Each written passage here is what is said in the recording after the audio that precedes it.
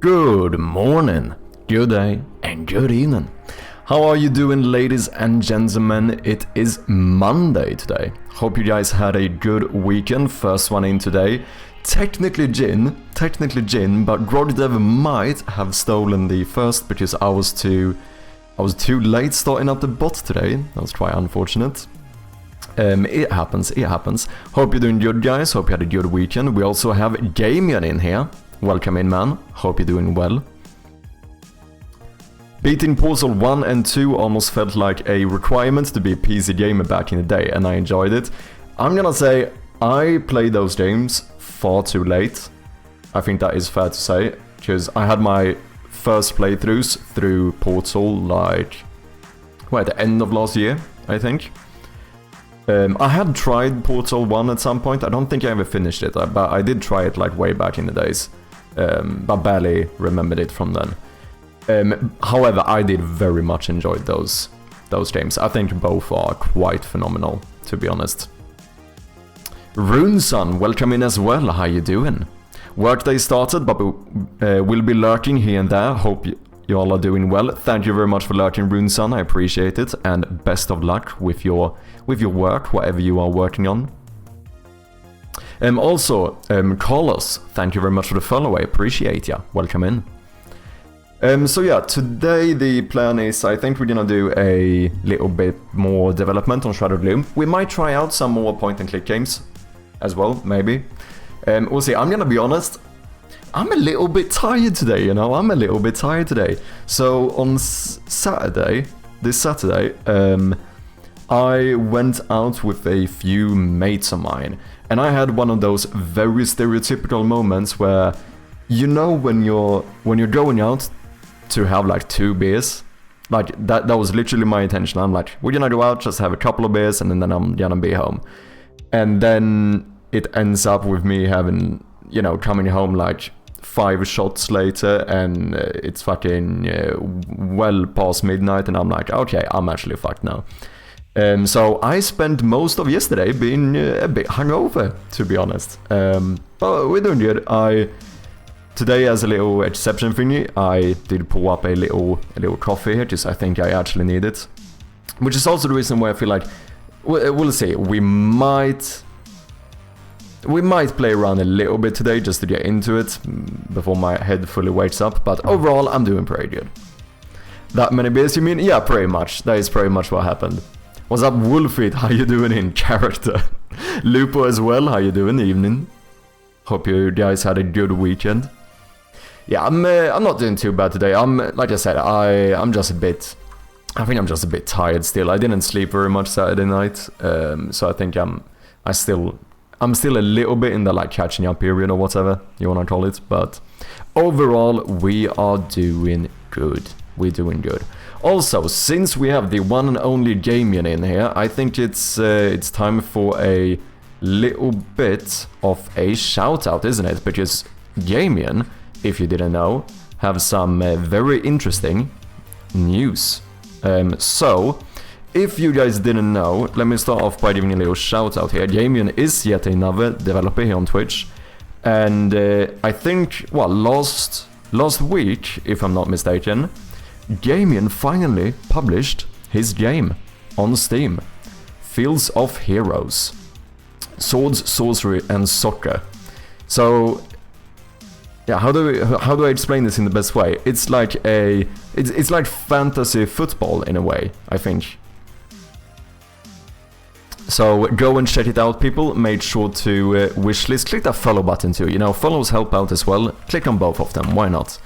It's free. So yeah, go and I'm not saying the game is going to be free. That I have no idea of. I assume not. I meant that it's free to click the button to wishlist the game. So go and do that at the very least. Thank you so much, guys. Gotta support our fellow indie developers, right? We'll be out in early access next year. Exciting, man. Like this. So okay, you just gave me the entire description. Fair enough. Oh, that's funny. Yeah, it's exciting stuff. The effects here look pretty cool, not gonna lie. Exciting. Gamian Inc. Incorporated. Sounds very, very professional. Yeah, exciting stuff. I'm happy for you, man. I also saw that someone else is about to release a game. Did you guys know that GMTK apparently made another game? I don't know if you guys saw, but I checked a video like this weekend or something. He, at least as far as I know, he basically just shadow dropped a new game on Steam called Wordplay with a demo out. I can probably wishlist this as well. I did try the demo this weekend. It was actually kind of fun. I think it is basically like a Balatro Light, but I think it's a little bit more chill, if that makes sense. It's not one of these, like, I feel like most Balatro games are about like scoring insanely high numbers. It goes, you know, where you end up like going into uncountable numbers and stuff. This doesn't, and from his video as well, this doesn't seem like that type of game, and from his video it seems like he's not aiming to make that type of game. But obviously it has all the other similarities with the like Balatro Knights. Just, I would say it just feels a little bit more chill, which I think kind of makes sense for this game as well, in terms of like, you know, looking for these words and stuff. I feel like it works better as a bit of a chill game, I think. But yeah, I played the demo a bit this weekend. I did like one run, and I think it was actually quite nice. I do think it was, you know, it's simple but very polished, and it still has some depth to it or whatever. I think it was kind of cool.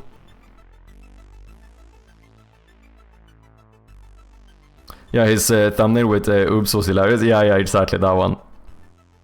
I saw he posted one when he just played the game as well.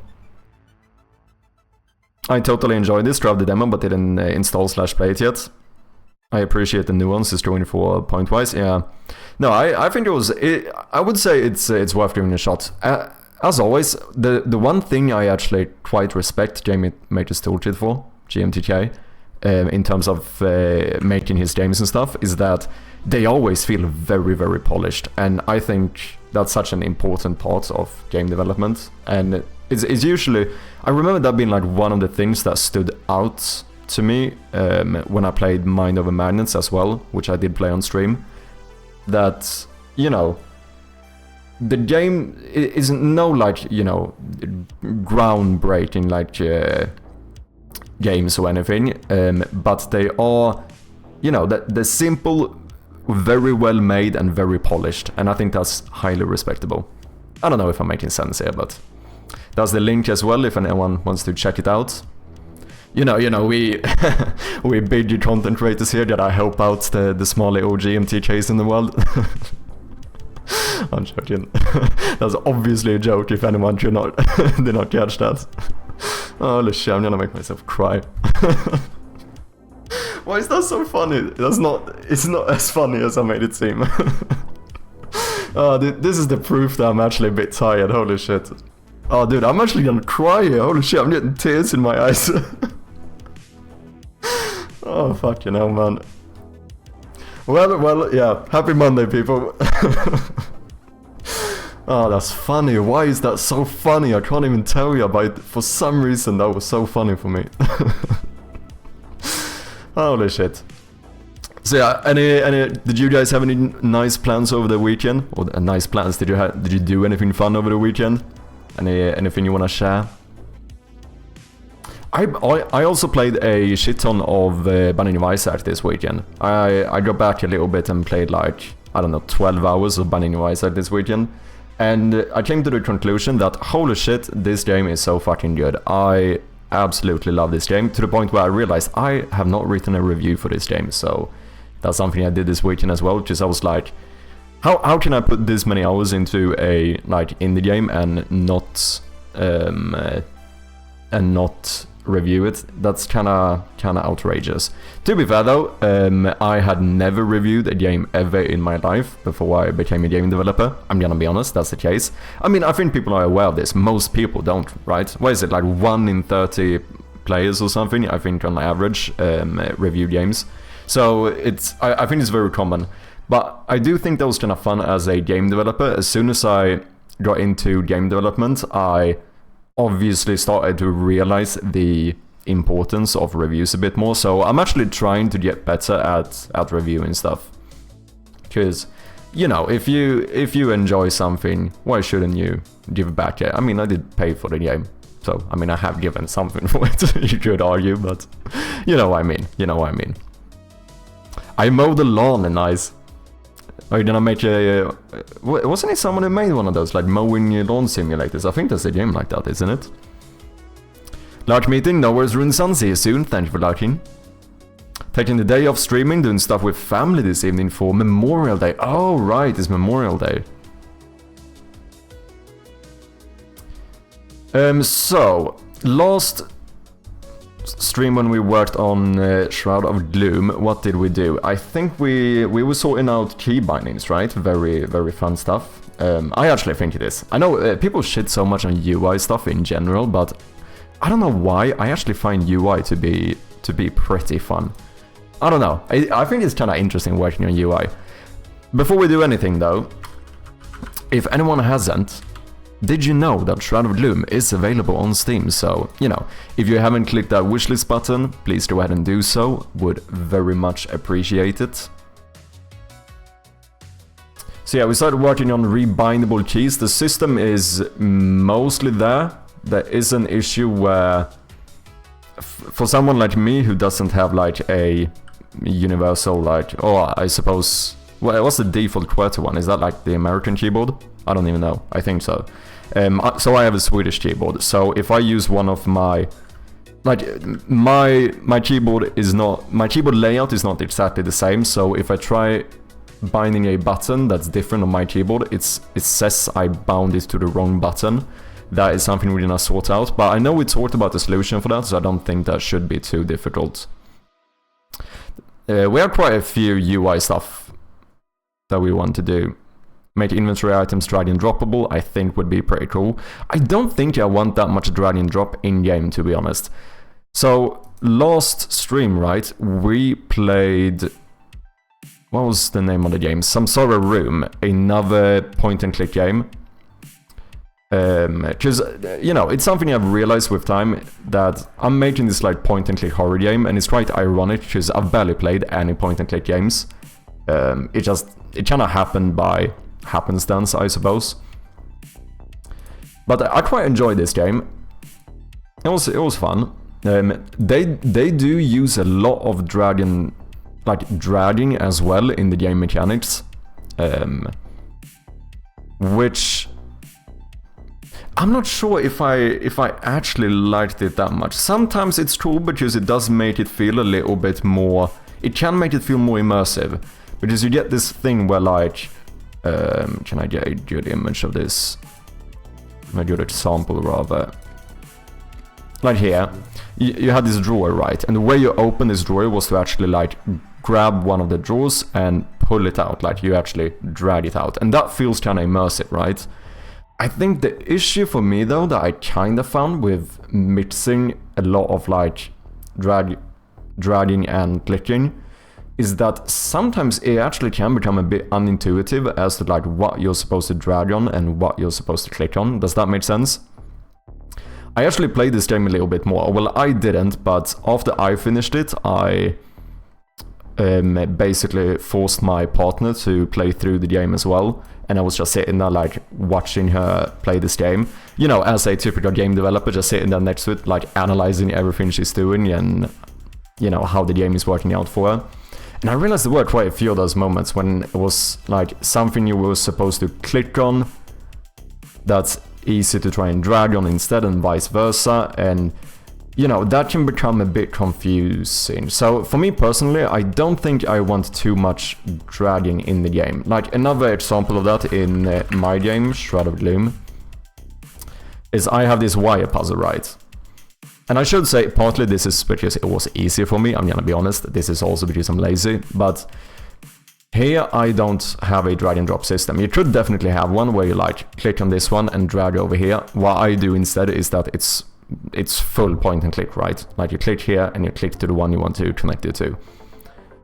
But I think it's arguably more intuitive if all the input is the same. Do you know what I mean?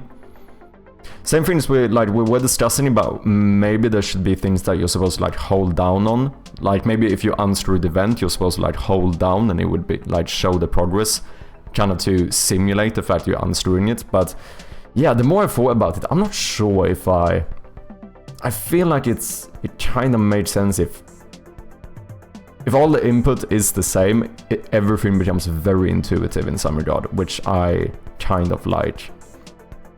With then, of course, the only exception is that I'm thinking about still doing drag and drop in to reorder the inventory. Because I do want the inventory to be reorderable.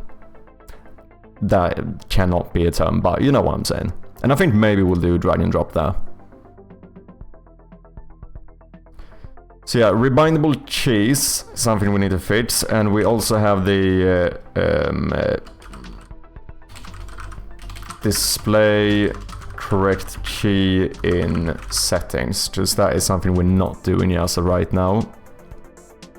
In progress save system, that's kind of a lie, that is not in progress, but it is something we should do.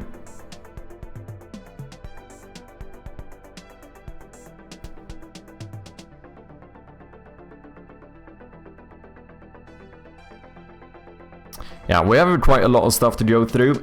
Exciting times. I am very excited about this game, to be honest. I think one of the things I'm still stressing about is the fact that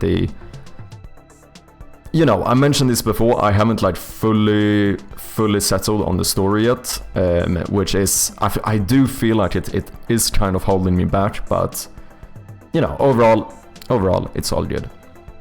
Another thing I mentioned, or I did mention it, and I saw in some sort of room that I think I want to change in my game is they also did a lot of these like zoom in things. So like here, if you click on the mirror, you go here, right? What's up, Aaron GameMaker? Welcome in, man. How you doing? And I started implementing a system like this. I call this like close-up puzzles as of now. And they are working quite well. So my example of this would be the wire puzzle that I just showed, right? But something I did there, which I kind of regret, is the fact that I put the back arrow in the upper corner. Which I realize here, in some sort of room, they put the back arrow at the bottom of the screen, which I just think makes more sense, and I don't know why I didn't do that. So that is something I wanna change as well. What do we call this? Like puzzle, back arrow.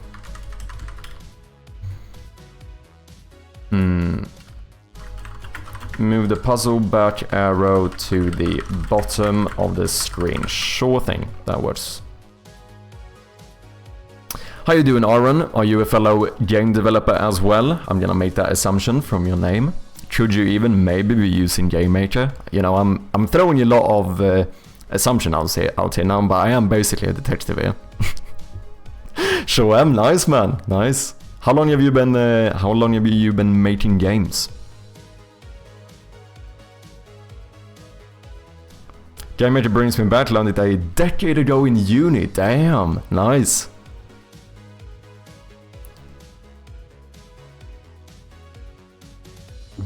So yeah, I think this is the kind of stuff we're gonna be working on today. I don't know if maybe we should start off with a bit of research, just to get my brain to wake up a little bit before we jump straight into the code stuff.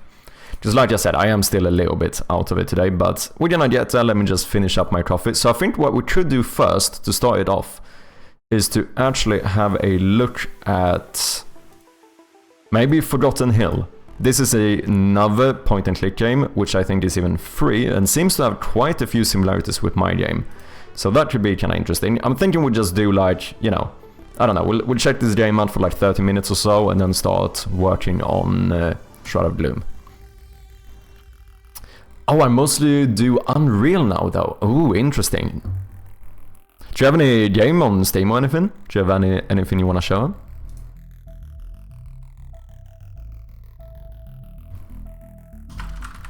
Okay, let's change the title to Doing Research in quotation mark.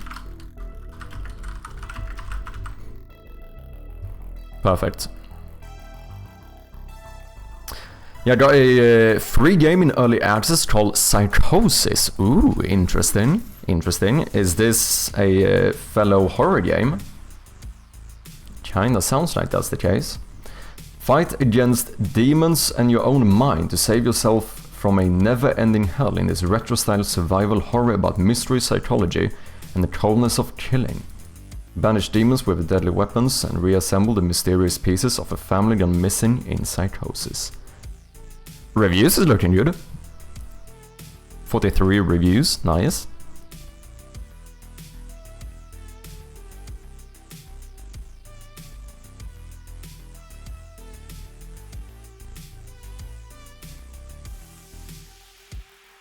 Ah, this looks sick, man.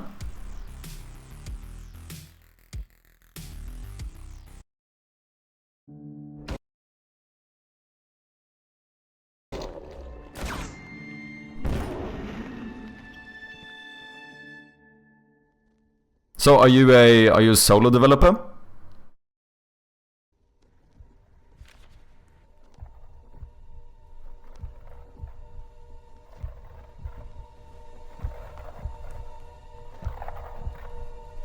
Ah, that's creepy.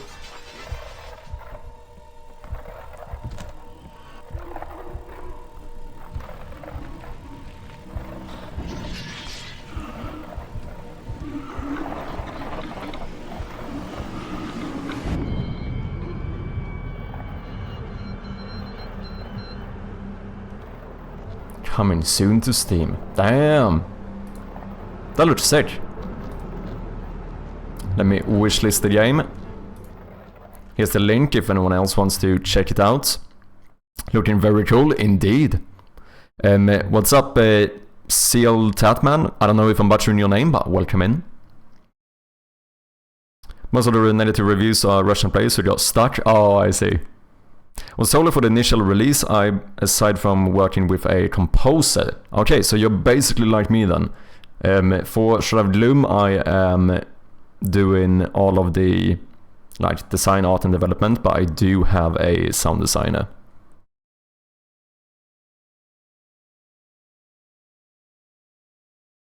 So in May 2021, I worked on a few systems briefly, then continued in October 2021 and released the initial chapter in October 2022. Nice! So what's your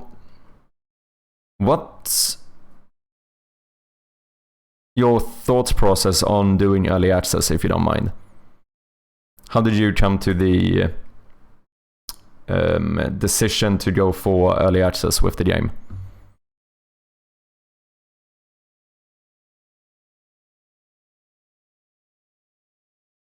I do have to play more horror games, so very likely that we should actually give this a go at some point. Check it out.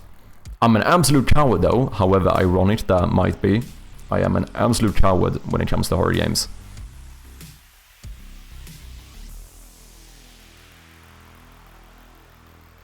I wanted to get it on Steam more or less and get more feedback from players, which is pulling teeth. It was originally a paid product, but decided to make it free. Oh, interesting.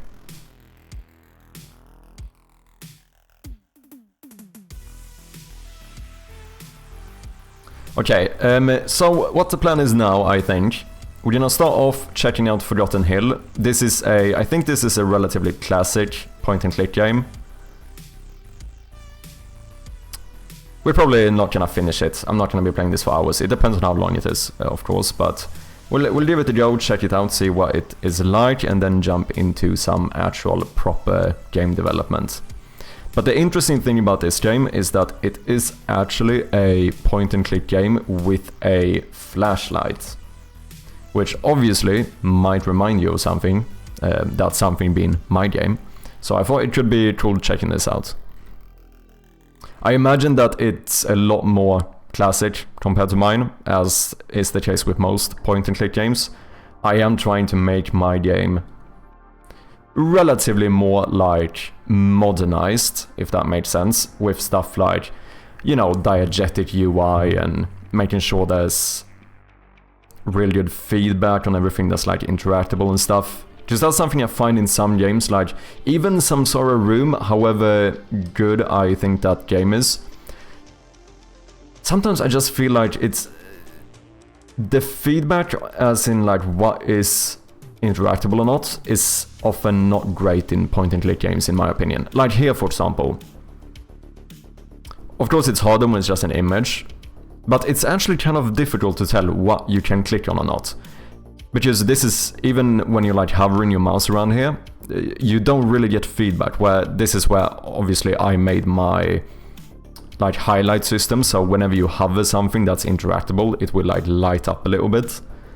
Because here I remember I wanted to like click here and see what I could do with this, but this was also the hitbox for the hands. The hands was actually the only thing here that was interactable. And it's that like, as soon as you try to click here and nothing happens, it feels like there's a lack of feedback, in my opinion. So those are the kind of things I really wanna get rid of as much as possible. With that being said, I still very much enjoy this game. And I should also say that very unlikely that my game is ever gonna do as well as this one. You know, I'm just saying, although I liked it, there can be things I feel like they could have improved on.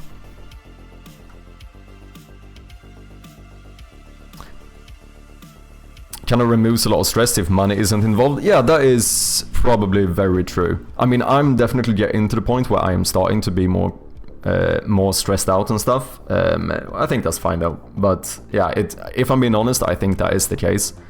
Like, well, I've been full-time for like a bit more than 6 months now, and I am getting to the point where like I'm noticing how, you know, I am starting to stress more about money and stuff, which is unfortunate in some regard, but it's also hard for me to not do it, because it's hard for me to not want to do a paid product when I do this full-time. Do you know what I mean? Like, of course, I very much enjoy making games, and I know sometimes people take this the wrong way, but, you know, I would prefer to make a little bit of money. Like, if I can pay my rent, that would be pretty nice. But, yeah, as of right now, I am basically just funded by my own savings. But that can be a stress as well, because obviously every time I look at my savings, it's a little bit less than the last time I looked. But so far so good. I'm not too stressed out either. But I could see, like, you know, if I was just doing this like on the evenings for fun or whatever, it would definitely remove a lot of stress for me. Your game looks dope too, nice unique art style. Thank you, man, I appreciate that. Can you elevator pitch your game real quick? Absolutely. So Shroud of Gloom is a point and click horror game. A lot of the actual like gameplay mechanics will be stuff like puzzles and so on to like keep you engaged. AE. With the 3-month subscription. Absolute legend. Sup. Sup, AE. Welcome in, hope you had a good weekend. Thank you so much for that Prime subscription, you know, I appreciate it. It means a lot, man, thank you. Thank you for your continued support. Absolute legend. So yeah, what were we doing? Elevator pitch. Yeah, it's a point-and-click horror game where you solve puzzles and stuff, and the plan is to focus a bit more on like atmospheric and psychological horror kind of stuff, because originally this game was made for a game jam. And one thing I noticed in the Game Jam version is that it became a little bit too arcadey. It became a bit like too much jump scares, basically, and too much random jump scares. I didn't have enough time to build the tension in between them, if that makes sense. So that's like one of the key learning points I really took from the Game Jam, is that I want to focus a lot more on actually building the tension before we release it. But so far I've spent, to be fair, most of the time after the game jam just like perpetually polishing this game, refactoring, polishing, making new systems and stuff, but I'm getting really happy with where it's at. We are definitely getting there. It feels a lot more polished than the game jam version did, which makes sense, of course, but... And Aaron, thank you very much for the follow as well, appreciate ya. A new sub, the shroud grows even darker, exactly. Oh yeah, I make my game as a hobby. If it were my full-time thing, I'd totally keep it paid. Yeah, that's what I mean, like it's... for me, it wouldn't make sense to make a free game. Whether I would like to or not, you know, my goal is not to make a shit ton of money, but my goal is to be able to, you know, continue to do this. And for that to be the case, like at some point, I'm gonna need to start making money, right?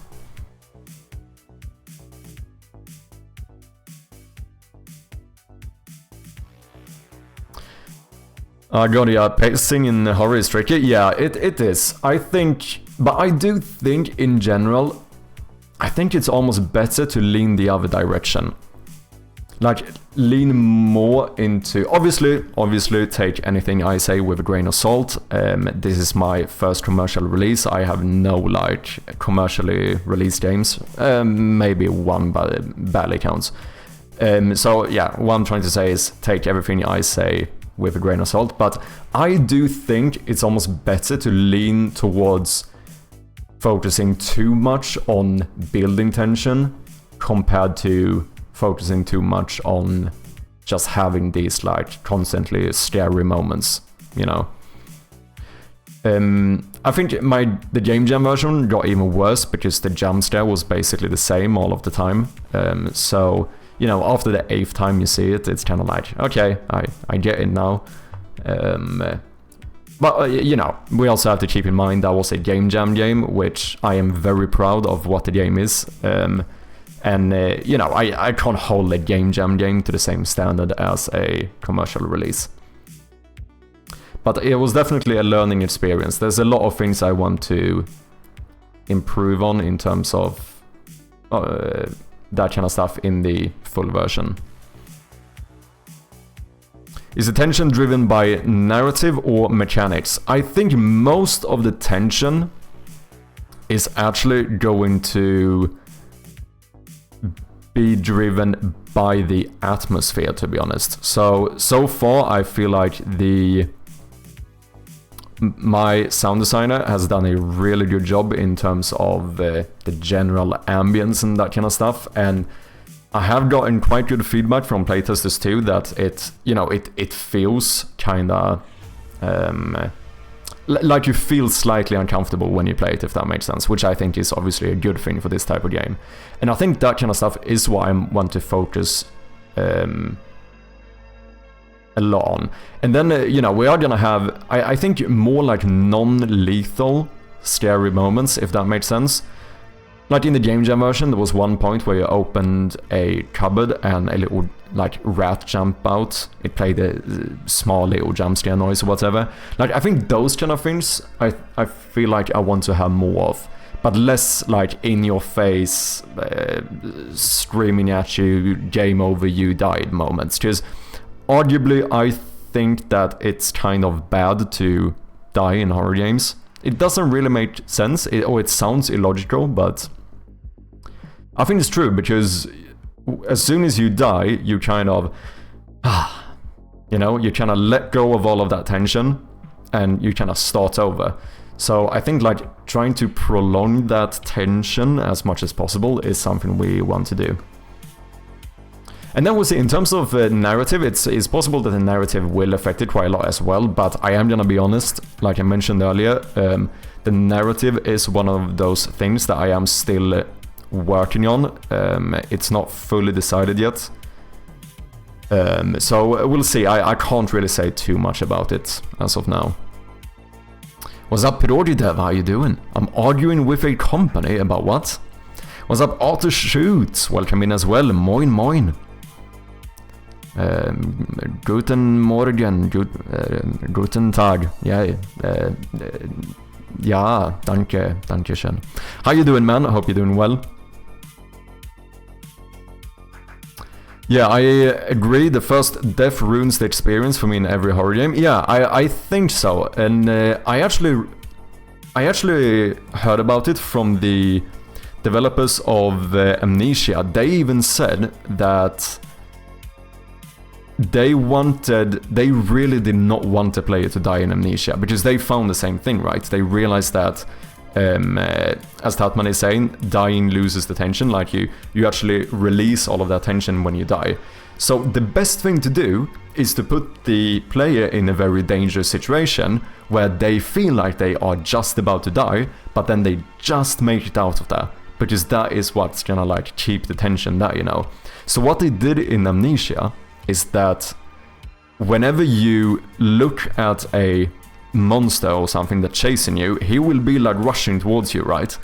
But actually, as soon as you turn away from the monster, he will get like a speed debuff, and the monster will actually run a lot more slowly when you're not looking at him, to make it so that basically you give the player a big advantage to try and make sure that the player is not going to be catched by the monster. Because, you know, as I mentioned, what they found is that the player actually, like if you start getting caught by the monster, you lose a lot of that tension. So they kind of cheated for the player to make sure that doesn't happen as much, which I found really interesting, but it kind of made sense. Basically, I ordered one of these coiled cables, but when I plugged it in and stood up the port, it's self-detached. And I'm not trying to explain to them that it's not my fault that the USB-C to USB-A converter they sent me had a bunker hole in strength. Okay, I see. I heard someone say that dying in Dark Souls is the most relaxing part of the game. Seems very true. Yeah, I think so as well. Like, even that, it's Dark Souls perhaps is less about, like, you know, the tension of, like, fear and so on. It can be there for sure, but even that, like, just like the tension of trying to make it, trying to win or whatever, it's kind of the same thing, yeah. Like, you still kind of, as soon as you get a game over screen, you know that you can like breathe out and relax for a moment, which is kind of, yeah, it's interesting. Soma did that so well. Ooh, how does it work in Soma? I haven't played it, but that is Soma is by the same studio as that made Amnesia, right?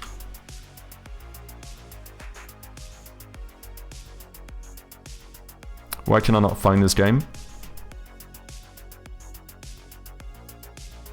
Frictional Games. They are the ones who made Soma as well. Are they not?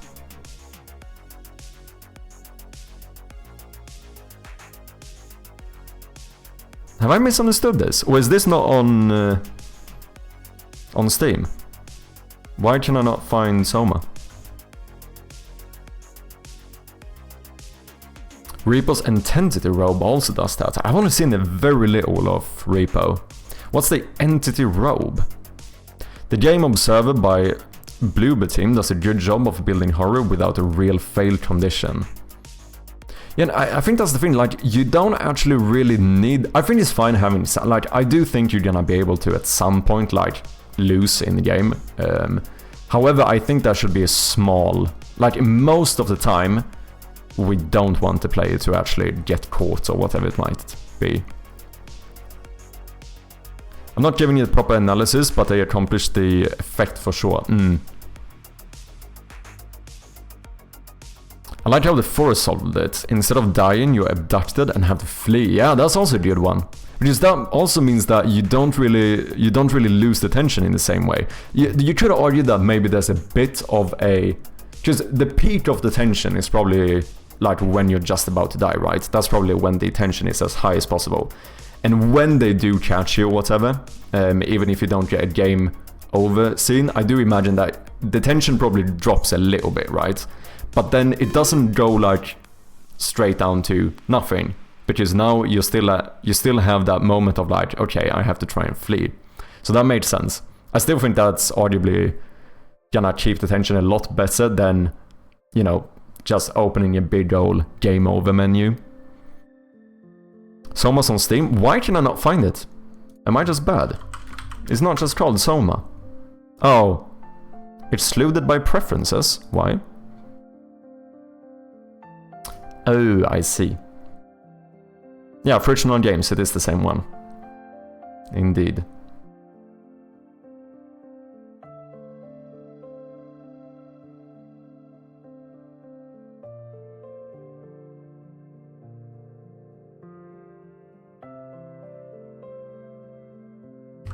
Yeah, I didn't play this one.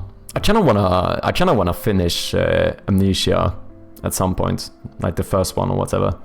I did play it way back in the days, but I never finished it. I kinda wanna do it, but I am ironically, I am a massive chicken when it comes to horror games. I know, it's the most ironic shit ever, but, you know, it is what it is.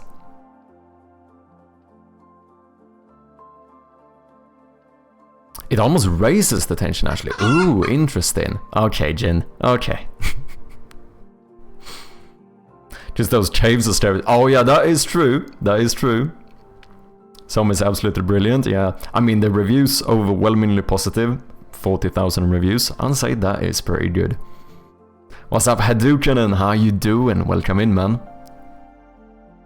I made a mental note to never release a non-horror game in October, because that's the month everyone plays horror games. Yeah, that is true. I was thinking about having the full release in October, but there also is a Next Fest in October, so right now it looks more like I might do the demo for October, and then we'll see about whenever we publish the full game. Hopefully relatively soon after. I don't know if I wanna like arbitrarily wait until next October only to release the game during October. I feel like that might be a bit much. Because no matter what, even if I release it earlier, we can always join like horror fests and stuff. Like there must always be a horror fest going on Steam, right? In October. Okay, we have an ad break running. I'm gonna quickly take a minute to go and heat up some coffee, and then I think we're gonna have a look at Forgotten Hill before we get into some game development. So see you guys in just like 45 seconds or so, 1 minute, and yeah, cheers for your patience.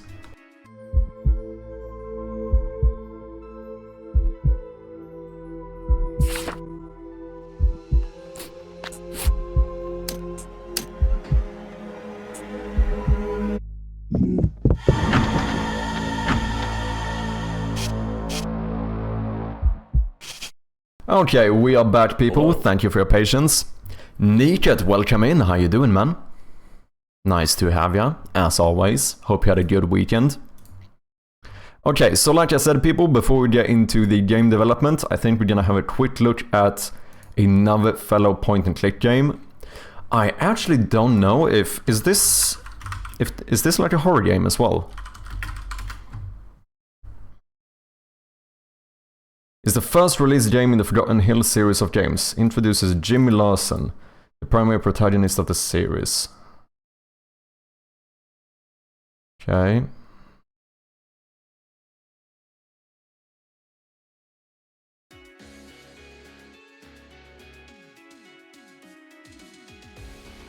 Okay, I think we're just gonna jump in blind and see what happens. So apparently you can play this game in the browser. I don't think it even is on Steam. Oh, you can play it in mobile? Interesting.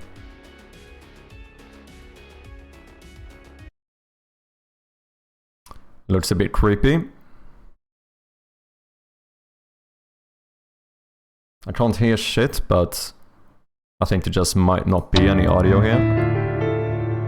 Okay, we definitely have some audio here. I think might be a bit loud though.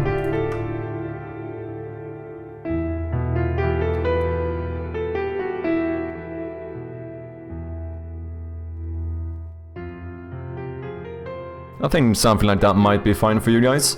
When did this game release? Forgotten Hill Fall. I also don't remember who recommended me this game, but whoever it was, thank you. 2016. AR horror game on mobile would be interesting. That would be fucked up. Holy shit, I played a bit of VR games, VR horror games, and it's next level, not gonna lie.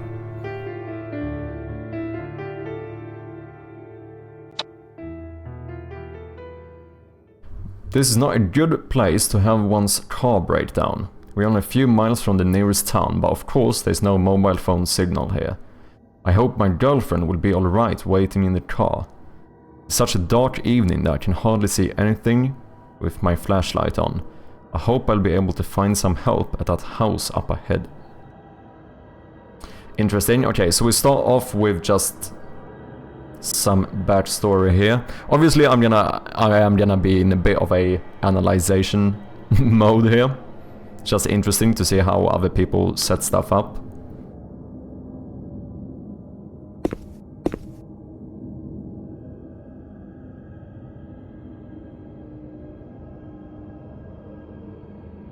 Interesting. Okay, one thing we notice immediately is that this game is certainly a bit more of a classic point-and-click game. Even just having this type of like UI for the inventory is very reminiscent of these classic point-and-click games. Other differences we can tell immediately is the fact that you can actually always see the entire room.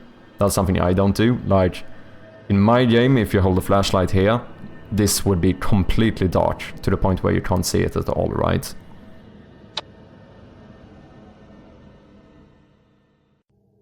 Okay, so these are like the close-up puzzles. I don't know if I can do something here. Okay, there's 3 different colors and 3 different shapes. Interesting.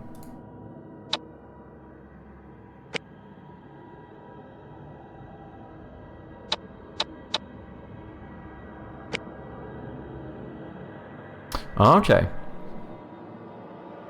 Similar to my game as well, like you actually pick up the item. Cool stuff. Ah, okay.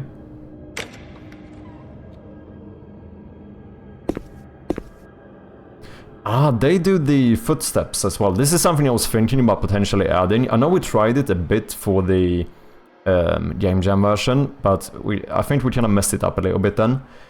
But I think it might be something I want to re-implement. Just having these, just like a couple of footsteps whenever you switch scenes or whatever.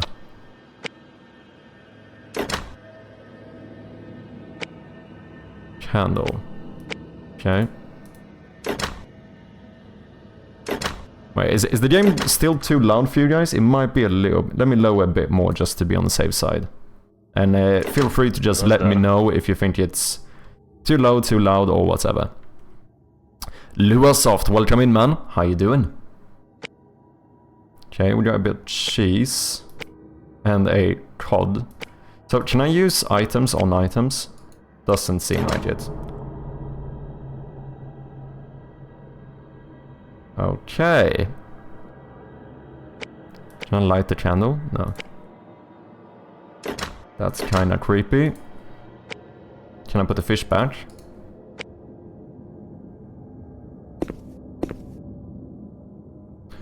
Okay, interesting.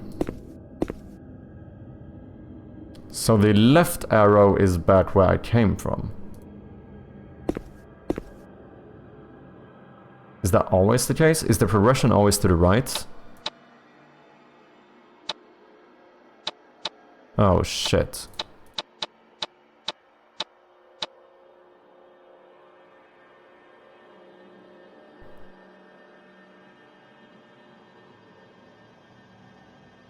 Luasoft is a tremendous name. Lua was basically my first programming language. Ooh, I've heard a bit of Lua. I have no experience with it, but... Okay, is this a puzzle? I see you're missing your horn. Am I gonna find your horn somewhere? This looks like a missing painting or something.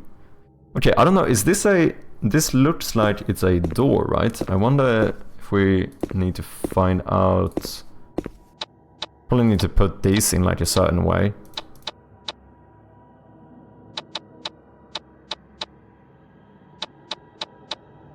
Okay. Don't think we're gonna try and brute force that. Oh. Actually a bit creepy, not gonna lie. Pictures keys.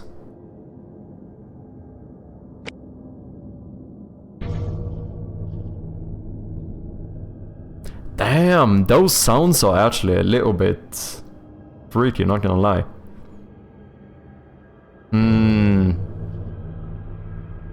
A little bit sad that the light doesn't affect the book, yeah?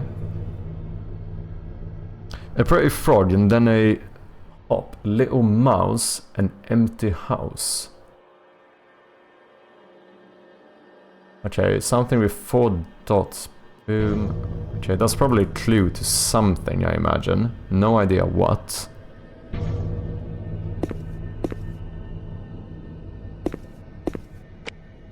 Oh, I actually took the book. Okay. Oh, what's this?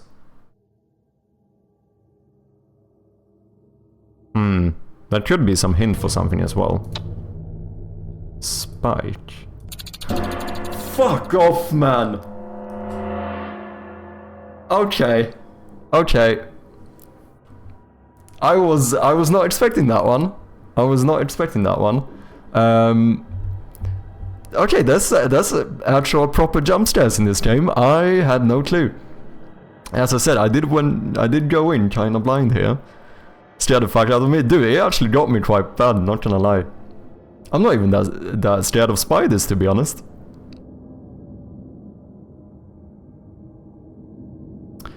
The spider must have poisoned me. It feels like 1,000 of little spiders are crawling beneath my skin. I guess this is the end. So, did I did die, okay.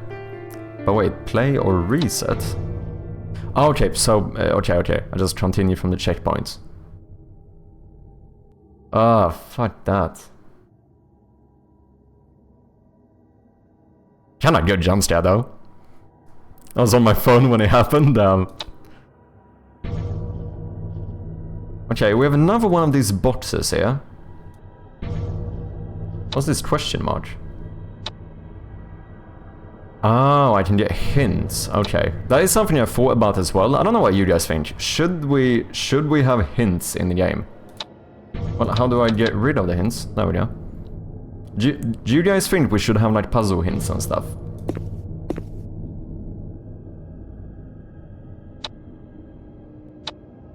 Okay, that one I get.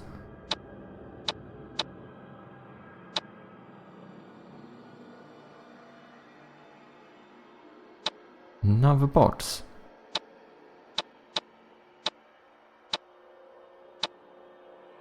Okay, that's a bit ironic. Clicking on the X to close this one, clicks on the thing behind it. This looks like something I maybe could cut up. No? Okay, but this must be a reference to this. So, up, right, down, left. I imagine this is supposed to be... Oh no, wait, I can't do it that way. I was thinking if I had these in the different directions. Wait, blood, dark, grass, and sky. Oh wait, should I do something that represents... Is it like a drip or something? No. Dark could be a moon. Grass. Okay, I don't know if this is how I'm supposed to do it. Sky could have been like a star.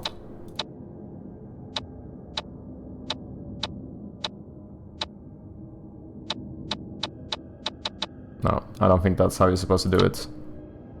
But these are the same signs, but I have different boxes like that in, well, almost every single room. Ah, wait, this note here, that is the same pattern as the blood here. And here we have different colors. Maybe those colors represent these colors. So, red, green, and yellow.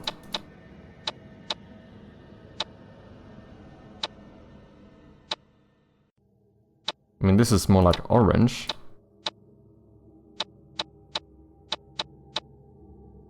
What about this thing? That one had... This is 5.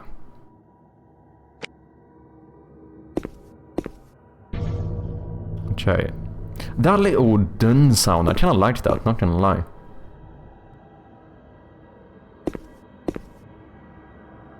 Okay, I think we have to continue. I feel like there's a lot of puzzles going on here, and I don't know how to solve them. Oh, wait, look at this. 1, 2, 3, 4. 4 times 3. Is that this door? 4 times 3. I think it is. Okay. So, spider and beetle. So what, does one of these represent the spider and one represents the beetle? In that case, I would assume that this might be the beetle, maybe? Okay, so spider, spider, spider, spider, spider. Boom, boom, boom, boom. I bet that's it. Boom, boom, boom, boom, boom. Genius.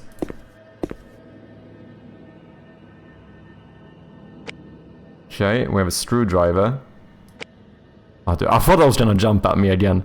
Holy shit. Did I just pick up a frog? Okay. So what did the book say? A pretty frog, and then a hop. A little mouse, an empty house.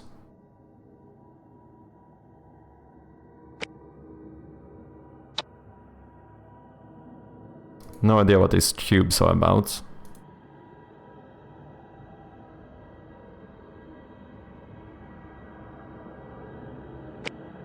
Poison.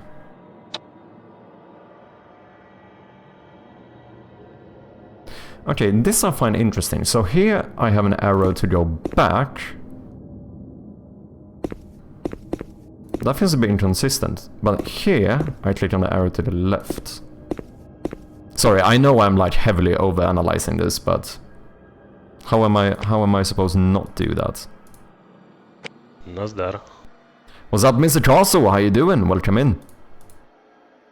E-adder. I suppose I'm supposed to put something in there. Or do something with these. And then like turn it on, maybe. What's this again? Pitches piece. Okay, so something I notice here is that we are definitely being presented with like a lot of puzzles at the same time. Pitches piece, so you're supposed to go here. Okay, cannot tell what that is, but sure. Just like, there's so many things that, like, this was a hint. This seems, whatever was behind the book here, this must be a hint for something as well. Maybe it is this one, just that the shapes... Well, something pointing up. Something pointing to the right. There is nothing pointing to the right, no.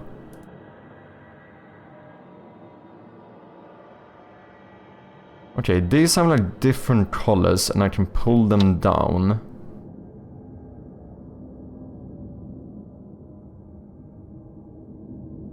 These are the same symbols we have on the door, but this would only give me 4. Unless these represent the same cube.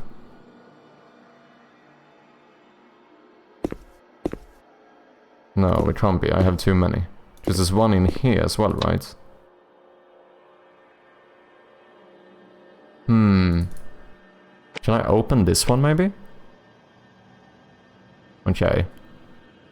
So we're probably missing something to turn on the power, I imagine. Not the spiders. Dude, I already got jump scared by one. Do you wanna see it? It sounds like you really like spiders. Blood.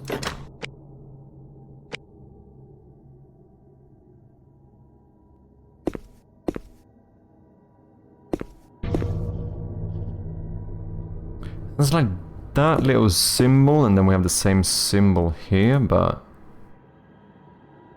don't know what that means. This looks like something I could have... Maybe this is what opens when I do something with the masks here.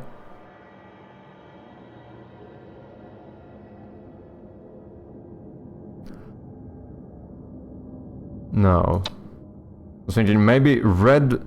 Okay, so that one was red, and red has this symbol on the cube. Does that mean that that is the symbol supposed to be here? Jump scare. Ooh.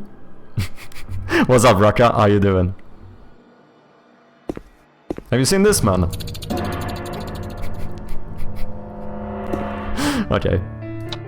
I had to try. Did I get anyone? Did I get anyone? How you doing, Raka? Nice to see you, man. Can I poison the spider? Nope.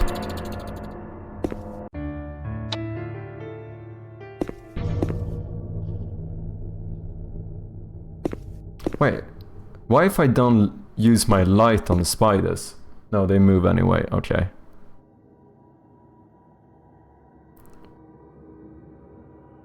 Try this on. Well, maybe not. You also have this blood, dark, grass, sky. Then all of these. I'm not gonna lie, I do feel like straight off the bat, there's a lot going on. You are being presented with a lot of puzzles at the same time. Maybe even a bit too many, in my opinion. Because it's getting like hard to keep all of this in mind. Was that a ring? Okay.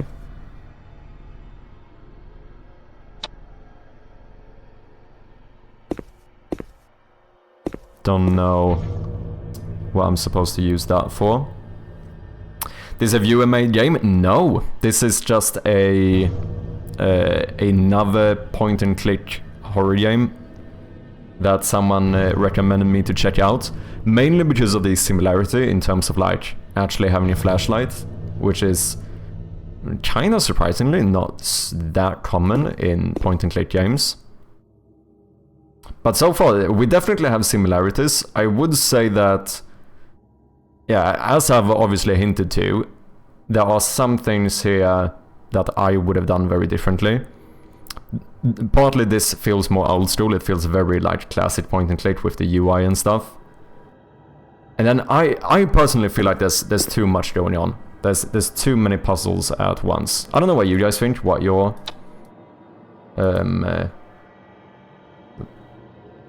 impression is. Okay, so I assume we need to find another candle to solve this. And maybe get out of the marble door. We also had this thing. Pretty frog and then a hop. A little mouse. An empty house. And this must be a hint for something, right? I kind of feel like this is probably a hint. We then have these two symbols.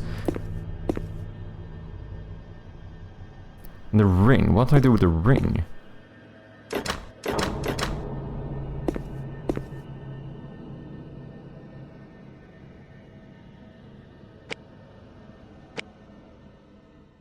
Wait, did I lose the screwdriver after I opened this one?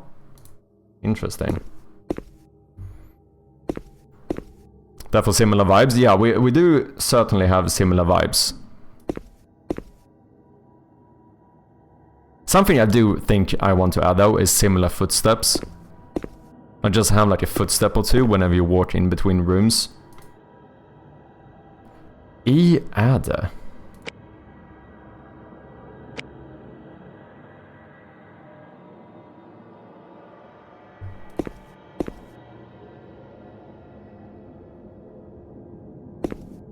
They do have a hint system.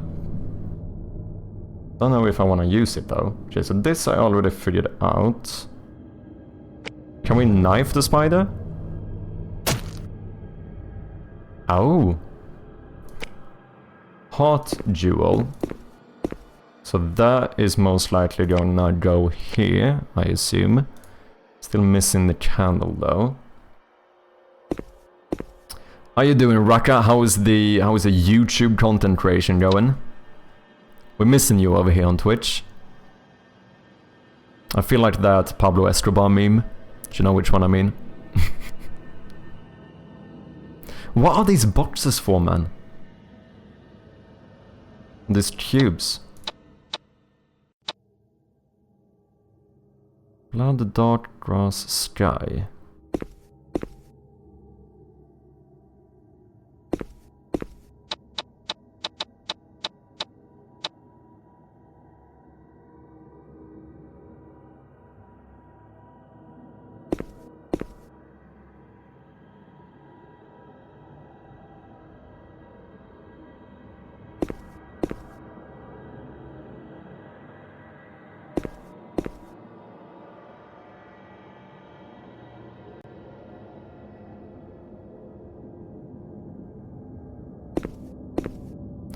We do have cheats. Maybe we can, like, I don't know, lure a rat out somewhere? Is there a hole in the wall?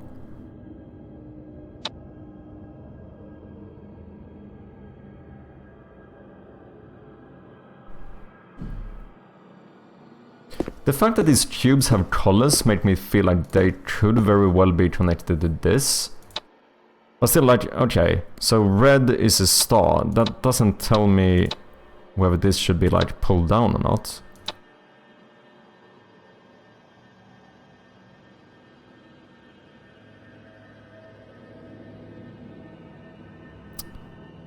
Dark grass stripe. Ah, wait. Blood is red. So that one's supposed to be this. Grass is green. So maybe you're supposed to be this one. Sky is blue, I guess. Does this save my... It doesn't, of course. So in that case, we would have dark and sky, which I'm gonna assume is blue and the darkest color. Okay, so sky is probably square with a circle in it. But this one is also blue, and we also have a green one here, so maybe this is not right. I could be overthinking this. I definitely have a... We noticed when I played Samsara Room as well, I do have a tendency to overcomplicate puzzles sometimes. This should have been the dark one. But this doesn't make as much sense now when we have multiple blue ones that I think are showing different symbols.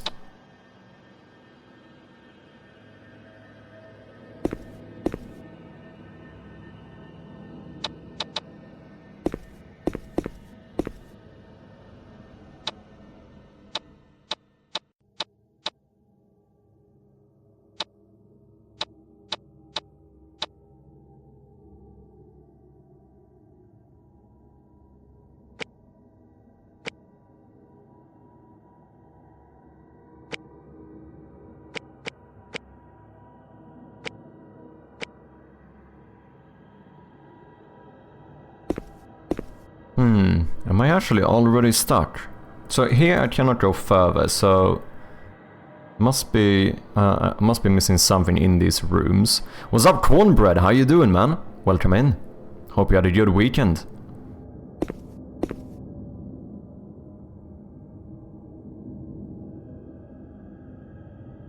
These colors could represent the colors of the cubes, but I don't know how I'm supposed to know what to do with them, even with that information. But these must have something to do with the cubes, right? Because it's the same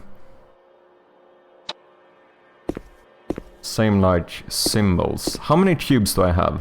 1, 2, 3. Oh yeah, I think there is 3 cubes. 4 cubes, I mean.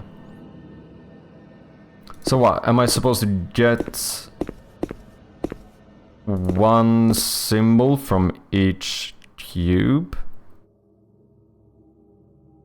Maybe?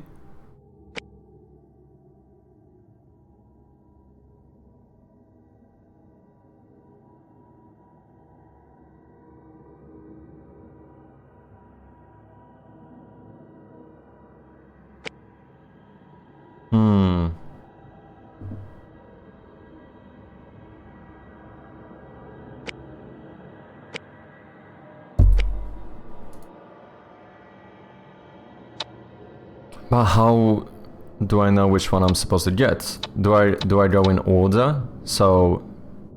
But no, the issue is that we still have... We have 2 blue ones, so this can't... The order of these can't matter, can it?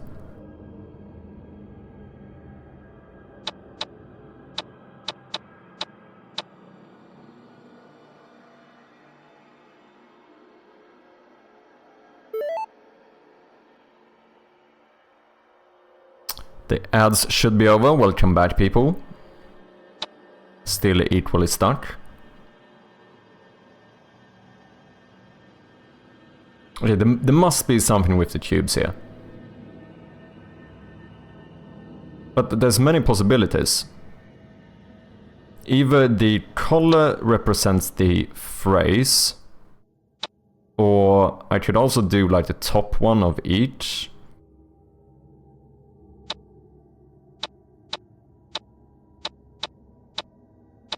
The colors could also represent these. But I feel like there's a lot of brute forcing going on now if I'm gonna have to figure out what I'm supposed to do with these. Or am I dumb? We also have a lot of items we haven't used.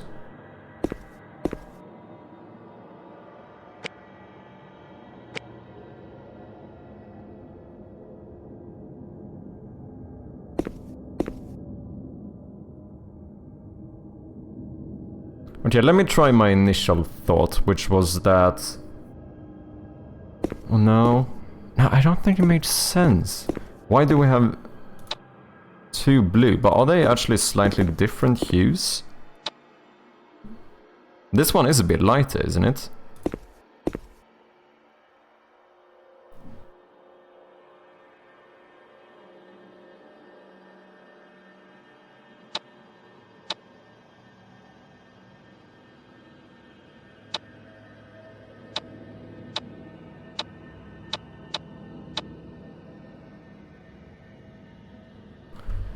Huh.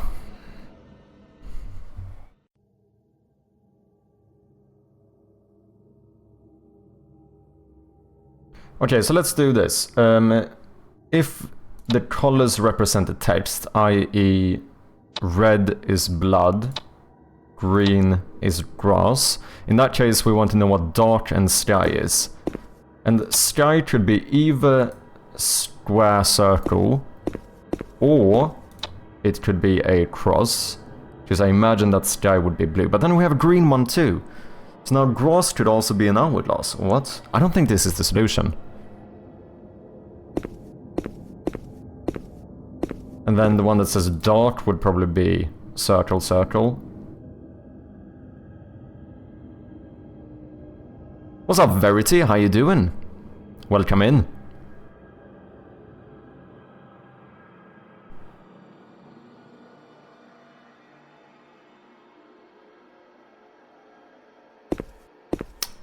I'm a bit confused.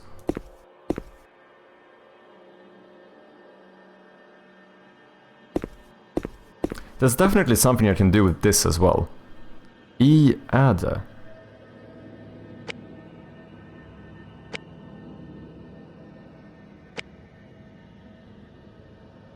I feel like the fact that I'm starting to like brute force this isn't the best indication.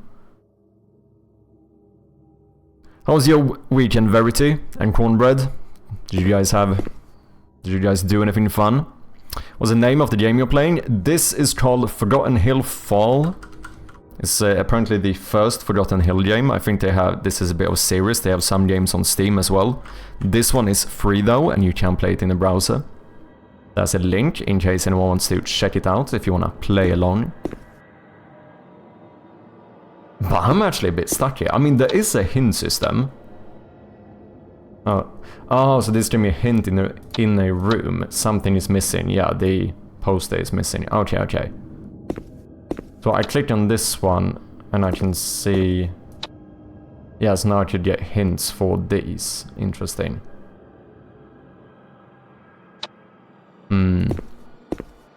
Should I do hints as well? I think it depends. I feel like the hints could be unnecessary if you make stuff relatively intuitive. It depends, it depends. I think that's something we're gonna tell with enough playtesting and so on. I think I might need to grab a hint here though. Is there anything? Oh, there's a hint here too. Let me try something. Oh, something is missing. Great. Great. Something is missing. Yeah, I knew it.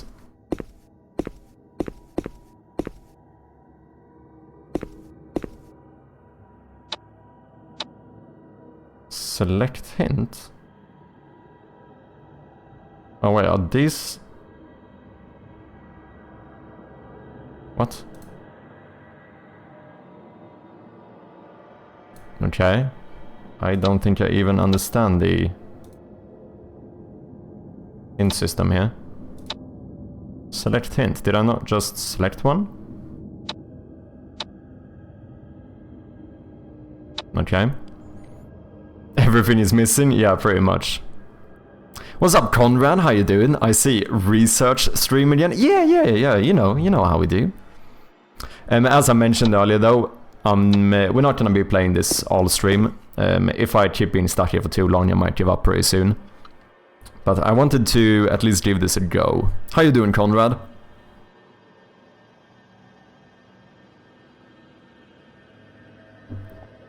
But I'm actually mad stuck. I feel like I shouldn't be this stuck this early. These must represent the cubes somehow. Do the cubes always... No, wait. How many sides do a cube have? They have 6. All symbols are different there, which means that if we have one new symbol... Okay, yeah. That's not it.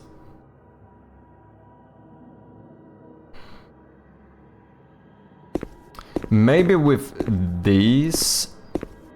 Maybe I'm supposed to pull down the ones that have colors on cubes. So like, we have red here. We also have green. I know we've seen a blue one. No, that's orange too, isn't it? Yeah, okay. So all of these colors are represented somewhere. Am I just supposed to pull them all down? No.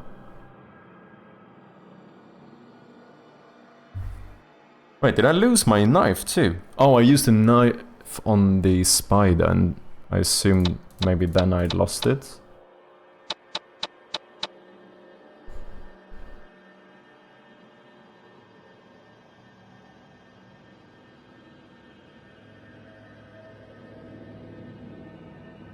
This little square thing here seems like it would be something too. Can I poison the cheese? No. Okay, I don't think we can have interactions between items. Pretty good. Might do some research myself today. Ooh, interesting. What are you planning on researching?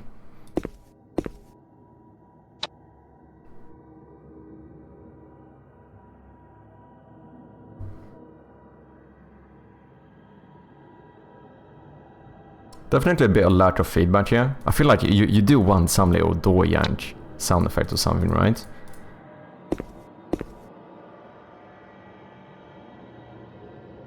Okay, so one of these I have to figure out. But it doesn't seem like I can even use the hint system here. And this doesn't do anything. It says select hint. Is this a bug or...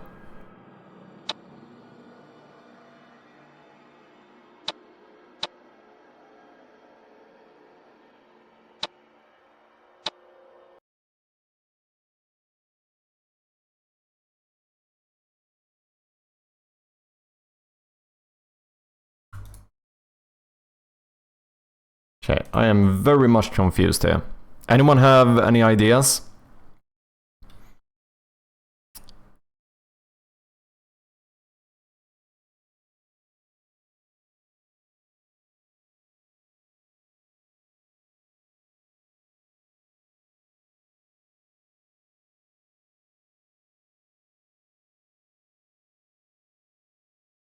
There's no color on the cubes that is represented on each cube, right? No. Not sure, still plenty of games to play.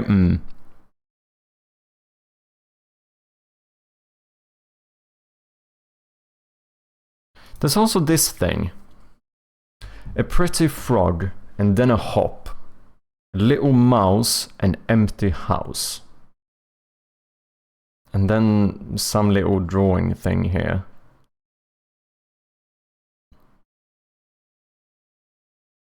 Do the trollers match object trollers? Just a wild guess. Which troller? Do you mean on the tubes, or... Because all of the tubes have different colors, and then these have different colors too. So that could be connected. So yeah, I think my issue now, the thing that confuses me a bit, the tubes have colors and symbols, and in this room we have symbols and colors here. But I don't know like exactly how to tie this together. Like, are these two connected too?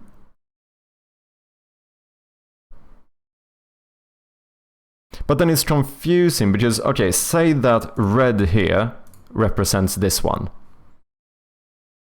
I can put this in 3 different positions. Bottom, middle, top.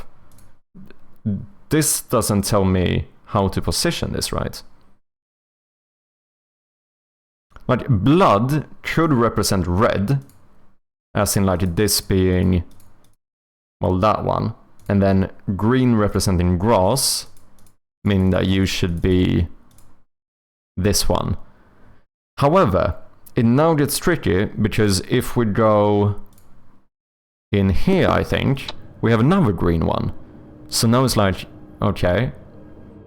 So if grass is supposed to represent this color, which of the symbols am I supposed to use? I tried brute force in this one. I think I don't have the thing I need. I don't know, maybe we have to turn on the electricity before we can use that one? Maybe. You gave me a ring, which I don't know what to do. We also have poison, which I also don't know what to use for.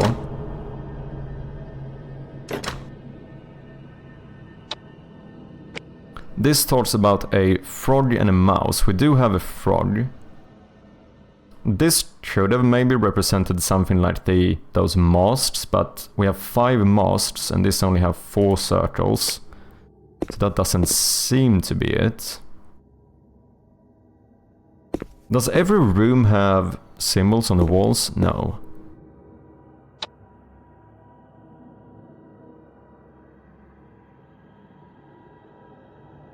Okay, maybe try the thing I initially thought. I think this is wrong though, but...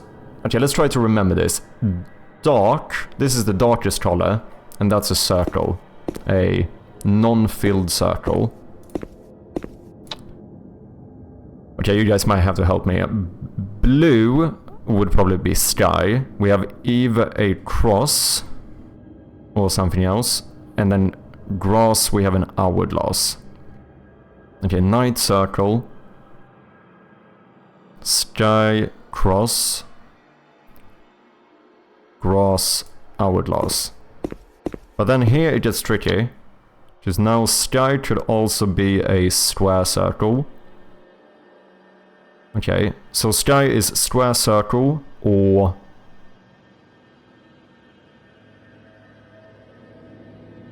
Oh, look at this! The books! This is the same colors as the mast. Okay. Okay. Red and green is at the top. Yellow is the bottom. Blue and purple is in the middle. Okay, this must be the hint for the masts. That took me a while to find. Yeah, this is the only boats with colors on them as well. Okay, I think that's one puzzle solved at least. Okay, so... Top, bottom, top, mid, mid. Top. Scheiße. Top, bottom, top, mid, mid. GG. This should be another painting piece. Okay.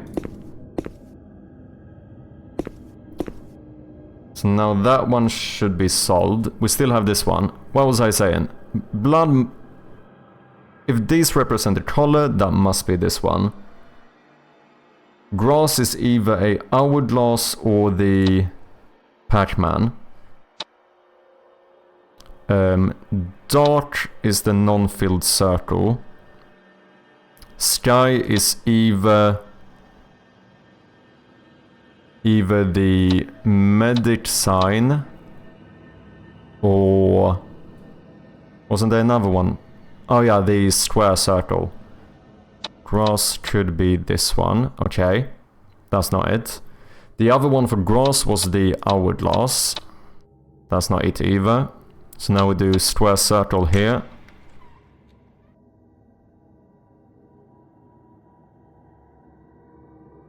Okay.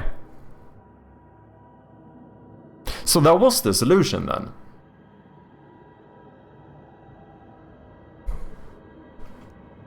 That's kind of interesting. So what? Yeah, there's no way I could have accidentally gotten this otherwise. So that must be it. But then why...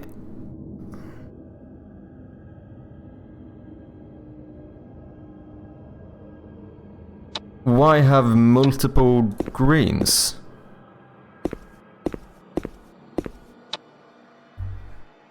What, just to force the player to do a bit of brute forcing? Is that the purpose?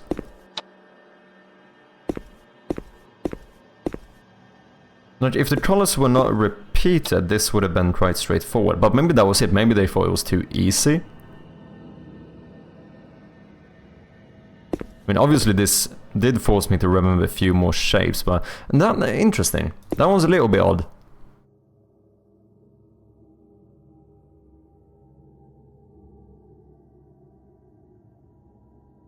Baddie, Willy, Spike.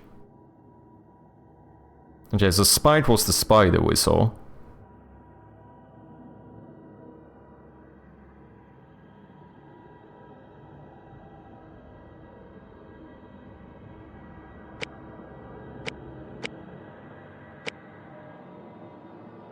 Oh, another candle. Okay, so I'm gonna assume that I can turn these. Yeah. Which means that the hint for that one is going to be this. Up, right, down, left. Up, right, down, left.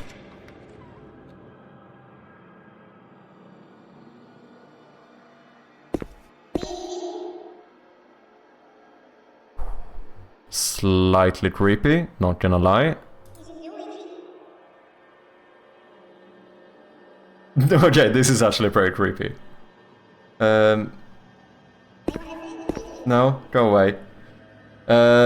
Willy, okay, you want Willy. Willy is a teddy bear. Maybe I need to find a teddy bear. I feel like you're gonna kill me if you get too close. Can I?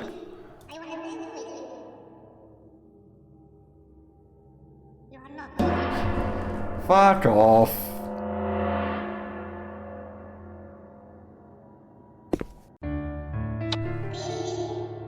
Okay, I need that one, but that means I need to get rid. She just wants a hug. Okay, so I think.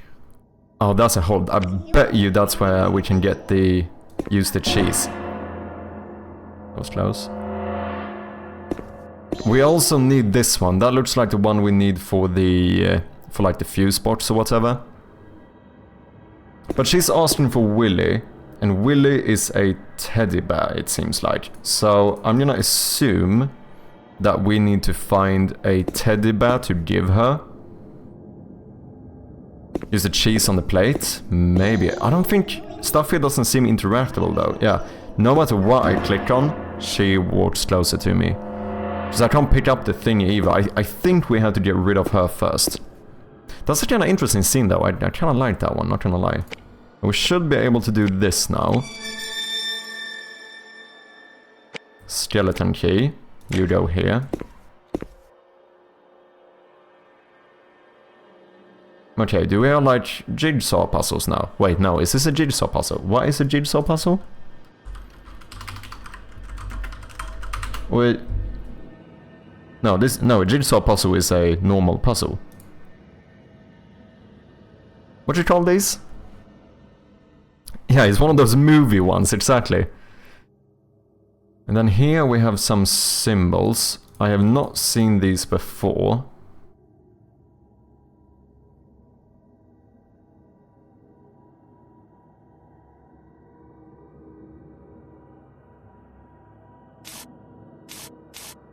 Oh, no way, you just rotate them. Okay, so this is someone being...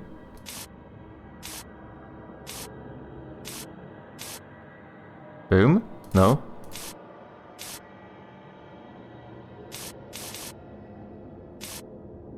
That must be correct.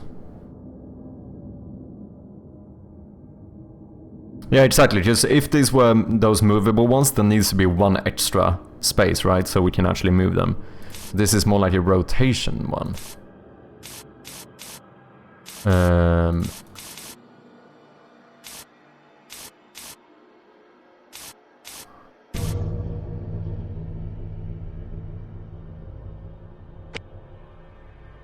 What was that? Toy key. Oh, for the car maybe? You're pointing up? Oh, do you want a ring?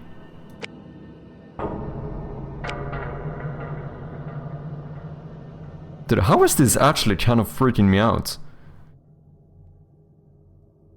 Interesting though, it kind of shows that, at least for a coward like me, even like a very simple point and click game can be made kind of freaky. I think the thing I might actually like the most so far is probably this scene. This is pretty interesting. Like, the fact that every time I try to do something, she just takes like one more step forward. Like, that I kinda like. What game is this? This is called Forgotten Hill Fall. Playable in browser. It's apparently, I think Forgotten Hill is a full series. They have some games on Steam as well, but this is the first one, as far as I was able to tell.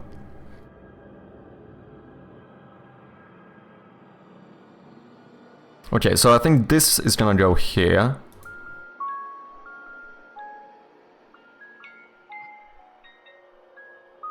You're not gonna scare me, are you?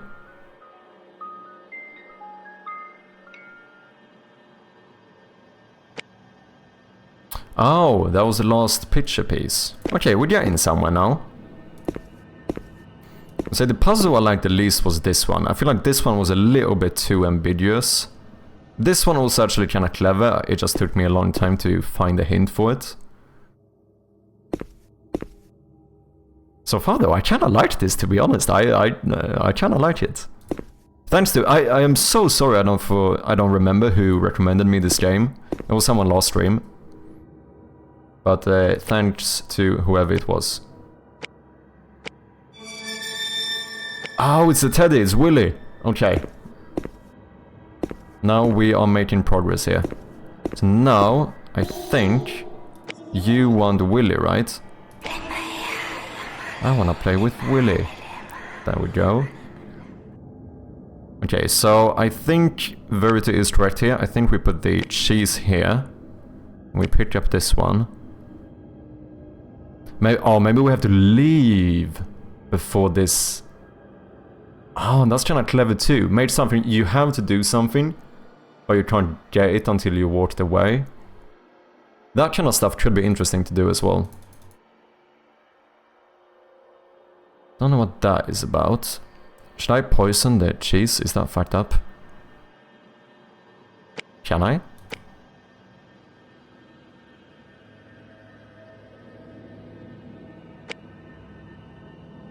Oh, because I need to catch a mouse. So would I have failed if I didn't do that? You horrible person, shut up. I'm trying, man. I'm doing my best. You know, okay, that was kind of fucked up. I mean, I probably should have just given him the cheese to start off with before I got the idea to poison him, but it seems like it was what I was supposed to do. Every vegan will march on you now, damn. Chirpy getting cancelled. Okay, you go here. Nice, now we can turn on the lights. Getting a lot brighter.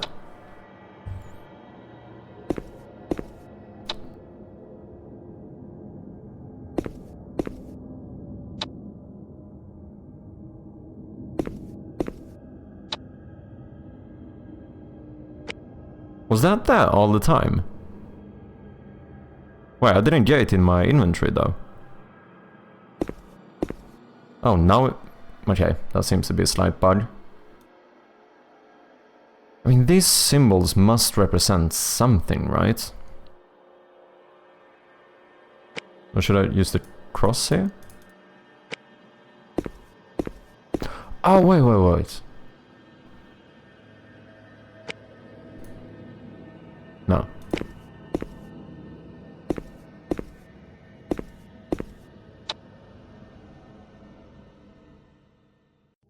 Do you want this one?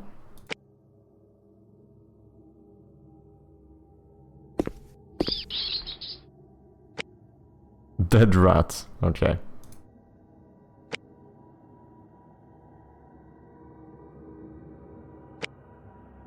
Okay, so we now have a frog and the rat, a pretty frog, and then a hop. A little mouse, an empty house. Oh, 1, 2, 3, 4? Is that what you...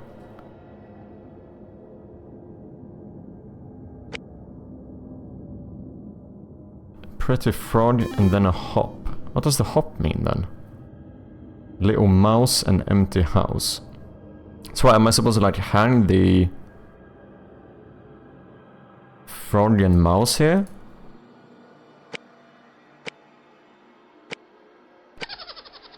Ah. Ruby.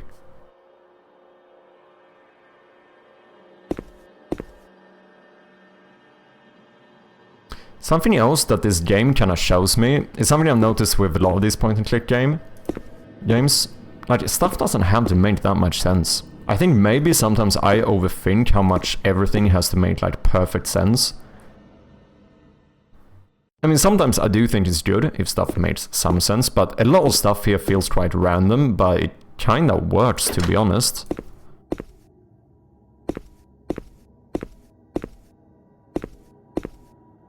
Wait, so what am I supposed to use the ruby for?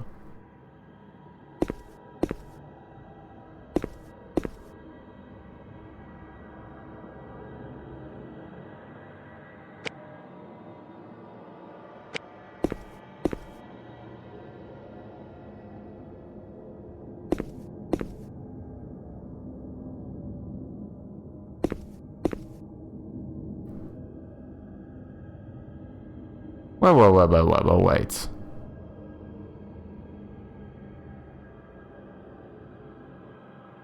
This was not the case last time we were in here.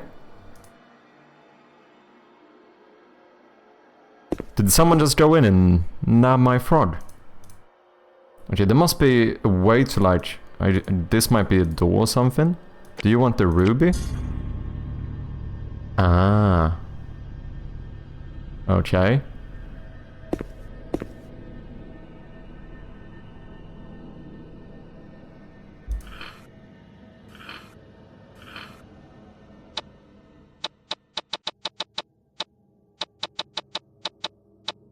Okay, so this must be representing grave. We're supposed to turn these to point at the symbols that we had on the grave.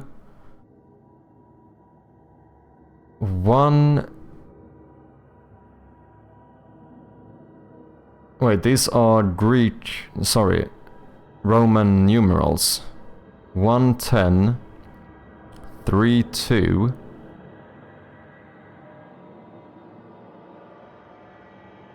5, 4, 6, 5.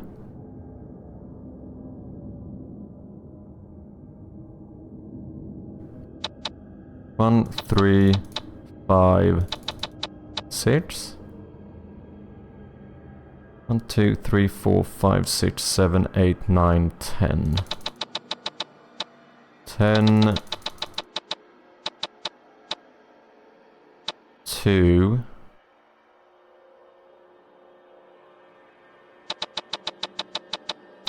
4, 5, no. Oh, maybe I need to turn these in the direction that these are pointing, or something. Like this one, if this one is pointing to the left, I'm gonna go with the left number, maybe. Could be something like that. Okay, so we need to memorize the symbols on the grave. So, up, down, circle, crosshair, steering wheel, and that Binding of Isaac item. Up, down, crosshair, steering wheel, Binding of Isaac item. Devil item in Binding of Isaac. Ah, shit. Up, down, crosshair, steering wheel, Binding of Isaac item. I still can't open this one because I think we need to solve this. But I'm not sure my initial idea is gonna work because here we would need to know whether we're supposed to do left or right. Left, right, left. Down is neither.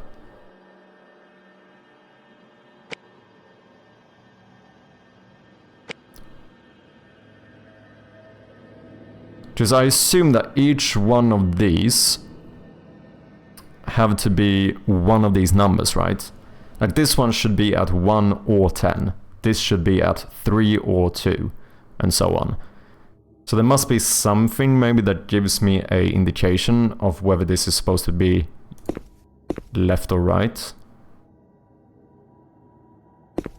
Do we have some hint that could show me something like that? Something that shows left or right.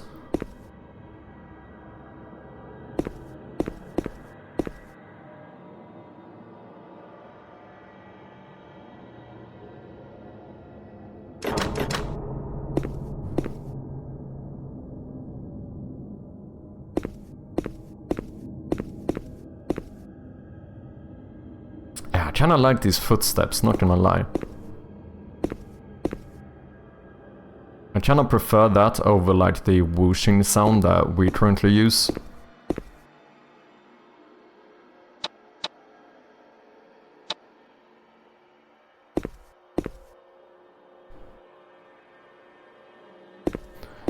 So there's no way I'm supposed to just brute force this, right? There must be...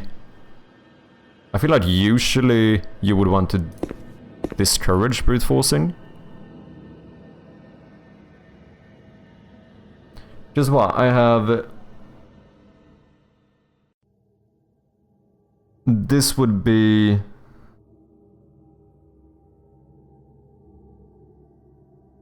Wait, I have 4 thingies and each can be in 2.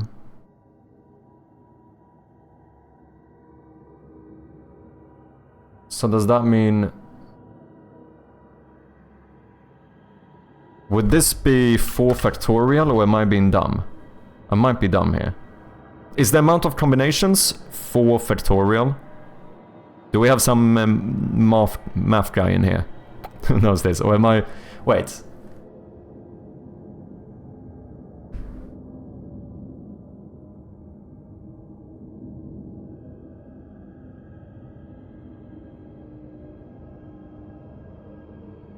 No, it can't be 4. It seemed... No, it would be less. It must be less.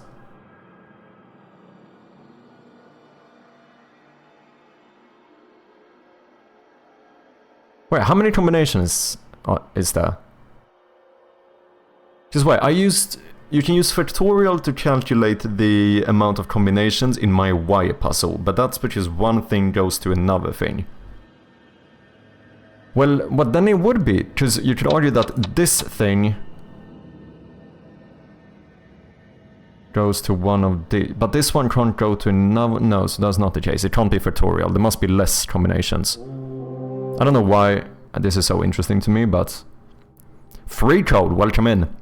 You haven't done anything in the e-coder room? I haven't, and we did turn on the power now, so it's possible we might be able to use that for something.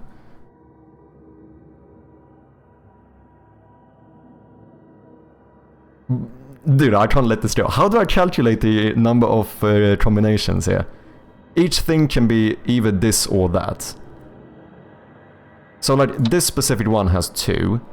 This one also has 2. That means I have 4. Oh, so wait, is this 2 Oh yeah, this is... Would this be 2 times 2 times 2 times 2? Is that how that works?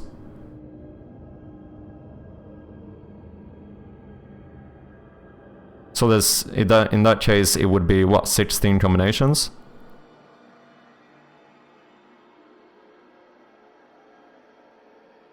Four raised to 10. But that can't be... Because the thing is that... I think that's correct if these should be in either position, right? But most likely we can say that this one can only be at 2 positions. 1 or 10. This one can only be at 3 or 2. So I think it would be 4...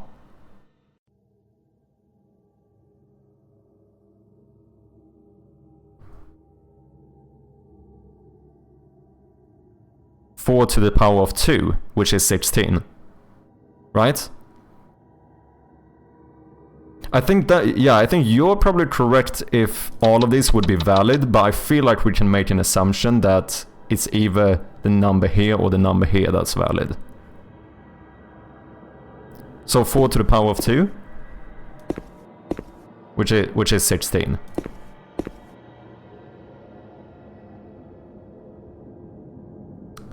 $10,000 combinations?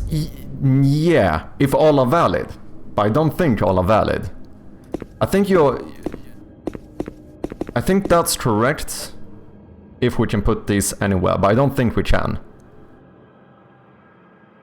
Because I think this one is either gonna be here at 1 or here at 10. This one is only gonna be at either 2 or 3. So I would say that each of these have 2 positions they could be in.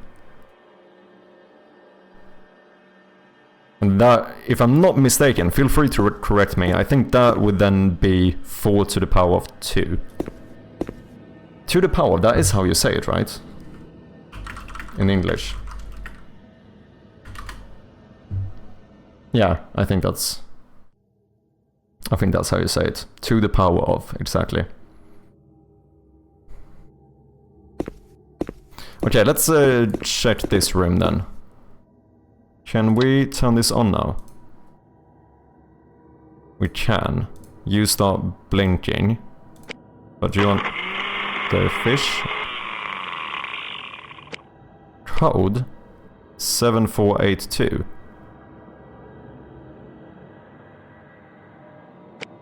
Okay. So is that for the... So wait. Now I'm a bit intrigued here. So what does these numbers mean then? If this is how I'm supposed to do this, why have these numbers?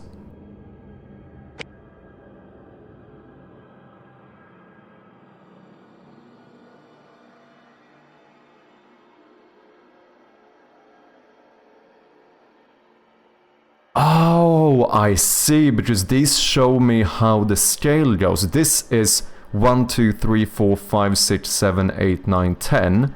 This is 3, 4, 5, 6, 7, 8, 9, 10, 1, 2.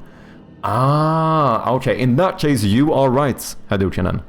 Because I misunderstood what these symbols were telling me. In that case, the combination is indeed 4 to the power of 10.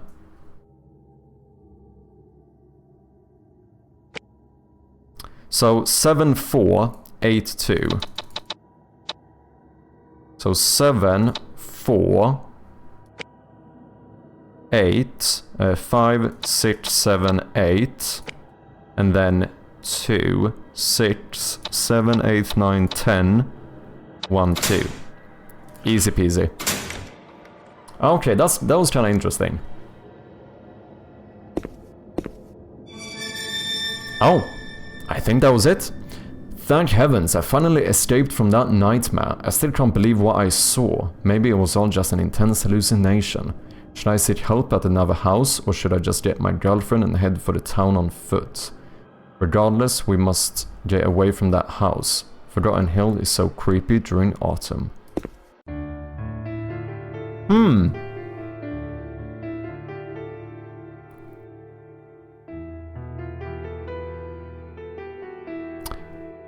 That was actually kind of interesting.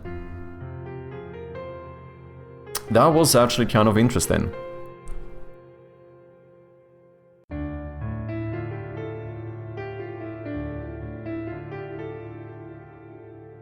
I really liked the room with her. I might even want to do something similar. I also think, as I mentioned, I also liked the footsteps when you're walking. Or when you're traversing the rooms or whatever. And I would also say that I quite liked the rat thing.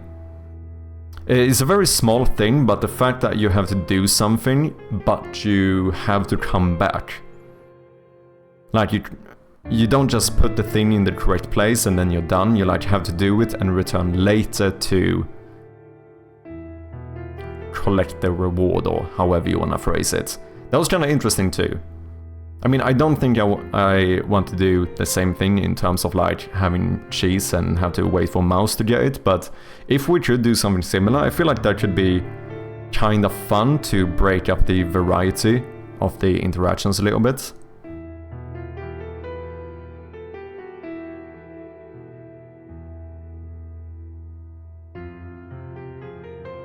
Yeah, this was interesting. I think this was actually quite valuable to play. Arguably, I would say that this game is a lot closer to what I'm trying to do compared to what was it called? Samsara Room. This didn't feel like a horror puzzle game. This felt a lot more like a freaky puzzle game, if that makes sense. But with, yeah, I don't know. It didn't feel as much as a horror game per se. Whereas this game obviously even had a few like jump scares and stuff. I kind of liked it. Not gonna lie, I kind of liked it. Definitely some puzzles I found maybe to be a little bit too vague, like especially that door one with the symbols. I felt like there was a clue and you were also supposed to brute force it, and that feels a little bit weird to me. I feel like most puzzles should be, the goal should be to do one of them, right?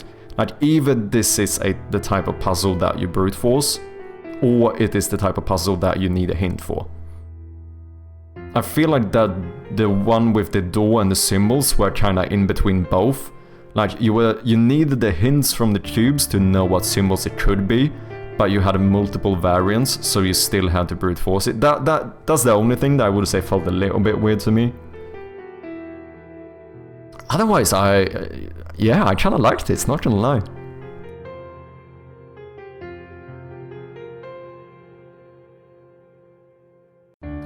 I discovered it by matching colors to the sides. I thought about what color each category was, for example sky, so I found the side that had that color and selected the shape. Yeah, but this is the thing I found weird, because there were two blue ones. So I felt like I did the same thing, but then it felt like I had to brute force that part a bit.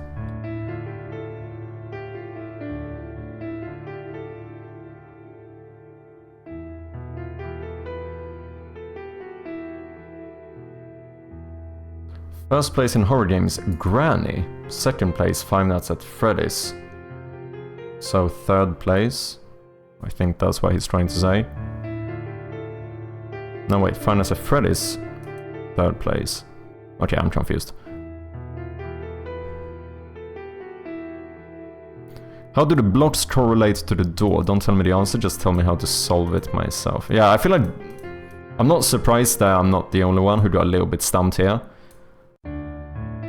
Probably the one puzzle I kinda didn't like as much. Overall, I actually think this game was quite good. I actually think they did the horror aspect of it pretty well. Obviously, I want to do more like creepy ambience, because most of the time I didn't feel like that creeped out just being in a room. However, like going into that lady or you know, accidentally clicking on the spider thing obviously gave me a little bit of a jump. But I think I want to even up the atmosphere a lot more, make the atmosphere a lot more creepy in general.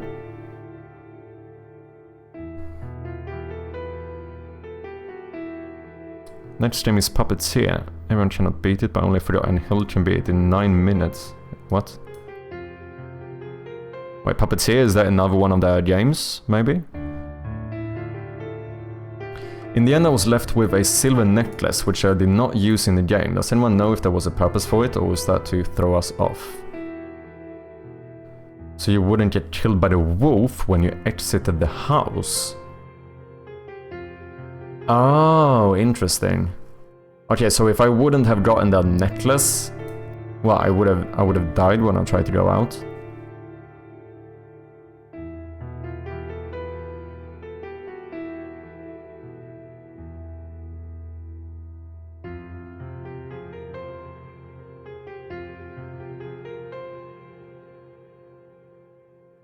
You're lucky I gave her Willy after she bit me 5 times. I tried to poison slap her with a fish, give her a ring and stab her with a screwdriver.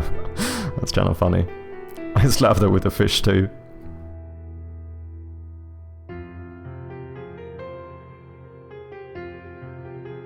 Now, there actually seems to be quite a few people who speedrun this game.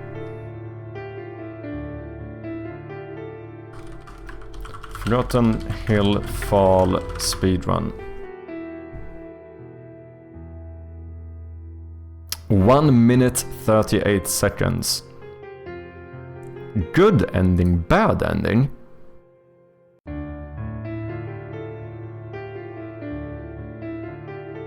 Oh wait, maybe the wolf thing is the bad ending? If you go out and die, maybe that's what you would consider the bad ending? Là, je voulais que ça dure 2 secondes. Allez, vite fait, vite fait.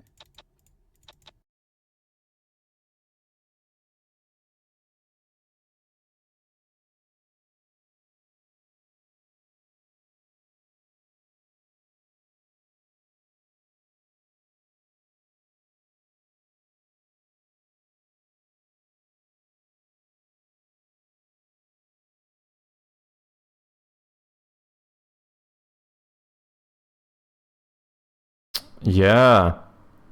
Okay, so that is what would have happened if I didn't have the necklace.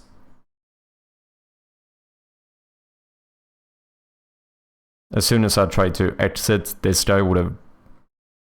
But so that actually ends the game. That's quite interesting. Rather than being like a lose condition, this is just like, okay, you got the bad ending if you didn't have the thing yet.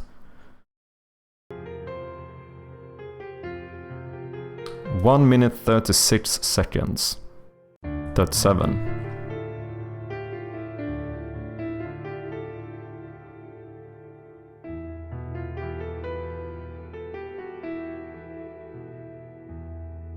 How long did it take me to finish this game?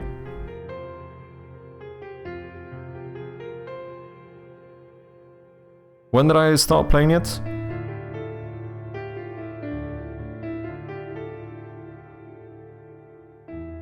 Well, did it take an hour or something? Maybe?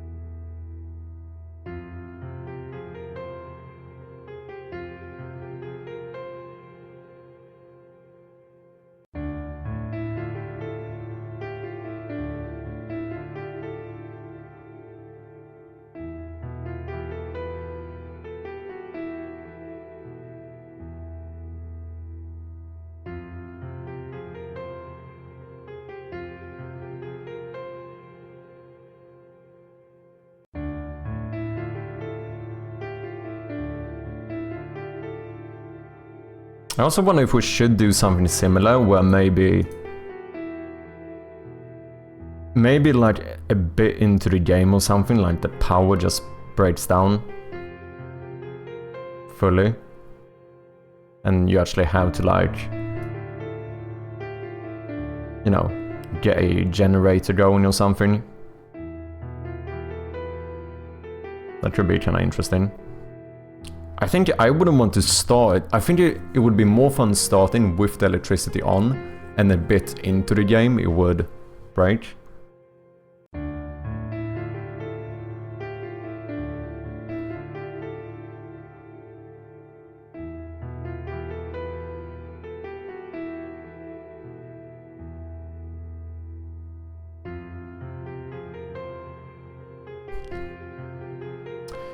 Not gonna lie, I kinda wanna play more of their games now. Not today, but at some point.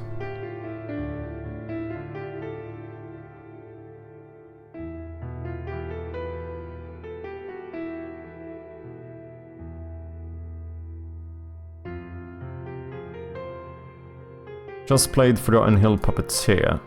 Would really recommend these games for the future.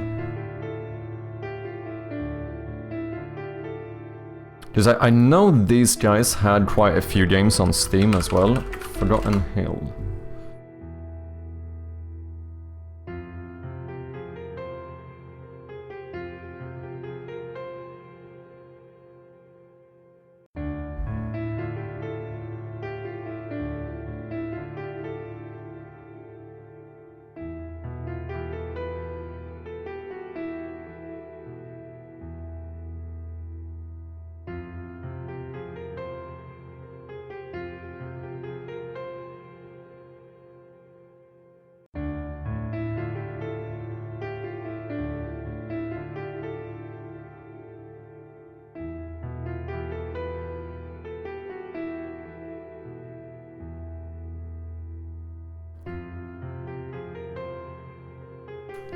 This seems to be the best reviewed one. Very positive, 227 reviews. 2018. So the review number isn't great, but for the people who did play it, they seem to enjoy it.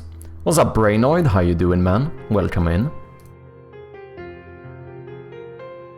Seems to be pretty much the same UI. I mean, the art style is... No, I wouldn't say the art style looks slightly better here. But very similar. So what, this was, what, 2 years later? I think the game we just played was released in 2016.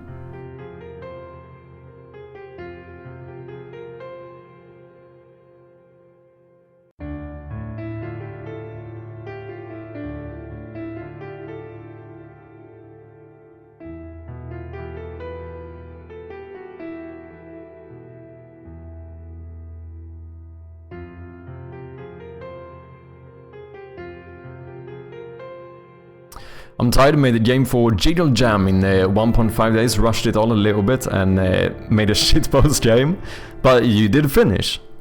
You finished the game? Because I feel like that is the... I always finish. Okay, I'm not gonna go with that. Anyway. that is like the achievement, right? In the end. Because that shows at least that you managed to keep the scope pretty good, which I feel like is the proper challenge of a game jam, isn't it?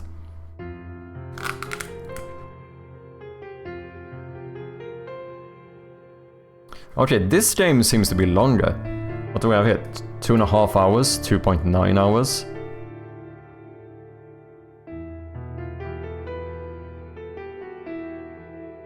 If you like a challenge, go for it.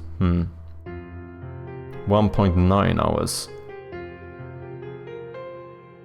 Love the game itself, but navigation between houses in the later stages is ridiculously finicky, ruin the experience.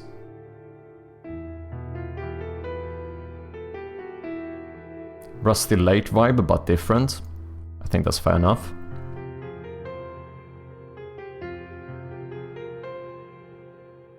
Yes.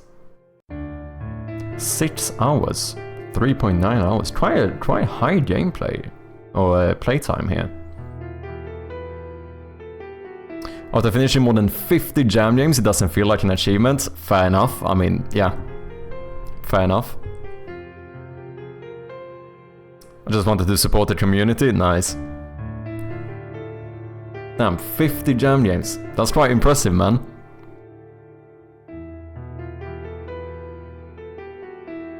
I love that you don't get a hint unless you discover the necessary items, rooms, etc. you need for the puzzle. Okay.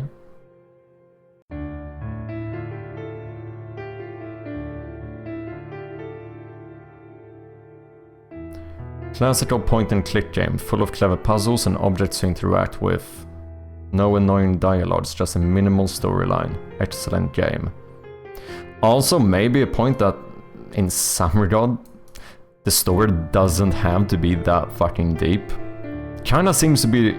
I mean, I don't know, the Rusty Lake game actually kind of seemed like it could potentially be very deep, just that, at least as a first-time player, or whatever, I barely understood any of it.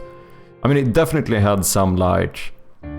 It seemed like there were some spiritual connotations and stuff, like it was talking about the circle of life and, like, enlightenment and shit.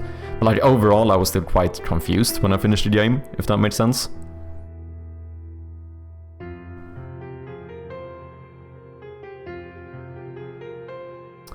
Which games are under your radar then? I just played one of these. So last stream we played one of the Rusty Lake games, and now we just finished Forgotten Hill, another like quite classic point-and-click game. And this one actually had quite a lot of similarities with my game, and overall it did feel a little bit too classic for me. That sounds a bit weird, but it feels very old school, right? I'm trying to make my game feel slightly more modernized in some regard. But I kinda liked some of the horror elements they did in this. To be honest, I was kinda happily surprised. We watched a point-and-click horror in UFO 50, I don't know if it's worth to play it. Yeah, that one I've seen quite a lot of the gameplay from that one. I feel like that one didn't seem to do the horror as well, in my opinion. I feel like this game did the horror better. However, there's definitely a few scenes in the UFO 51 I really like. Like the one that I think I might take quite a bit of inspiration from, UFO 50, what is it, like Haunted Mansion or something? I don't know, staircase? Can I get a screenshot of this? Yeah, I fucking love this room. This looks sick. I might want to do one room that's kind of similar to this. Have like one more major room with like quite a few exits and stuff. I think I might take some inspiration from this room. This I think looks pretty sick. And like there definitely are some like creepy-ish stuff in this game as well, but not to the same degree, I think. Okay, we have some ads running. I'm quickly gonna go and get a bit of coffee, and then we'll continue on. Thanks for your patience.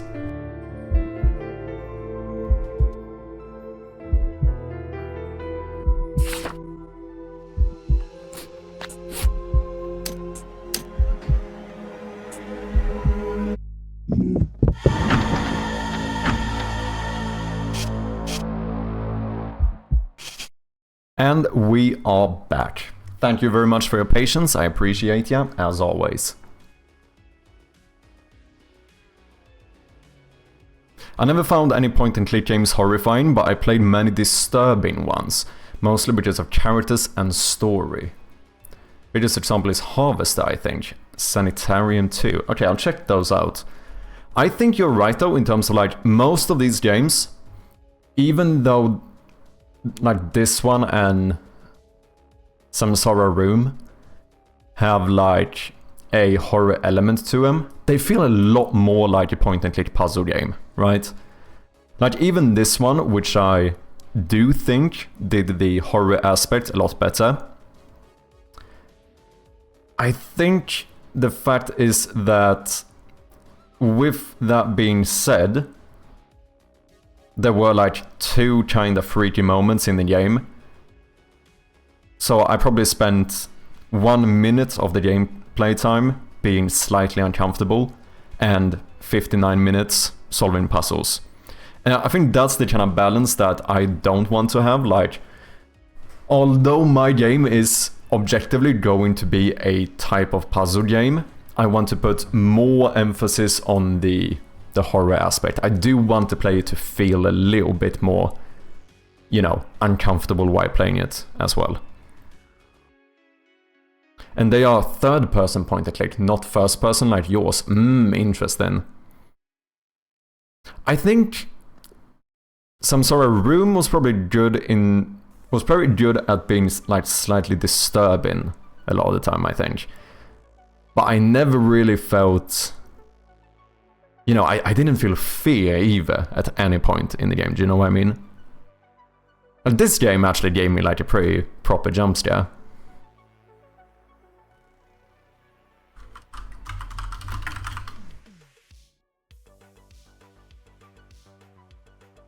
Oh, this is quite good reviews. Very positive, 1.2k reviews. Strange and Twisted World, Harvested, the most violent adventure game of all time. Wait, do you have like...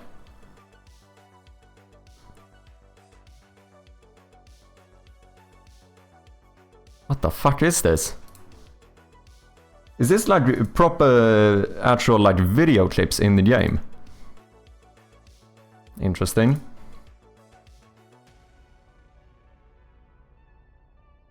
Yeah, this seems like it could be kind of freaky, not gonna lie.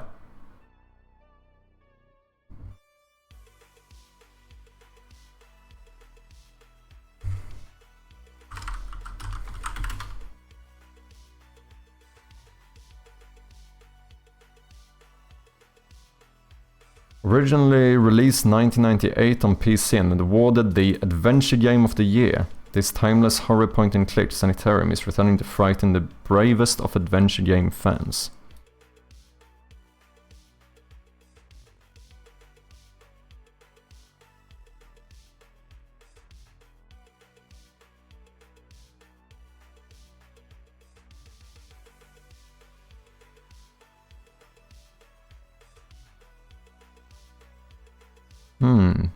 Also quite good reviews though. Sanitarium is in my top 10 best games. Damn, that's quite high praise. Creepy puzzles. I don't know if you'd play it, but I can give you one example. Yeah, sure. Wait, did I have a teaser as well? Why is this page like half broken? Or trailer rather.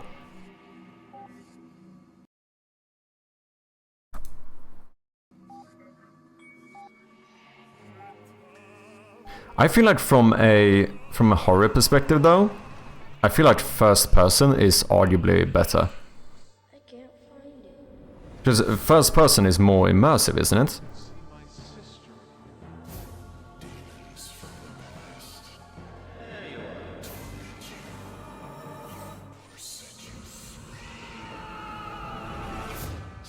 But are those like actual in-game cutscenes? Or is this just for the trailer? Is this in-game?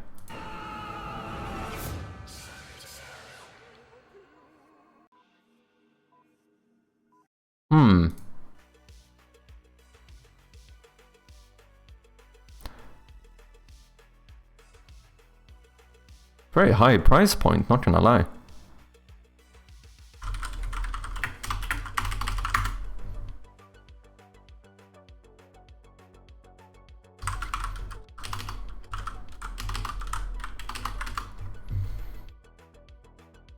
Oh, damn. Main story, 9 hours.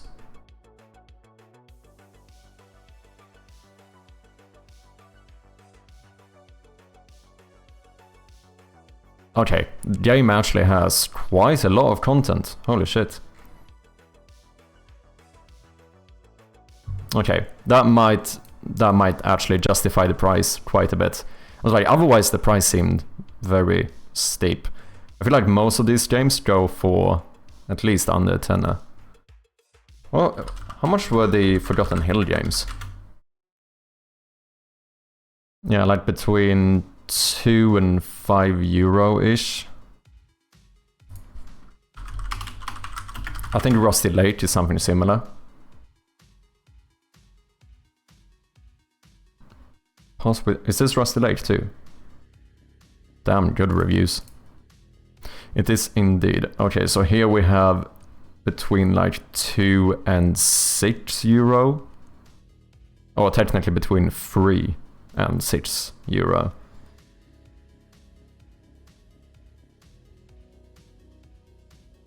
In one of the puzzles, a kid is missing. You speak with his kids in the area. They say that the kid is hiding. They are playing hide and seek. Then you look everywhere, then use a shovel on the ground, kid is dead. Damn. So is the... How big is the world? I don't know, that might be a hard question to answer actually, but... Like, is the area you're in big?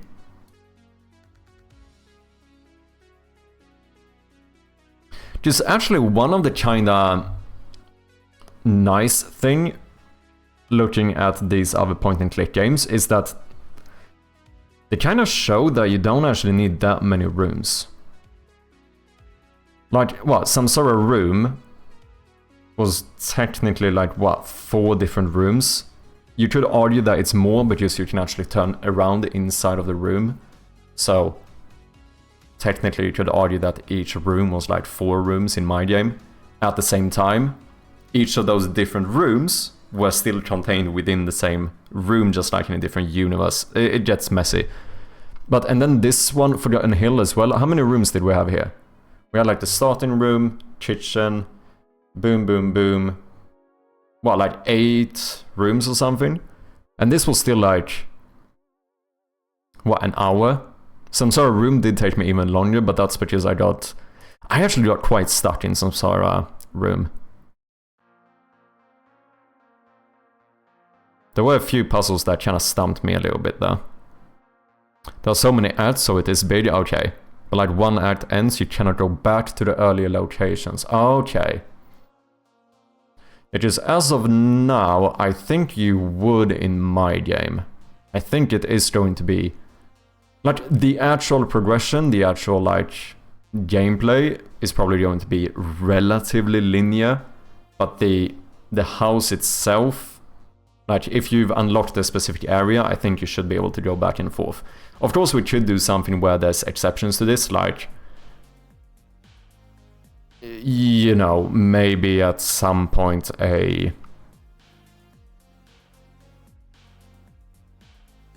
I don't know, you know, say that a wall falls down and blocks the door so you can't go in there anymore. Like, you could do that type of stuff. Which I think they do in UFO 50. Like, isn't it even in that, like, mansion, haunted, bum bum bum? Isn't there even... Yeah. But there's some shit that's, like, fallen off, blocking the door. I don't know if you can go through here. Like, if you do manage to get rid of that at some point.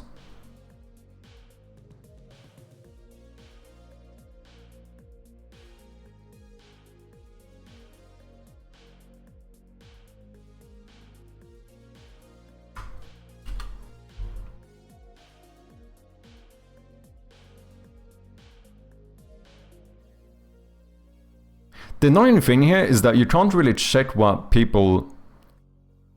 Like, you can't see the reviews on Steam for this specific one, because the game has, like, what, 50 different games in it? The story was really interesting. Someone has played a good bit of classic horror games. The tropes were visible a mile away, but still a good time. Yeah, this is the issue I had in the Game Jam version too. My only complaint is that after dying once or twice, the killer just becomes annoying rather than scary. This is what I feel like is the main pitfall of the Game Jam version, and something I kind of don't want to have in the full version of the game. Like, make sure that this is not the feedback we get. So we need more variety in, like, how the monster acts and so on.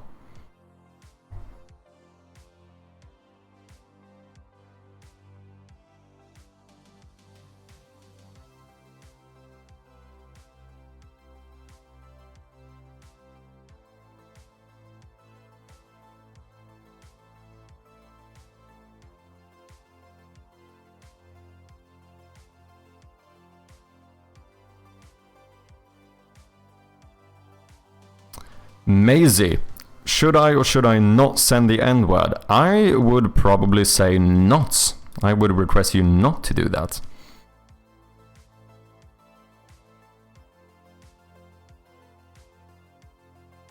Hejsan svejsan. Welcome in, Strom. How you doing, man? Did you have a good weekend? Nice to see ya, as always. I really want to check out your games someday. I really want to play them. We'll see, I've already done a bit of gameplay today, but maybe we can see if we can sort it out, like, someday this week or something. I do want to check him out. Oh wait, was there like a flashlight section in this game as well? Oh, interesting. I don't think I ever saw this.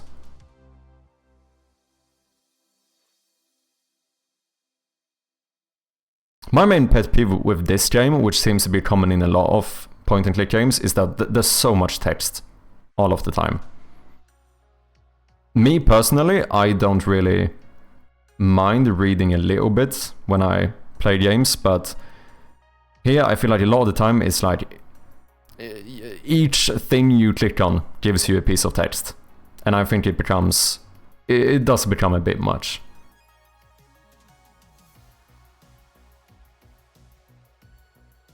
Dude, there was way more dark areas in this game than I thought. I never went this far into the video, I think. I never saw this. Interesting here though that they do like a pixel art. Like the light is actually kind of like pixel art as well. Which is something I've been thinking about potentially trying out at some point. I think we could probably do something similar with like shaders and stuff.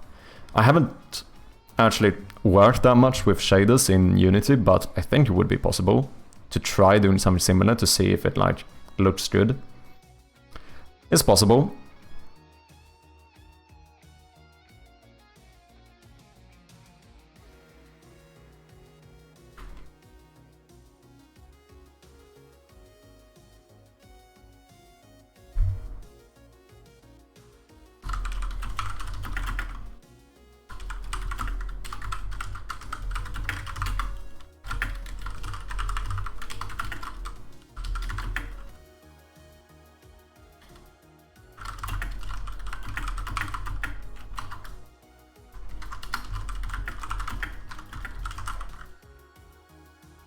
I don't know how to explain this better.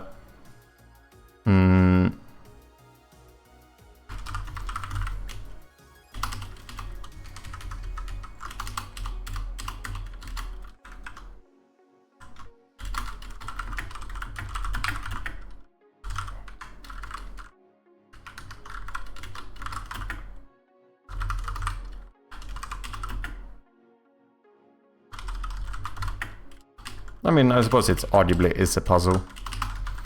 The cheese rat puzzle. Like, the thing I liked here is that there's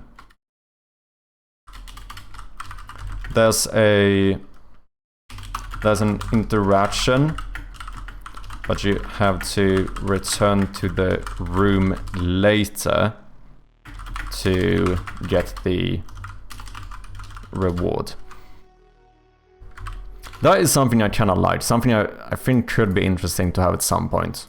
Because I think it also gives like a little bit of variety in the gameplay, even if it's just like, you know, technically all you would have to do is to take one step out and immediately go back. I mean, you could even code it so you can't, maybe you have to do something later on in the game.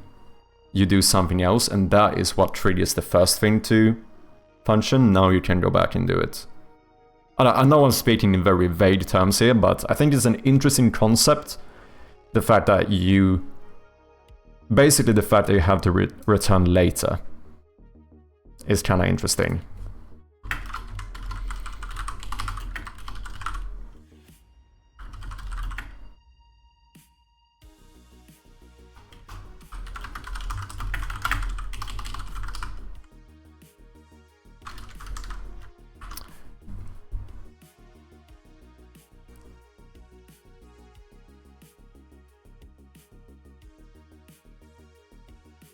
Yeah, let me know when I'll make sure I'm on. I mean, I'm on every day pretty much, but I'd be out of lurk mode. Yeah, for sure, man. No, I really do want to give it a go. I was thinking about doing it on on Friday. We had pretty much a full gameplay stream on Friday, but I'm gonna admit that Some Sorrow Room, the game we played, did take me a lot longer than I thought it would. I thought I would be done with that game in like an hour.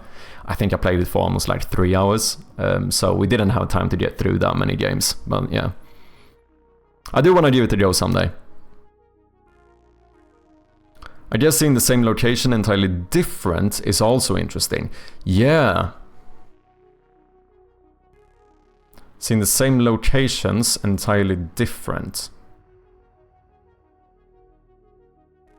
Do you mean like, yeah, maybe like returning to a room and stuff has like changed and so on? I think you could be kind of freaky even with very small things. Like it could even be that... Because like it could be unnoticed, but for the people who notice it, I feel like it could be kind of interesting. Even if you like go back to one room later on and just like one item, one little object in the room has like slightly moved or something. Like small stuff like that I think could be pretty interesting to play around with as well. Wait, can I do lists inside of lists? Doesn't seem like it.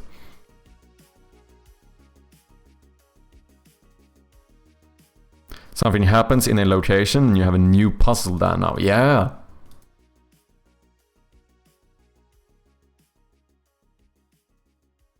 I do have like a full list here of like puzzles and jump scares I might want to do in the game. However, I'm not entirely sure how much I want to show this to you guys. Just because... I don't know, at some point I'm gonna have to kind of determine how much I want to spoil for you guys. I don't think I want to spoil everything. I think I am gonna try to do some of the content like off stream. So even for the people who have been watching the stream a lot, there's still, you know, they could still enjoy the game a little bit. Because I feel like if I do everything on stream, I'm kind of going to, you know, and kind of, I would kind of ruin the experience a bit for a lot of people, I feel like.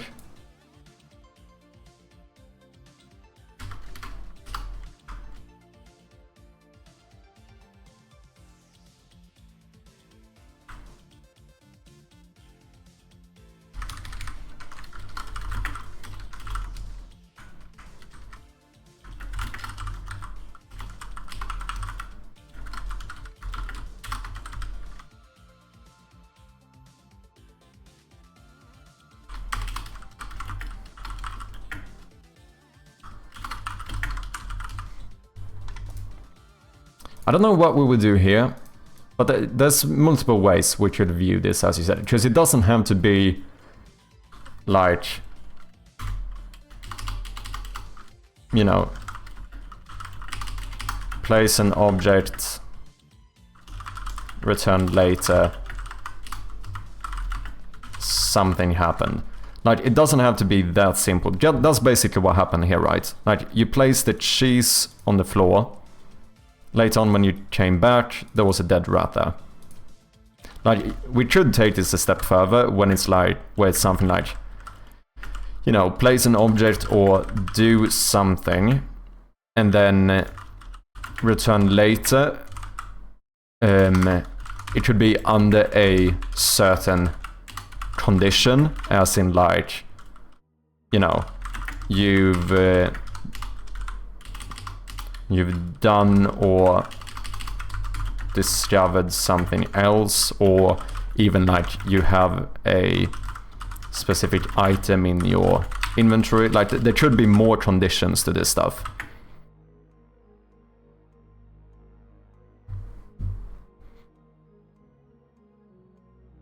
But I think doing something like this where you have to return later could be interesting. Okay, should we get into a bit of game development? I've been yapping a lot today. I do think, though, I'm gonna be honest, I think playing that game was quite valuable. I was kind of happily surprised, if I'm being honest.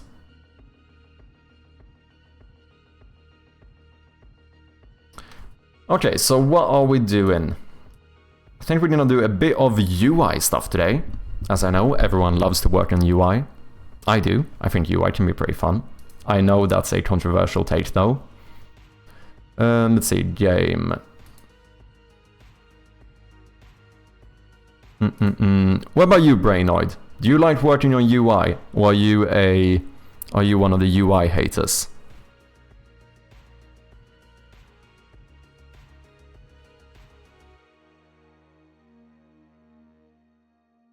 I love UI, I'm really fast in UI, nice. Okay, that makes me feel good, I'm not entirely alone.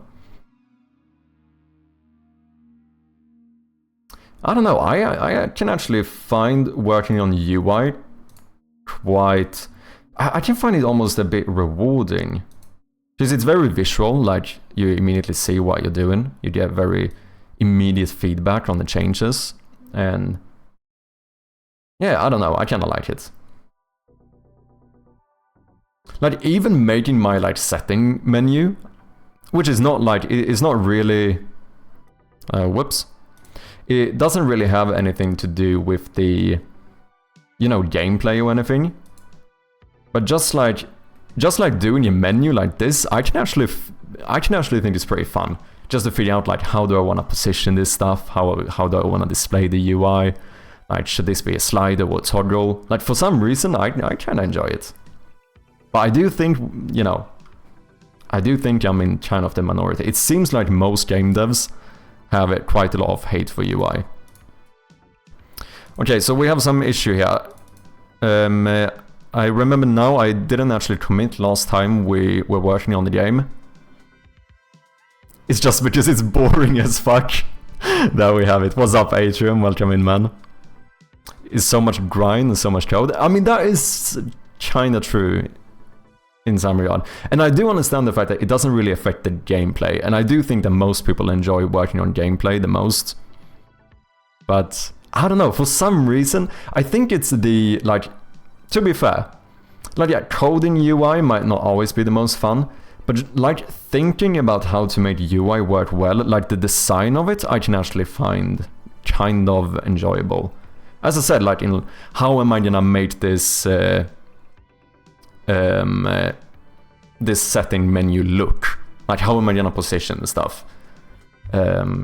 Even in-game UI as well, like where would you put the health bar? How are you gonna display the health bar? Like the HUD stuff and so on. Like I feel like that stuff is kinda interesting. It can be a bit of a chore too, but overall I still feel like I kinda enjoy it. I definitely don't hate it the way that it does seem like a lot of game developers do.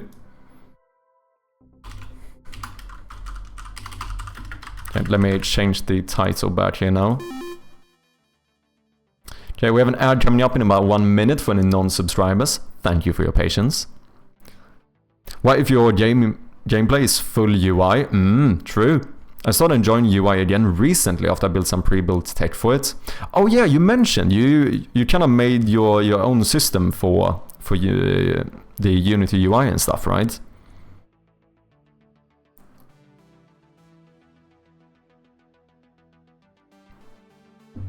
I mean, my game kind of is all UI, depending on how you consider it. But technically speaking, my entire game is on like a UI canvas. Like everything you click on could be considered a type of UI thing, right? I don't know, I suppose that depends on how you define it. Yeah, there's some nice panel system, yeah. Okay, so what was the issue here? We were working on the control settings so that we can set our key bindings. And I don't remember exactly what was the issue here. Let me run this again. Boom. Settings UI 728. Map 39. Inventory 35.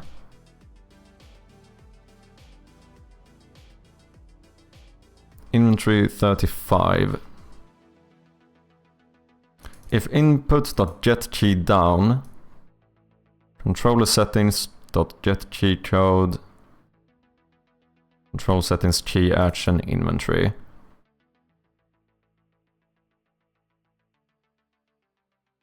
get cheat code takes in a key action, which is my enum, right? Yeah.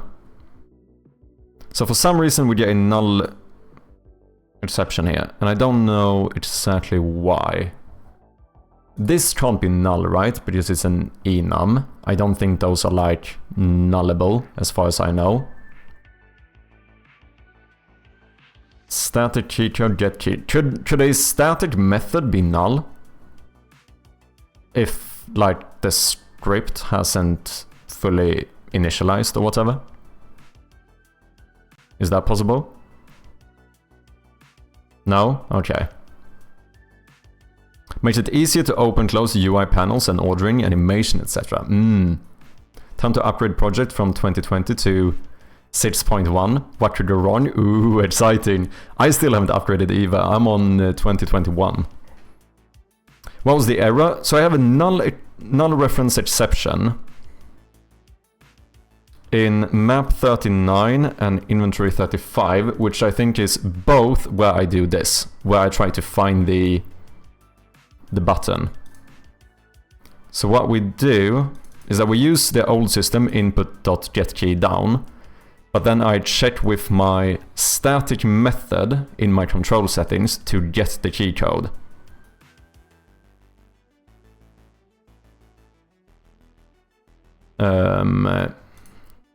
This one. So this just returns the key that's bound to that action. And it seems to be this line in both the inventory and map that for some reason gets a null reference. But like I'm not using the static instance of the class, although control settings is technically a singleton. This here I'm using a static method, right? Probably key action that is null. But how can that be null? Because the key action is a enum.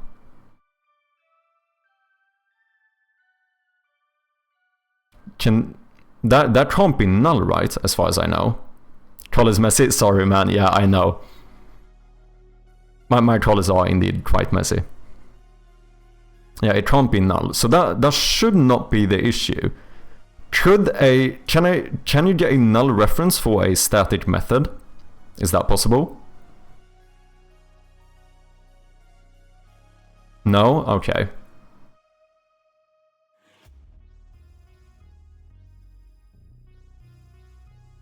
So then it seems like I have this method that can't be null, and I have this enum that can't be null, and then I check if the current state of the game manager is in gameplay. So I check the state of the game. I mean, I suppose we could try and comment that out for now and see if it makes a difference.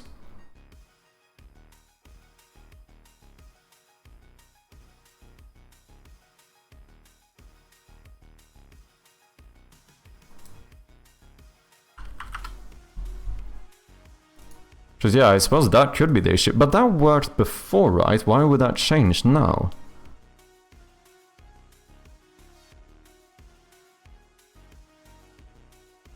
Because in that case we would have one less error now, right?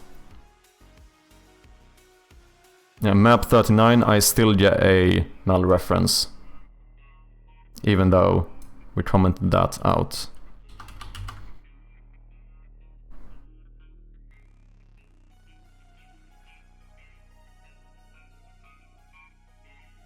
The static method can't be null. This can't be null. Could it be something in this? No, because if there was a null reference inside of this method, I wouldn't get the null here, would I? I would get the null inside of this reference.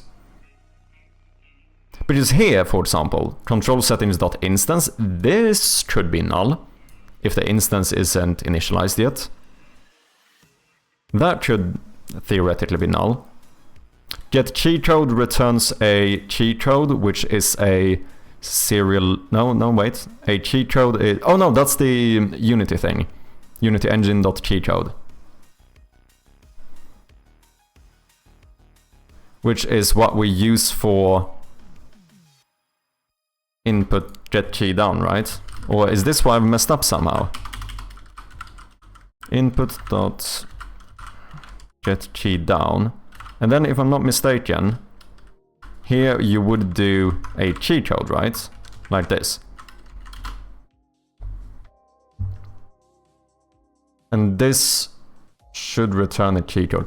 Maybe though what you should probably argue is that I only should do this once, rather than checking every single time. How many errors did you get? 3. So I get one where I try to find the key binding for the inventory, one where I try to find it for the map, and then we get one more, which is in the settings UI. Load key binding. So this is the one that updates the text, which also uses get key code. So all of these that have the error use the get key code method.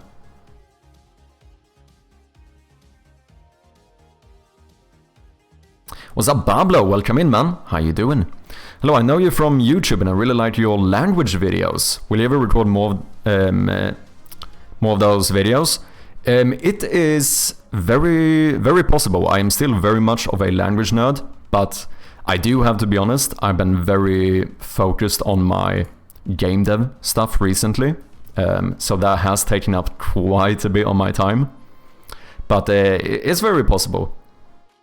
Like, I should do more language videos in the future. I have been talking about potentially, because we have started having quite a bit of Portuguese people here in the chat as well. So maybe at some point we should start doing like a bit of, I don't know, language practice stuff in the Discord. Could be kind of fun. But thank you for watching the videos, man. I appreciate ya.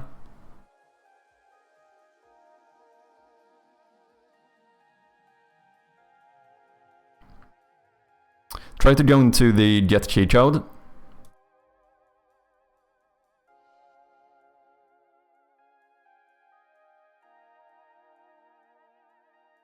So here I would imagine that controller settings.instance could be null, right?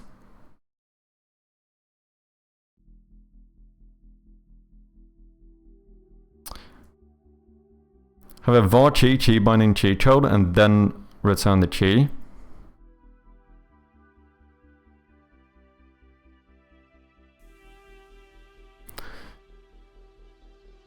Oh, you mean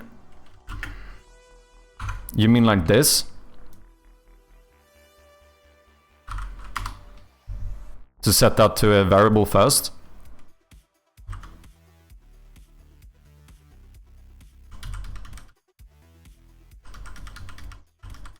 Also, speaking of the language stuff, arguably I think the fact that I'm a language nerd kind of is one of the reasons why I enjoy programming as well. Because it's a programming language, right? Although it's very different to a spoken language, there are similarities in terms of like, you still have to kind of learn syntax. Syntax is basically grammar. You also need to learn vocabulary. If I don't know that I can do the get key down function, that could almost be considered like the vocabulary you have. Then I can't say this phrase. And if I can't say this phrase correctly, the computer won't understand me.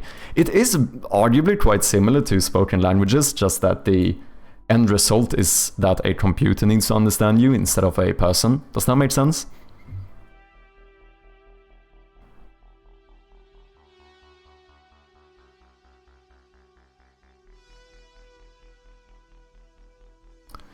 Map 13, it's still the same.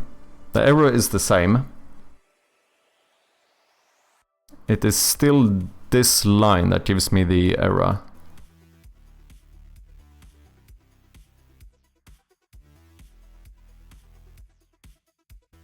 Just, here's the thing, right? If this was null, if the singleton instance of the control settings was null, then I would get a null reference here. That wouldn't give me null reference on this line, right?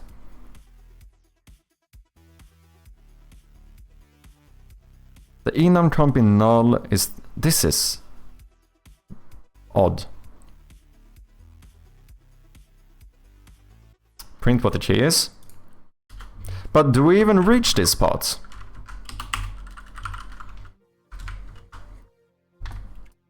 Isn't the error technically when I try to call this function?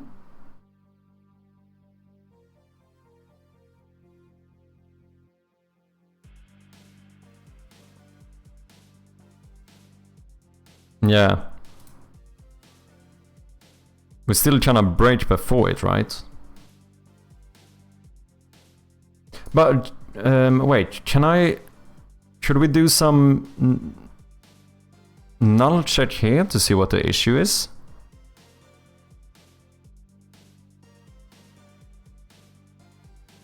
But it happens... Like, what if we do... What if we here do variable key is equal to... We should still separate it like this, right? So we get the key first, and then we do get key down key.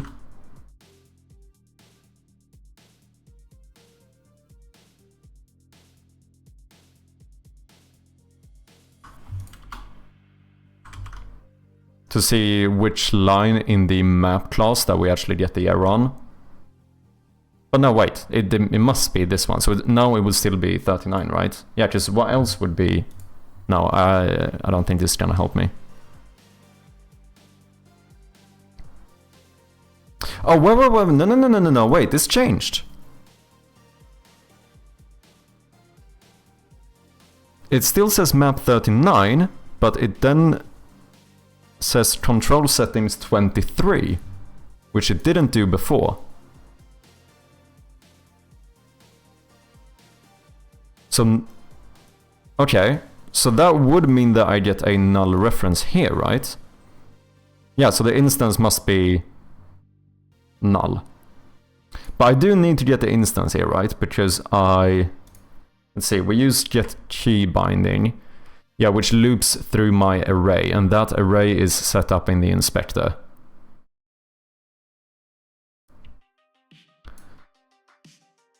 Okay, so execution order. But didn't I change the execution order? Yeah, control settings is like one of the first scripts to ever update. I'm so confused as to why this is not working.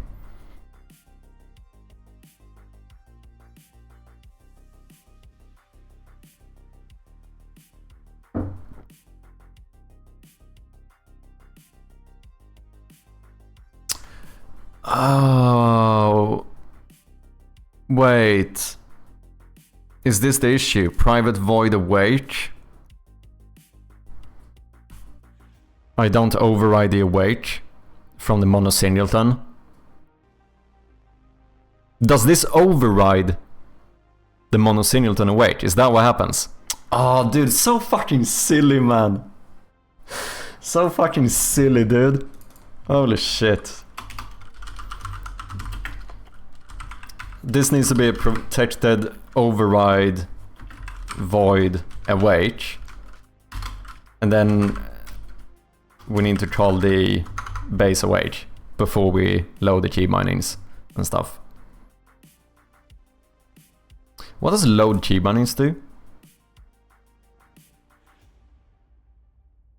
Oh, it checks the player prefs if you have changed them. Okay, fair enough. Ah, dude, that is so silly, man. Why is there not... Should I not get some type of, like... Should there not be some error about this? Like the fact that I have a double void. Well, does that give me a warning? Yeah. Hides inherited member monosingleton control settings dot awake. Fucking hell. Okay, that was kinda That was kind of silly. That was kind of silly. I might have to admit it. I'm slightly ashamed of that one. That one I should have caught. Okay, but we have a new issue. Index was outside of the bounds.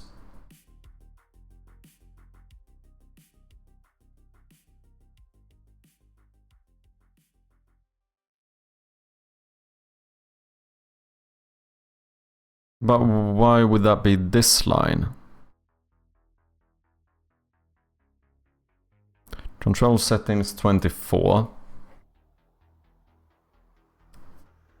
Get key binding, key action.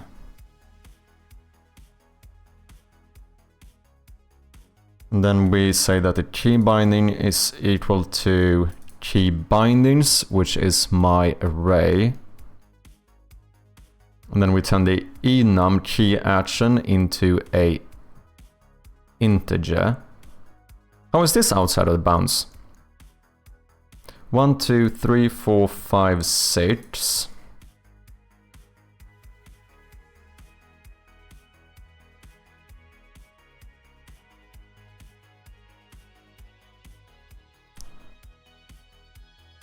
Oh, wait. Wait. How have I... Why is my array empty? You're not supposed to be empty. Have I renamed this or something? Or did I do it in another... Did I do it in like the main menu?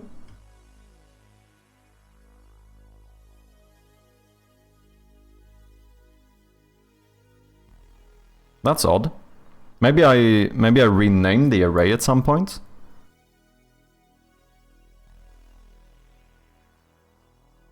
Yeah, it might have been private and I made it public, maybe. Why do you need to be public though? Oh, because the settings UI looked through this one, I think.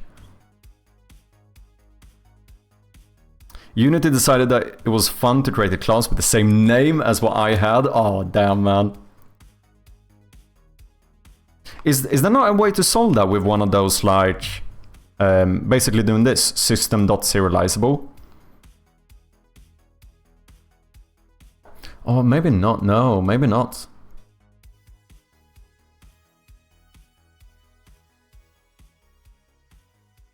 But it's still annoying, yeah, because you still have to change it, right? At that point, maybe it's easier to just rename it, but I do get if you maybe don't want to do that. Okay, so I don't know why my array is empty. In that case, might as well rename it anyway.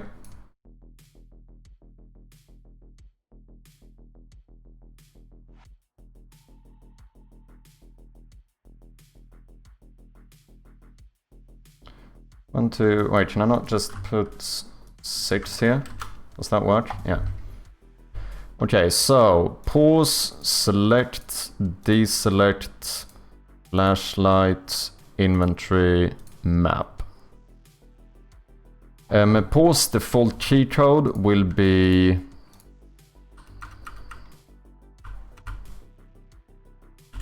escape.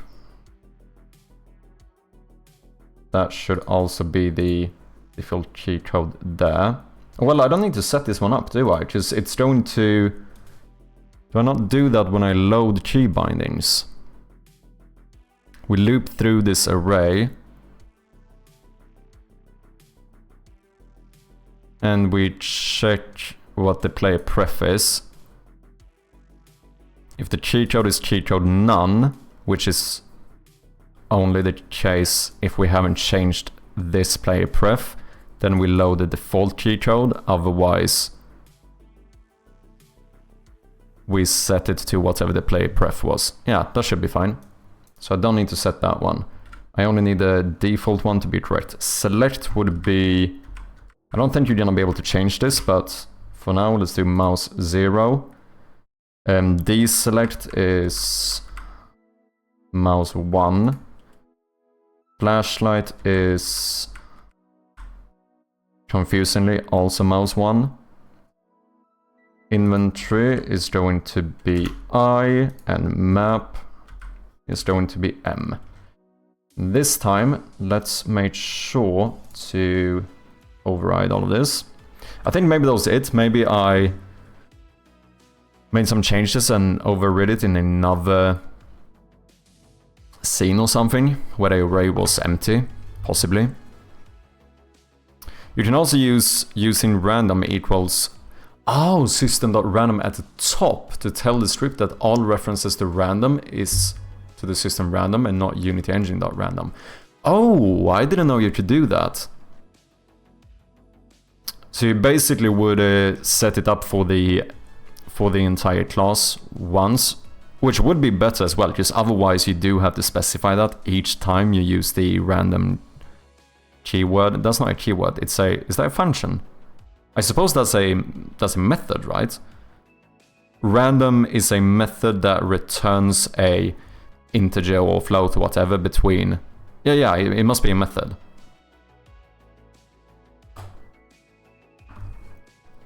As an example, send you two scripts, let me have a look.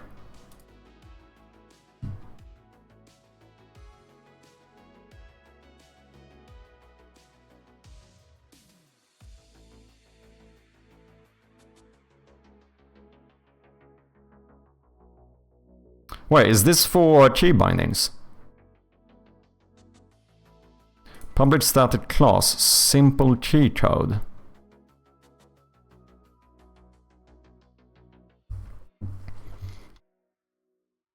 Path array.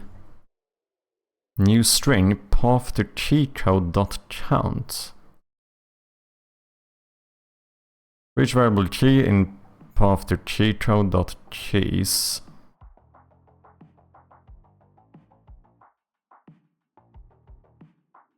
Region array, end region. Dude, you're doing so much stuff here that's above my head, man. What the fuck is a region? Public static methods. Static key code, get key code, string path. So we're using strings as some path here. Oh wait, is that because do you use JSON or something? No? System.text regular expressions. Oh, you might do. Do you have a file with the key bindings? Is that how you do it? Region makes me able to hide chunks of code organizing it. Okay.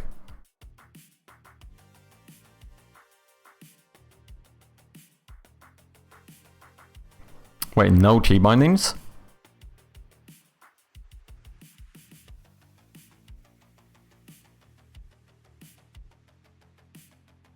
Those two scripts together makes key code inspector usable. Wait, what do you mean in making the key code in the inspector usable? Well, so I can trigger the key code in the inspector? Is that what you're saying?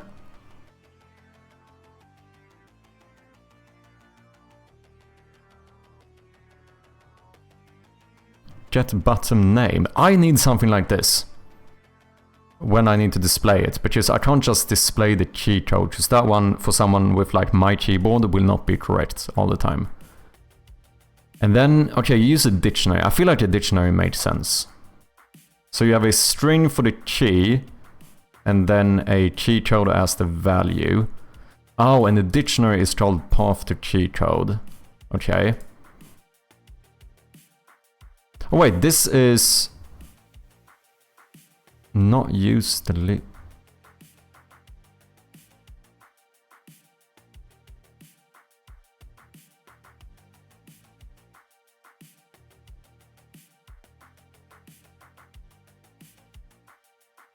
...288 lines left. Wait, I can't even see all here. Custom property drawer. Simple key code editor. Okay, so here you do some GUI stuff for the inspector, I think. Draw key code editor.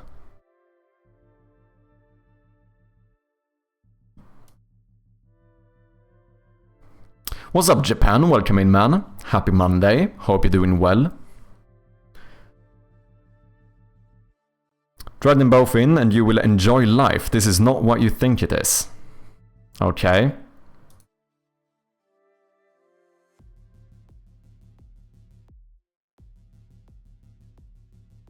So wait, are these are your scripts? You said?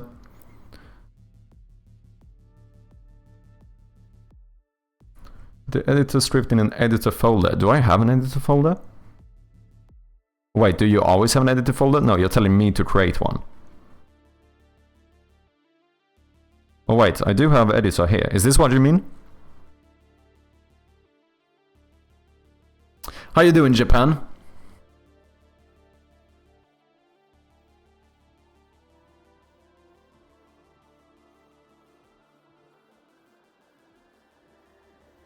Okay, so you're saying just create my own one.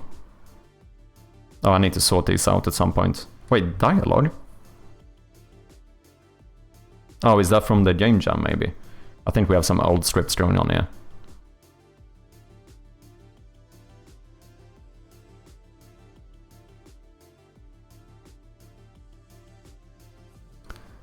Then put the first file in the scripts folder and the second one in script/editor. Does it have to be spelled completely correct, or do I need to update the script in that case? Editor. Just mine's called one scripts. I think I should probably just update the code somewhere, I imagine.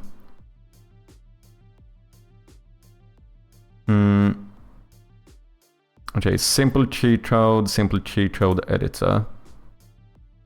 Boom, boom.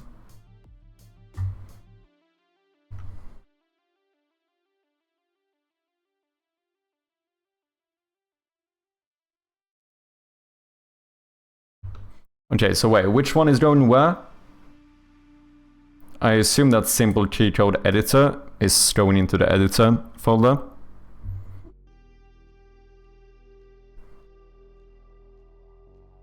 And then you said that we need our simple cheat code in the scripts folder. I feel like sometimes I just have way too much blind trust for you, Atrium. Because I have no idea what we're doing. I'm just listening to you and just, oh yeah, let's do this.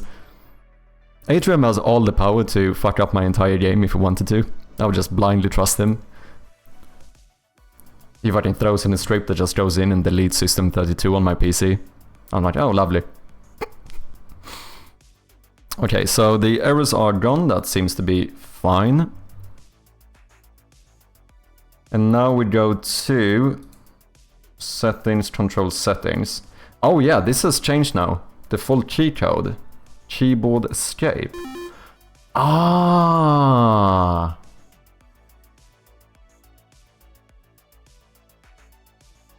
Keyboard numbers. Oh, holy shit, this is so much better. Okay, so it basically just categorizes all of the cheat codes. Oh, that is pretty fucking convenient, man.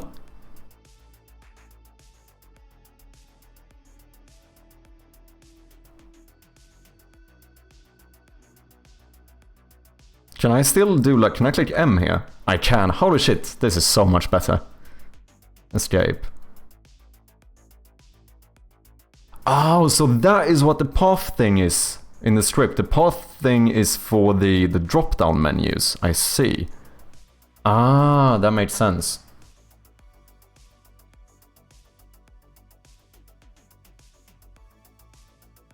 Oh, look at that. You even... Wait, these are even renamed. So rather than saying mouse 0, mouse 1, mouse 2, which arguably is quite unintuitive, it actually says left, right, middle. Damn, too clever. F buttons, arrow.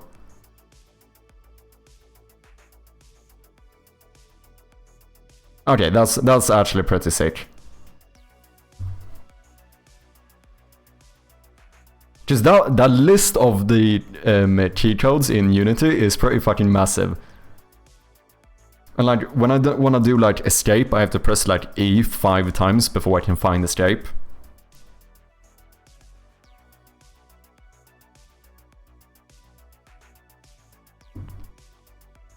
And I assume this... No, this only changes in the editor, right? So if I update this during runtime, that shouldn't be an issue either. So if we rebind the inventory to like U, that does indeed still work. The Unity list is completely garbage, don't know why they never did something similar. Kinda true actually. Yeah, it's 100% only edit the script. Yeah, so it's basically only on my end I actually see it.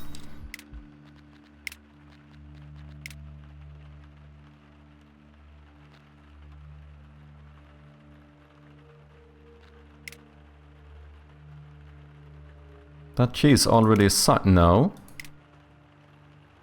Oh, maybe I double clicked mouse 1. I should probably do something here where mouse 1 is not... Just, I don't think you're gonna be able to rename this one. Or rebind the select one. I think that should always be mouse 0. Because otherwise I need to refactor my entire interactable system. And I don't know if...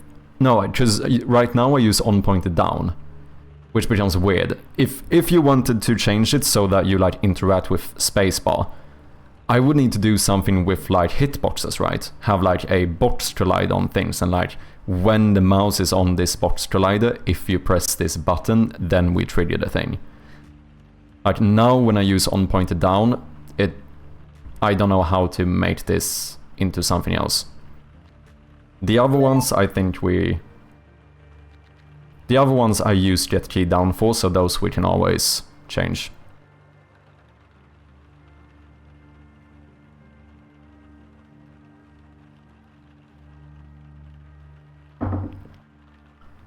Before Unity built a new input system, I had built something similar, but when they released a new one, I deleted mine, but kept the key code editor because it was too nice, yeah. Do you, in my position here, would you have used the new input system, Atrium? My main reasoning here why I don't is probably because I kind of doubt that I would do controller support for this game. And if I only have one means of input, I feel like it kind of feels more simple to just use the old one. If I'm gonna have multiple alternatives of input, then I feel like it makes more sense to maybe go with the new one. I feel like that one might be better for that type of stuff.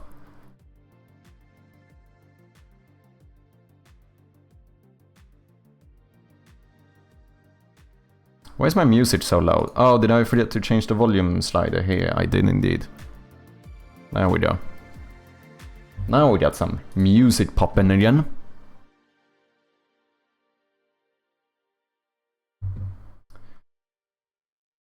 Okay, so this seems to be working now. That's good. It was a silly mistake there on my part. I think I should probably do a commit. I didn't want to commit last time because I... what did I do? I had a error at the end, so I didn't want to commit that, but now we fixed it. Key bindings, what did we do here? I'm just going to say key bindings, rebindings, simple cheat code scripts. Sure, let's commit this. Holy shit, I actually do a small-ish commit, never seen before on this channel.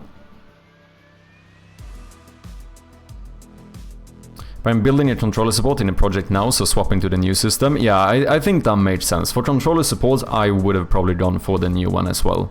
But I feel like this game is probably not gonna work great with a controller, so I don't know if I should bother trying to make controller support. For testing and prototyping, I will keep using the old system. It's too convenient and easy to use, yeah. Yeah, I feel like it's more approachable. When they remove support for the old system, I will build a wrapper so I can keep using it. Ooh, nice. A full open source wrapper that I can perfectly knit without an issue, right? Right? That is what you're saying.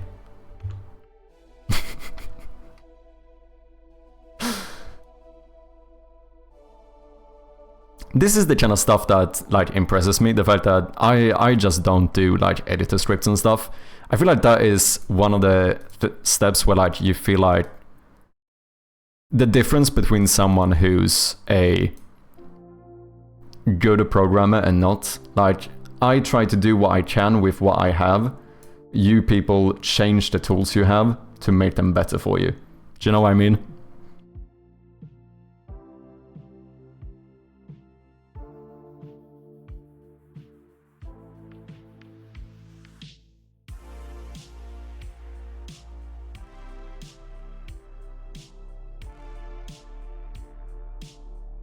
I'm still a bit unsure how I want this UI to work.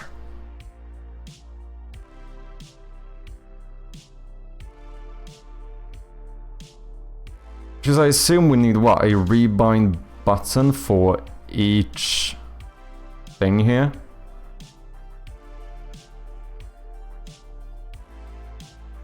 That makes sense.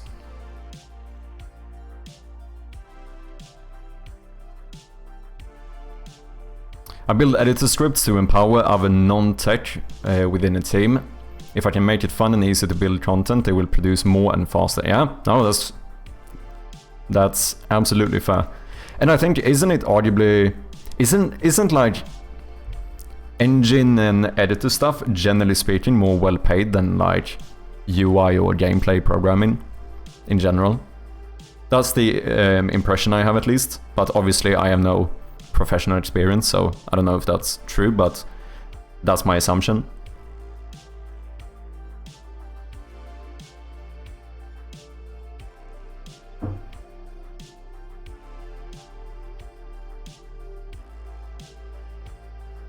Rebind button. Why is this hitbox so big? Oh wait, do you turn your parent object into a button as well? Is that what happened here? Mostly because they are more targeted roles and often falls on senior or leads. Ah, okay, yeah, that makes sense.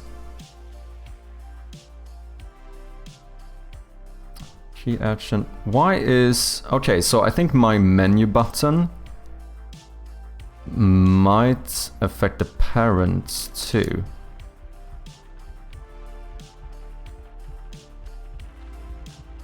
Oh, why is there a hitbox here, but not here? What?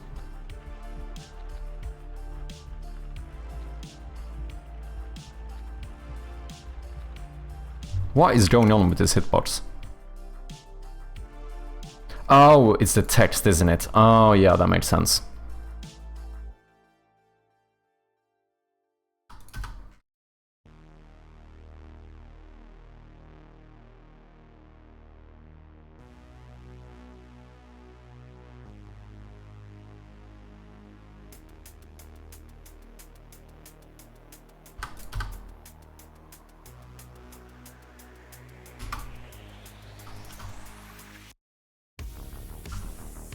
Okay, I think that should solve it.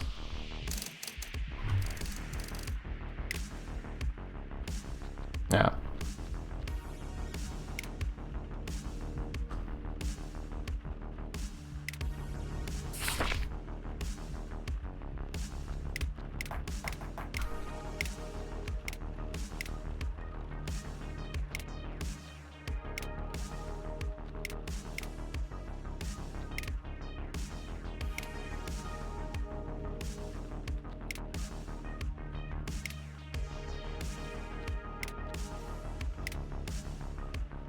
Why? This key is already... No, it shouldn't be.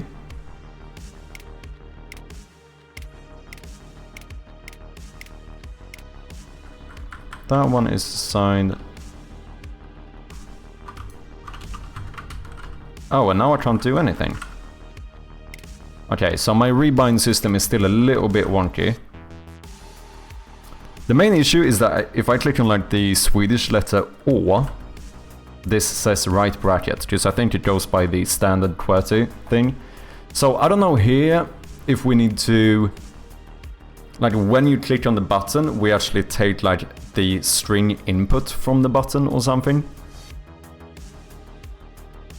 Maybe. But what would I do then if I wanted this to update correctly when the player first boots up the game? How do I find out whether M is at the same spot as M on their keyboard?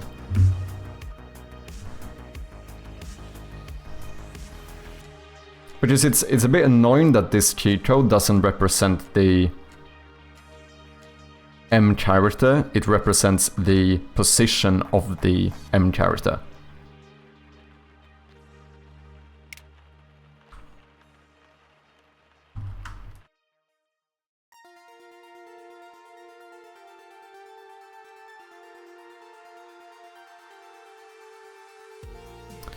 If you write toolkit.simplecheatcode.getButtonName cheatcode, it should return a better looking name, but no idea if it works or not. Let's try it. So wait, do I then... No, is that a static... Yeah, that's a static method, right? I know you are a fan of static stuff. No singletons, but static classes and shit. Yeah, big fan of static, there you go. I kinda get it though. I've started using more static stuff instead of singletons, and I kinda see the reason for it, if I'm being honest. I still feel like sometimes it's easy to just make the singleton. But I definitely use them a lot less now compared to before. What am I doing? I want to go in here. And then I think it's settings UI, load key binding. So here I take the key action, which is... No, I get key code, so this returns a key code. So then I can use that key code to maybe find the correct name. Let's try it. Get... well, not string. So in that case, I actually want this to be a... I mean, I can say variable, right? var keycode equals control settings.get keycode key action.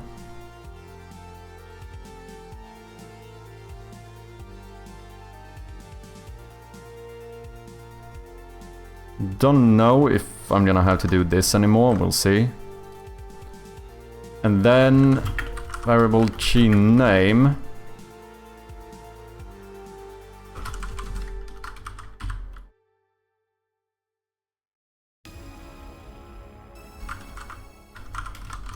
Wait, was that? Oh yeah, I think that's the one. Wait, I can't find it? Oh. Is that it? Is IntelliSense broken? This happens on a daily basis.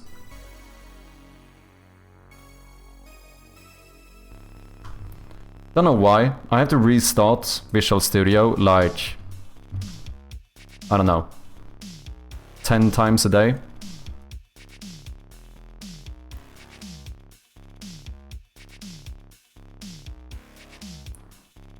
Oh, does this need to be a string? Okay. So then... Well, we make this into a string key code, we take this to string, and then we pass that in here. Oh, sorry.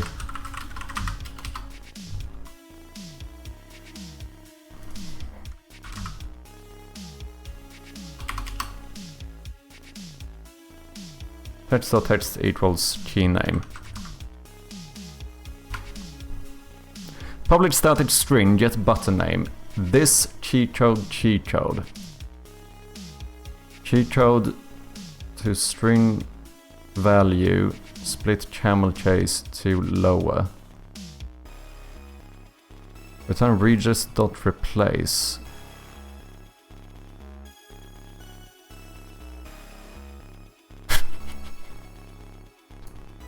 Fuck off, man. I don't. This is so over my head, dude. What are you doing here?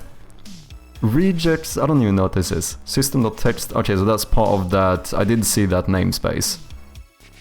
Replace string input, string pattern, string replacement, and 11 overloads. Rejects is magic. It kinda seems like it. Cheat code. But I mean, you're explaining here. Wait, you take the cheat code, and what? You get the string value, as in like the. Wait, no, wait. String value. String value, as in.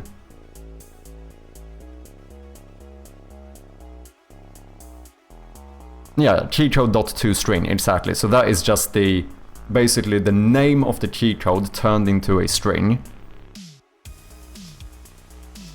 Split camel. Well, let's see. You have what? Pastoral chasing and camel chase. Camel chase, isn't that one lower one? No. No, it's all capitalized. Is it? No. And then two lower.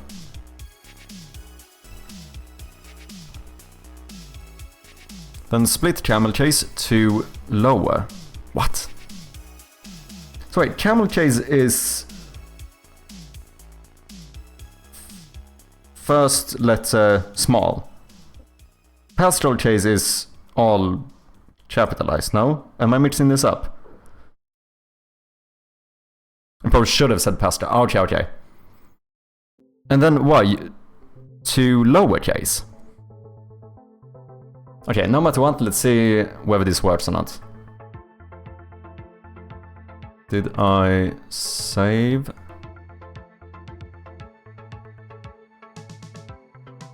And this does indeed return a string, right? Public static string, it does indeed.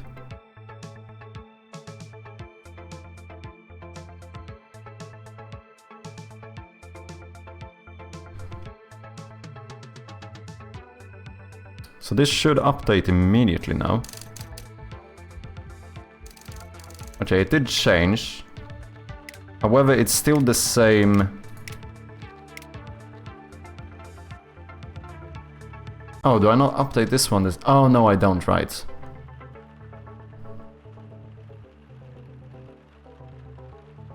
What happens if I do this? Okay.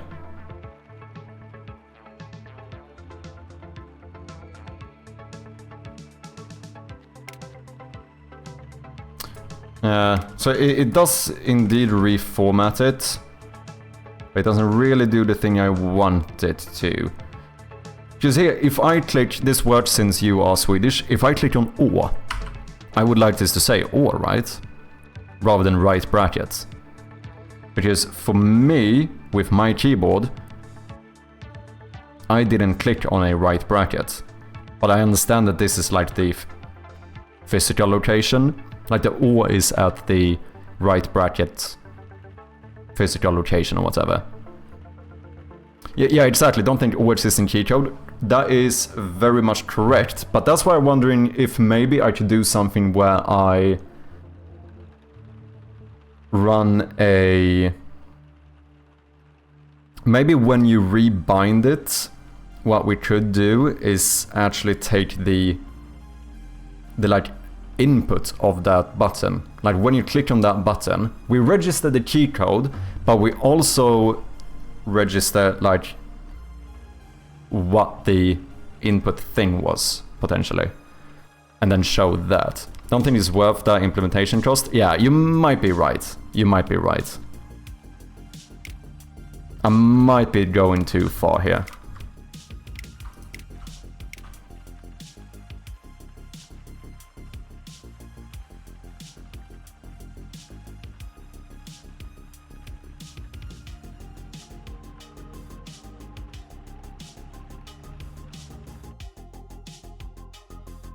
Okay, but in that case...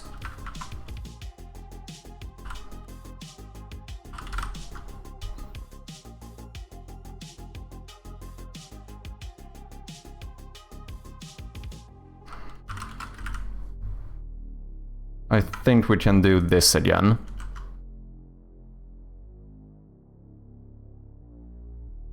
Doing language slash keyboard specific is rough. Yeah, I can definitely see that being the case. Mouse 1, mouse 1. So that I would probably like to change as well. But then, yeah, just the thing is that, do I want to localize this section of the controls? Like, localizing this stuff is easy. Localizing every button, that is kind of rough. Because that means I need to actually write a localization cheat sheet that, like... And, like, find the... Oh, yeah, it's gonna be well messy, man.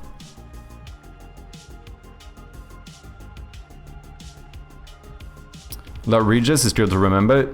Use it a lot to split the enum strings. What do you mean, split the enum strings?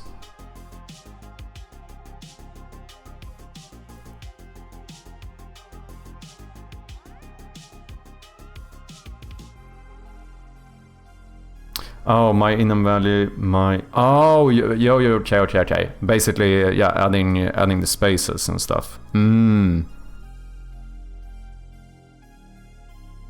Yeah, because here I lose that, right?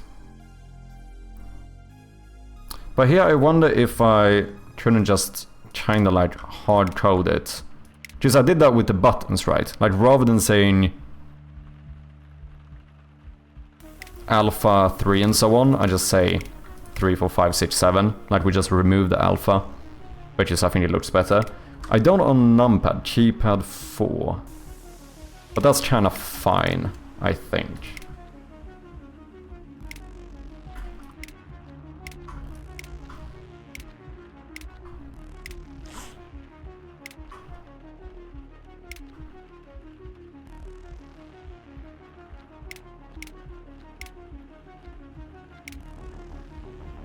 However, holy shit, mouse 0, mouse 1 I don't like, but that's what I mean, like, if I want to, I could just hardcode this, right? Like, in the settings UI. This wouldn't be localized, unless I choose to actually localize this myself. But we could do something where we just do more checks. Like, else if... key name... I could do contains. No, I could even very much hardcode this and say if the key name is equal to... what is it, mouse 0?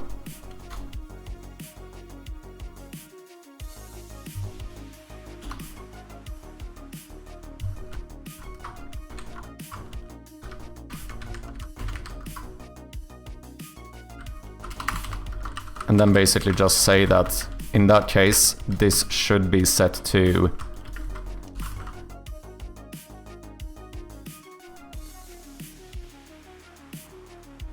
Do I need to say left mouse button? It's so fucking long, man.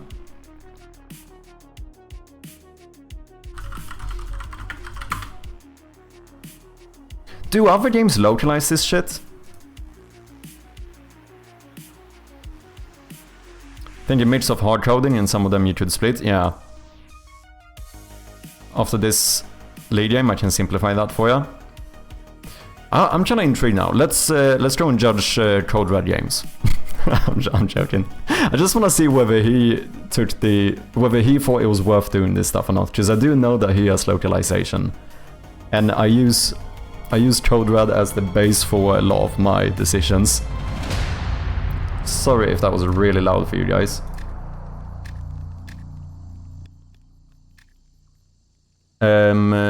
Keyboard.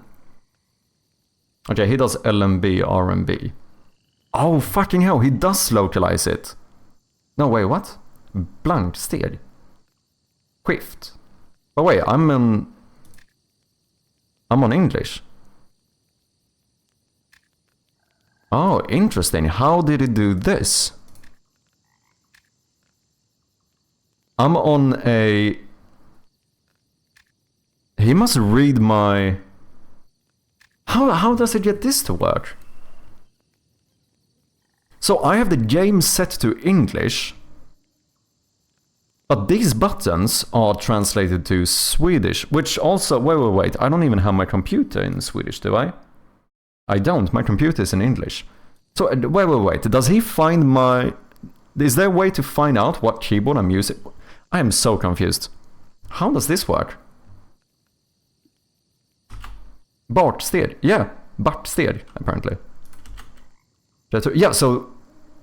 Even though I don't localize to English, the buttons are actually translated to Swedish. Can I do å? I can! Å. Okay. Okay. How the fuck did he do this? Because this is... It feels a little bit odd that this shows up in Swedish, even though the game is in English. However, it's pretty neat that the key bindings actually do correctly show up to what it is on my keyboard. And I wonder if that might be worth it. I might have to ask CodeRad how it did this.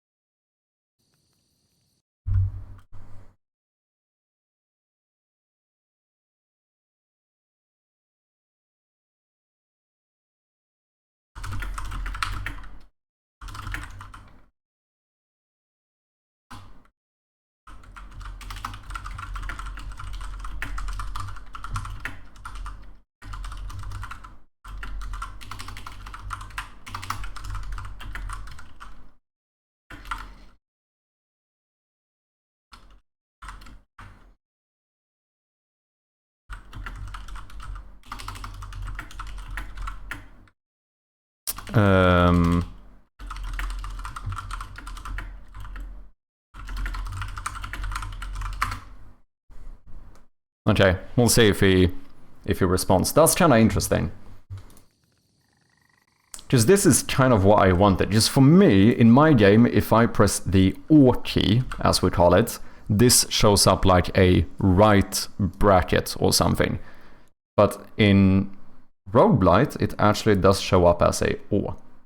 Not only does it show up as a O, it was actually initialized correctly as well. As in, like, the first time I went into this menu, it didn't say space, it said Bartsted.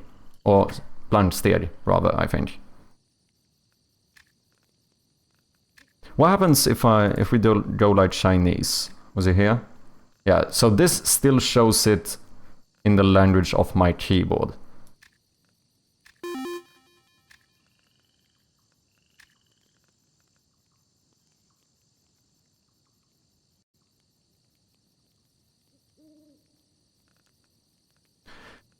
Maybe this is what I should do.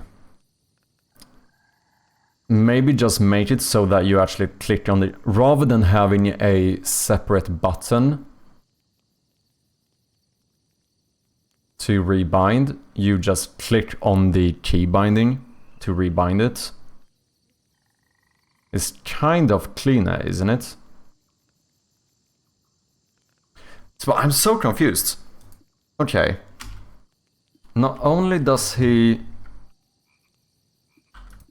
all of this show up correctly, but he also somehow manages to initialize it correctly, even before I make any changes.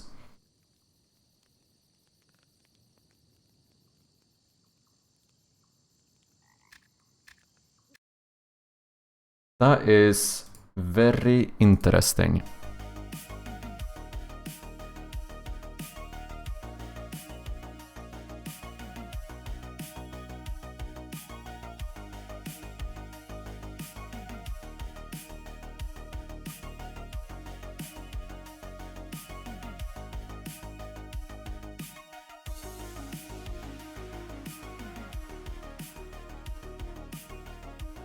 I'm actually slightly intrigued to try out all of these games now to see how it is in each game. I'm not gonna do that though, but I'm kinda curious now.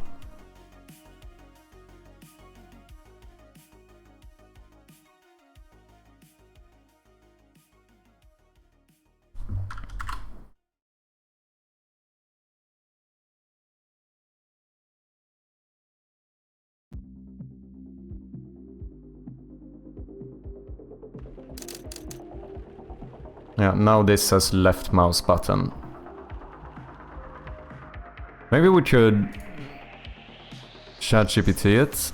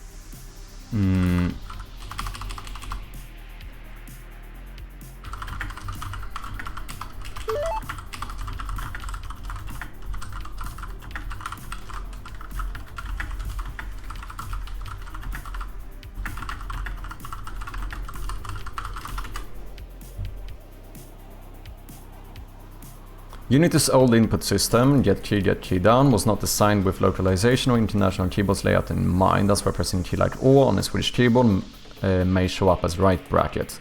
Because Unity is interpreting physical key positions, exactly, based on the US QWERTY layout. To fix this and support correct key rebindings with localization for different keyboard layouts, you have two main options.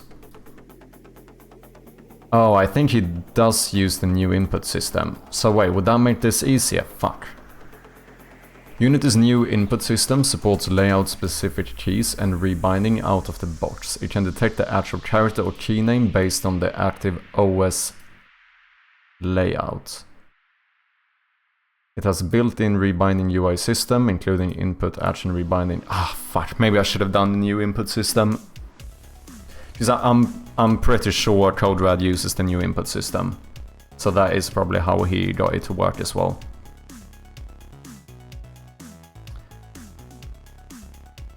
Best long-term fix, if you're still early in development, strongly consider switching to the new input system. It's more modern and handle multiple layouts, gamepads and rebinding properly. Even though I don't think I'm gonna do controller support, this would also make it easier if I ever decide to do so. Stay on the old system workaround. If you must stick with the old input system, here's a possible approach to make rebinding work for non-US layouts. Detect character input with event.current. Yeah, so I think this was what, I think it was Blue who was talking about this. Use event.current.character in on GUI or an event-based key input handler to get the actual character typed. But this could also be weird sometimes.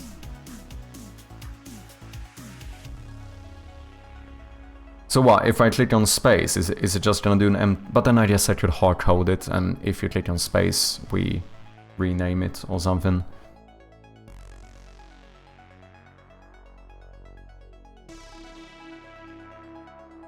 Yeah, because this would basically...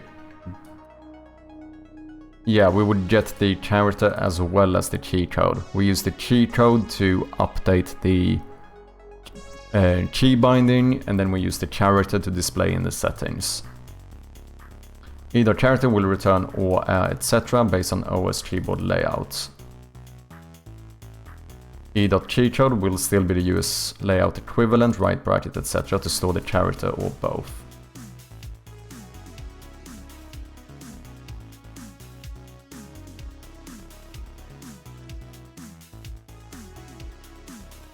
Use string.inputString for runtime checks. At runtime you can check for characters like this. If input.energy down, string input equals input.inputString.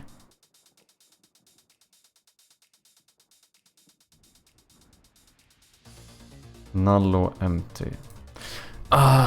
Maybe I just should have used the new input system. Fuck, maybe this was a silly decision. Because now it kind of sounds like the new input system actually has this whole thing figured out already. I mean, I knew that rebinding was easier. I didn't think that they would also implement like the localization stuff, which it seems like they do.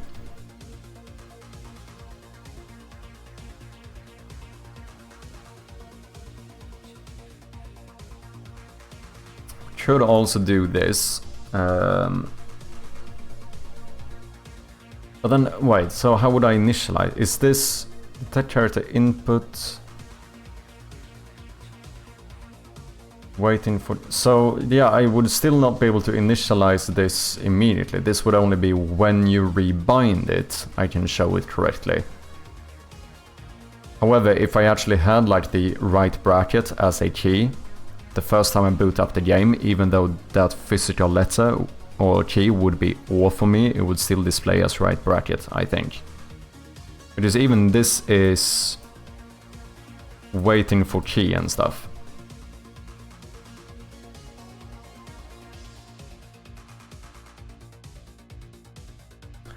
Yeah. Limitations of the old input system. Keyboard layout aware? Nope. The new one is. Gamepad and device abstraction? Hacky. The new one is clean. Rebinding support? Nope. The new one has it built in. Fuck! Maybe I should have gone with the new input system.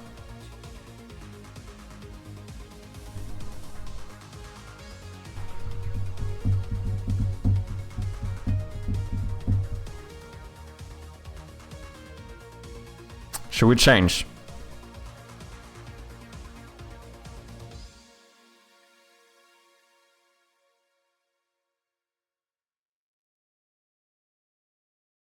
It's gonna be a bit of work to change it, but at the same time, like to make my own system to do this kind of stuff would be very difficult, maybe to the point where I might just have to skip it entirely. But it would feel less polished, whereas it seems like as long as if I just take the time to implement a new input system instead, it feels like this is just arguably gonna be a lot easier. Because this can already detect the actual character or key name.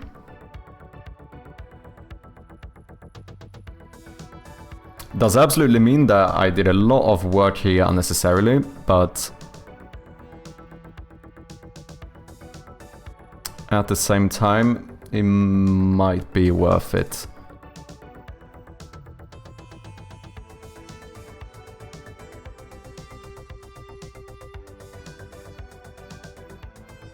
Can you treat static methods with a button?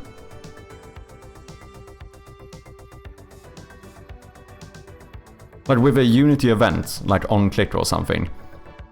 Can you treat a static method in a static class? Just a random curiosity I just got in my head.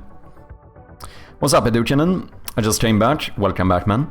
Why do you want to change the input system? Because I realized that I have an issue. Which, it isn't the end of the world, but it's slightly annoying. Which is that... like, most of this is fine, right? That if this was... like, even though these say, like, mouse 1, I can change this. However, it's a lot of work to localize this. But the real issue, the thing I find a little bit annoying, is that as a fellow Swede, if I click on Å, for example, this now says that I rebinded this button to right bracket.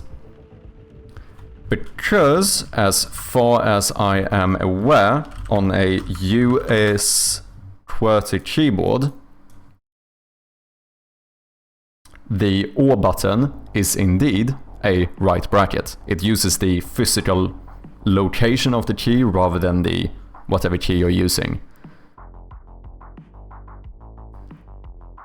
Unity is compiled with UK. Oh, is it? Yeah, I thought it was the US one. But no, I think those are the same on UK and US if I'm not mistaken. I think there's some changes down here on the UK keyboard if I'm not mistaken. But yeah, this is a, you know, it's a bit annoying because this feels unintuitive, right? It feels weird for me as the user because I just clicked on or, but this says right bracket. And then imagine if this was actually the default. Say that you actually did open the inventory with the right bracket. That would mean that if I now go in here as a first time user, I'm gonna look at where the right bracket is on my keyboard, but that might not represent this key, because I have a different keyboard layout. Like, that could be an actual issue. Even like, imagine that someone has a Dvorak keyboard. Like, M on the Dvorak keyboard is not at the same position, right? Don't these change like every single key, basically?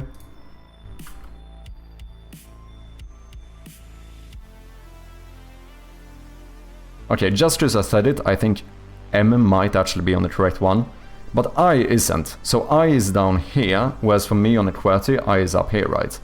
So that means if someone boots up this game with a Dvorak keyboard, it's gonna tell you to press I to open the inventory, but in reality, since I'm bound by the physical button location, it would actually be more like press, I don't know, G or C to open the inventory.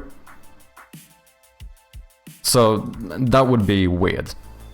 And now, when I realized it is possible to make this fix, because CodeRed had done it, I asked ChatGPT about it, and he said, basically, use the new input system. Because this can detect actual character or key name based on the active OS layout.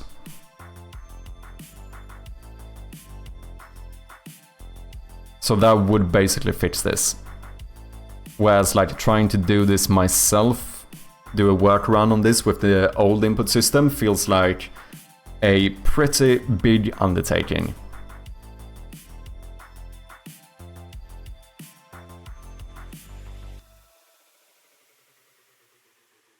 Especially like making this show up correctly when you rebind it, I think would be fairly easy. Like when I click on or, we can just get the string input, right? And use that for the name, but then use the right bracket key code to update the actual key binding. That's fairly easy, okay? However, how do I initialize that? If this was defaulted to right bracket, the first time the player boots up the game, me on a Swedish keyboard, I would like this to change to or. I don't know how to do that, because I can't check string input when the player isn't actively clicking on the button, right? Unless there's some way, but that, I mean, I guess the way I would have to do it is to somehow manually read what type of keyboard the user is on and like somehow convert this keyboard key code into whatever actual character that would be on the user's keyboard. Like it's a lot of work. To the point where I'm kind of starting to feel like maybe I did a dumb decision not using the new input system. I don't know, what do you guys think?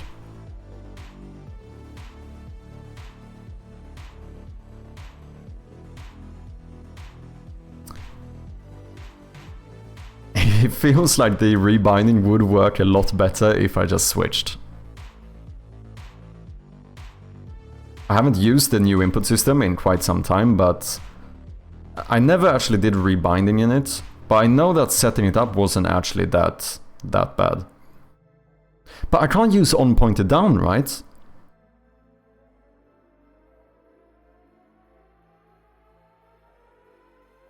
Yeah, I like the new input system, but you really have no use for all the stuff in it except for this thing, I guess. Yeah, no, that is true. I'm probably not gonna use a lot, because I don't think I'm gonna have a lot of like alternative input stuff, as in like controller support and so on.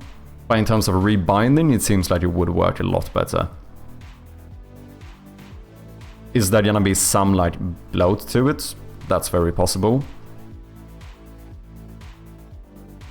But I need, like, if I'm gonna have shortcuts, keyboard shortcuts, we need to be able to rebind, right? I feel like that's a necessity.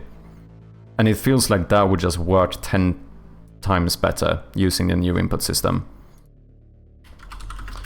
Out of curiosity, I currently use on pointed down for the regular interactions in my game. Is there a way to convert this to the new input system without using something like box colliders, etc, etc.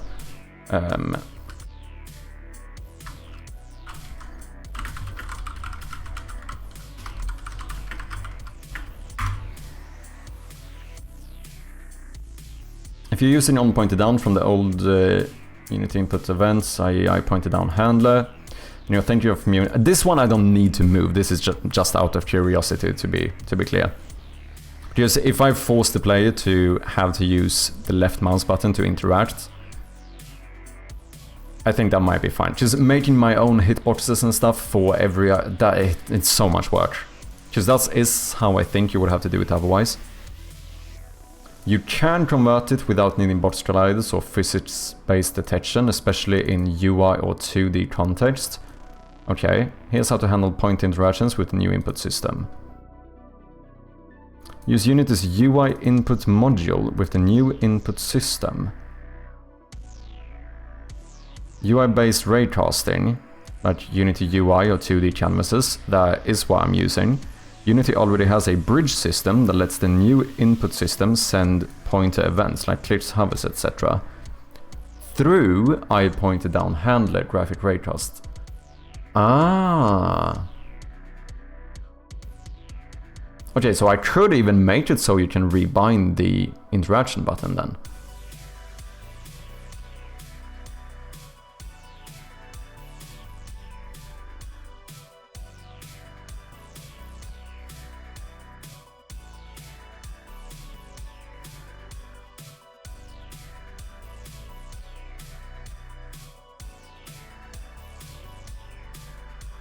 Because I would definitely not do it if I need to start making like my own colliders and shit. That's way too much effort. But this could arguably be a good thing to have for like accessibility reasons, right? Which is the main reason why controller support could be good as well. I think this game would be absolutely shit to play with a controller, but arguably, controller support does increase the accessibility of your game like tenfold, right? Because what you have to remember is that if someone has like some physical disability to where they can't use a normal keyboard or a normal mouse, or sorry, controller, you can have like, with controller support, you could basically have a fully custom controller to control the game. Which means that it doesn't have to even look like a conventional controller. So the game is arguably like a lot more accessible.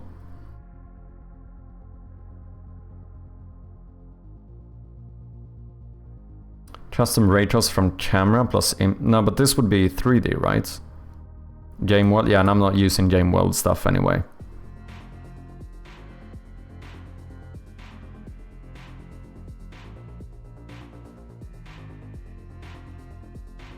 So yeah, even that, it seems like I would be able to do.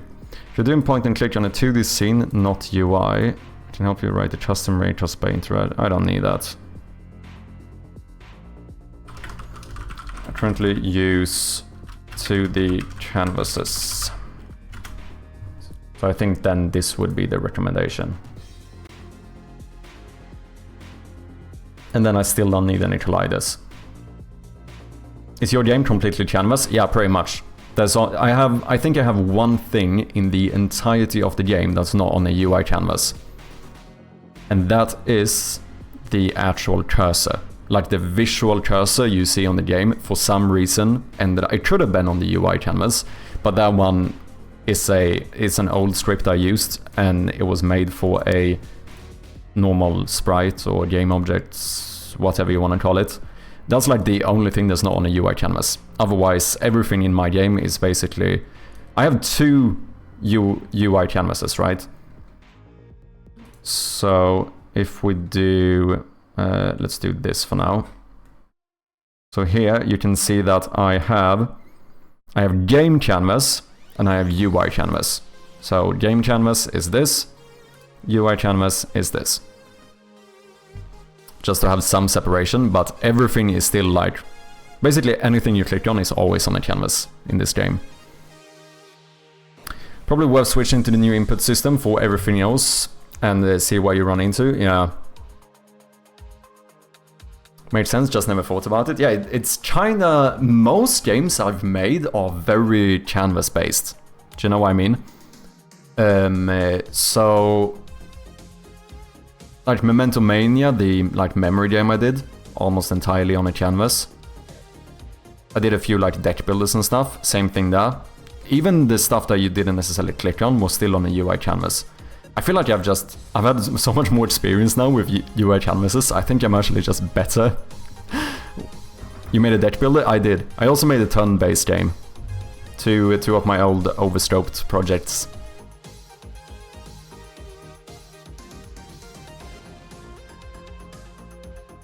Does it handle resolutions well? Like switching? Yeah. So far, I've done it in a kind of cheeky way, if I'm being honest. But it does arguably work. So I think if I did... Do I have some widescreen? Like here, 1610. It does this. But then what I would do is that normally I have... this is very cheeky. This is lazy, but it does work. I have black bars, which I enable. So basically what I do is that I don't scale. The game itself is still 16:9, but it's still gonna cover your screen. It's kinda cheeky. A taller screen like this, 1610, looks kinda shite.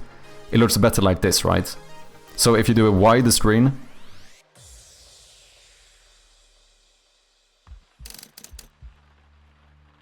Oh wait, this might actually work even.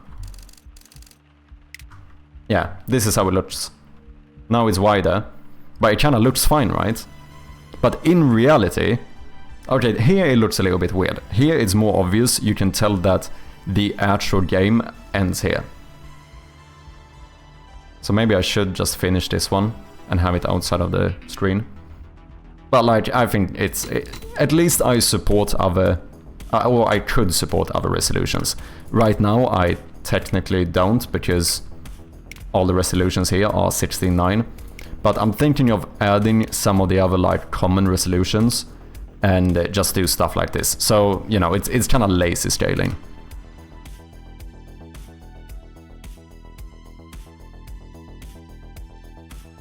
I can, however, if you want, quickly show you my deck builder. I think my turn-based game looks a lot better. I feel like I got the art down. I basically made a roguelike deck builder. Spent way too much time on it, and then I restarted and remade the entire game into a turn-based game instead. Did these games ever see the light of day? In terms of like being published or something?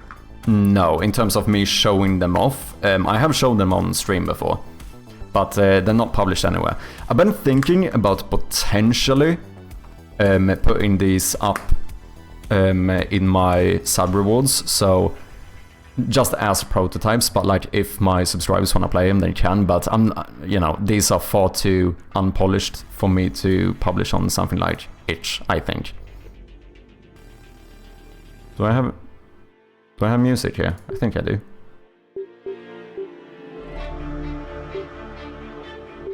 Music made by Bjarne, as per usual. Best tutorial ever as well. Massive amount of text, way too much info at once. But the game is arguably playable.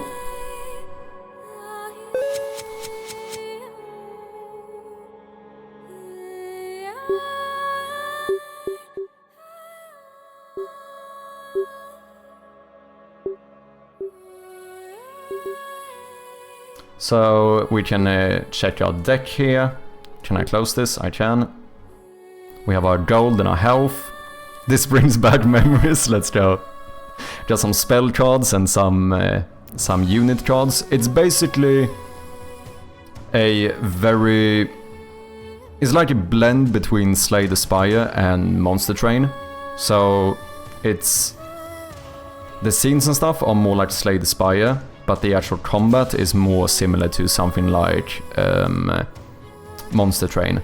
I think the main issue I had with this game is that it became very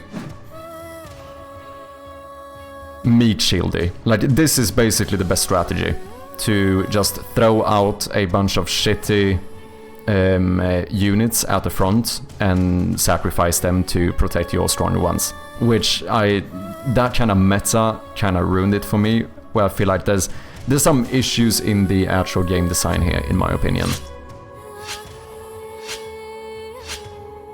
But it is pretty fun. Like, it's arguably you can...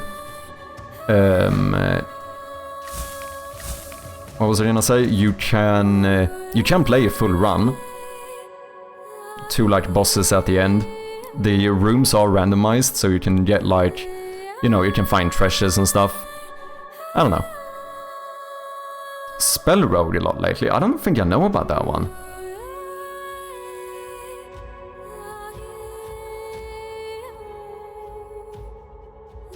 Canvas does have animation limitations, right? Which is probably why you don't have any. No. The main reason why I don't have animations is because animations is definitely not one of my strengths. You can still animate stuff on a... just even here, even though these are not like actual sprites, I can still put a animator on this game object and do like a full-on animation. Is just one of them things I didn't do. Partly because, like I said, I think animations might actually be one of my weakest parts as well. Boom.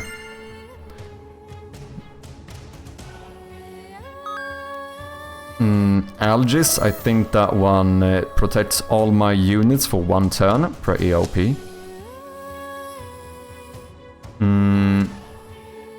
I remember I nerfed her a little bit. She was way better before.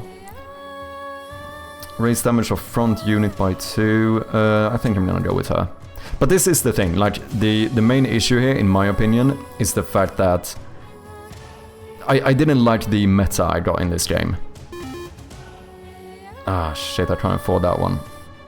We also have, like, trinkets and stuff.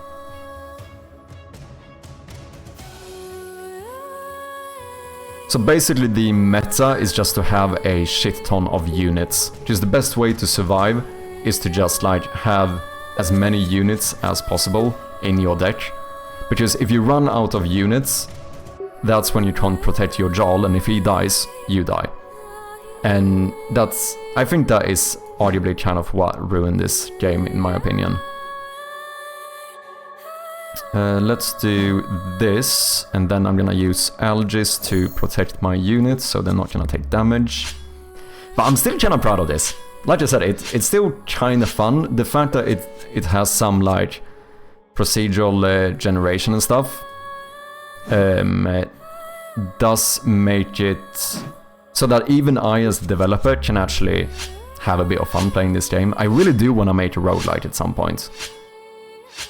I just think that the design here was just not... I think I kind of failed in terms of some of the design aspects, in my opinion. Slay the Spire meets Dine in Dungeon, I think I haven't played. I don't think I played that one either. Wait, why are you angry, Miss Chappy? What did I do? Oh wait, was it because I nerfed her? Is that why you're mad? If you like this kind of games, I think Spell Road is worth looking at. As if you need more distractions. Yeah, exactly. Yeah, okay, fair enough. Yeah, but she was way OP before. So I think before she would reduce damage of all enemies by 2. However, the issue is that a lot of these, like this one has 3 in damage. So most of these have a damage between like 1 to 5. So if you got 2 of her out here, you would do -4 damage on all enemies, and like half of the enemies couldn't even damage you. Like, you got insanely OP by just having a few of her. That is the reason why she kinda got a bit nerfed.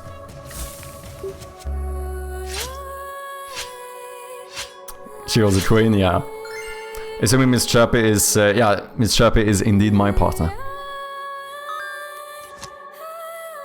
Gives all units +2 damage. I don't mind that.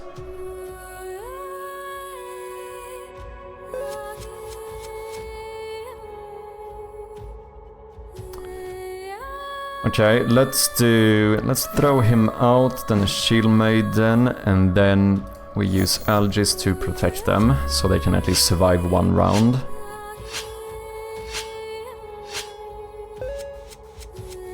And now...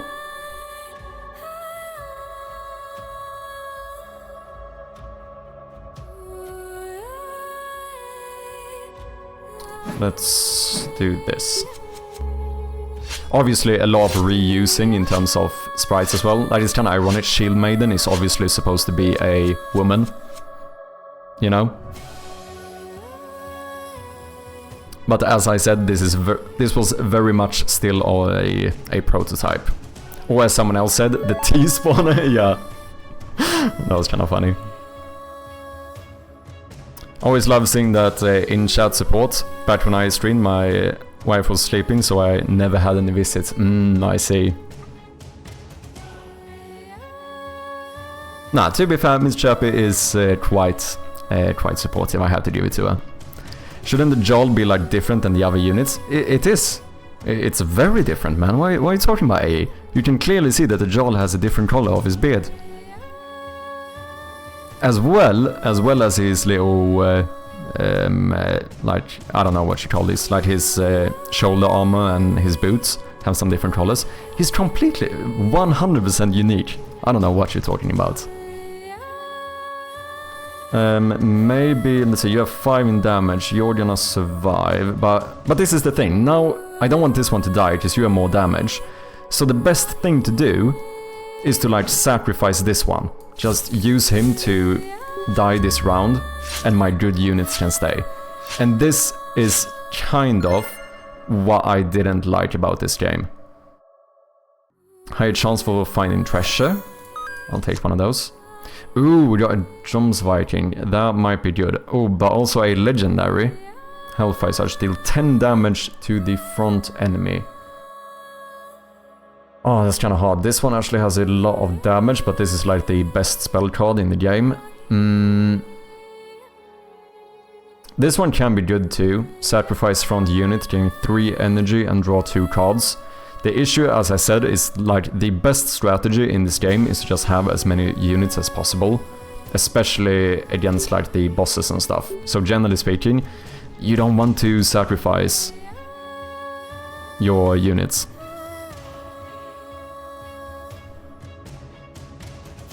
Doesn't J have the sound of I or Y in this language? Yeah, they tend to, but they wouldn't in English. So in Skyrim, you don't hear people saying y'all, do you? They say jal. I'm quite sure that's the case. I think I'm gonna go for this one anyway. But yeah, it is very true that in like most of the Scandinavian languages and stuff, we do have a very soft J, so to speak. I'm too poor to buy trinkets. We could not get a Scald either. Raise damage of all units by 2, kind of OP, but I'm too broke. I'm pretty much too broke for everything. I could buy Sleight of Hand, but I don't want that one, so I'm gonna skip this. Instead of the do say, y'all, do they? Wait, do they actually? Am I wrong here? You might be correct. I think I like the Slay the Spire / Spell Rogue type of gameplay better. Your character is mostly just a health bar. All the gameplay is in card interactions, purely against the enemies. Yeah, so the thing that I found is that I found it to be cooler to like spawn units. Because the difference, right, in Slay the Spire is that all of your cards are the different attacks you have. But at the same time, I did realize that, like, the way I would have to fix this to make it less, like, meat shieldy would be to have something a bit more similar to maybe Monster Train, where there's like more enemies spawning in as well, but I kind of didn't want that. I don't know. Like I said, I very much acknowledge the fact that there's some design issues in this game. Is that a good game I'm failing to think of? That does this, you build up an army in cards? Yeah, Monster Train would be the big one. So Monster Train is also deck builded, and you do have spells, but a lot of it is rather about spawning units instead.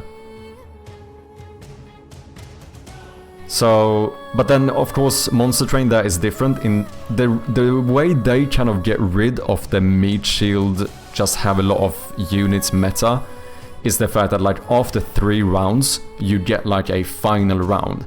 And then all of the units on the board will just battle it out until only one side lives, right? Like that's kind of how they fixed it. Whereas here, when I don't have something like that, the issue is that, as I did mention, the best strategy is to just like keep spawning shitty cards at the front and try to protect the ones you want to have alive. And that meta kind of sucks. So what I did later on is that I completely rebuilt this game and remade it from a deck builder into a turn-based game instead. Which I can show you. Let's see if I can at least get to the first boss. I'm not gonna do a full run because it's gonna take a bit of time, but could kill you with this one, but you're gonna die, and that would be sad because this one is boosting the damage quite a lot, so I think we are going to do this. You're gonna die, but you will survive. Yeah, I'm happy with this.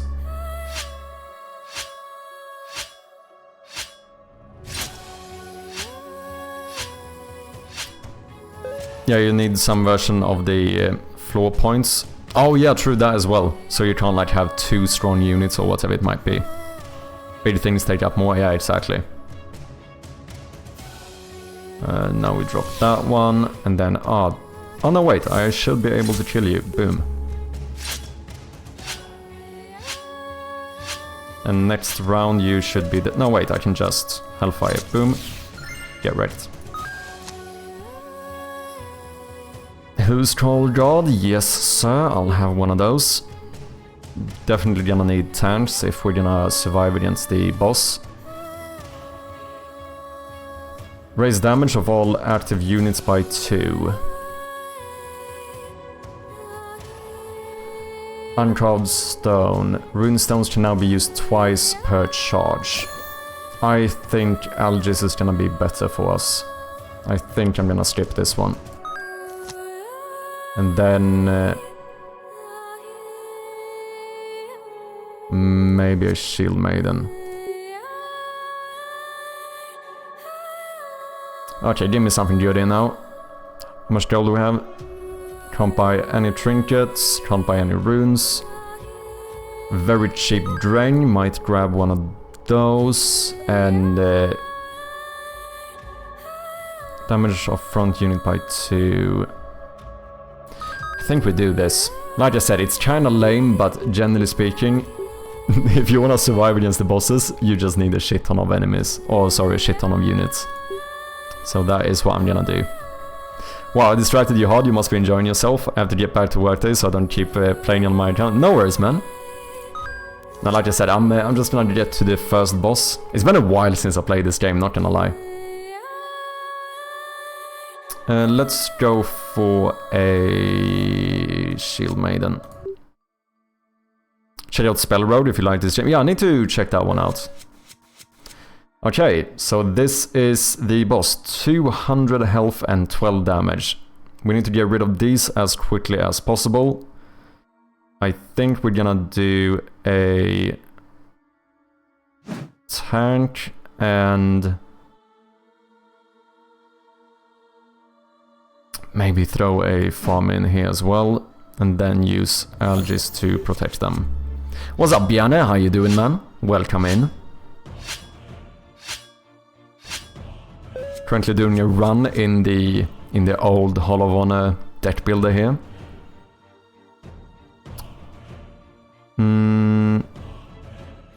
Okay, so let's do 2 shield maidens for some damage. And I think I'm gonna protect again. Just wanna get rid of the front units as quickly as possible. We did get some bad RNG here though, both of them have quite a lot of health.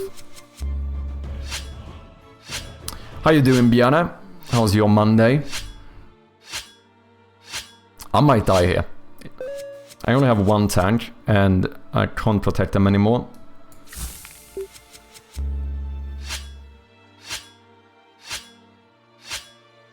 Okay, we should get rid of him at least. So that's good. Now drop a big old spell on you. Then I can't do anything else. Which means that these 2 units are going to die. It's a short week, so I'm doing good. Ooh, nice, man. Wait, why is it a short... Oh, wait, it's like Kristi Himmelsfärd or something on Thursday, isn't it? If I'm not mistaken. Yeah, nice. So then you have Friday off as well. GG. Okay, what can we do here? You would at least survive both of them, and then I guess we put another one of you out. I don't think I'm gonna make this. I do have some units left, but I have like no actual good units. I think I might be dead here. Because now you are going to basically one-hit anything I put out, since my tank is already dead and no one else can survive more than 1 hit. And now you have 200 health. I'm so fucked, man. So this, ladies and gentlemen, is where we get into the meat shield combat. Because now every single round, one of my units is going to die.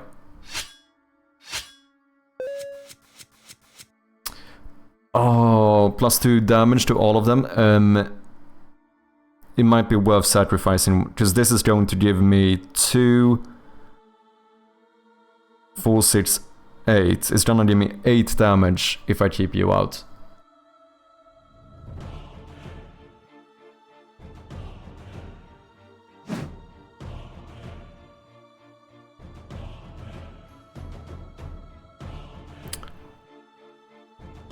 Yeah. What's up, Prosto? How you doing, man? Should I make this? 8 crons left. How many spell crons do I have? Okay. I have 5 units left. I am so fucked. There is no way I'm making it out of here alive. I do have the Hellfire Surge, though. New game? No, this is a very old game. This was one of my earlier projects.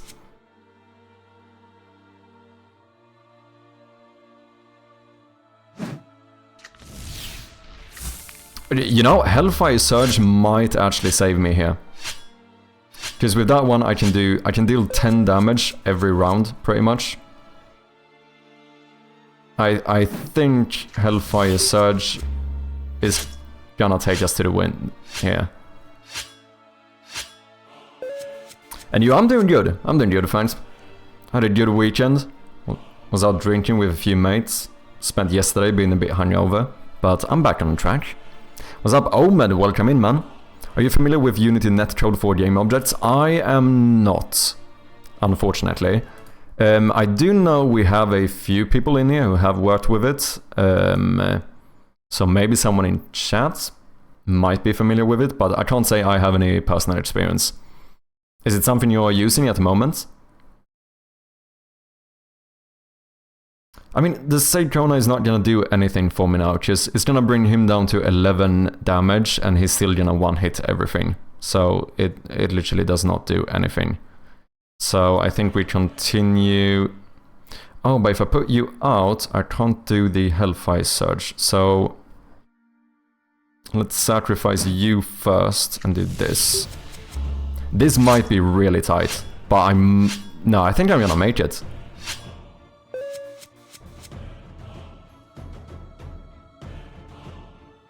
It's going to be pretty close. No, we're fine. We're fine. We're gonna survive. Easy fucking peasy. I mean, we're getting close here, just he would 2-hit my Jarl here. However, that legendary spell card absolutely saved me. Oh, this one is sick too. 1+ energy per turn. Another Hellfire Surge. And with this one, I could actually drop 2 of these in the same turn, giving me 20 damage output. Kinda OP. 2 extra energy this turn. With this one, we could get 4. But I arguably think Algis is better. Also, Bjarne, I played a bit of a point-and-click game today, which did use footsteps in the game when you like traverse between rooms, and I think it sounded pretty good. So I think we can do something similar in Shroud of Gloom. Yeah, been facing issues for a week now. Damn. Are you? I assume you are working on a multiplayer game then. So I can't say I'm too surprised. I am very much fearful of multiplayer. I've still never done a multiplayer game. But with that being said, I commend your courage. That's how I'm gonna put it. So I assume you're a fellow game developer then, Ahmed? We should for sure try it out. Yeah, I think it could be nice. I think they did it in a pretty good way. It was just like, I think it was just like 2 footsteps or something, but I actually think it sounded pretty good. They also did the fade in and out between the different rooms, so it would be quite similar. I can show you in a bit. You know what, I think we might abort this anyway. I don't think we're gonna do a full run. I'm pretty happy with just getting the first boss. I think now though, with the Drinking Horn, 2 Hellfire Surges, I think I could win this run. But we're gonna give up. Yeah, so this was one of the earlier games I was working on. Another one I can show, we're not gonna play this one, but I can show you guys this one if you want to see it. This was the reboot of Hall of Honor, where I decided to make it into a turn-based game instead. Once again, I think that the main issue is that there's some scope issues here. I think the game design here is arguably better, because it's less, you know, meat shieldy and stuff, but arguably still very big scope for someone like me. Especially back then, I think it was way too early for me to try and make a game of this size. There's way too many like systems and stuff going on. However, the art I am actually quite proud of. I think I nailed the art a lot better here.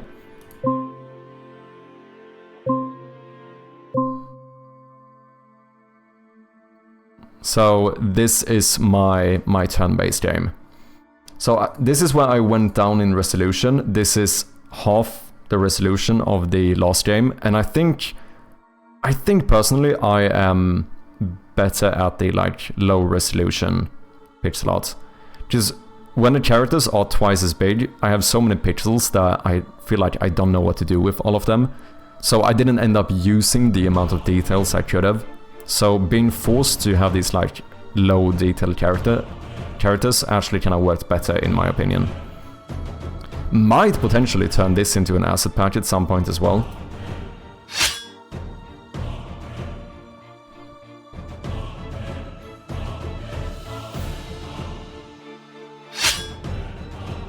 So is the game loud for you guys?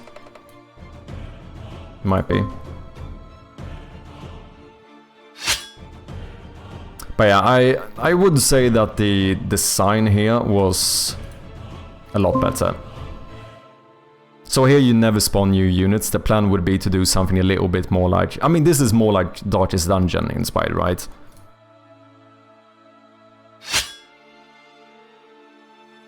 But then you would maybe like collect new units and that kind of stuff.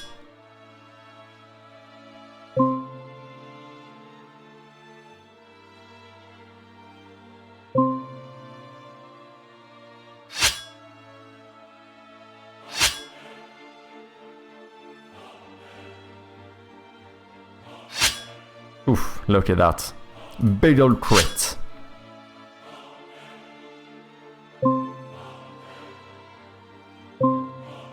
Also a bit of a meta here, just there's no cooldown on the abilities, so a lot of the time you can just like spam stun them.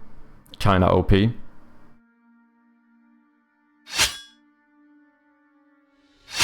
Boom, stunned again.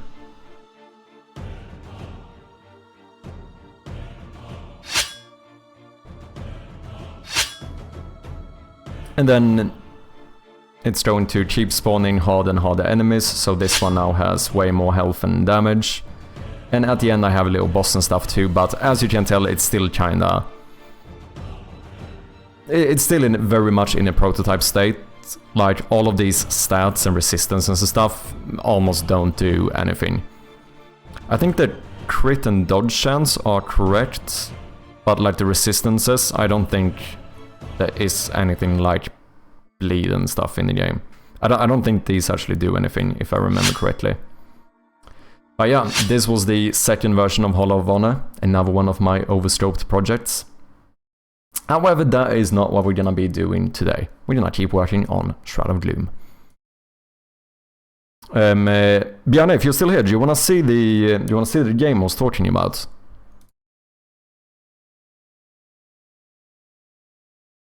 I've been teaching myself for 3 months now. I've done a lot for the game. My first game as a multiplayer, it's a bad choice, but I'm too stubborn to change it. I mean, you definitely can do it. I do know other people who are doing it quite successfully as well. So I would never say that you can't do it, but it's definitely... It's a bold choice, definitely. But, you know, fucking... If you wanna do it, just fucking go for it, man. Yeah, sure. Noise. So this is the game Forgotten Hill Fall. Old, it's from 2016. I suppose that might be considered old today. Also a point-and-click game. So I might lower the volume a bit. Oh, I'm back here now. Oh, it actually remembered where I was. Okay. But here you do have these little... just like 2 footsteps. Whenever you walk between the rooms. And I actually think it works kind of well. Also kind of similar to my game with the flashlight and stuff.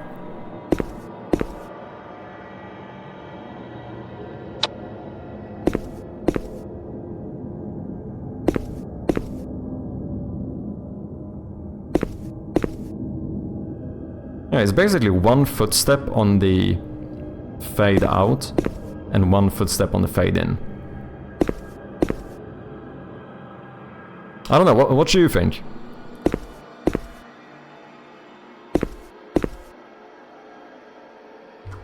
Game was kinda cool though. They did have a bit of a horror element to it as well.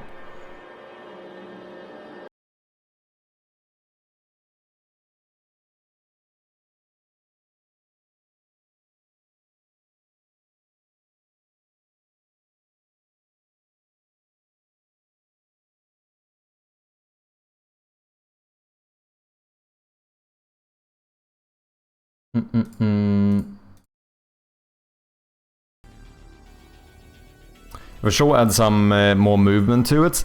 Yeah, I feel like that's a bit... because the weird thing now, even though I feel like our animation is quite good, because we do this little like zoom in and like zoom out and stuff when we walk between the rooms, which I feel like does sell the movement quite a lot.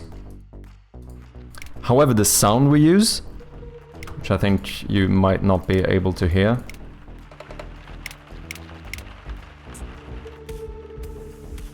It's more of like a whooshy sound. It's kind of low now though.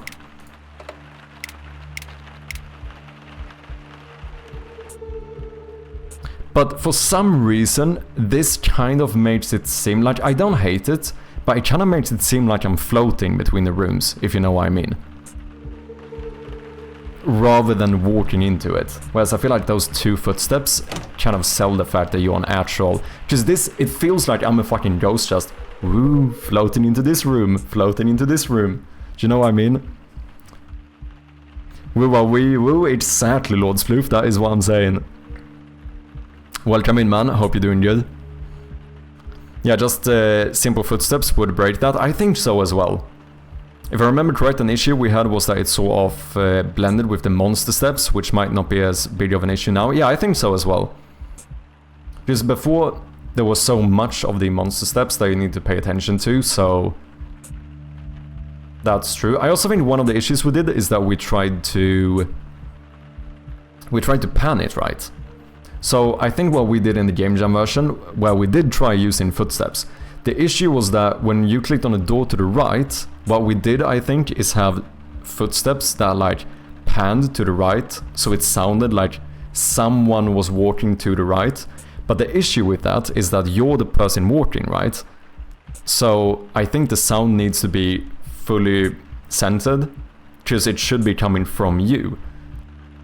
Because when you clicked on a door and the sound panned to the right, it more sounded like someone else walked to the right. So I think that was the other issue we had. I think there should be just like, kind of like they did it, just like 2 centered footsteps or something. Centered in terms of, you know, audio panning, so to speak. Twist ending, you're playing as a ghost. I mean, with this sound, that could actually work.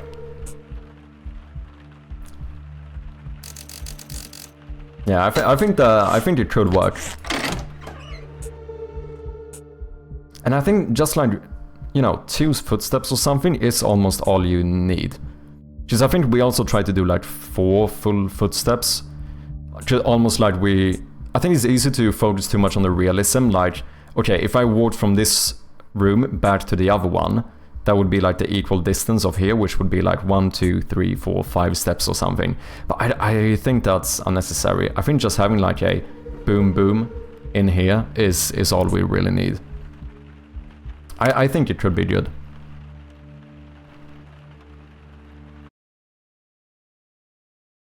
Okay, before we continue with the key bindings, there is one thing I would like to do, which I also noticed in that other game. As well as... Oh no, it was rather in some sort of room, the game we played on Friday.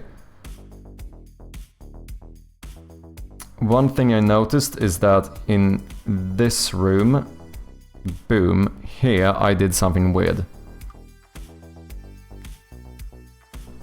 So when you zoom in on this object, I have a back arrow up here. This makes it seem a lot more like a UI button thing.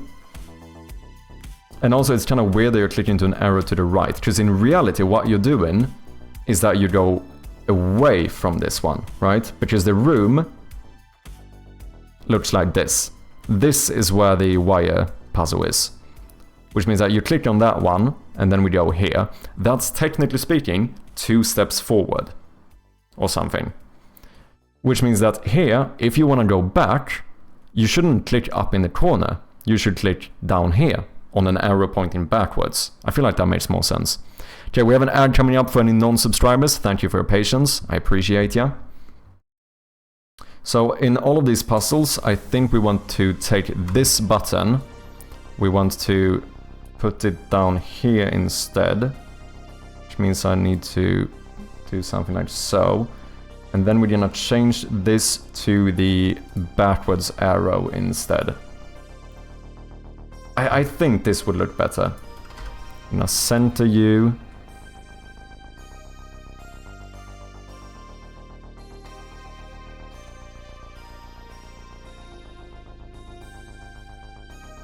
And then maybe put you down here. Wait, can you not be centered? Oh, shit, I didn't think about that. No one's gonna notice if I move you half a pixel to the right. No one's gonna know. Who's gonna know?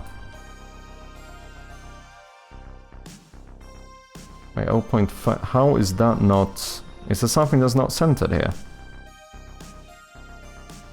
You seem centered.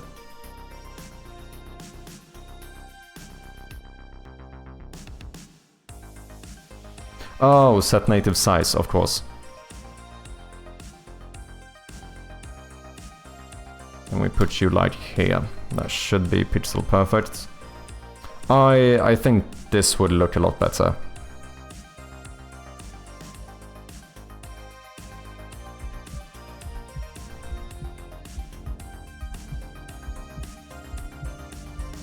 Non-subs are making Bezos richer? Yeah, pretty much.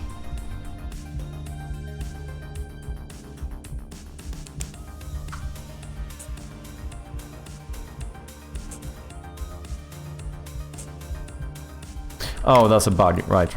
Oh, well, it's not a bug. This shouldn't happen in game. What I need to do is do this. I need to actually open the puzzle myself. Boom, boom.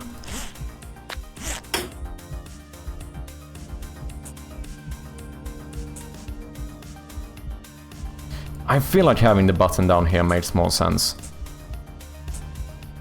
Just I would be stepping back from this.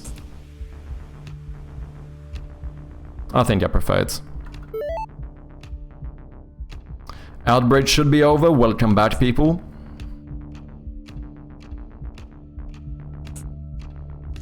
But in that case, do I even need to have the back button? In that case, we could do it like this. But then we have to teach it to the player. Because this one, we don't have a button here, right? You hover down here, and that shows the back arrow. But we should do the same thing here.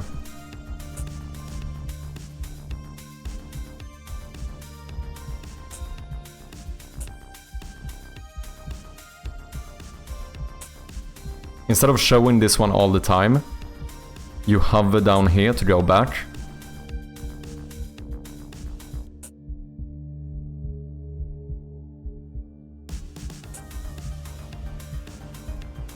You think of the back button in two styles. Back like the top left and the out button at the bottom exit interacting with stuff.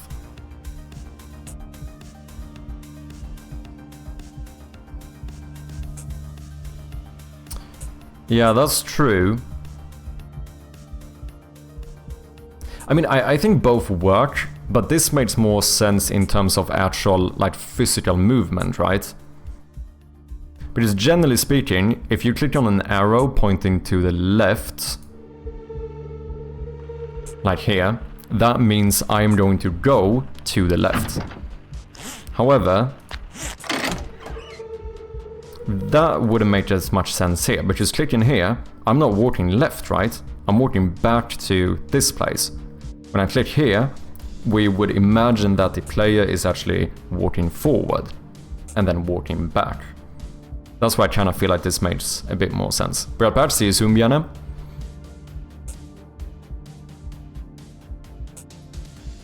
But they make more money on natural subs for sure. Yeah, I think ads are... Not gonna lie, I kind of feel like smaller streamers should barely get ads. Because like the ad revenue is very minimal for a channel like mine. Like the... You know, on a really good day, I might make like $1 on ads. Which, you know, probably means that Twitch makes like $1 as well. And that's on like a top day for me. Like most days, I make a few cents from ad revenue. Like for me as well, obviously, ads is what support me the most. So I kind of feel like, sometimes I feel like you could have done something where maybe you need to hit like a certain... Maybe even do it so like... Yeah, on a certain average viewer thing or something, that's when you start getting ads. I don't know. Because I feel like for small streamers, such as myself, I'm using small relatively here, of course. Everything is relative, I suppose. But I feel like they just hurt way more than the potential reward from them. Because like, I do imagine it's different. If you're looking at like, I don't know, Soda Pop in Asmongold or like Pirate Software or someone, I imagine that is quite a... You know, they probably do actually earn quite a lot on ads, because they have enough viewers to the point where it actually does generate quite a bit of revenue.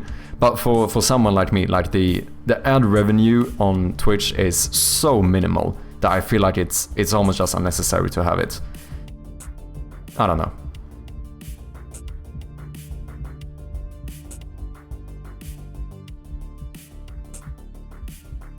How does other games do that sort of sub-scene? So in Samsara Room, the game we played on Friday, they did it this way, where I noticed that they had a arrow that you clicked on at the bottom that pointed backwards, because likewise in that game it was very similar, where every time you would get one of these like close-up puzzles or whatever, you always walk up to it, right? So for example, you're in this space, you're looking at this stuff. If you click on the table here with the phone and stuff, then you go here. And here you can see a little arrow pointing backwards. And clicking on this one will take you back to this scene. And I feel like that makes more sense because it actually represents the movement you're doing. Whereas where I made it so that when you walk up here, you would click on a arrow pointing left up in the corner to go back. That for some reason feels, even though both are equally a UI element, that made it seem more like a arbitrary like UI element. Because it doesn't feel like it's connected to the game world in the same sense of like how this is. But I'm now kind of starting to wonder if I should do it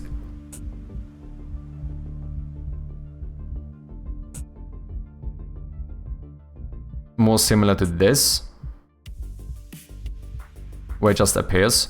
Or maybe we should like fade it out a lot.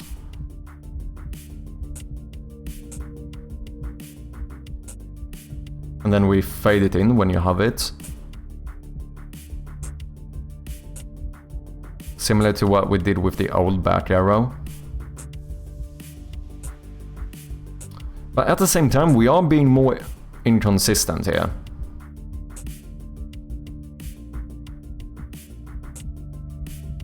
It would be more consistent to change the cursor.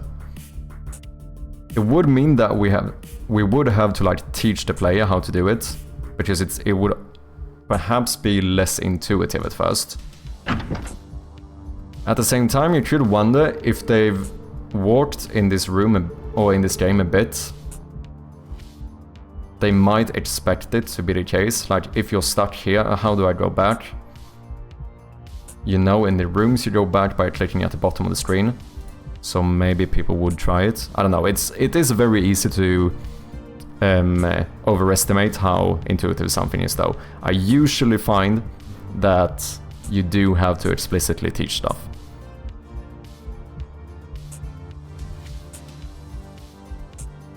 Well, a room is a room. A scene detail scene or sub-scene is not a room. That is true. That is absolutely true.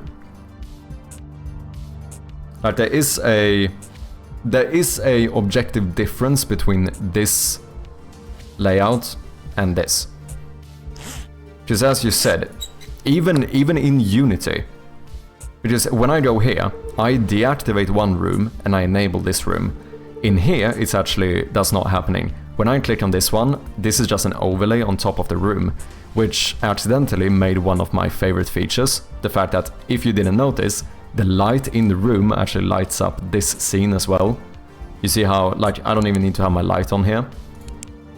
If I turn off the light and go in, it's actually dark. So it actually feels like it's a part of the room, which I fucking love. Fully accidental.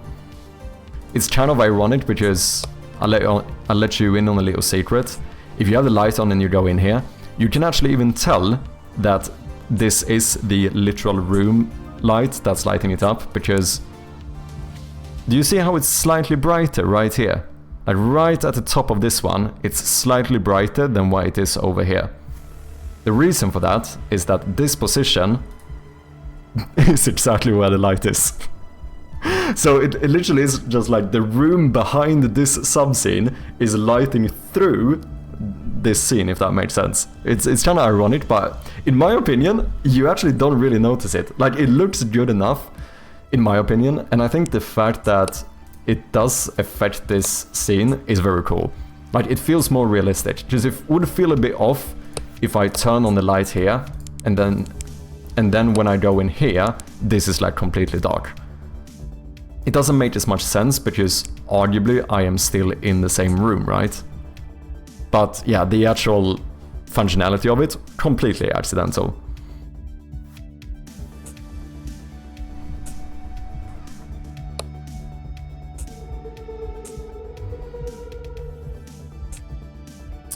The thing is that we would have worse, I don't know how to show the feedback for it, because what I've done in the rooms to let you know that you can walk back, this is a recent thing, but you can tell that we have a bit of backlight here.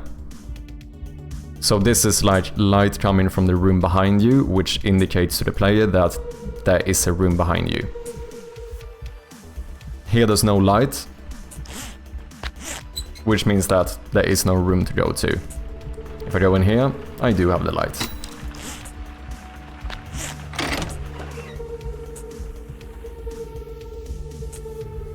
But that light thing wouldn't make as much sense here, would it? Because this is supposed to be like relatively the same size as a door.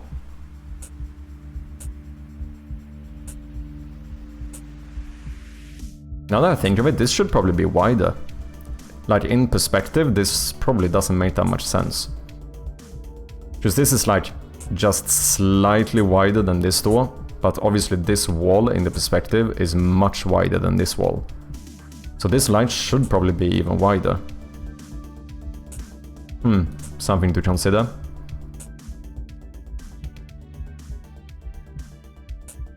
How does the back button actually work? I assume this is just a interactable. Publishes a Unity event on click. Okay.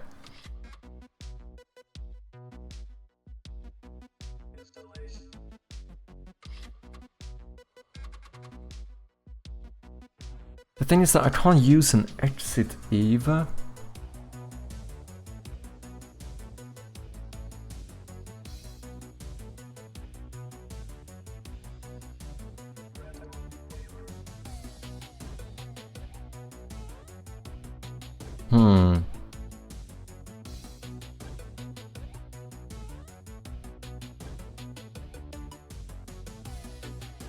How can we give a somewhat good hint that the way to walk back is to hover down here if we don't show the arrow?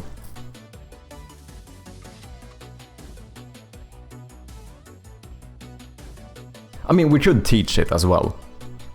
Similarly to how we teach it in a room.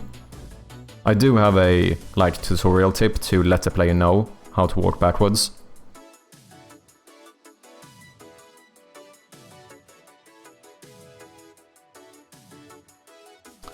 Or should I just keep it like this for now?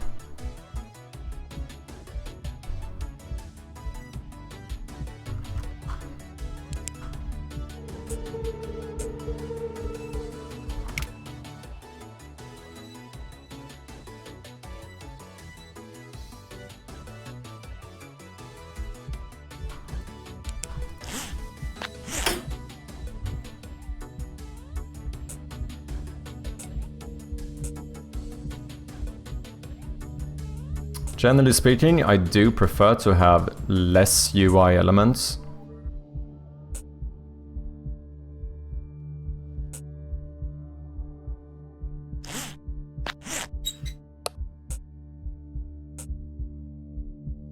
I might keep this for now. I think it's fine.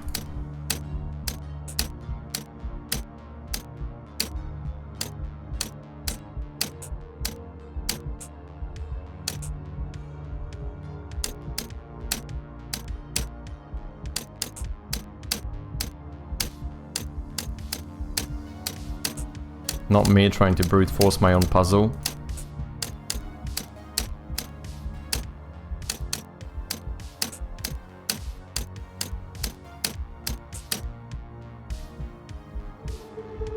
Yeah, I think that's fine. I'm gonna keep it like that for now, I think. And then we'll see. We might switch it out later.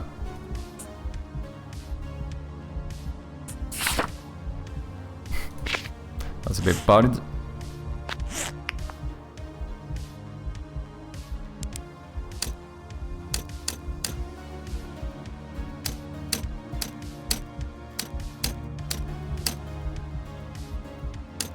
I think this is actually pretty hard to brute force now.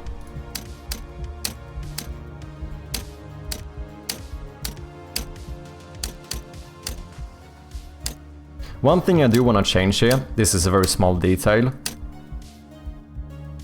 I don't like the fact that if I now... Okay, if I do this one first, and then I do this one, the new one I did is above the old one, right? Which kind of makes sense. However, if I now would go from here, down here, that one goes behind this wire. I feel like we should probably make this a little bit more dynamic, where each wire, the newest wire I connect should always be the furthest in front. Very tiny detail, almost doesn't matter, but it would kind of... It would seem more natural, I feel like. Because this feels weird. Like, if I now would connect this, I would imagine that I would do it in front of the first one I did, not behind it. You know, small things, but details matter, don't they?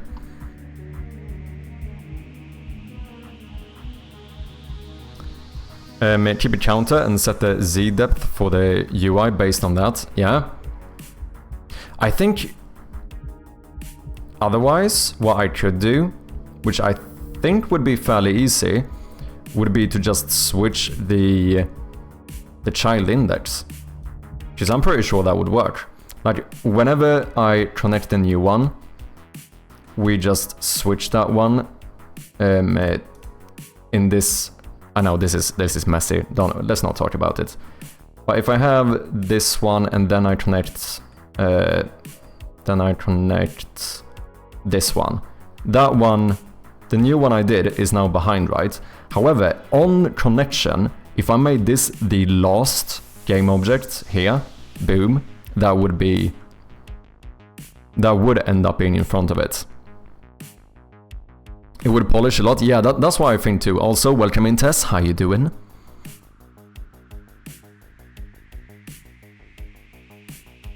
I feel like it's one of those small things that would just feel better if that was the case.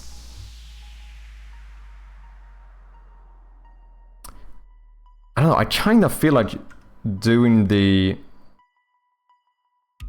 sibling index would be easier in this case.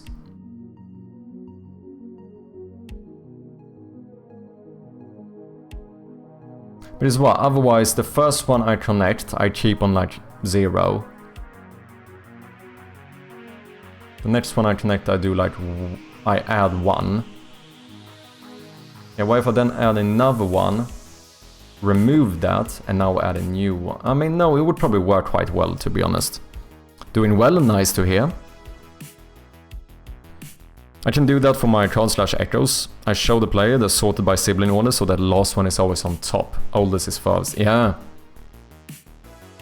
But yeah, wait, should we see if we can implement this real quick? I think this, as far as I know, should be fairly easy.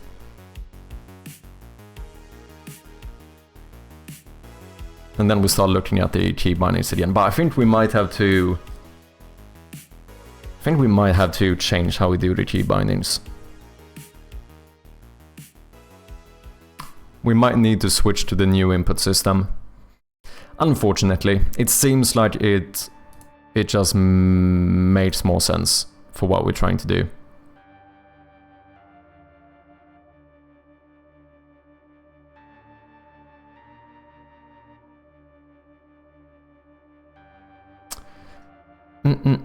So it would be when we try to add wire. If we selected 2 connectors, then we add wire.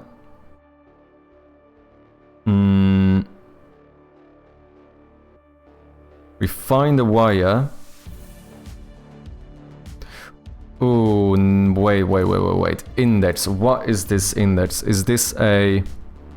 Oh no, that's fine. This is in an array, right? For each wire in wires. That's an array, so the order that would remain the same. Because I never... Yeah, just I initialized the array by myself, so as long as that one is always the same, we should be fine. Switching the child index should not matter, as far as I'm aware. Yeah, it should be fine.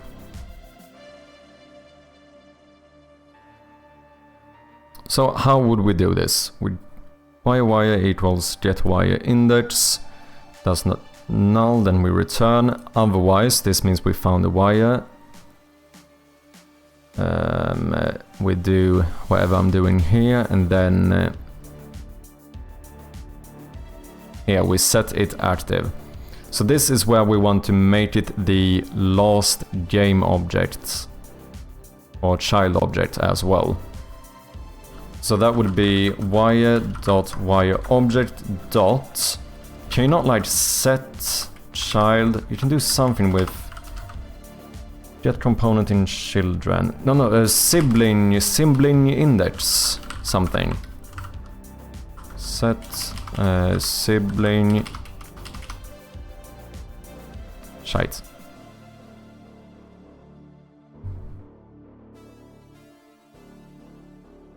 Thank you, Strom. Appreciate ya. Set sibling in... Oh, it has to be a transform. Right. That's the thing I always forget. And then int index.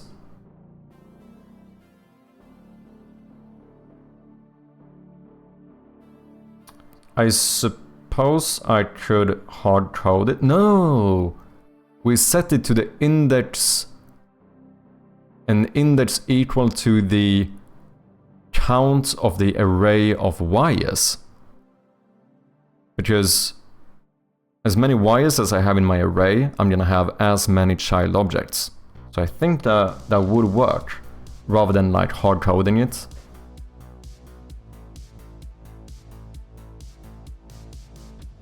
Okay, so we need to take this wire object, we need to get the transform, and we need to set sibling... Ooh, what did I see there? Set as last sibling. That sounds pretty convenient. Move the transform to the end of the local transform list. That sounds very convenient. To directly use your wire index to set the sibling index. Yeah. But it seems like this should work, right? Set as last sibling. Okay, so they're ordered from the top to the bottom. So top ones, if I connect one from this side.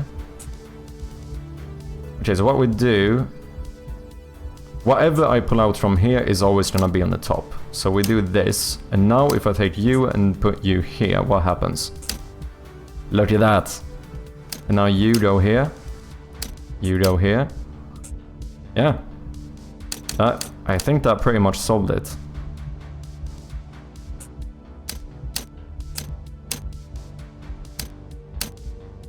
That was a pretty easy fix, not gonna lie.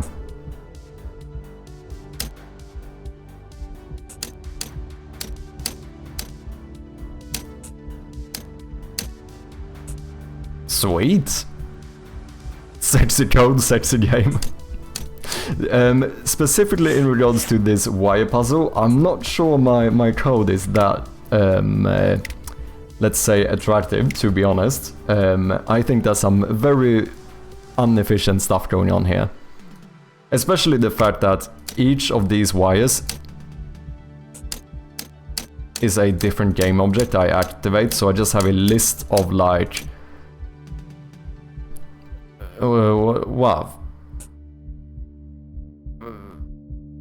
How many do I have? It's not 4 factorial, but it's... Well, each one of these can connect to all of these. So that would be... Well, I have 25 wires, right?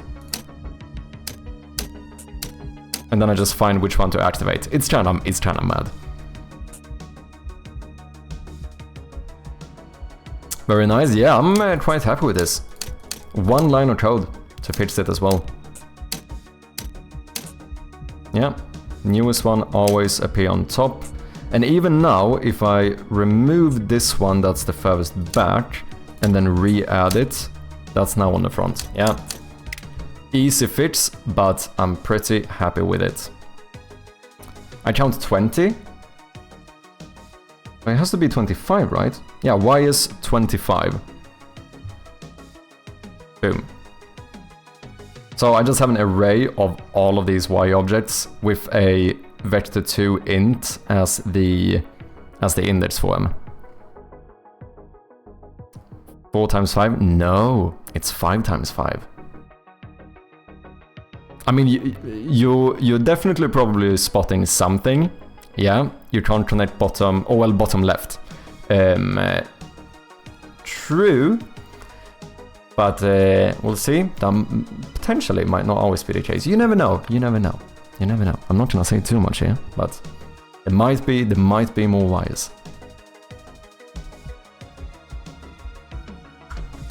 Okay, I am pretty happy with that. Did I have this on my... I think I might have had this on my dev board, if I'm not mistaken.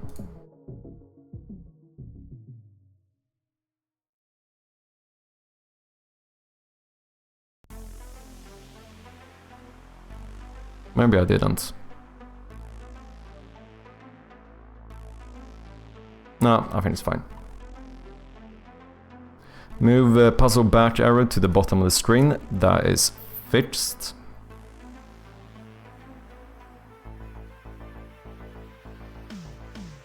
Oh yeah, map and inventory can be opened at the same time. That's a bit annoying.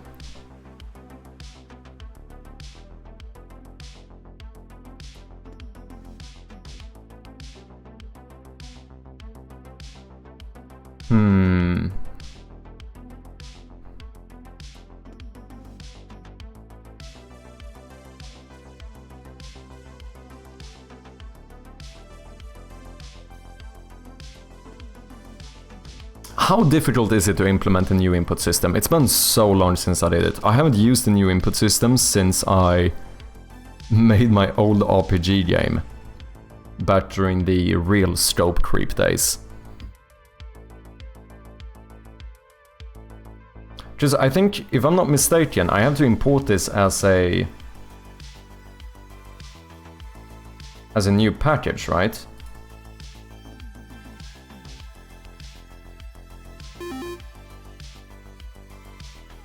If I'm not mistaken. Okay, we have an ad coming up for the non-subscribers. Thank you for your patience. Hope to see you on the other side. We'll see. I might take a quick break and just get a bit more tea during the ads, but I shall be back shortly. Yeah, if I'm not mistaken, I think I have to import this, which would be like what, package manager in project. Because here I don't have that. No, I don't. Unity registry? Is it not something here like new input system?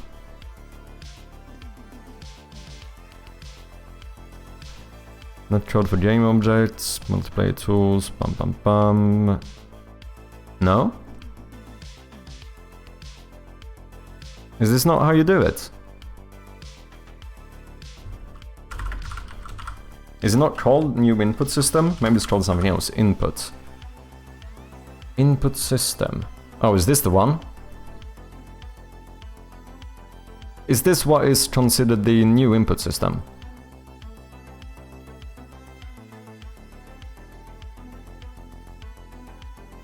The older system, which is built into the editor, is called Input Manager.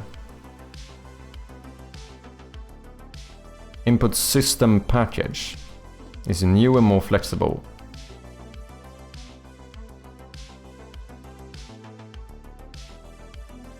Yeah, I think this is the one.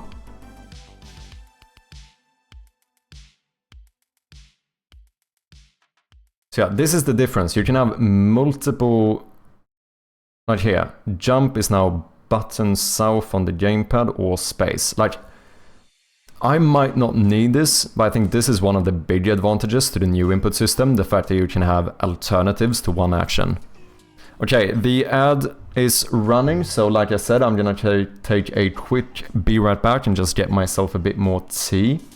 And yeah, I'll see you guys soon. Cheers.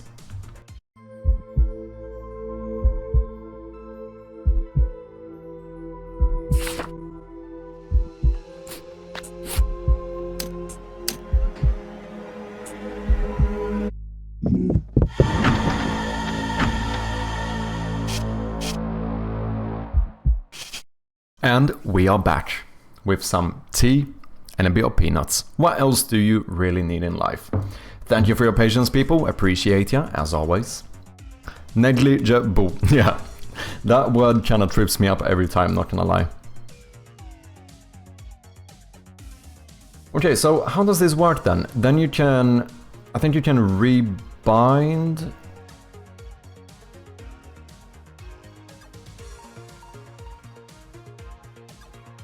Which button...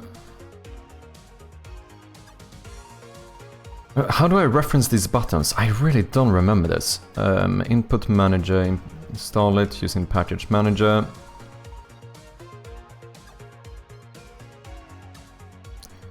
The installer offers to automatically deactivate the old built-in system. Ooh. Do I want to do that? Does this... I mean, because on pointed down is technically the old system, isn't it? Would this deactivate the on pointed down function? Is it bad to have both active at the same time?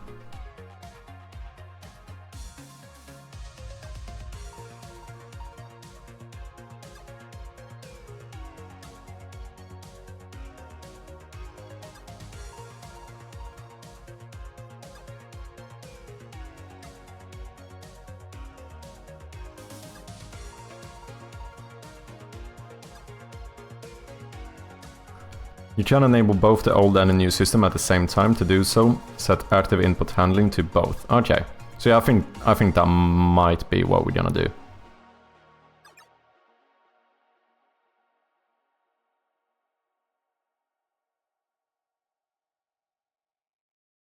Because I'm kind of scared that this would override the on point down, or I point down handlers and stuff, and that would break like the majority of my game. Okay, should we do it? I'm kinda scared, not gonna lie, but it seems arguably to be a better system for us to use. Fuck it.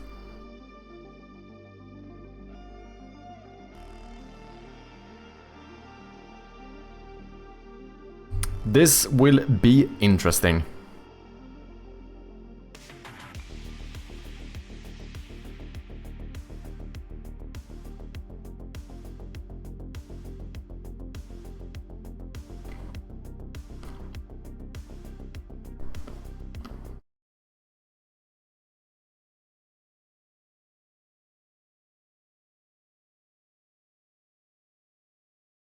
This project is using the new input system package, but the native platform backends for the new input system that are not enabled in the player settings.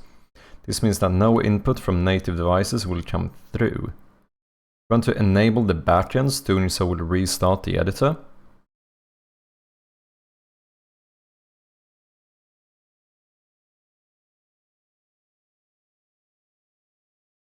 I suppose I do.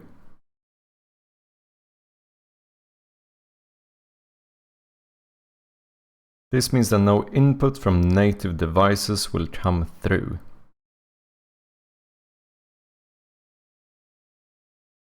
Sure thing.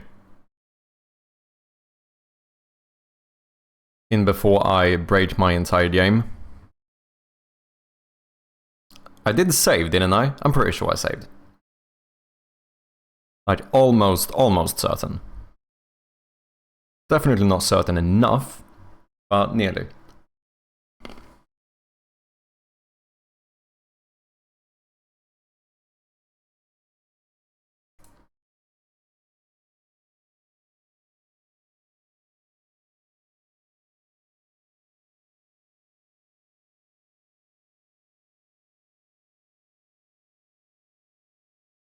Oh fuck. Unity will enable the backends and disable the old backends. Does that mean I just broke it? Whoops.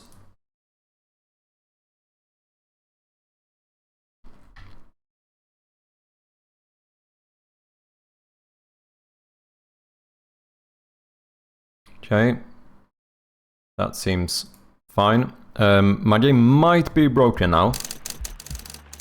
No, that still worked. No, this is still functional. Edit project settings player. Edit project settings player.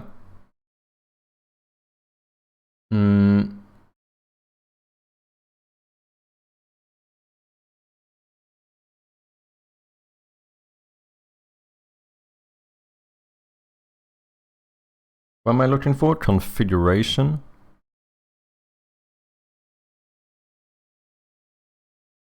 Active input handling both. Okay, that I think that is what I want.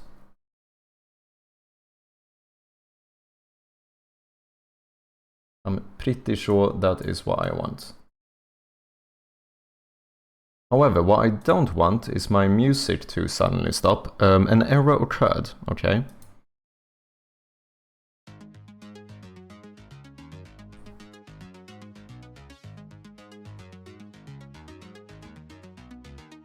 There we go.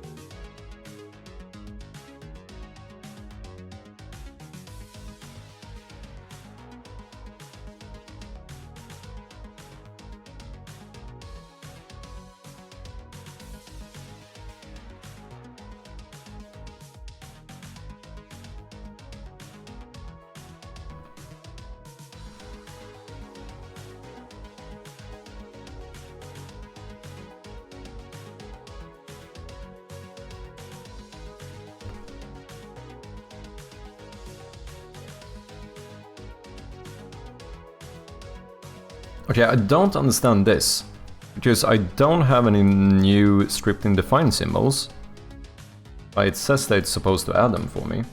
I don't know if that's an issue or not.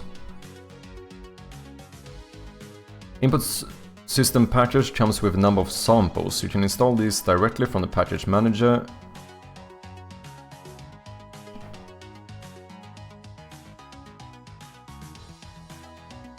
Gamepad mouse cursor.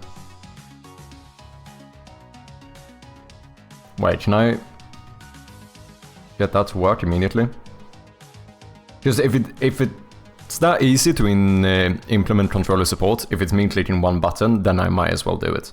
I'm gonna assume that it isn't, but this makes it seem like it is.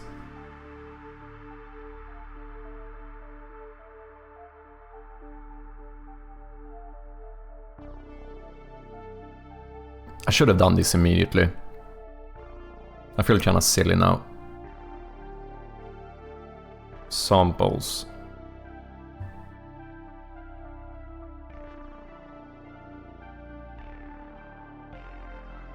On-screen control. Oh, is this for like mobile games maybe?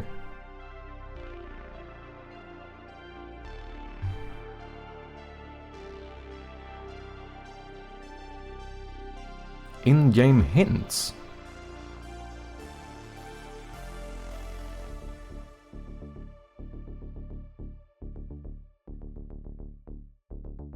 Input, like, I don't know what half of this stuff is.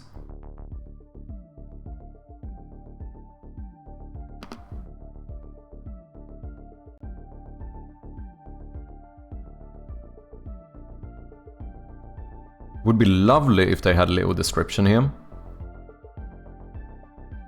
UI versus game input.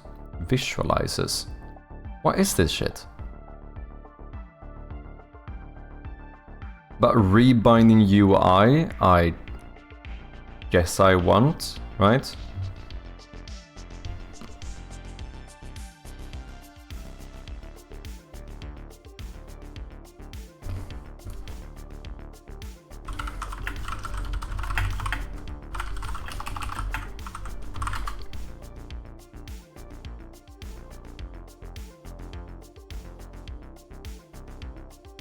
Rebinding UI sample is the best thing you should have, not gonna lie. Yeah, it seems like I should have just gone for this immediately, whether I'm gonna do controller support or not. But I would like a somewhat comprehensible list explaining what all of these samples mean. I mean, this one I think I want. But gamepad mouse cursor, is this like a one click to get a gamepad to be able to control the cursor in game? Because if that's it, we might as well add controller support while we're at it. It's kind of unfortunate in regards to the rebinding UI, because I might already have made my own, so, you know, perhaps a bit of unnecessary work there, but... you know what? I still learned something, and that's the important thing, isn't it? But input recorder, what's input recorder? Do I need it? How do I know if I need it? How am I a chicken?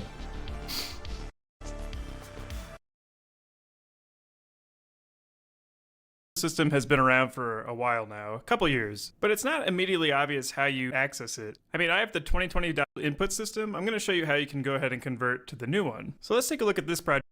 Is to in project. If you expand this drop, see the input system comes up. We just want to click this and hit install, and it'll restart quick. And when it launches back up, you'll see that make sure that it's checked, and I need to regenerate project files. Then I should be able to go back in my script things. So we have action maps for the system. Can you show me something about the samples? Or your second, or whatever. Just wait for a brief second while it's installing. When it has restarted, we are ready to go.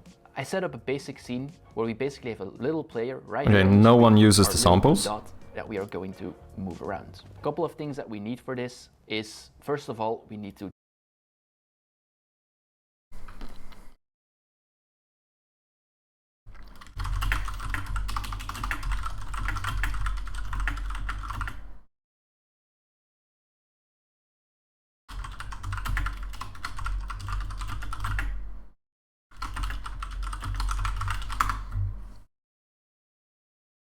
Hey Chappie, focus. I am so utterly focused, you couldn't even believe it. The amount of focus I have. Cheers, man.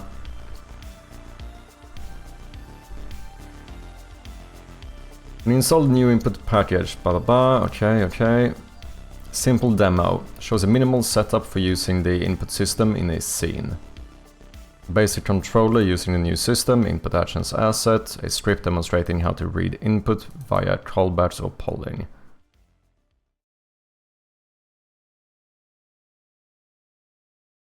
A prefab with UI for rebinding. Scripts to handle rebinding logic. Okay, I think we want that one. Custom device. Shows how to create and register a custom input device. Probably not. Binding 2 buttons for special input.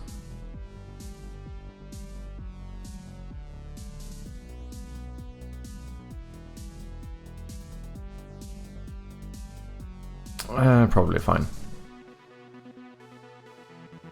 Touch input? Nah.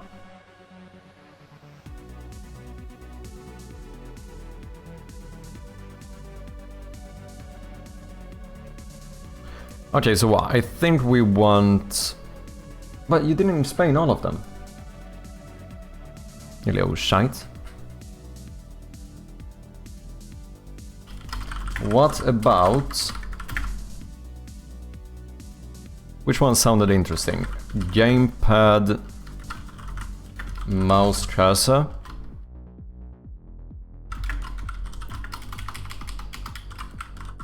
input recorder. Rebinding UI he showed. I think those are the ones I want to know. Or maybe the in-game hints. And what about in-game hints?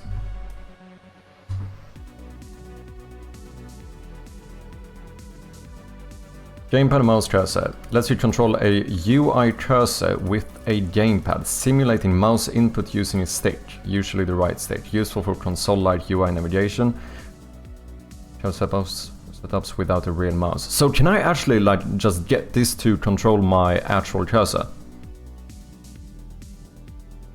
Reviewed that one yet? Don't think so.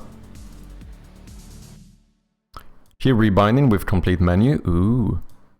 By the Unity dude. Let me check it out. Thanks for sharing. A prefab of a mouse cursor, typically a UI image.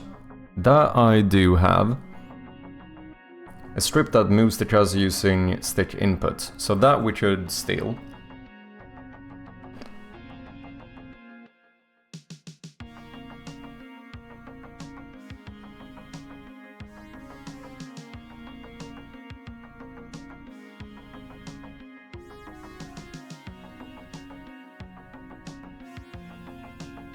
So what, it basically makes a fake cursor for me and simulates a real cursor, it sounds like.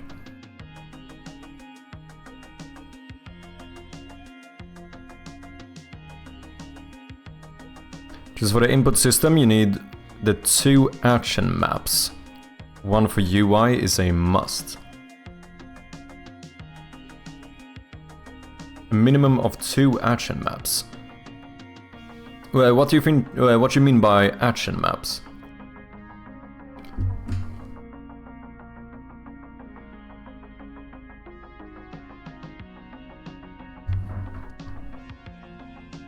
Oh, do you mean like having like a menu one and a in-game one kind of thing?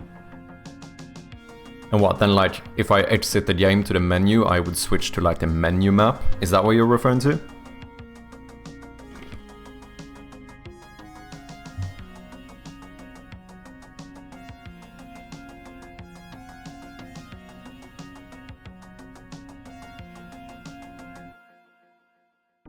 Sent on Discord. I can't see anything.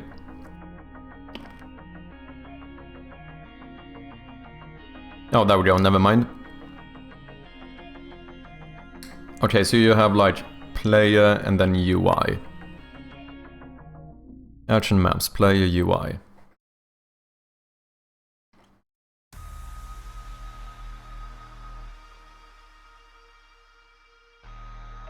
Because the thing is, for me, it would basically work the same in both. Because you would control, if I have controller support, you would control the cursor in-game as well, right? I think that's the only way to really do it with this type of game. But the difference is that in like, you know, in a menu or something, you don't need to have like the shortcuts to, you know, trigger the flashlight or open inventory and stuff. So I suppose I still could have 2 for that kind of stuff.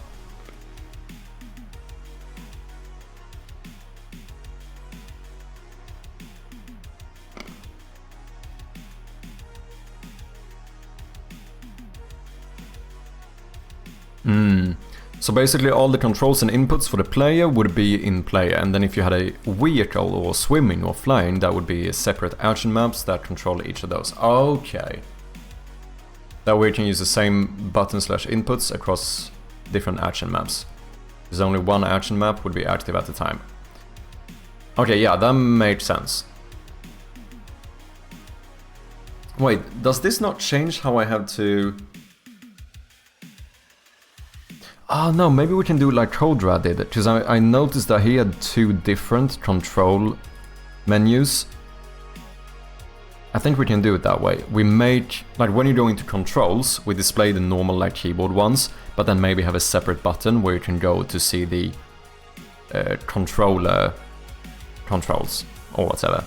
You know what I'm saying. That could be a way to kind of separate it. Because I guess then you want to be able to rebind that as well. Holy shit, am I actually gonna do controller support? It's starting to sound like I'm gonna do controller support. Like, if it's this easy, if I can just nick a script here and put that on my cursor and get it to work, if that's it, there's no justification for me not doing controller support. Even though I think that the vast majority of people would not play this game with controller support. But if it's that easy, I might as well do it.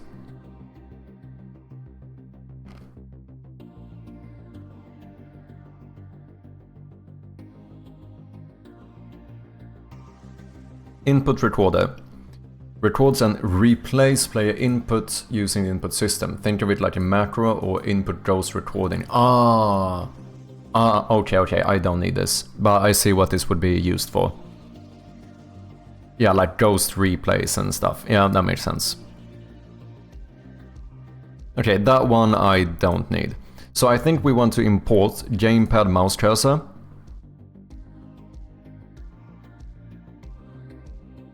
Oh yeah, wait, what about in-game hints? What is this? In-game hints sample in Unity's input system package, specifically designed to show how to dynamically display input prompts. For example, press X to jump, based on the player's current device. That sounds kinda good. That sounds pretty good to have. Yeah, like press A on Xbox, click circle on PlayStation, press space on keyboard. So this would like dynamically change it depending on what I use for input.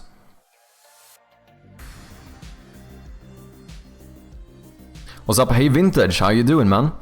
Welcome in. I think Steam has some backend thing that gives more signal boost to games with controller support too. I think so too. Because in general, I saw that they recently added a thing where you can even go through like a questionnaire to basically show how accessible your game is, like what type of accessibility options you have. And like we mentioned earlier, I think that like one of the biggest advantages to controller support that we often forget about is the, you know, the fact that controller support makes your game more accessible for people who maybe can't use a keyboard or mouse or whatever it might be. It's not only for people who just prefer to play with keyboard or with controller, right? And I think one of the changes they recently did was that they made it so that players will now be able to actually search for games on Steam by the accessibility options. So basically you can browse Steam for games with controller support, which would arguably, you know, push my game a bit more, because if I don't have it, I'm not gonna show up in those lists, right? Changes in code are actually simple. If you take a look at the other pitch I sent, you just bind the actions to the buttons you want, and then in code you do is called the action itself. So for move, instead of get key, you just call input.move. Input being whatever you call your input actions as it. Yeah, this is the part I kind of remember. Because like I said, I have used this system before, but it's been a while. It's been a good while. We're talking about like when I first started making one of my massively overscoped RPG games. But then in-game hints sounds pretty good too. If that can show me how to like display the different buttons. Should I get this too? I guess we will.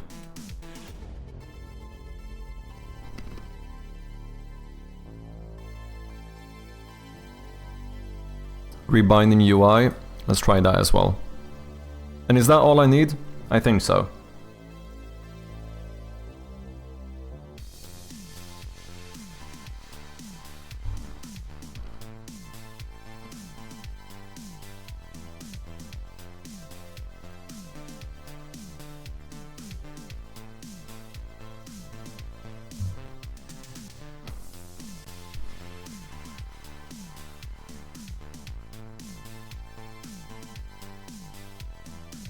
Unity actually provides almost everything you need for a fully functional out-of-the-box input system. All the samples are life-saving, yeah. No, so far this seems useful. I never went this far into the new input system back then. Alright, so how does this work? Rebind UI.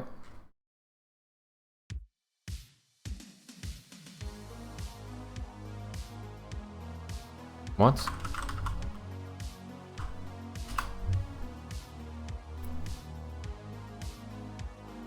Action name. Trigger rebind button. Why doesn't this say anything? That's a bit weird. Shouldn't this say like rebind? Reset to default. Oh, shite. I just figured out something a little bit annoying. I don't know how to make my menus have controller support now. If we're gonna do it. The menus are gonna be an issue, I think. I think it's very easy if you use the Unity button component. But I have my own component for all of the buttons in the game. I have no idea how that's gonna work with like controller navigation.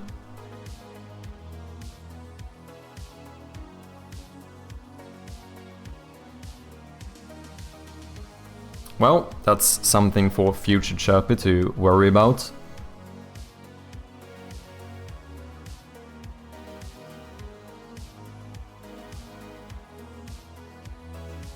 Rebind UI sample actions.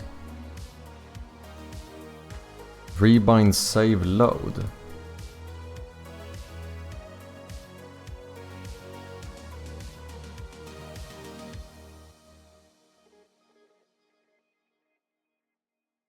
Oh, so wait, this saves it in the input system itself? No, it saves it in playpress as a string. Okay.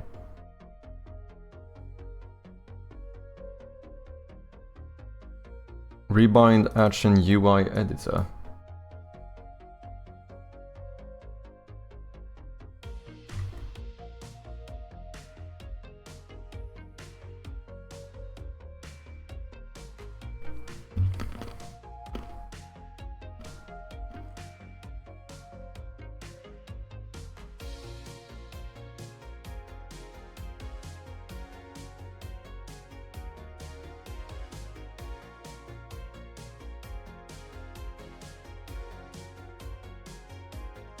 Okay, slightly overwhelming at the moment, but I'm sure we can figure this out. But there's a lot going on here. Gamepad item sample.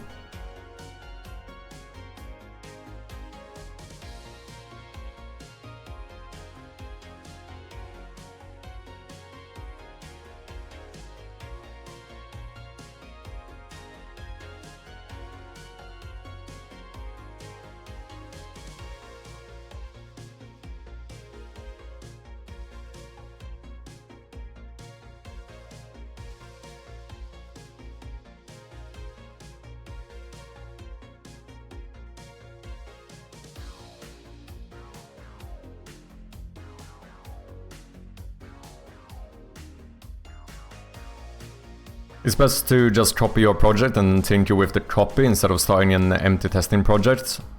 I fucked up many a times by tinkering in the OG project. Should I do a... What, should I do a new branch on GitHub? Maybe.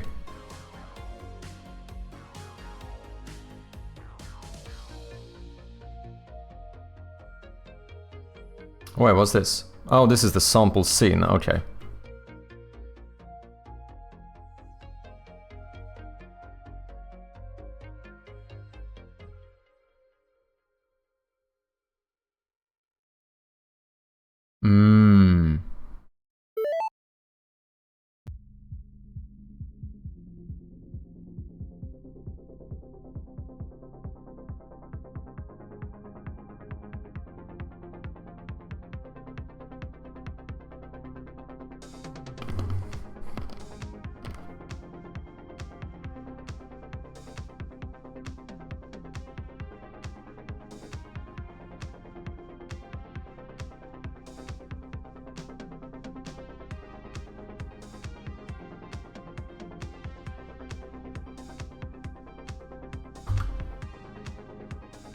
Oh, okay, I see.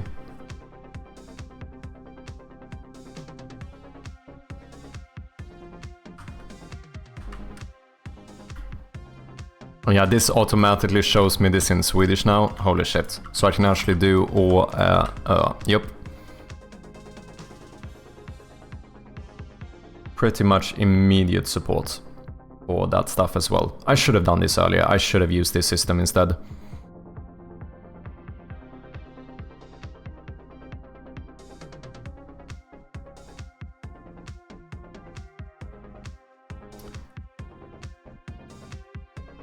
That will work too, but I like having a separate project altogether, and then I get it if I need a backup.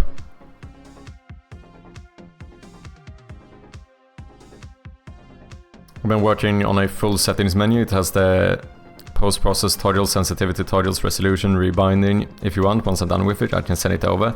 I probably don't need it. I almost have my menus fully set up. Like, rebinding is really the only thing I need, I think. Most of the other stuff is quite sorted. But thank you nonetheless. I appreciate the offer.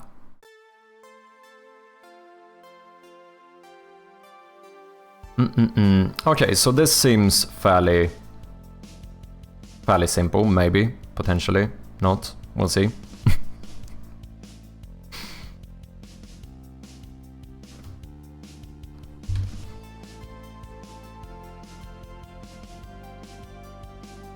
Okay, let me go back to the other scene where we can check this stuff.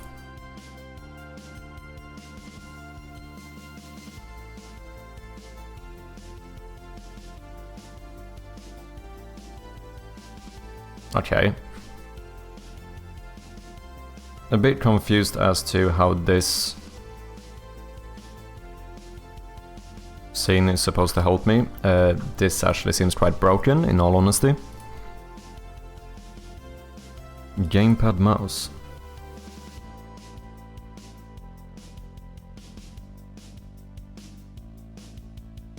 Oh, that's the... Okay, so it would still be like separate to my mouse. Like the actual Windows mouse or whatever.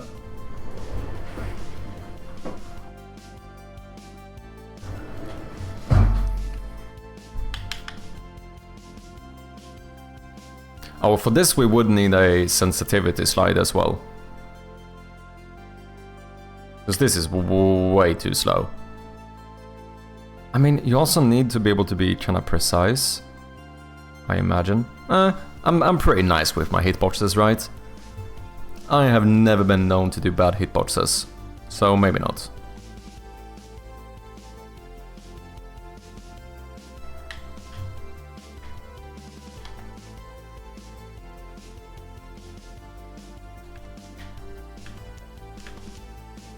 Oh right, wait, if I do a in-game cursor, I don't need to make my menus navigatable with the controller. I just do the same thing in... Like, this would be how you would use the menu.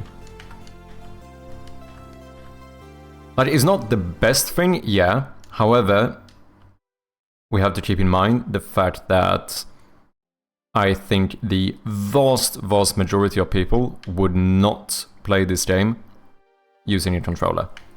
But if I can add this type of support fairly easily, then I would do it.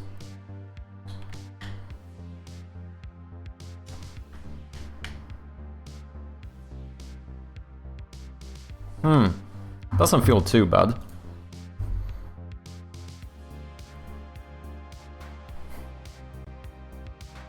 But in case you want to take certain parts from it, because it's black text on white background, okay, fair enough. I see what you mean. Okay, so wait.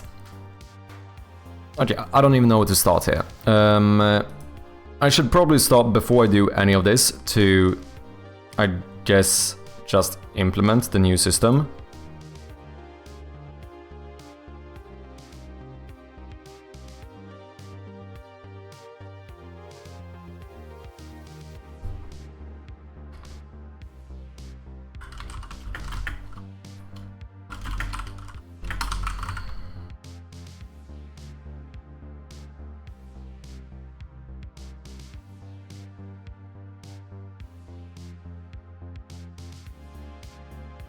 And we probably should do a new branch.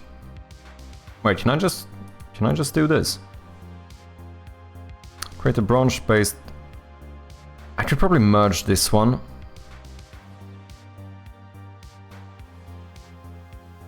To main, to be honest.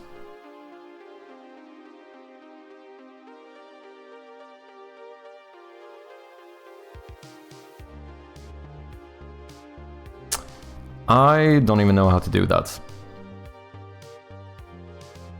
Choose a branch to merge into... No.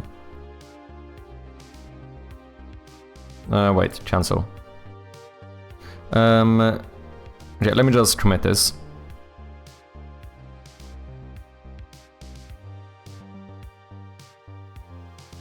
No, that's not what I wanted to do. Scheisse. Or maybe it is. Choose a branch to merge into main.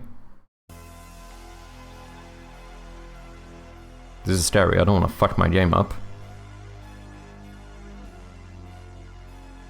Also, how can... Okay, no, you're gonna reload. Okay. So now all of this should disappear, if I'm not mistaken.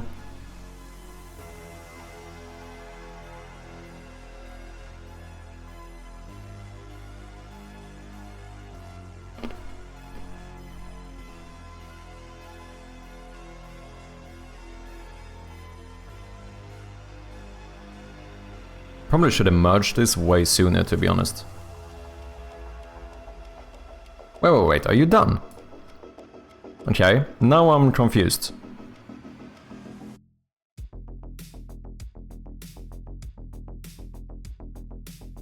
How can I be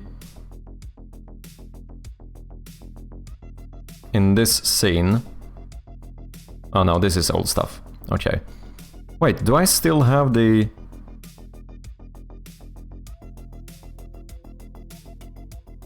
I shouldn't have the thing imported here, right? Package manager. Yeah, this does not have the input system. Okay, that makes sense.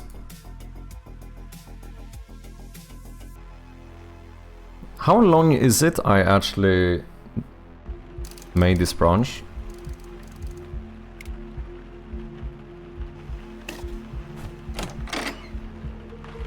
Oh, we didn't have the cutscene here.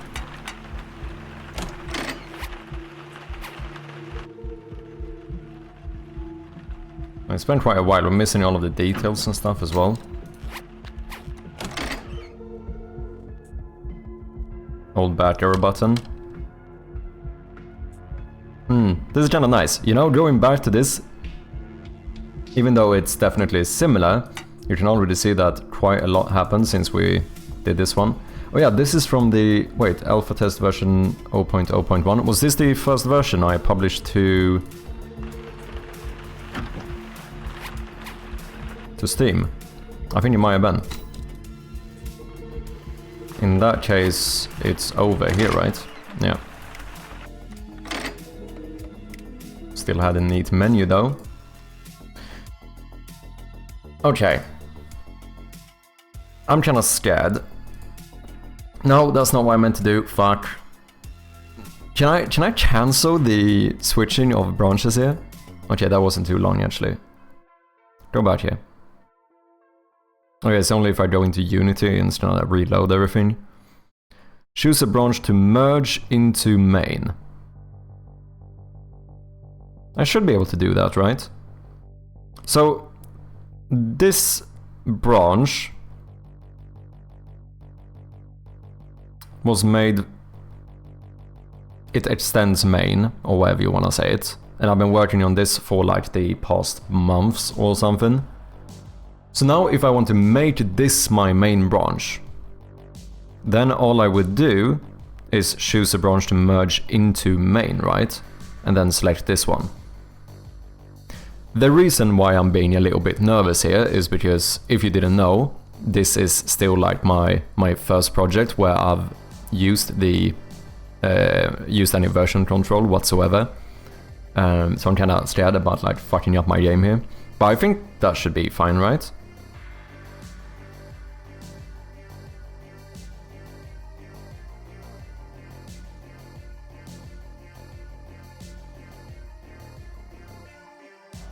Is there anything else I need to think about?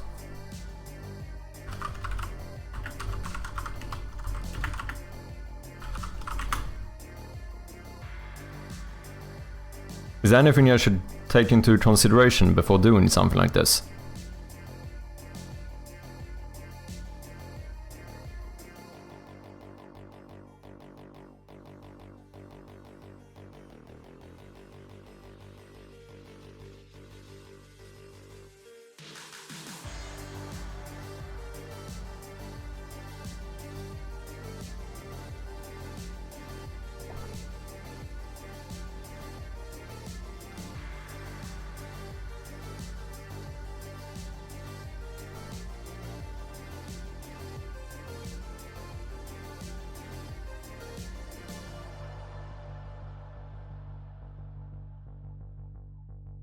If there are merged conflicts, GitHub Desktop will warn you about the merge branch into branch button. You will not be able to merge branches until you have resolved all conflicts. Okay. What's up, Fuha Tenchu? Welcome in, man. Nice to have you. So long as you never use a force option, which it should warn you of, there is a way to get back to where you were. Oh, okay, so I can still, like, revert the merge, basically. You can always go back if you would like to. Like, that is the whole point of version control system, you know? Fair enough, yeah, absolutely.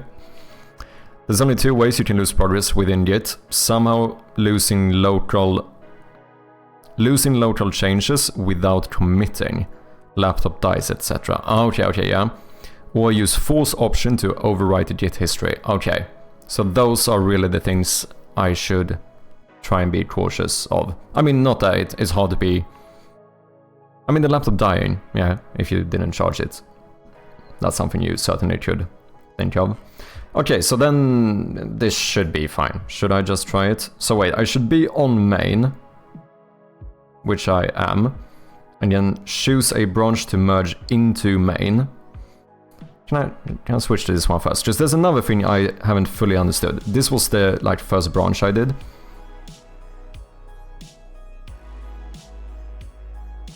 I should probably push before I do it, I imagine.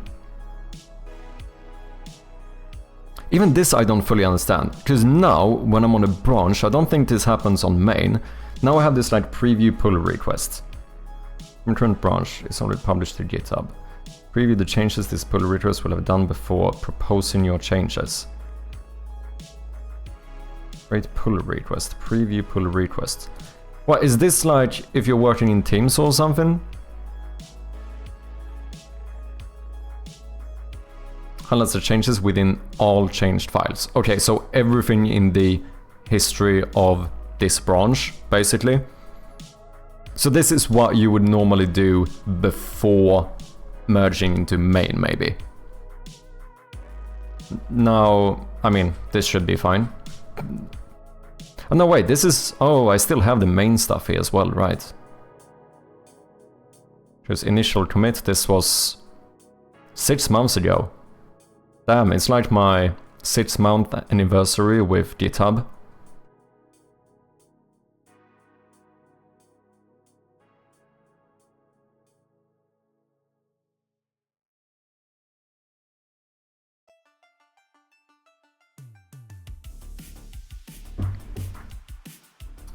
Okay.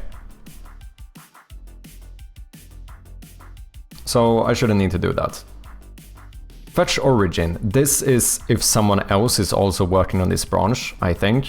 And then I would use this to update my local files to make sure that I'm working on whatever they have updated. I think that's what it sounds like. Yes, and within a team you'd likely have rules applied to prevent merging and prevent forced commands, and require X approvals for pull requests from other contributors before it can be merged. Oh, I see. I mean, that makes sense, you know, it's kind of a safety net to make sure that one guy doesn't accidentally fuck up the entire project. Like, that's basically what it is, right? Okay, so this should be fine. So now we switch over to main. and then I choose a branch to merge into main. Usually the main branch is where the stable build is. And people create their own private branches to add a feature. Yeah, I think my main issue here is that I don't use branches enough. This is the one time I've done a branch and I've made like 27 changes and features in this specific branch. I think what I should in reality do is more the kind of stuff I'm looking at doing now, right? Where we would take... Like now I want to implement the new input system. So I make a new branch to implement the new input system. And then if I sort that out and I'm happy with it, then I would merge it, right? And then make like a new branch for a new feature I want to do. I think that's how you would do it, which is not at all how I do it. I mean, for a very long time I was only working on the main branch. I think the main issue I find is that I'm like slightly too chaotic as a person. Like a lot of the time I will be working on like 7 different things at once, which is also the reason why some of my commits are fucking massive, because even on the small scale, if we look at just commits, it's the same thing, right? Like I should do one thing and then commit it, work on the next thing and commit it, and so on. But that's not how I roll whatsoever. So I do like 5 different changes, like in different features, and then I commit all of that as one commit. And you know, it gets messy. I don't know, I think it would be kind of hard for me to be that strict and be like, okay, I'm only gonna work on this specific feature right now. But I do think it's arguably better to do it that way. Okay, nonetheless, let's try doing this just to see whether it works or not. So I'm on the main, merge into main. Trash made me do it. Shout out to Trash, who made me do a branch. This will merge 58 commits from Trash made me do it into main. Create a merge commit. The commits from the selected branch will be added to the current branch via a merge commit. Squash and merge. The commits in the selected branch will be combined into one commit in the current branch. Ah, I see. Why would I want to do that? Oh, in case I want to like reverse the entire feature easily, maybe? Rebase. The commits from the selected branch will be rebased and added to the current branch. Okay, that one I barely understand, but I'm quite sure I want to create a merge commit. That sounds like the best one for my case, I think. Reverting the entire feature is easier, but it also declutters Git history. Oh yeah, that's true. Yeah, it would just be easier to go through the history. But I think I want to do because this would basically make my history look the same as it is in that branch, right? When you use git log or check GitHub commits, it would be harder to sift through lots of commits. Yeah, no, that is absolutely fair. I think in this one I have made so many changes that it's arguably, for me, I feel like it might be better to just have all of the history. If I now do like one branch specifically for the new input system, then I would kind of see maybe doing a, what, squash and merge? Yeah, exactly. If I actually manage to have one feature in the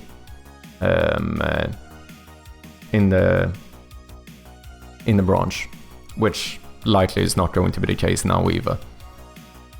You can still see all 54 commits after squashing if you keep the other branch and avoid deleting it. Oh yeah, because I can still have like... Yeah, I can still have all of these branches active. Oh, I didn't even think about that. Okay, so yeah. That's true. I thought that merging is inherently going to delete this branch, but that's not the case.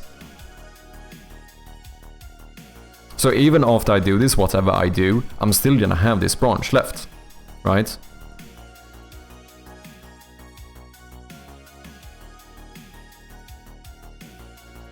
So wait, for me working solo, is there a reason why I should make an entirely new branch? Or could I not just like merge this to main, rename this branch, and start working on the new input system? Or like, why should I keep making new branches? I mean, no, I suppose that is good if I ever want to go back and do that. Yeah, no, I should make new branches. I think that makes sense. I think I was probably overthinking this a bit. Okay, so then what do I want to do? Should we try this then? Squash and merge.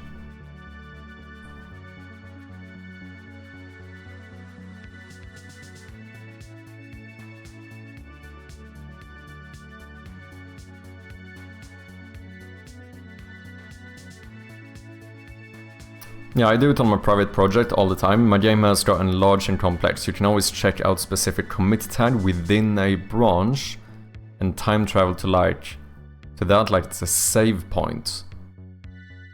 Yeah, true. But branches are easier home points. You can just go back to.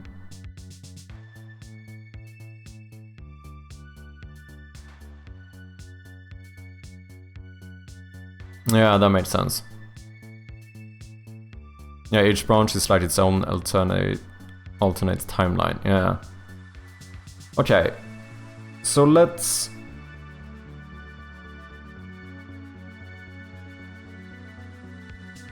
How do I want to do this? Okay, I want to do this in a way that makes the most sense. So... Can I just rename this?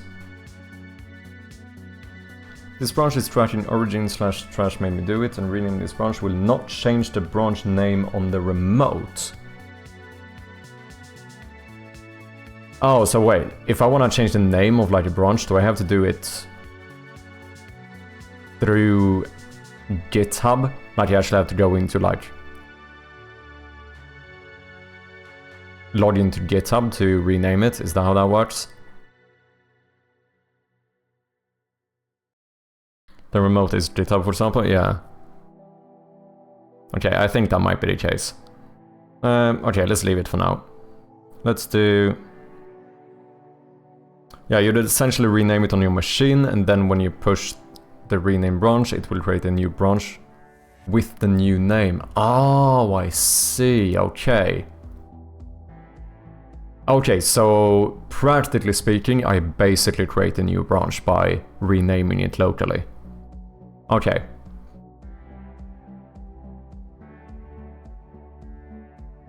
I mean, I don't have to merge this now either. But I could rename it on GitHub, right? Theoretically, I could go into GitHub, rename the branch there. That would update for me locally when I fetch, right? And then I would just be on the same one renamed. I think that's how it works. And then I could also make... There's so many things here. Like, I could also make a branch of this branch, right? Rather than even merging this.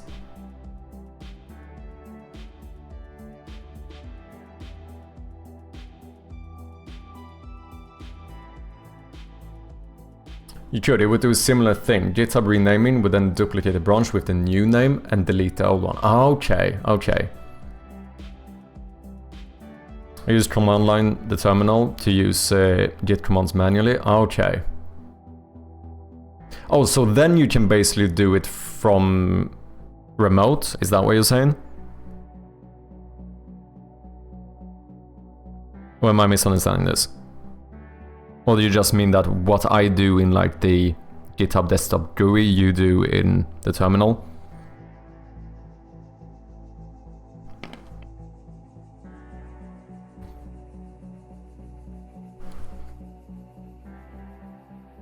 Doing it manually offers no real advantage, besides requiring more knowledge on how Git works. It would force you to get familiar with Git quicker. Okay, okay.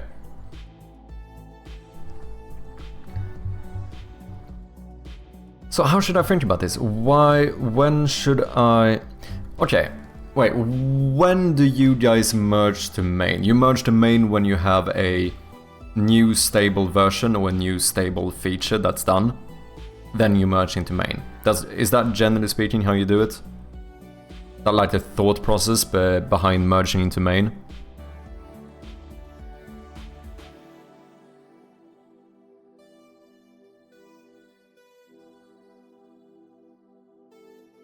Yeah, that's the usual minimum requirement. It depends per team or per project, yeah.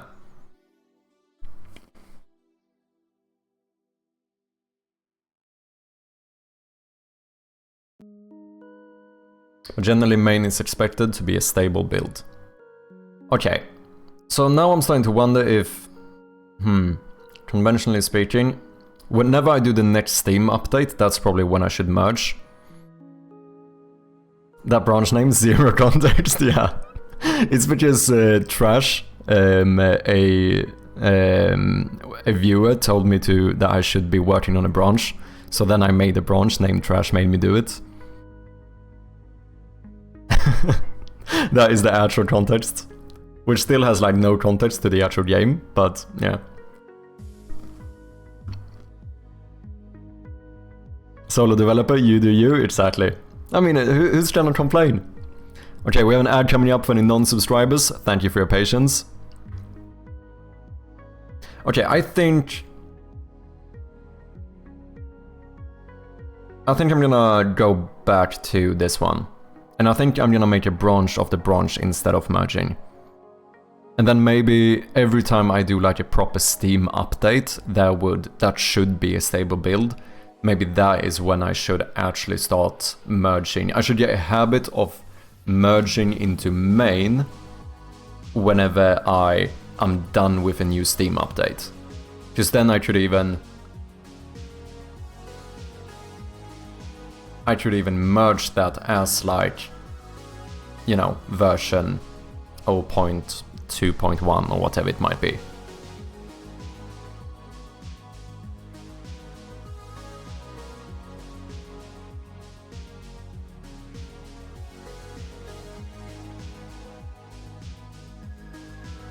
I only use branches for solo things when I'm switching to something else. So I'll make a branch only when that happens. Like if I'm halfway done something but want to switch gears to something else first but not lose what I started. Okay, yeah, that makes sense. I'm a bit chaotic with what I work on next in my project, and sometimes I experiment with an idea in a new branch. This lets me go crazy and swap to an older branch if it doesn't work out. Yeah, I think what I'm kind of getting at here is that I think I should use... There's multiple things I need to do more often. Welcome back from the ads, people. So what I was saying is that I think there's multiple things I should be doing more often when it comes to version control. And it's basically all of them. I think I should make more commits rather than doing these massive commits that I tend to do. I think I should merge into main more often than I have. Because I haven't merged into main once. Basically, I've been working on this branch for like 3 months, multiple features. I updated the Steam playtest build like 3-4 times or something, never merged to main. And then last but not least, I think I should do more branches while developing. So while developing, I should make a new branch and make more smaller commits. And as soon as I make I think a good thing for me to kind of use as the milestone thing is, I feel like it makes sense that whenever I do a push to Steam, whenever I do an update on the Steam playtest, that should inherently be a relatively stable build. That's probably when I should merge into main.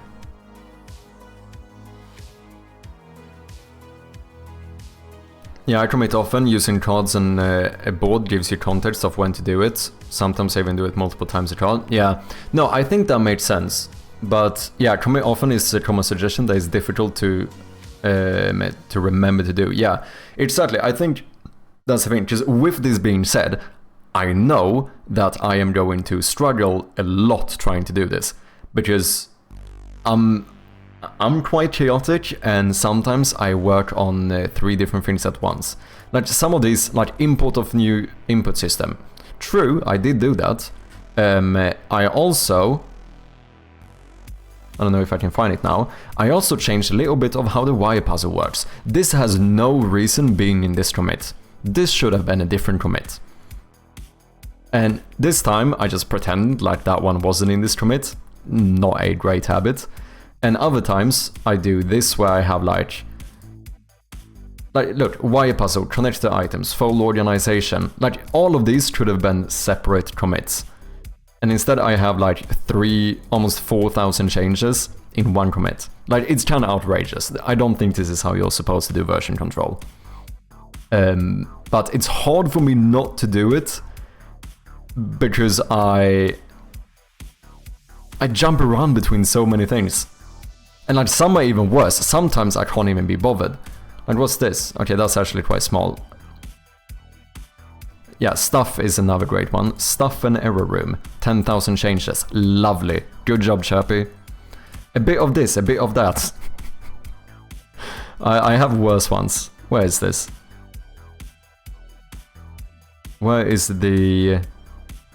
Oh, another stuff. 2,000 changes called stuff. Lovely. Good job.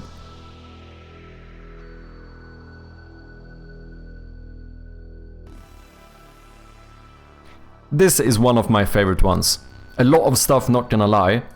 8,357 changes. Or even more. Because this is also changes, right? This is additions and deletions or whatever. So almost like 10,000 changes inside of a commit called a lot of stuff, not gonna lie. Like when it's at a point that I can't even be bothered to try and start explaining what I did this day. And you know, there's multiple stuff here that is completely unrelated to each other.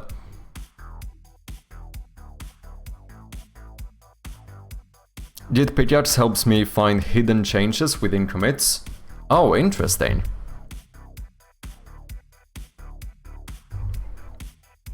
What's up, Bit Casual? Welcome in, man. Hope you're doing well. Oh yes, the git commit stuff classic. Yeah, I have like, I think at this point I probably have like 8 different commits. Here's another one, just called stuff. That's when I truly give up. That's when it's, yeah, I did some stuff. But this one is utterly outrageous because there's like 10,000 changes. But I mean, that's the reason why I call it stuff, right? Because there's no way that I can like get all of this explained in like one umbrella sentence. Like if I know I added something new using a variable, silly variable, I could identify all commits that added or removed the text silly variable in text using git log p as silly. Oh, interesting. Okay, that's, yeah, I can see how that could be useful. I have a tiny program, so I can just type quick save in my terminal. It does a git add followed by a git commit m stuff. Wait, is that an actual thing? Oh, that's lovely. I'm kinda jealous, not gonna lie. Chirpy needs a plugin for Unity that does auto commit anytime he hits the play button without an error message. Yeah, that is what I want, exactly. Ah, too funny, man. Okay, so I think I'm happy with this. So what I think I'm gonna do is make a new branch. TedBGG, thank you very much for the follow. I appreciate ya. Welcome in. But now this becomes confusing. So what happens if I later want to rename this branch? And then I have another branch out of that branch as well. How does, is that, can I mess stuff up here? Or would that be fine?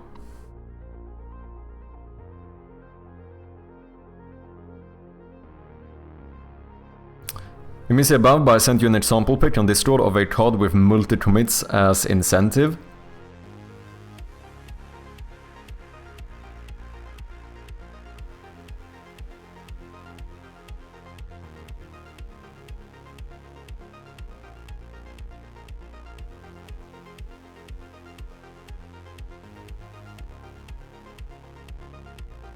So wait, what is this?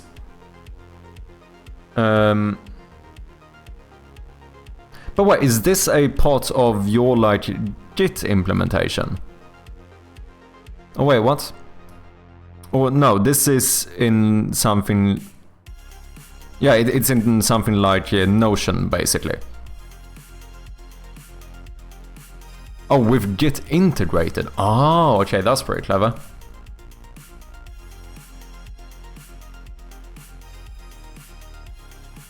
That is pretty clever, not gonna lie. TBGG, welcome in. Hi, do you speak Portuguese? I do. I do. Not fluently, but I do speak it. Do you happen to be Portuguese?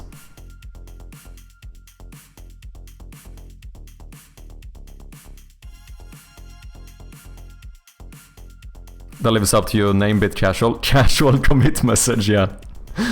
Branch should be short-lived ideally too. You'd merge to master regularly. Yeah, that's what I mean. I think what I'm kind of coming to the realization of here is that I think I should just... Everything that you can do with version control, I think I should do more often. I think that is really it. I need to just... Maybe... I mean, I do have the save redeem.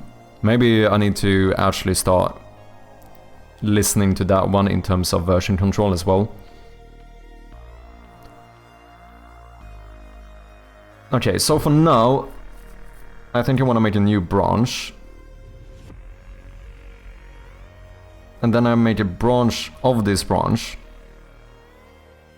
And then once I'm done with the new input system, I'm gonna merge this into this branch.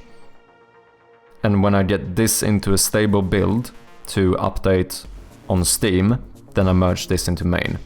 Does that make sense? I feel like that kind of made sense.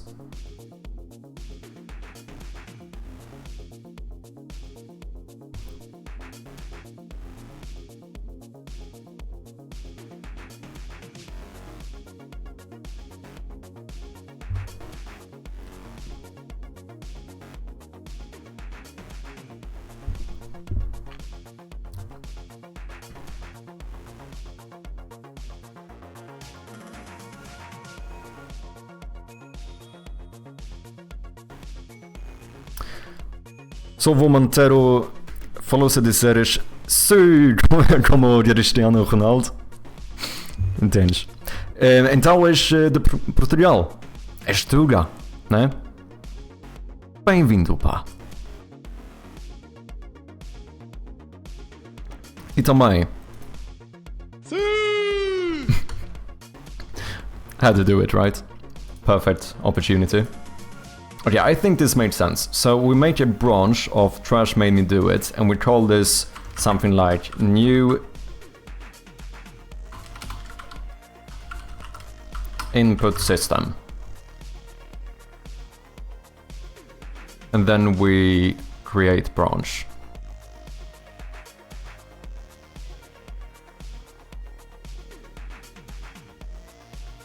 Is there a way, can GitHub like show me my branch tree or something? Like actually visualize how this stuff is connected? Because I realize now that it's...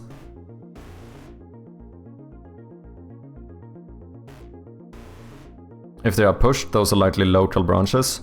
GitHub can... Okay, okay. Yeah, because arguably now, when I'm like just looking at my recent branches, it's kind of... There's no real way for me to tell in what this one is based on, right? Or is there?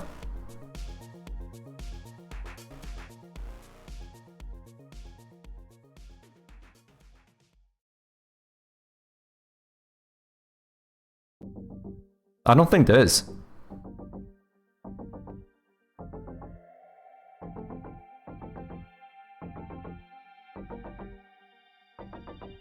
But how do I know whether the new input system is a branch from main or from this one or from this one? It seems like that is not something I could be aware of, in here at least.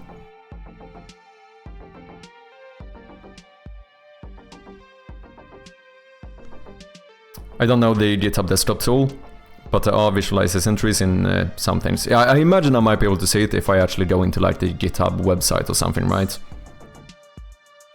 Is neither. It's a branch from a certain commit location within the branch you pulled from. It's a branch from a certain commit location within the branch you pulled from. Oh, okay, I see what you mean. Yeah, that makes sense, because I could now go back to Trash Made Me Do It and start doing updates in that branch, and that wouldn't affect the new input system, right? Which means that this one is not inherently building upon Trash Made Me Do It, it is building upon a specific point in the timeline of Trash Made Me Do It. Does that make sense? Nice, yes, Turia, nice português, bro. Obrigadíssimo. Ainda não falo português fluentemente, mas posso falar, posso ter uma conversa básica, né? E isso é a coisa mais importante, né? Mas tenho que praticar mais.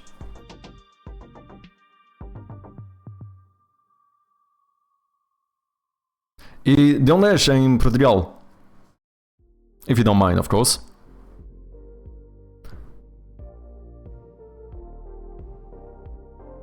Generally, if you are solo, you want to avoid building in multiple branches.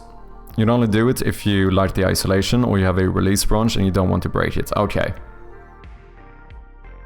I feel like I should just do more stuff here just to practice this and get more comfortable, because I do feel now, as soon as I start talking about merging and stuff, like my fucking heart rate went up and I'm like, I don't know how this stuff works. But I think this is fine. So now we are in the new input system branch. Branch out to your stuff, merge back into main. Yeah, exactly. I think that is how I should do it.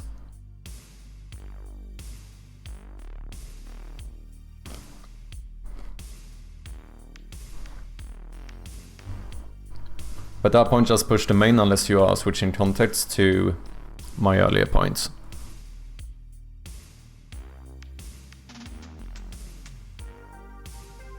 Yeah, so in this case you would have...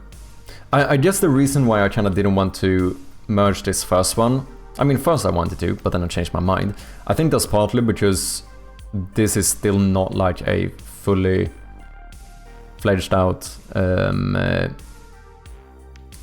branch, like it's not fully finalized, if that makes sense. And it feels like it is good to kinda, as you said, maybe think about the main branch as being like a fully stable working build.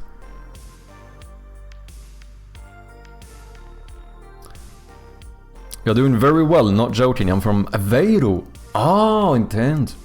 Tenho alguns amigos de Aveiro.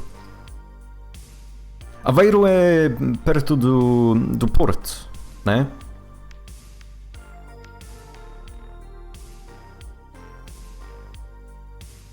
Am I mixing this up? No, that's the case. I'm pretty sure it is.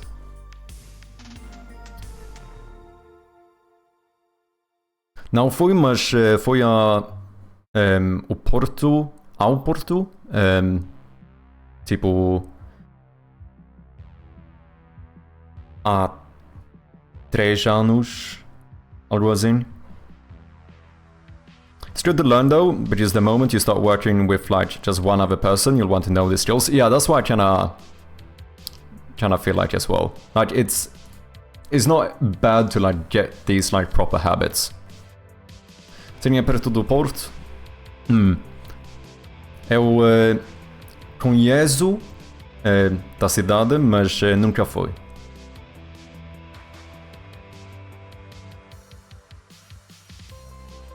Okay, so now we are back here, so we can start playing around with the new input system. So where do I get the new input system thingy? Where I can see like my actual commands and shit. What the heck is a Meowch? More stuff without context. Meowch is another viewer. I have a few of these. I have a rat in my game called Nerkmind, which is another streamer on Twitch. Meowch is another viewer. This is where I have all of my helping tools. So inside of Meowch, I can enable my pixel filter to make sure that stuff is perfectly aligned. I also have a ruler in case, you know, in case I would ever need to measure the amount of pixels in a somewhat easy way. I can just grab my little ruler here and check like, yeah, the door is about 75 pixels tall. Good to know. That is what Meowch is.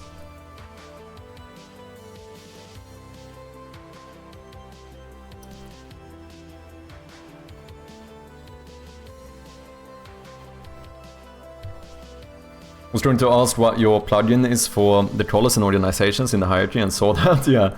The plugin is Hierarchy Designer. Yeah, this one. I'm quite happy with it, not gonna lie. I feel like it's pretty neat to just be able to do some separations here, like categorize stuff.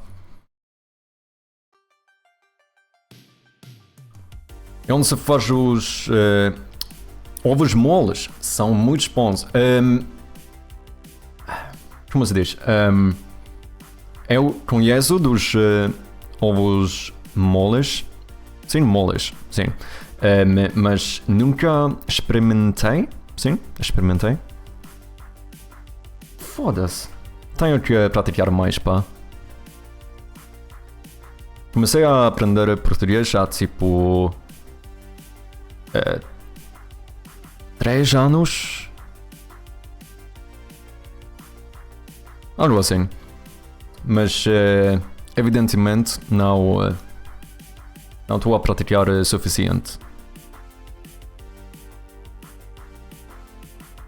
Hey, that plugin is free too. It is one of the reasons I went for it. I saw that there's a bunch of like hierarchy assets that cost money, and they do seem nice, but you know, man is trying to be a little bit cheap here. Like, you know, I do this full time. I do prefer if I can get something for free, I don't mind. So that's definitely one of the reasons I went for this one. Let's be honest.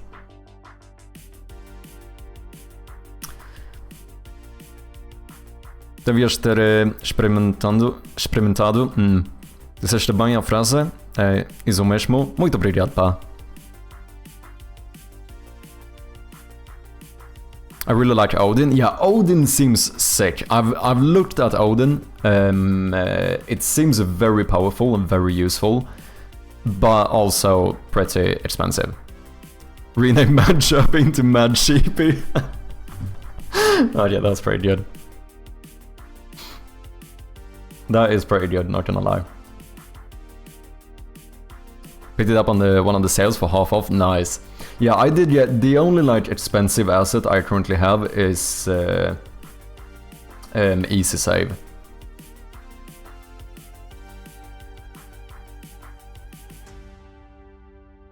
Oh, this was me playing around with Meowch. I was like, what is this? I didn't change anything. I think that was from me enabling this. Yeah, Easy Save is like the only kinda pricey asset I have, because that one I thought was really worth it for me. However, I only got that one like, what is it, a few weeks back during the spring sale? Was it a spring sale on the Unity Asset Store? I think that was the one. It was fairly recent. I only bought 2 assets, NWH Vehicle 2 and Shapes. I don't know either one. I think I'm up to, what, 3 assets now, if I'm not mistaken. Hierarchy Designer, Easy Save, and Do Tween. Do I have any other assets?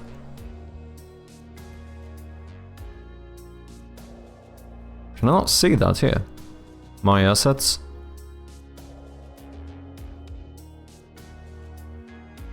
Yeah, I have some. Apparently, I've downloaded some free pixel fonts. I don't think I've used that one, but apparently, I have at some point. But yeah, currently. Yeah, I haven't even implemented Easy Save yet. But yeah, Hierarchy Designer, Easy Save, and Do Tween are really the ones I have at the moment.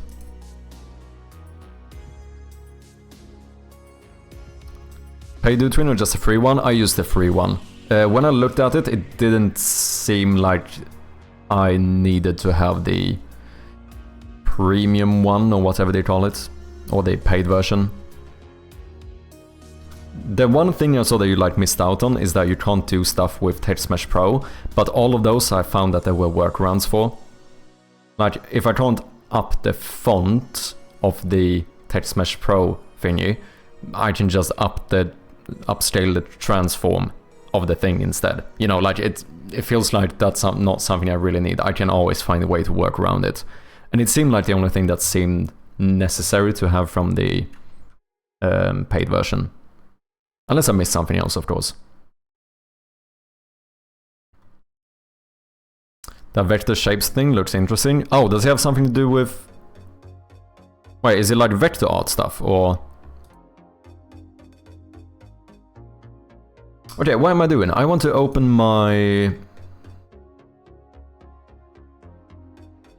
input system thing. Asset manager? No. Where do I find that? Panels?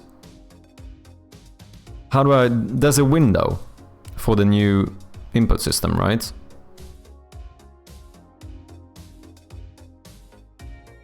Input? No. Project... Is it in project settings? No. Well, wait. Where do I find this? Also, Tebby, are you a fellow game developer as well?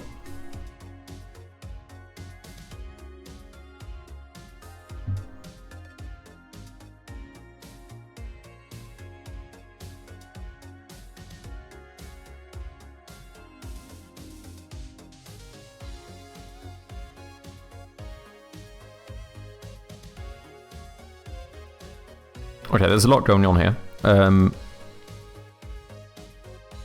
Real-time vector graphics library with high-quality line drawing and infinite resolution shapes rendered with advanced anti-aliasing technique. Okay.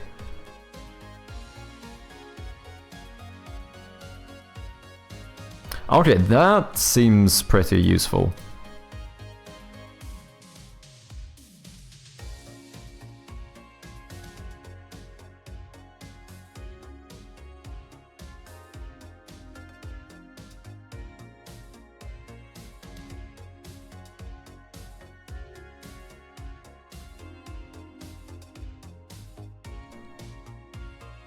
Interesting. Yeah, I can see this being pretty useful.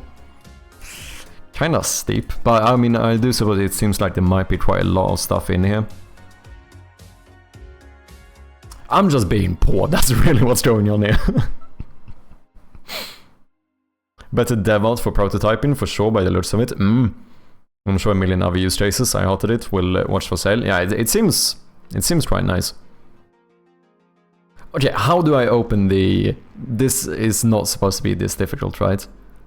Where do I find the... Do I have to do it from here? No. In project, input system. There's a thingy I should be supposed to open for the new input system. Right? Where is that thingy? Project settings, I think. But on a newer Unity version. Okay.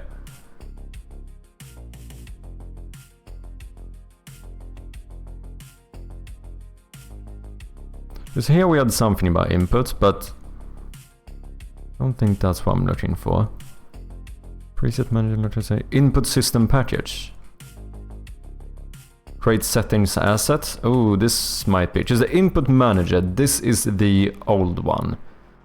Use physical keys. Yeah, this is the old system, right? Input system package. This is the new one. So I have to create a settings asset, I think. Generates as an asset. Okay, there we go. Update mode. Background behavior. Reset and disable non-background devices. Compensate orientation. There's a lot going on here. So this is for like controllers, right? Dead zone stuff. Default button press point. I think I would just like keep most of this the same, I imagine. Supported devices. Okay. So keyboard, mouse, virtual mouse. What's a virtual mouse? Would you not try doing gamepad? Can I start off with Xbox controller?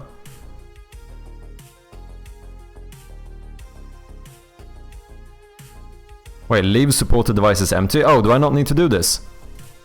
Oh wait, leave supported devices empty if you want the input system to support all input devices it can recognize. Ah, okay, fair enough, fair enough. Thank you. Should probably have read that before I start playing around.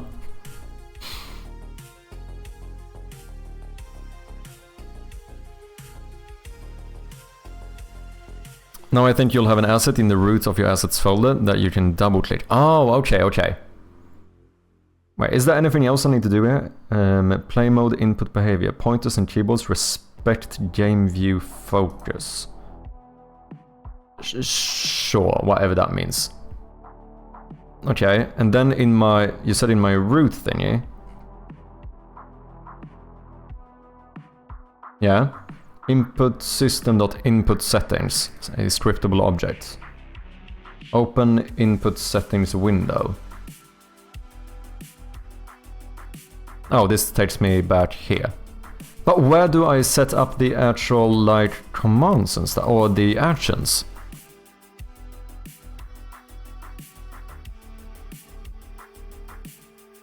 We all feel the need to fill an empty list, yeah. I mean, you see that empty list and it feels like it's just urging you to fill it, do you know what I mean? Wait, I think I still have the documentation open somewhere. I also had this. Oh, but this was specifically about rebinding. Maybe we can check that later.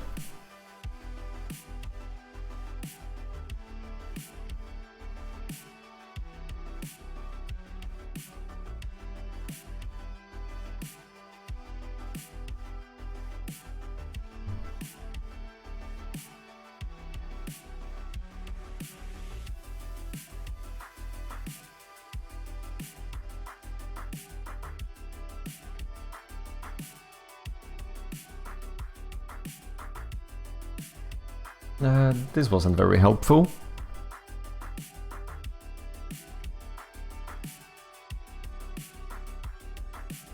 Concepts.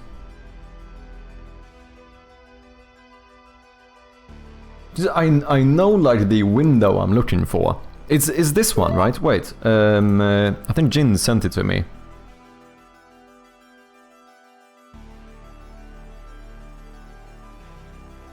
It's the input controls, input actions editor. That's what I want. Do I have one of those? Input system rebinding, no. Because these are the settings for the input. Where do I...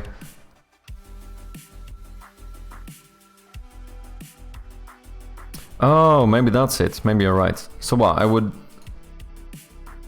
create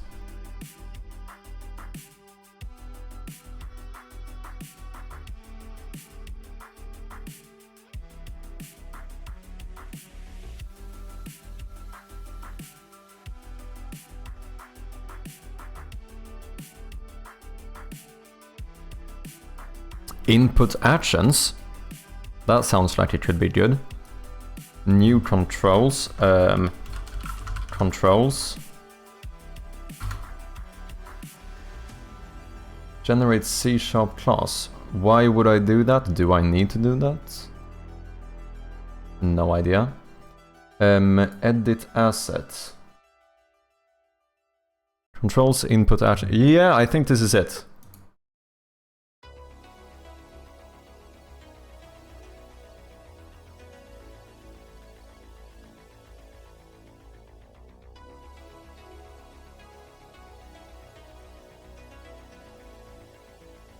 So, can I pin this? I can.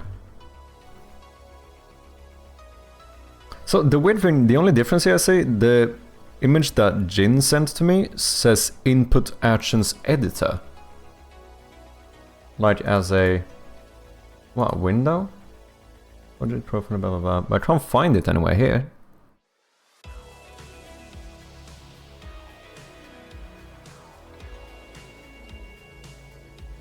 But I think this is fine. It looks pretty much the same. Maybe. I have no fucking clue what I'm doing.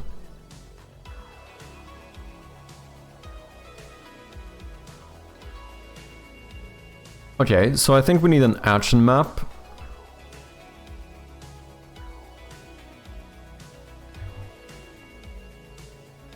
What, can I do like in-game and menu or something maybe?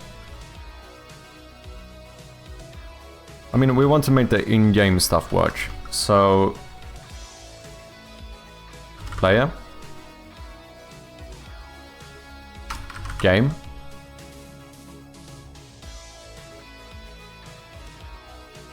Sure. New action. No binding.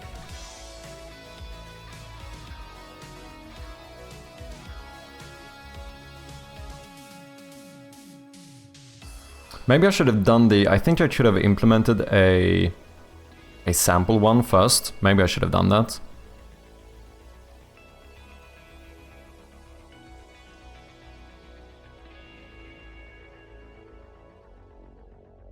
Okay, so then we would do something like...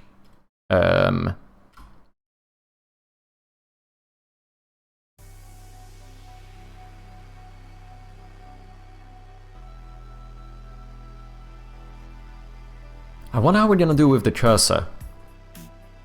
That I'm a bit unsure of. Because I imagine that the...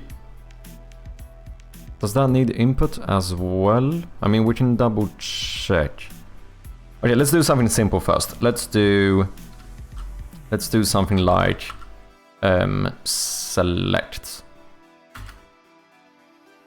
And then the path, listen. Oh, can I not listen for mouse clicks? Mouse, left button. Interaction. No interaction has been added. Processes. What is this stuff? Oh, hold multitap, press slow tap. Okay, that's interesting.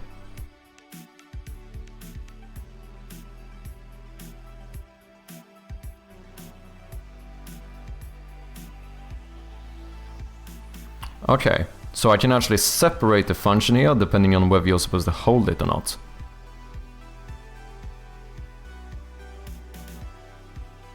So wait, what is press then?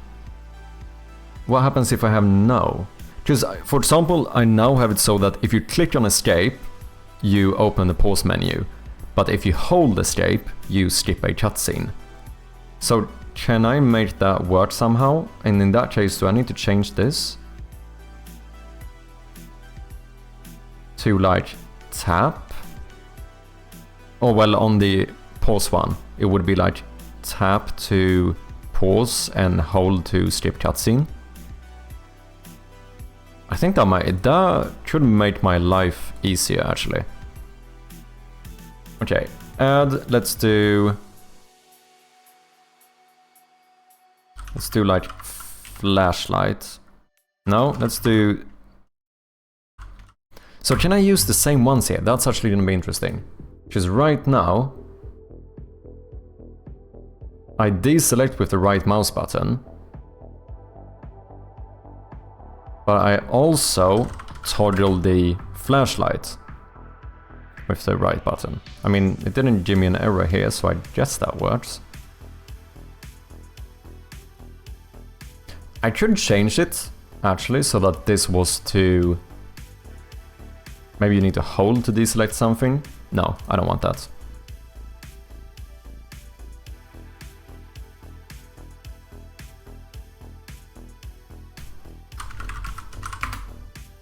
Inventory should be Oh, you can do any keyboard. That's kind of interesting.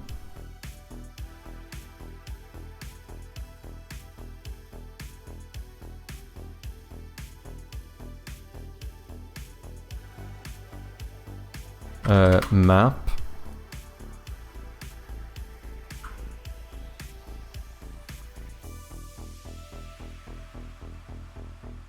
And then we need pause.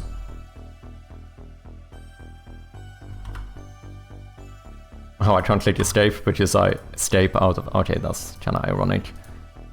Keyboard. By location... Oh, by character map to key or by location of key. Interesting.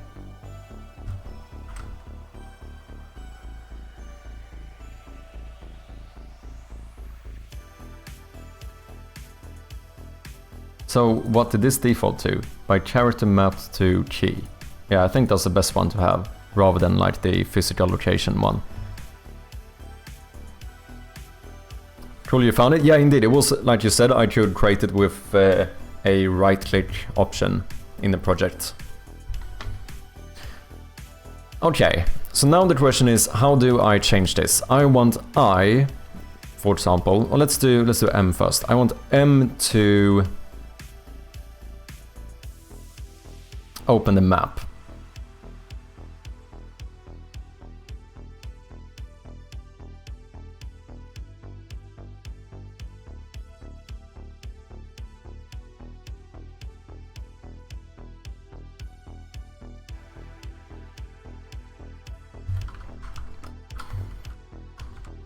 So this is how I used to do it.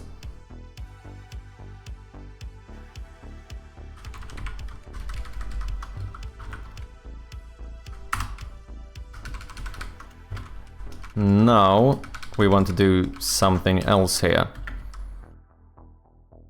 Is it still input?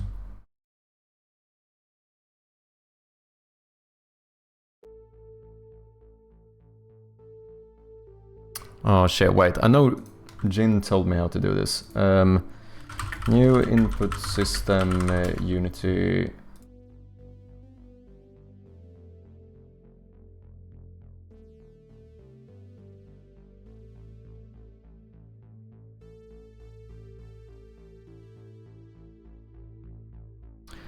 What's up, Why Neko? Welcome in, how you doing?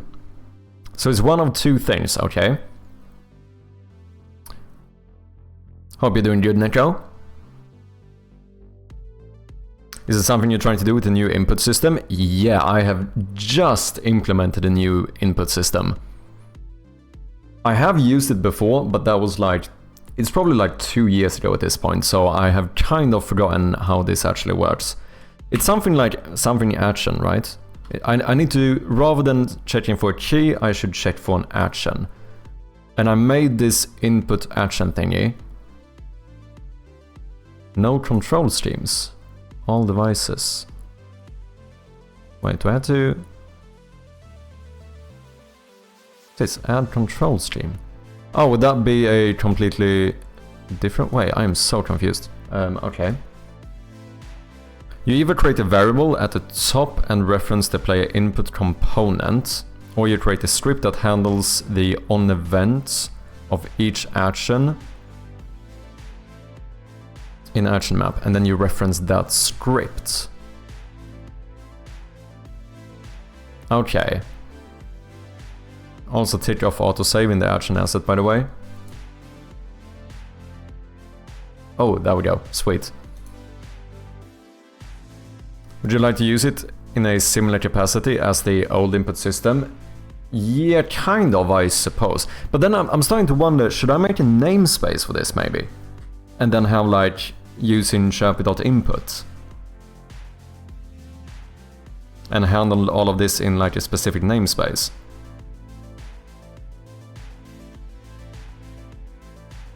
My recommendation is to reference the input action reference assets directly. And then make sure to enable them during your onEnable function.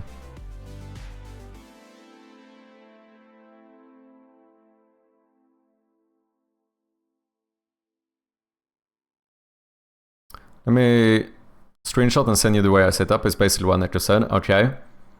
So anyway, what do I... What do you mean by enable them during the onEnable function? Wait, do I need to enable the input... Wait, input actions reference... What is this? Is that this asset? Is that what you're referring to? Like this input actions? Like I need a reference to this, basically.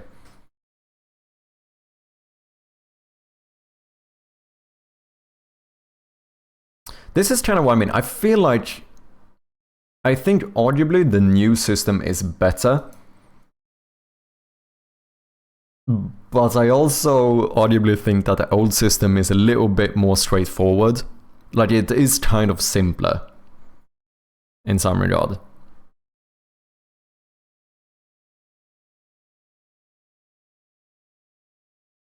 Click on the arrow to the right of your input actions. It will show the input actions reference as it. Okay, wait. If you click on the arrow to the right of your input actions. Do I have an arrow?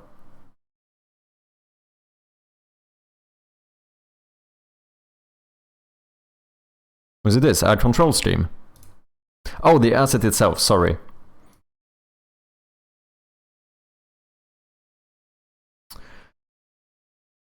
Okay. So these are references to... Okay, that makes sense. Yeah, input. It's not a reference to my input actions. It's a reference to a input action. Singular. Okay. I'm kind of intrigued. Is this how I did it in my last game? I feel like I don't remember using it this way. No, to be very clear here, I'm not saying that this is not the way I'm supposed to do it. I'm just curious as to how I don't remember making references to these. I kind of want to boot this up quickly just to see what I did here.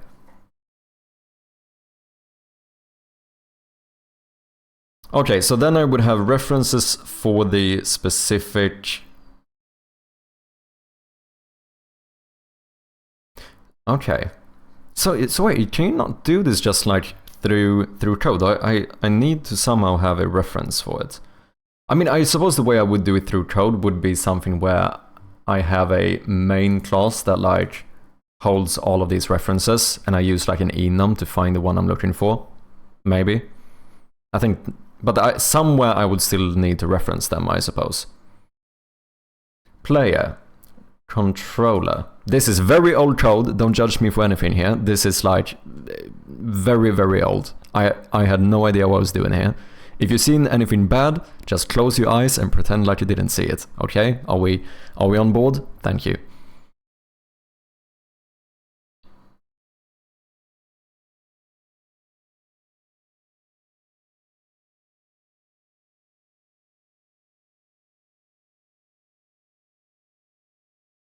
Did my music crash? I think it did.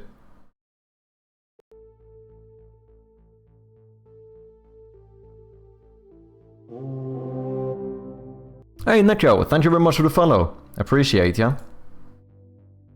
Okay, I saw you sent the message, Jin. I'm gonna check it out in just a second, I'm just curious here. If you can move, if movement input is not equal to... Okay, how do I know what the movement input is? Oh wait, I use Unity engine.input system. Okay. Try move. Movement input. Well, this just takes in where I want to move, I think. But wait, how do I... What is the reference to the action here? Controller dot... Movement input. That's just a vector 2. How do I do it here? Because I know I can play this with controller.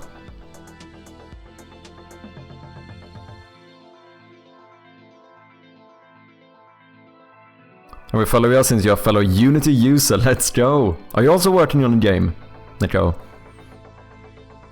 But at the end it's just my own way. Yeah, no, I'll check it out. I was just so curious as to how I did it here. On move. Input value... How is this working then? Roll. Okay, how do I roll then? On roll. Controller.onRoll.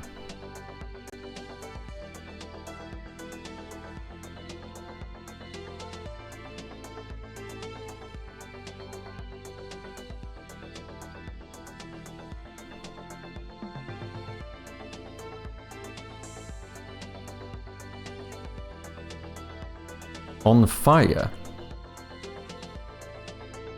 Okay, so I think these are...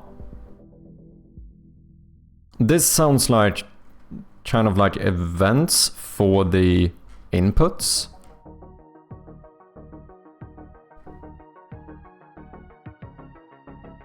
But here I didn't do a reference to it, right?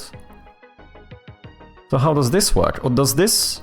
Can I find them through the Unity Engine.input system?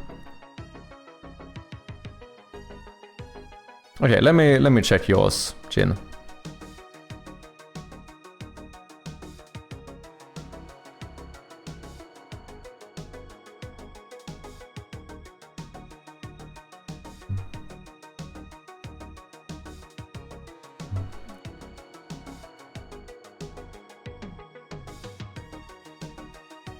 Okay, that became fucking shite quality. Let me see.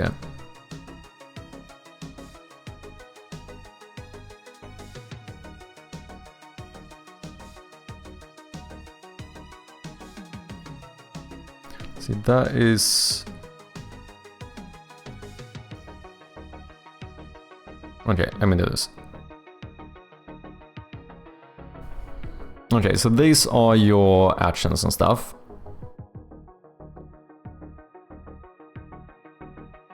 Yeah, exactly.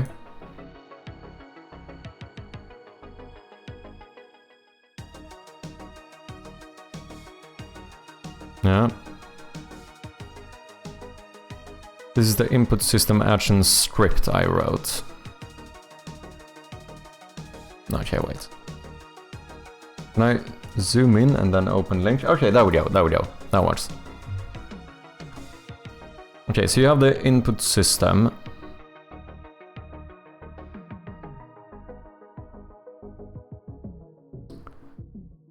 Flags.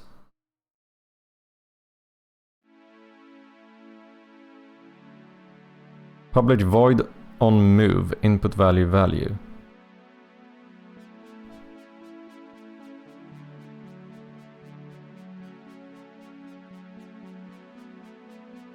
Okay, interesting.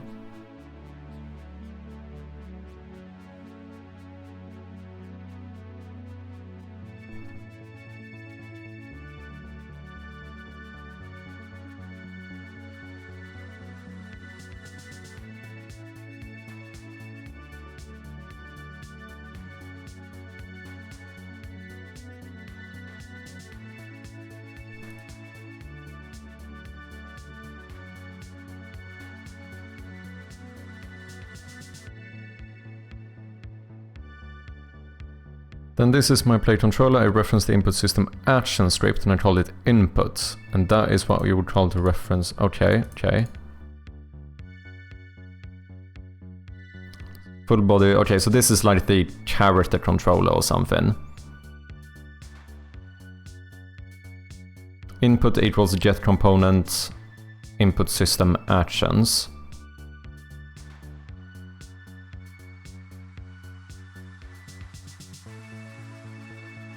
And then if input.move. Okay. Move input.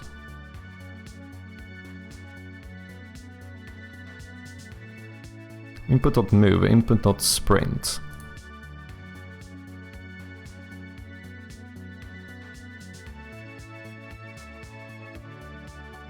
Wait, how does that work? These are called jump input and sprint inputs. On move, on look. I am so confused.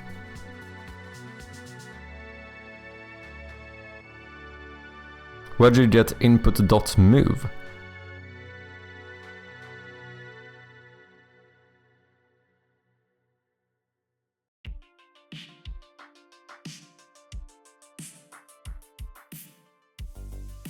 Don't know where the quality dropped. It's because I didn't zoom in, so I was looking, and then I opened that in a link. It's just that I'm trying to be a little bit careful, just not leaking stuff from my Discord or whatever, in case I accidentally show some, you know. I don't want to accidentally show chats from like you or someone if you don't want me to show it on stream.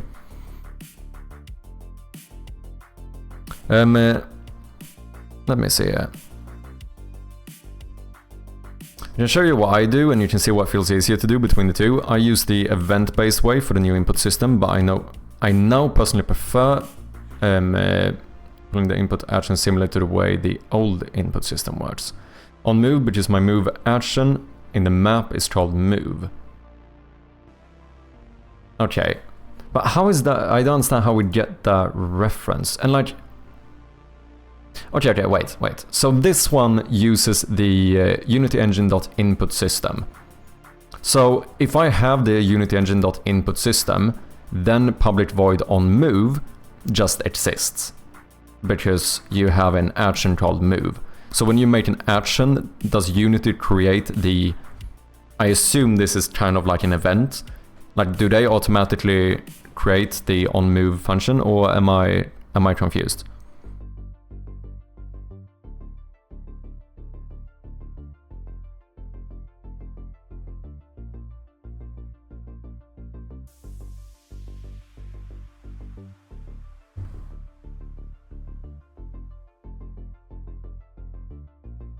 I don't want to overwhelm with more info yet. No, it's all good. I very much appreciate your guys' assistance.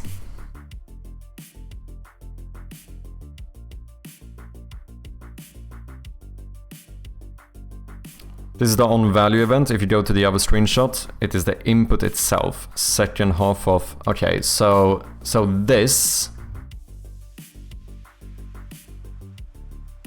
Okay, wait. Let me see your actions again.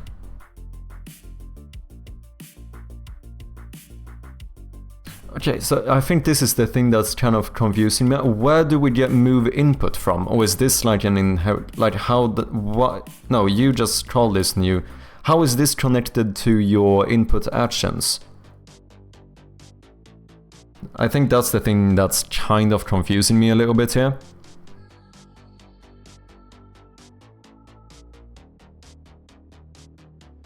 Or if I have a...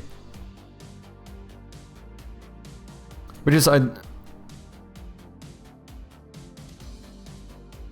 here in the other ones, what you do is you have a reference to the input system actions. Okay. The thing is that now when I look at my old script here, I don't even understand how I do it. Like, I implement here in the specific controller. So yeah, I think one difference we did, I think... No wait, player inputs. Oh, open input settings.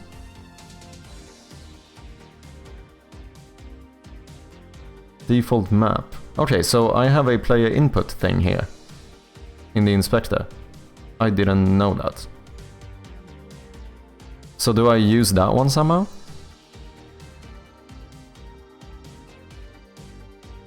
Because I don't understand where I get the on fire from. Or is that something that Unity just makes for me? How do I find player inputs? Okay, because this one is called fire.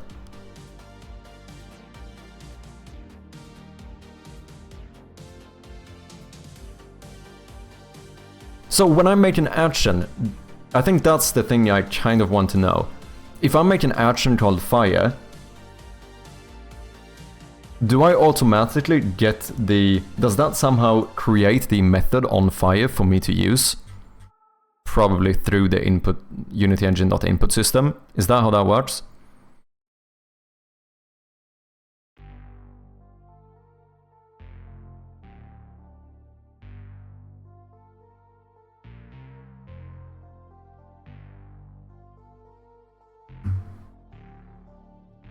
this is what I used, okay?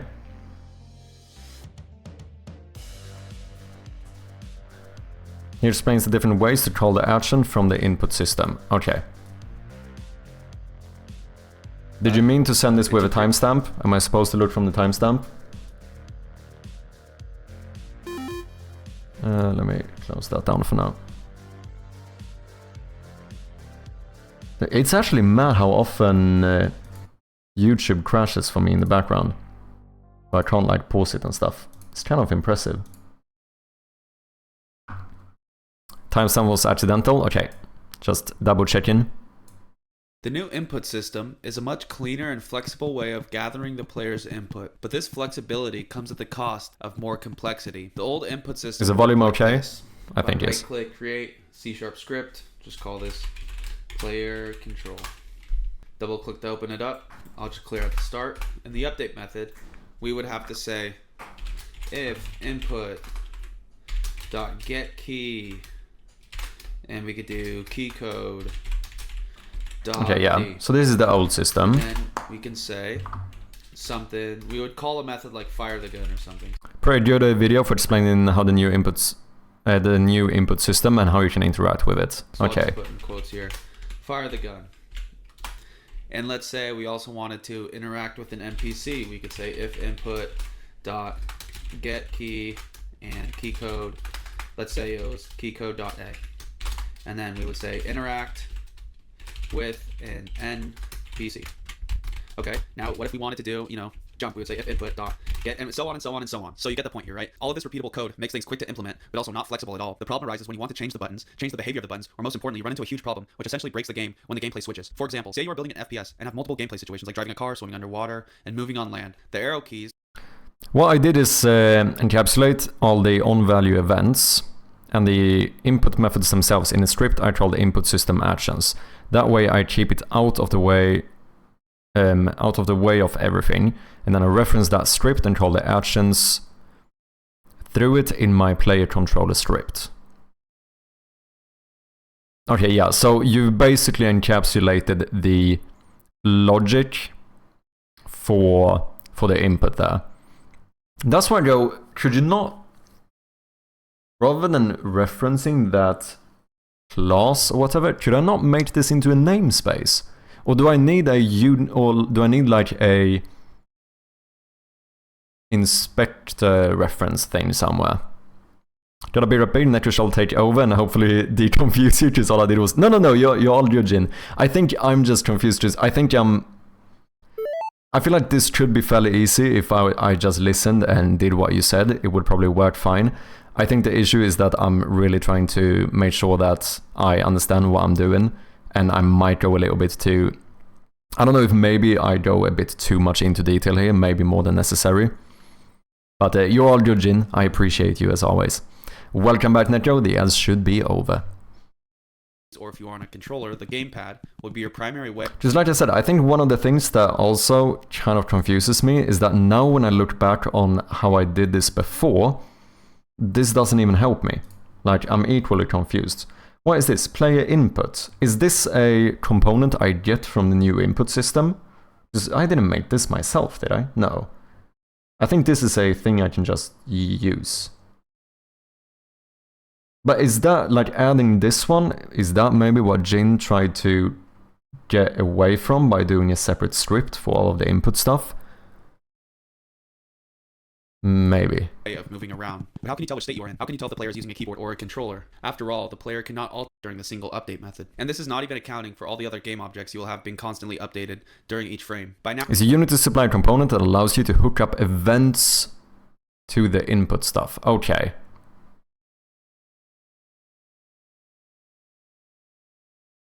So do I only need one of those in a scene, or do I need that on the component where I use input? Or do I need that one at all? The way that, say the way Jin did it, does she use that one whatsoever?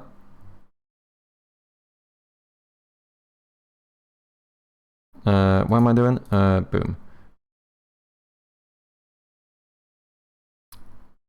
But just here I never get a reference to my player input. This controller script does not seem to have a reference to the player inputs. All I have is the namespace input system. And then in here, I just have a void on roll, which I think is when I click on that button. But I'm like slightly confused as to, is this... Because if I do this, this is gonna break now. Nope, that still works. How is this directly connected to the input? I think that's the thing that kinda confuses me here. Lock movements, set 3D roll, that's for the animator. Roll jip.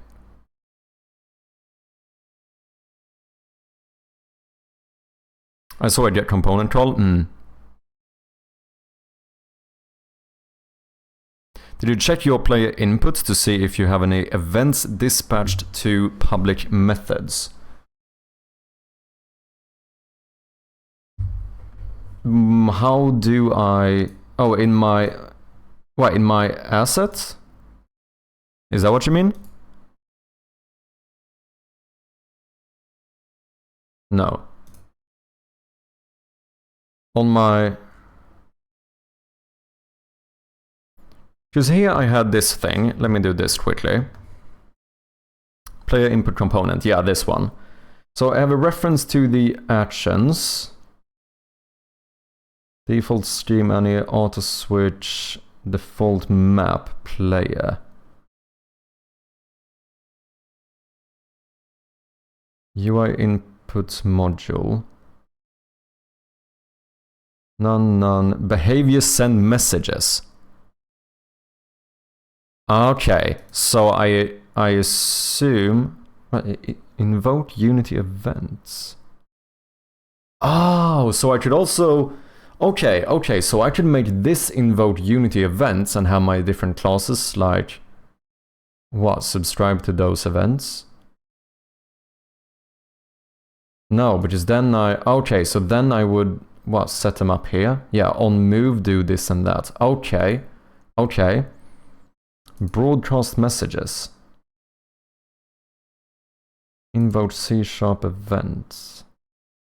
Yeah, that I could do. So I could invoke C# events, have one place that handles all of the player input, and then what, have my scripts listen to those C# events. But how does it work here then? Because here I send messages.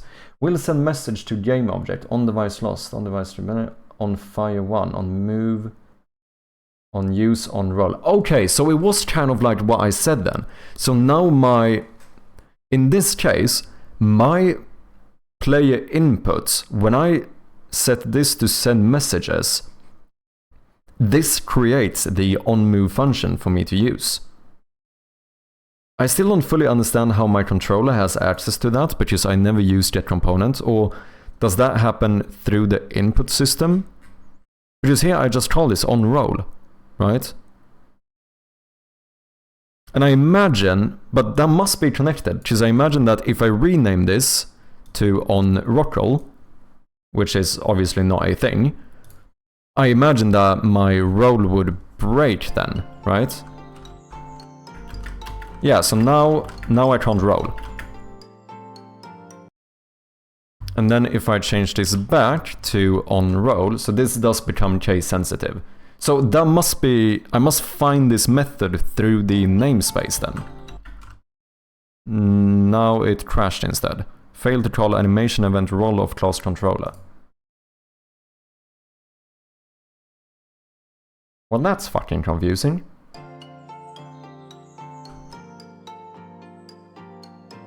Oh, it might be because the enemy caught up to me. Wait, let me run away from him. Nope. Okay, so that now crashed for some reason. That's interesting.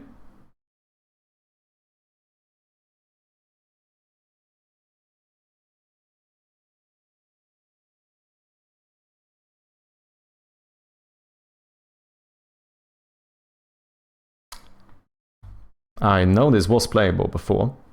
I did change that back to onRoll.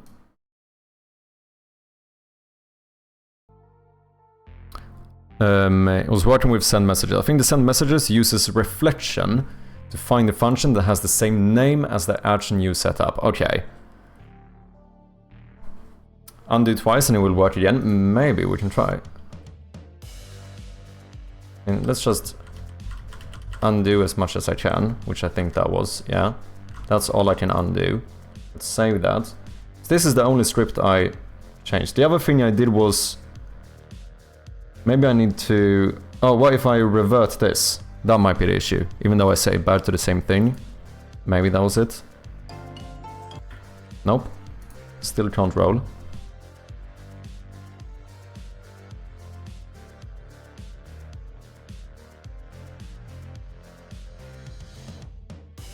That was well fucking confusing. Can I attack? Oh wait, I'm also trying to play in the scene. That's probably not the best thing. Okay. I can indeed attack. It breaks when I try to roll. Failed to call animation event role of class controller.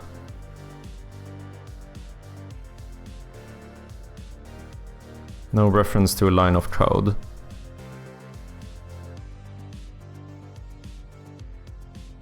Did I... No. I'll say, did I accidentally add some namespace that fucked it up? I mean, it doesn't really matter. I mean, it would be fun if this was still a bit playable, but... The weird thing is that I feel like I didn't really do anything. Like, I changed the name of that function and then reverted it. This was set to send messages. I changed it, and then I changed it back. Can you revert the commit / discard changes? Oh, no. If you think I made this game using any type of version control, you are overestimating my capabilities very, very highly.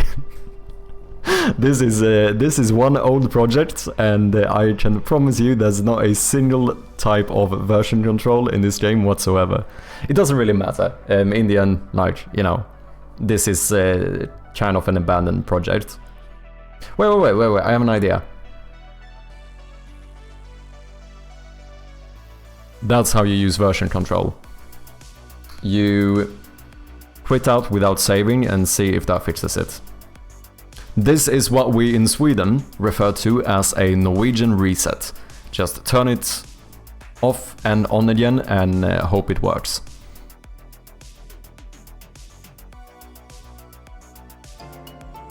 Nope. It usually does, but not always.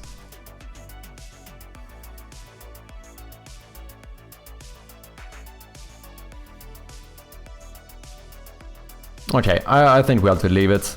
But...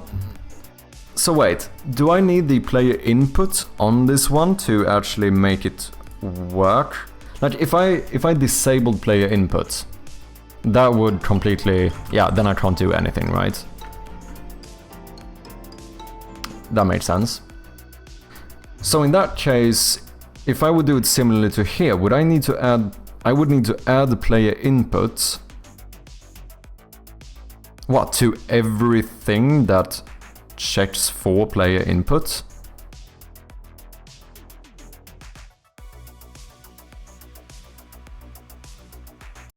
Now you should be convinced that the old input system has these detrimental flaws. So the next question is, how do we use the new input system to fix these problems, and how are we supposed to implement it properly? The new input system fixes these game-breaking issues using input action assets. What is an input action asset? Simply put, an input action asset stores all of the action maps, and therefore all of the possible player controls. So to create an input action asset, we will click on Window, go to Package Manager, click on it, and instead of Packages that has in project, we will go to Unity Registry, and we will search for input system. As you can see, I have it downloaded here, and if yours says update, make sure you update it, but if it says install, then just click the install button. I already have it though, so I will continue. Now right click on the project tab, hover over create, and at the bottom of the drop down menu, we will select input actions. I'm going to rename this to player controls because it will handle the controls from the player.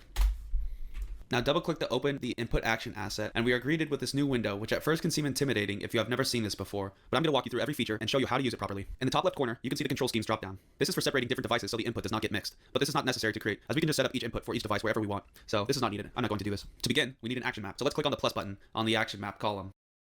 Using the input action is like using something that can reference all of the input action references associated with it. Input action asset.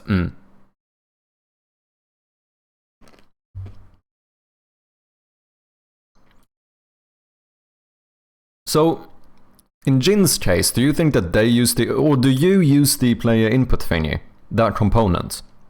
Is that something do you have to use that one when you use this system? Is that just how it works? And will affect how the input from the player is. I do not use the component. Okay. So how do you get around that? You have a reference to the actual input action asset instead. So in my old RPG game, I made that one create the messages, which I think is some sort of event that I can then use in my other classes on that component. So that was how I think I did it in that old game. For example, if you wanted a basic container that held all the controls for when your player moved around and interacted with the world, you can create an input action. Let's say, for example, that you have an action called move that is a vector to type in your input, yeah?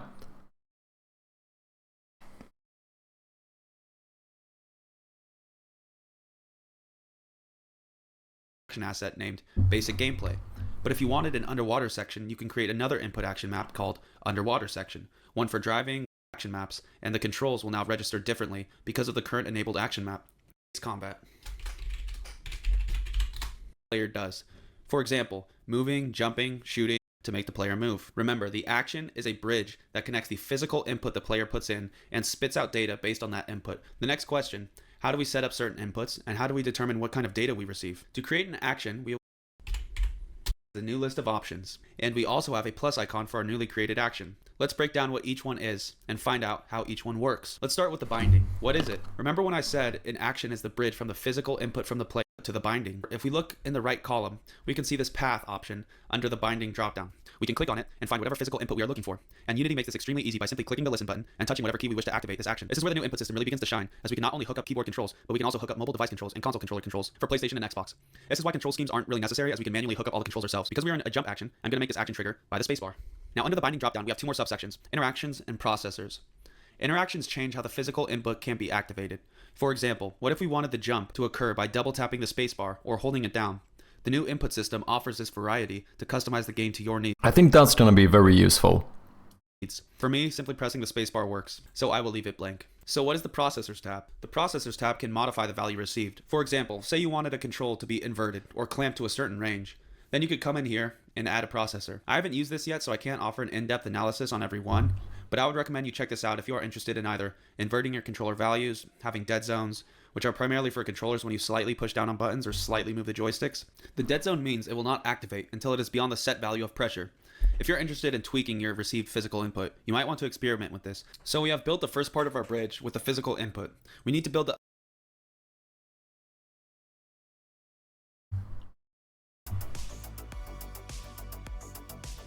Okay, let's say, for example, you have an action that is called move that is a vector 2 type in your inputs. What I would do is something like this: serialized field, private input action reference, move action. Yes. Private vector 2, move input value, lambda, I think, move action dot read value vector 2. Okay. So you're checking the reference to the input action, and you are basically reading the value that it gives you. Now whenever I need to check the input, I can just use that shortcut property.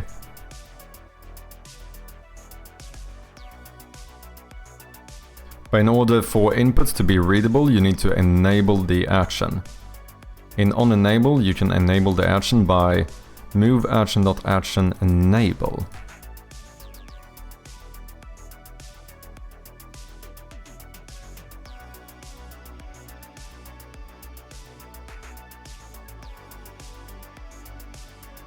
The lambda but combine. Yeah.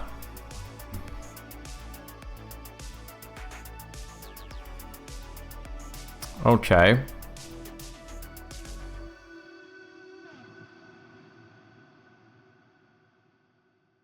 Use it the same way as the old input system. For button-like actions, which the majority of mine would be, you would do something like attack action.action was press this frame. Okay. Okay. Interesting.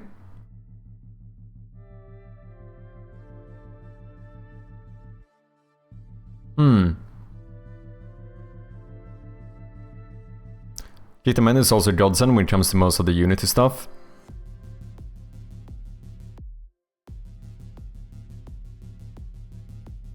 But this time, did you mean to send with a timestamp?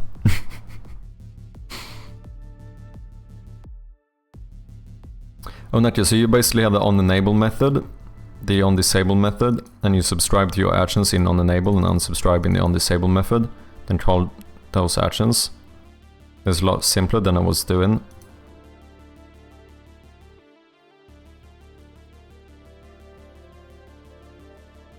If you need something held, you can do shoulder action.action is pressed. Okay. So, would those trigger at the same time, out of curiosity? Do you know? Like, if I press my... Yeah, I suppose it would.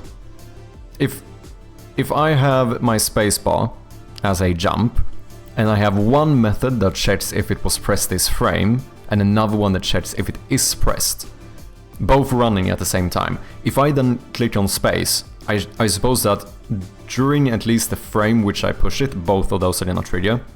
Is that how that happens? Or is the... Oh, yeah, right, wait. If I wanted to have it behave differently, suppose I should set that up in my actions as well. Do one of those where you say that this is supposed to be held down for this action to happen or whatever. Maybe. I just checked the action's state itself. Both run, yes, okay. It's basically what I did, but if you see from the screenshots I sent, the buttons I have are separate. The spells input I have are .is pressed, because they are not buttons that take effect when held down. Wait, that take effect when held down and not just a single press, okay.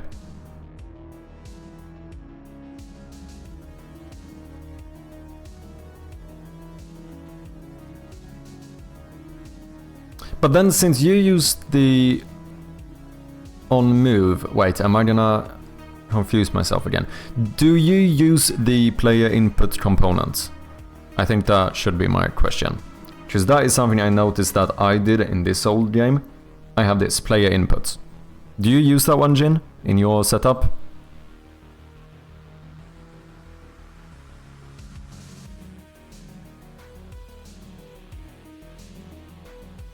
Since you use on move, do you have that one, like send messages or some event or something?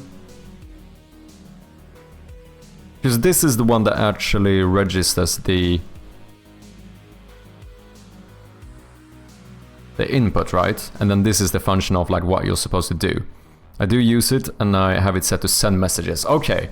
Okay, so that makes sense. You were then doing, yeah, the same thing I was doing in the RPG game. This is the same. So I think that's what confused me before, because I didn't know where you got the on move from. But what I realized when we were looking here is that when this is set to send messages, we create the on move function, right? So that's something that you can like listen to or whatever you want to call it in this case. Okay.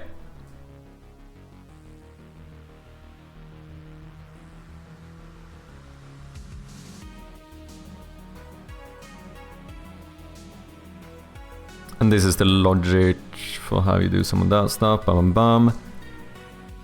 Then you take the reference, you get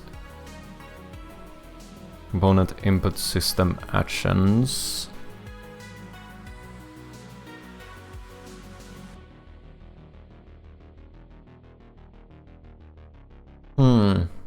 In some regard, I kind of like if I don't have to... Because I don't even know how this happens, wait.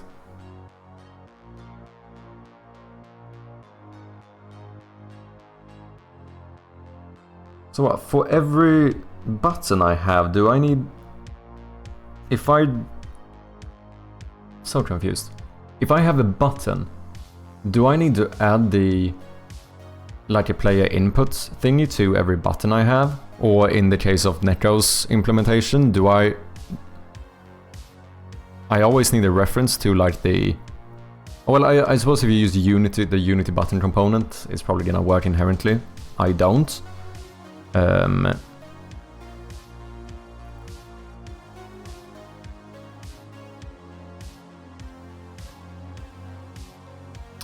Bum bum bum bum bum. So like here,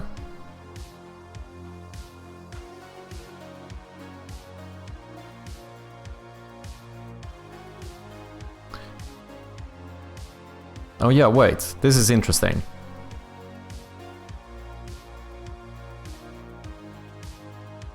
It's pressed. So Necro, yeah, you use it. I think I understand what you mean by the fact that you use it like the old system. Because you still do this inside of an update function, right? You still check if the shoulder action.action is pressed during the update function.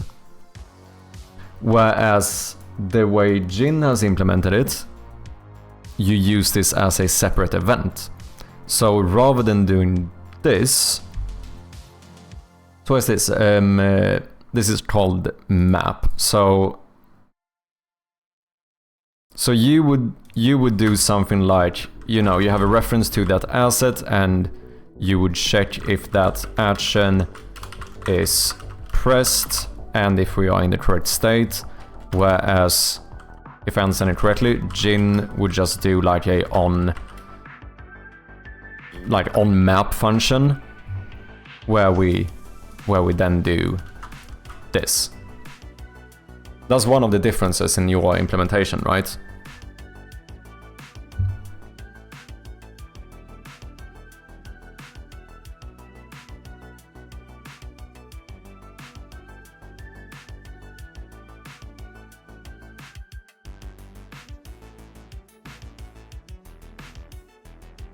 Using the play input component saves you from having to do boilerplate stuff that I do. I just find it so intuitive to pull the action state. So Chub, if you look at your player input components, below behavior it says will send message. Yeah, exactly. On device lost on click, yeah. That's where I have this on move. Yeah, that was the thing that confused me at first, but that does make sense. Created the events and values in a separate script, and I just call that script in my controller.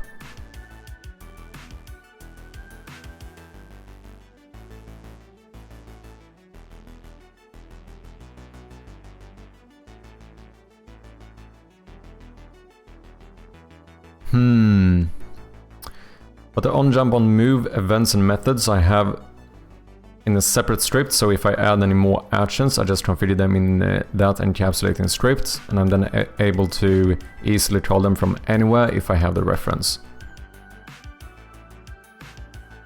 Rather than call from anywhere, is it not more kind of like listen to it from anywhere? Or am I misunderstanding this?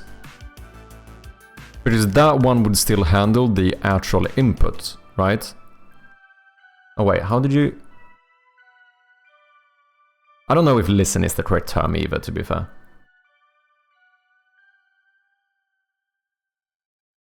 You know, this is one of those moments where I love programming, I love coding, I love the, you know, problem-solving aspect of it. Sometimes you also just go like, wouldn't it be easy if there just was like one way to do everything? Do you know what I mean? No, I say it a bit tongue-in-cheek. I do still enjoy this aspect of it as well. It's fun to think about the different ways to implement something. Product void move. Okay, input is your input system actions, which is this one. Oh, and here you have a public vector to move. Okay. This made sense now. Yeah, so this one is doing... Yeah, so I think that is... This kind of made sense.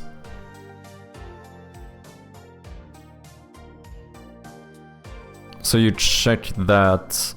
So wait, sprint I imagine is a... Is that a bool you have? It is indeed.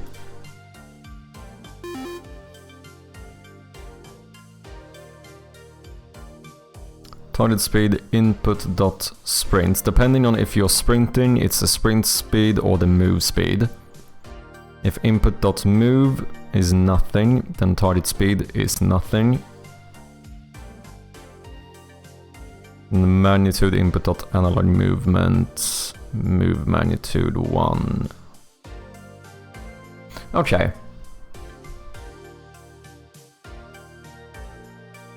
And then what you would do...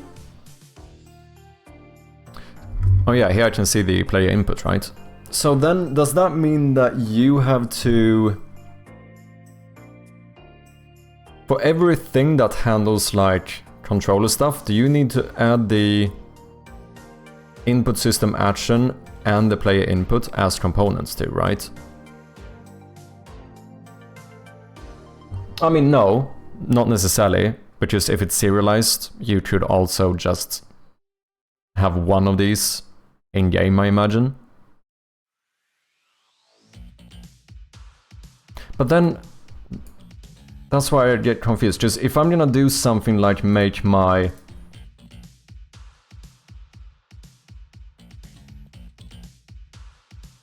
Say that I want to make it so that the select button changes. So you can rebind the select button. That would be like the interaction button, like when you click on an object. Here the confusing thing is that, because I don't really have a player, do I? Like, because here this is some full body control, like I think you're controlling an actual player, where you run and jump and stuff. I don't have that. In reality, this is all just UI elements. So, would I need to add this stuff to every object I make in the game, since the object technically is the one checking for the input? Like, does my event now need to have a player input component and like a and potentially one of those like umbrella input system actions scripts?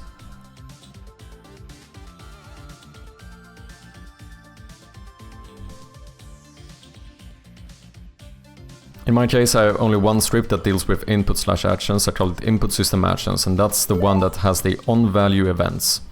Ads should be over, welcome back people. Is pressed when any configuration for the buttons. I then, in my controller on the player, simply call input_action.move or .jump. The only reason I have the player input component in my script is for the snippet I sent you on Discord just now.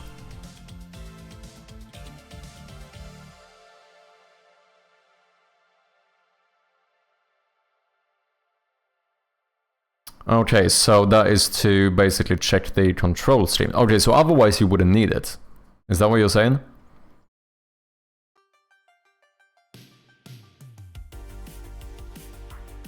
Oh yeah, because otherwise everything would be through your input system actions. But wait, okay. But your input system actions uses the on move. Does this one... So if you turned off your player input or whatever, wouldn't that make this non-functional? Because like in my game, I had like one of these on move thingies, and when I disabled the player input component, I could not move my character.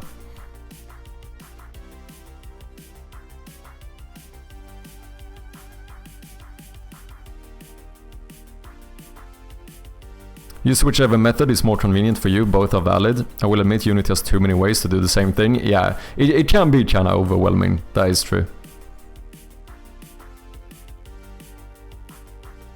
Yeah, sorry about them ads, Neko. Thank you for your patience, I appreciate ya. The only reason I have to play input... Okay, yeah, Reda. So if you're using a script like mine, input system actions, you don't need the player input component referenced in your controller script for controls.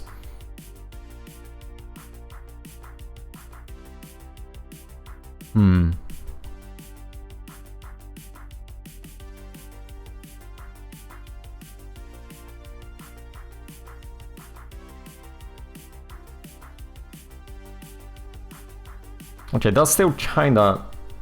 But, so then how would you get the onMove method if you don't have that one sending messages?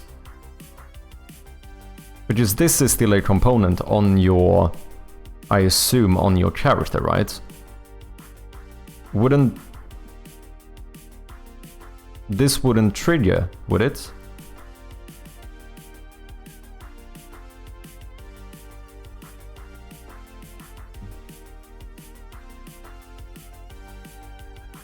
Input value. Or is that found through the input system namespace somehow?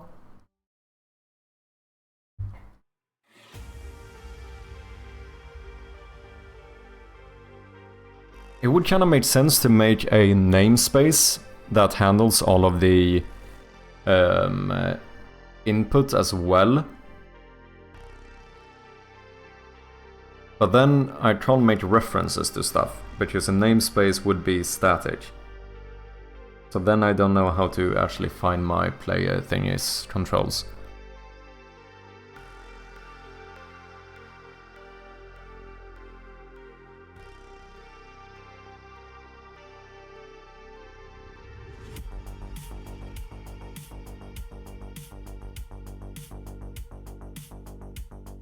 We just need the reference to the input system actions script or whatever you would call it, which would have the onMove onLook.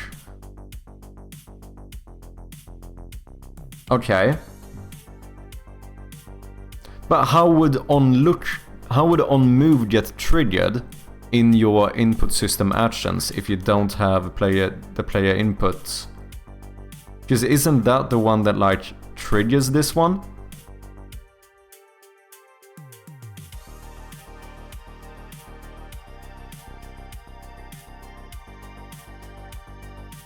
Remember what I said earlier, send messages means using reflection to find a method with that name to execute it. Oh, okay, sorry, yeah, okay, now I get it, yeah. You need the component on the player, but you don't need a reference to it. Yeah, okay, that makes sense. Yeah, because like in my RPG game, I didn't have a reference to it, but I did indeed need it. So yeah, this was, sorry, I got a bit confused here. I think I took this as you not needing it whatsoever, but that's not the case. Yeah, what you were trying to say is that if it wasn't for that piece of code you sent me, you wouldn't need the reference to it. Okay, that makes sense. That makes sense. Now I feel like I'm following here. It's either reflection or some other means of checking all the components and finding one with the correct method. Yeah.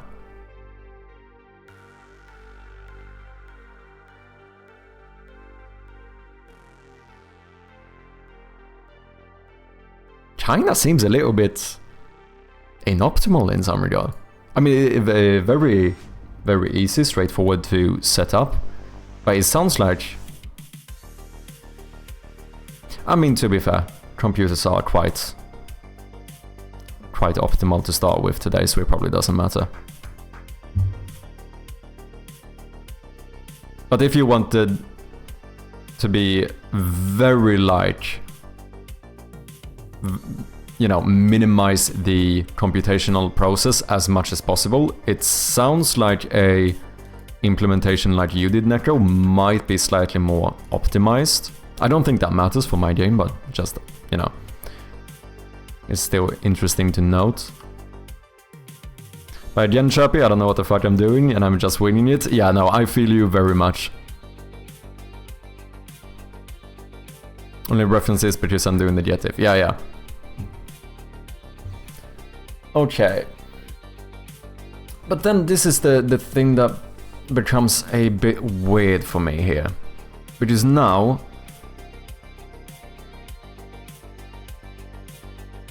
this means that if I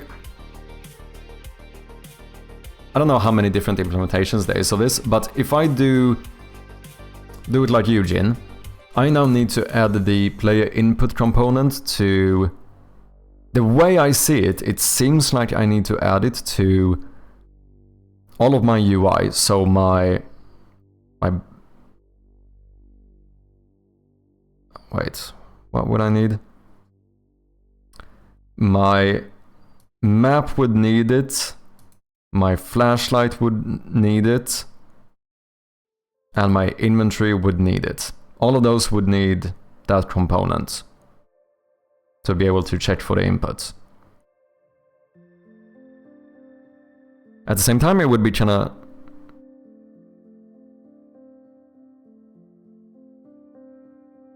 Just to the play character, the play object only. Not really, no. Right? Because... Like, what we have to consider here is the fact that I don't have a player. Like, let's put my game in a 2D space. Can you point out my player? Like, where is my player here? I don't really have a player.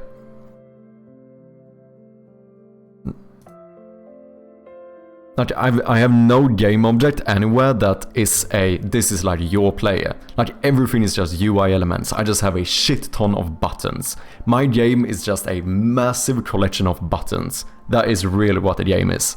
If you look at it in a very like practical manner. That's why it gets a little bit more confusing here for me, because like in my RPG game, in this one, it kind of makes sense because I have a proper player. This one is the only one that actually cares if I jump, roll, dash or not. Whereas here, the thing that I feel a little bit like scared about is like how many fucking references or like player input components do I need to add to my game? Because yeah, okay, it's not that many if we do like one for the map, one for the inventory, one for the flashlight. Okay, it's a few. It is not the end of the world, even if that's the case. Maybe parent game object on the camera could act as the player. Could be, but I can't put my inventory. I mean, it would be if that one sends out the events to open the map, because these still need to exist on a UI canvas, since these are UI elements. But I could have them listen to an event that's... Maybe that's what I need to do. Maybe I need to have like a... Just have like some fucking player input manager that checks for all of the input and then just sends out events when you click on a certain button. That should kind of make sense. However, the thing that becomes most confusing for me, might not be entirely necessary, but it could be like, what about the actual game? Because here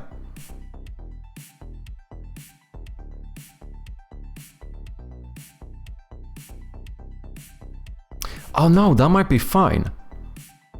No, yeah, because all of my interactable items or objects in the game, they use that like, what you call it? On pointed down handler or whatever.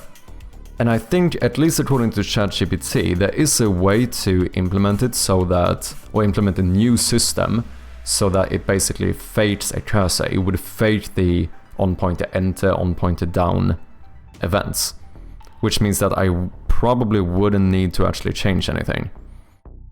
Just the only thing is that if I would need to check for like, if this lamp needs to check for the select action, this becomes like we have a lot of work to do, because now I need every single item to have either a player input thing or a reference to a specific action, and like it seems kind of mad.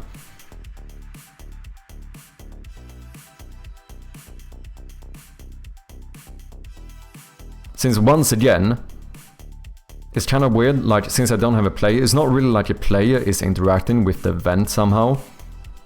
It's like the vent has an interaction when you click on it. Do you know what I mean? Jinx is forcing you to stand up for 10 minutes. Let's do it. Cheers.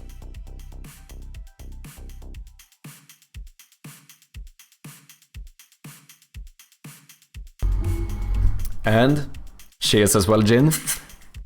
These 2 cheers are needed for a brain reset. Probably true. Cheers.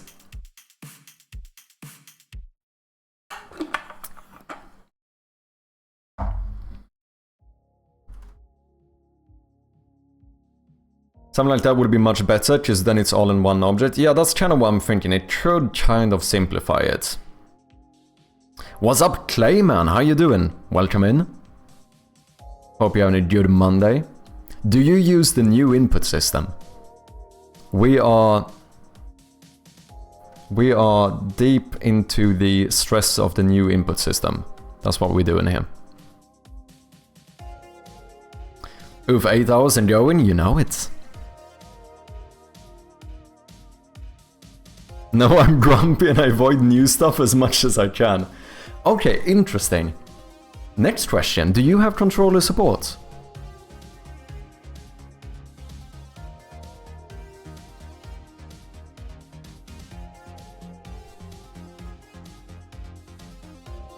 You do? So wait, did you implement controller support with the old input system? So what, so how do you do that? You have like in a update function, do you check for both controller inputs and like keyboard inputs? Is that how you do it?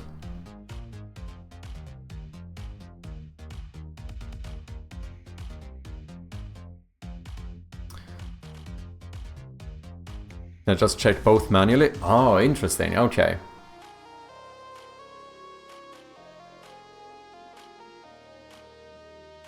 So I just tried to add a new input system because I think it would make my life easier in terms of like rebinding, and I realized that we could potentially even though I don't think it's super important, I think we could add controller support. I think vast majority of people are not gonna use controller support. However, for accessibility options, I do think it's arguably a good thing to have. And it seems like that would be a lot easier to set up this way with the new input system. It seems like.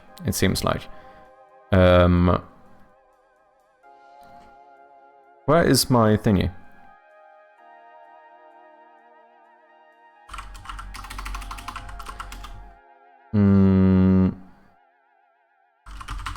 Cursor. Not that one. Because then we can do this stuff. Right? And this feels like it would be hard for me to do with the old system. Because now we can just control the cursor in the game with a controller. And basically have a point and click game actually work with controller support. Gotta be right back. Gonna fry some burgers because my brain needs some protein juice. Let's go. Don't end stream while I'm gone. No, I'll be on for at least a bit longer.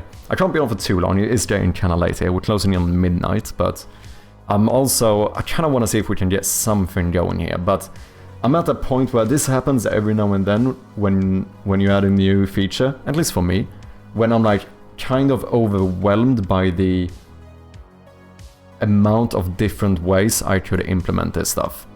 And I barely know where to start. And I feel like it would be nice to at least get this going somehow.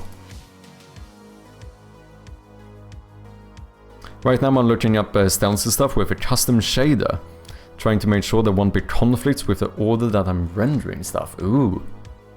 I don't personally like how over-engineered the new system is. I'm sure it's great though. Yeah, that could probably be a valid point. I have enough problems over-engineering my own stuff already. Yeah, fair enough. Yeah, I would say that, like, just straight up looking at it, the old system is so much more simple and straightforward. I actually think that's the case. Like, even doing some, like, rebindings and stuff.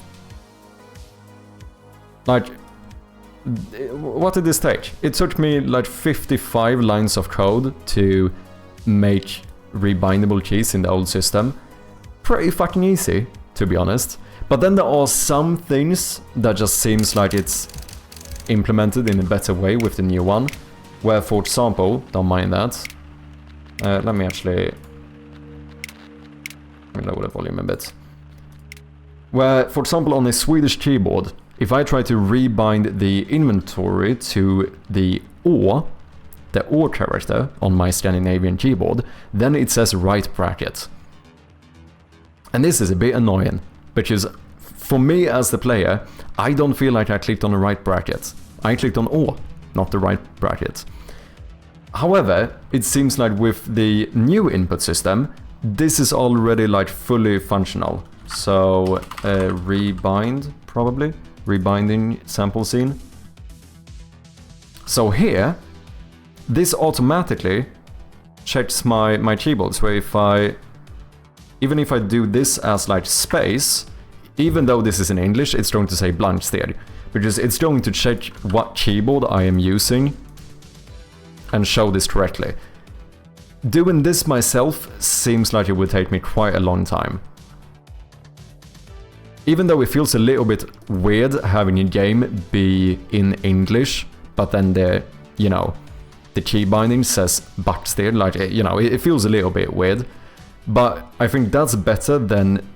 Just imagine, like the thing I took as an example before, is imagine if I actually made it so that... like the right bracket button on a US keyboard was the way you open the inventory. If I booted up the game and looked at the controls, I wouldn't know what button to click. Because the right bracket for me is what? That's Alt 9. But if I click Alt 9, that's not gonna be the correct key code, so I'm not gonna open the inventory. Because this is the physical location, right? And then yeah, with the fact that it seems relatively easy to add controller support, it seems like a good idea to add it in. But I'm very confused as to how I should actually implement this in the best way. Like, because this was quite simple. Just check if the get key down, and then check if it has been rebinded to something else, rebound to something else, I suppose. But now we need to have some fucking player input component, wanting to like reference an action, which I suppose this is a reference to an action. Oh, okay. My controls, oh, I have an idea. What about this? Here, what I did before is that I checked my control settings for the key code to open the map. What if I have my control settings have a reference to all of the actions? Now all of those can be in one place. And then rather than having to reference that action in each script, I can just check this either as a static reference or fuck it, I'll just check the singleton and get the variable. And then check if that one is pressed. Now, I don't think I need to add anything whatsoever. And it kind of makes sense for this to be in the control settings. Because I already kind of do this with the old system. If we check my old system, we go into control settings. Here I have an array of all of my own actions and my key codes. So obviously this was what I did to make the controls rebindable. I'm basically faking the new input system, I'm realizing now. I have an action and I have a key code and then we can change it.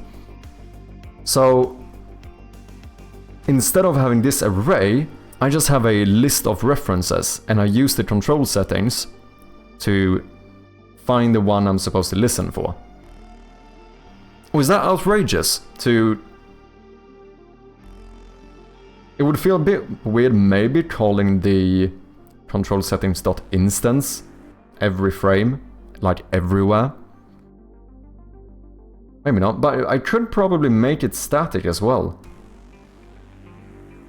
If I make an array to update all of the static fields or something. Or not even an array, I should just have serialized fields, enter those, and then in like await, we set all of the static variables to the same as those serialized variables. Cheers. And then here, we can just check for that one. Okay, this kinda made sense. I feel like this kinda made sense. Please stop me if this doesn't make sense, but I feel like it kinda does. Cheers, Miss Chirpy.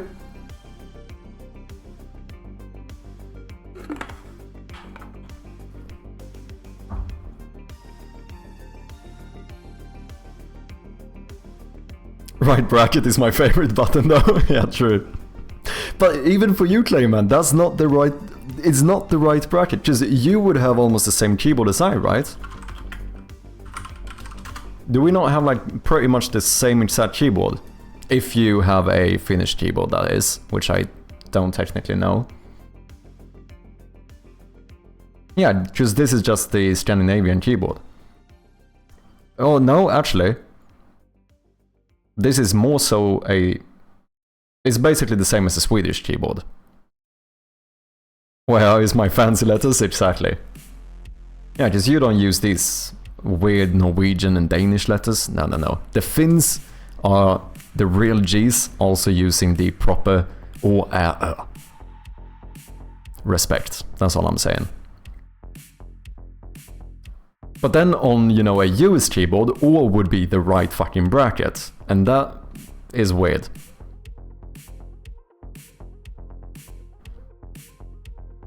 Okay, let me sit down again.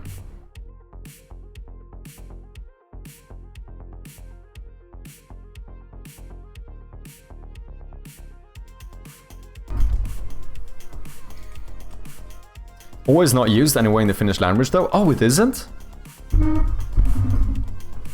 Oh, interesting. I never thought about that. Oh yeah, I guess now when you say it, I can't really say that I've ever seen the letter in a Finnish word. Yeah, I know. Yeah, exactly. And are indeed. Oh, isn't interesting. So I suppose the reason you still have it is because of the Swedish-speaking minority. I assume in in Finland. The reason why you still have the O key.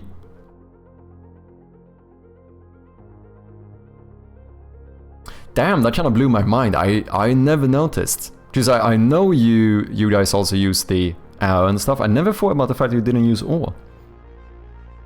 Yeah, exactly. Swedish is one of the official languages of Finland, yeah. Interesting.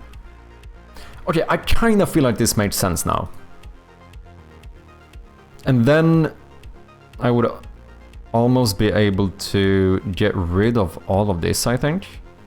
Or maybe I would steal code from these, like, rebind, save, load.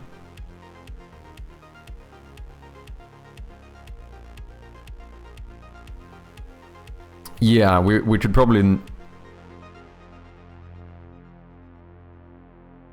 nick some code from this into our control settings.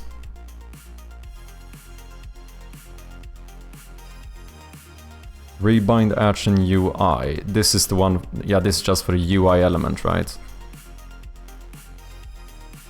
So these are like the Unity sample scripts that they give you. Okay, I kind of feel like this made sense.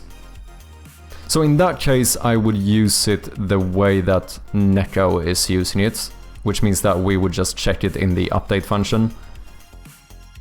Basically pretending like this is... Do you have to check like the is pressed this frame and stuff?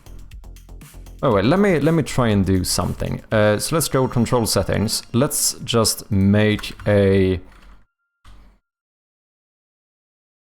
How would I do this? I think I would have a public static input action reference called, let's do inventory action, maybe? And then we make a serialized field private inputs action reference called inventory action. And I think we have something here to load key bindings. So in this one, we would now instead say that inventory action is equal to inventory action. This is just so I can set it up in the inspector, but then we can use the static field to actually get access to this. So now, over here, inventory action.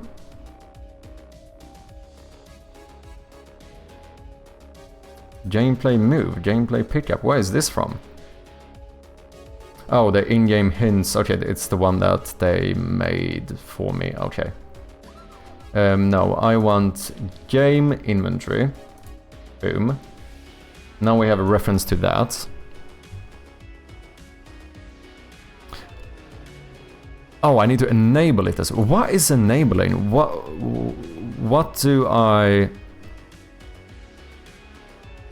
does enabling it actually mean here? So wait, I would be able to enable it in my control settings. Void awake. Either in awake or on enable. Do I need to disable it? What's the... Do you know the purpose of enabling the action?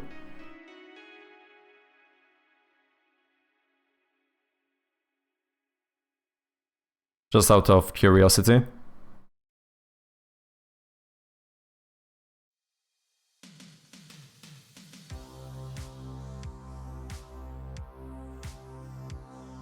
Enabling it makes it listen to it. You need to enable the action in order to read data from it. Okay. So that would basically, in like... what do you call it? In event terms, it would be like subscribing to it. Kind of.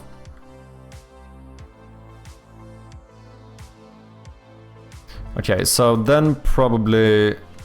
before... Do I need to disable it as well then? So before we load the key bindings, we want to enable this one.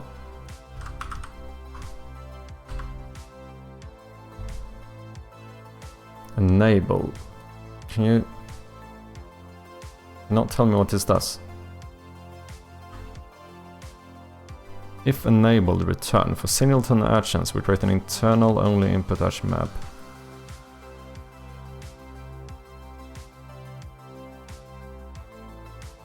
Resolve bindings if necessary. Sure thing, do you. It's like a micro optimization. In grand scheme of things, reading inputs like that has next to no performance cost. Okay.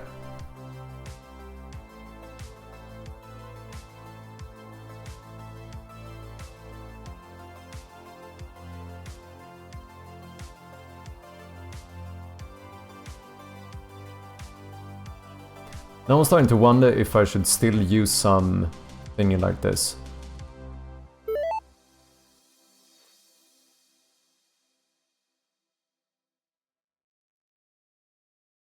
Maybe I should do that, because otherwise I'm gonna have to do this for each button. I mean, I have like 6 buttons in my game, so it's not that bad. I should probably automate this a little bit. If instead of having a default key code, all I do is have each one of these have a reference to the action, the input action. Loop through that array, enable all of them, and then loop through that array. No, I would loop through it, enable all of them, and set up the...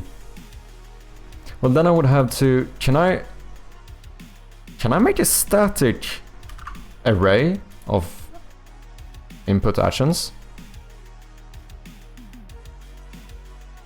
I think I could. So then I should do something similar to what I had before and use like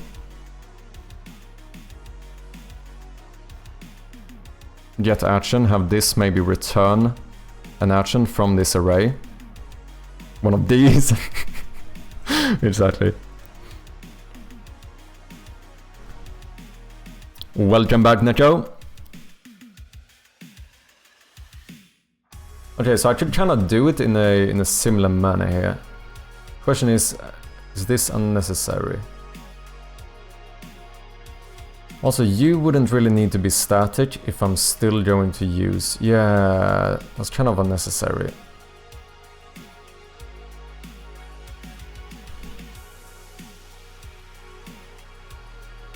So then I can just do something like this.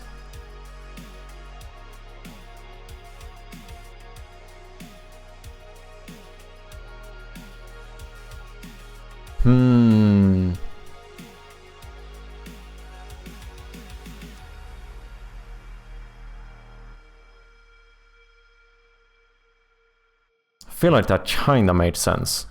I'm not sure it does, but I feel like it kind of does. Zeros field private input action reference.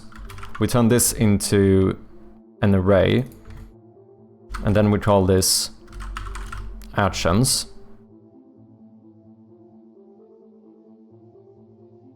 Then we duplicate this one. We rename this into... I probably can't call this input action, because that's probably a thing, right?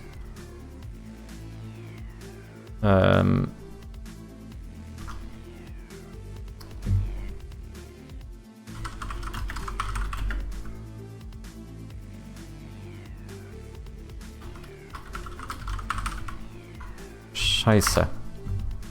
So what can I call my enum then?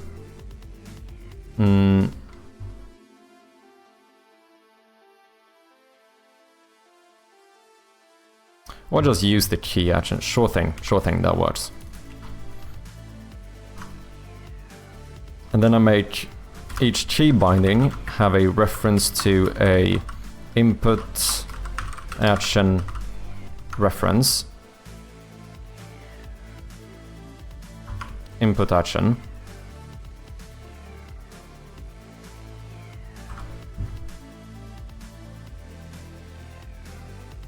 Now, I can duplicate this. Call this a... Well, we want a... I need a reference to an input action reference. So this should be a static input action reference, which I'm going to call something like get input. And then we pass in a key action, sure, which I would have to rename at some point. Key binding is equal to get that one. And now we don't want the key code, we want the input action.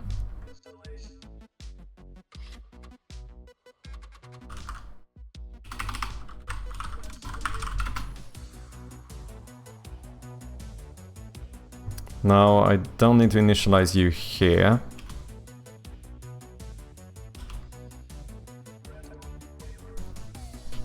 I actually don't need to load this whatsoever. No, what I do need to do is I need to enable them, right? So that I can listen to these, which we should do.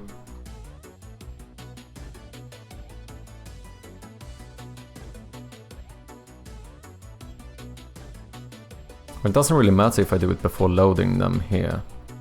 That kind of doesn't matter. But I'm gonna do it anyway.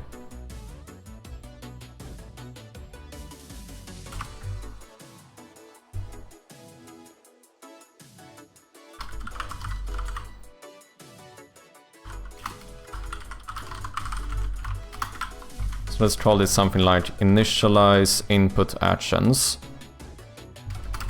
We make a private void initialize input actions where we say... No, why do I not do this when I load key bindings? No. Because here I'm already looping through it. So we do this, we keep the old system alive for now. But then we also want to say...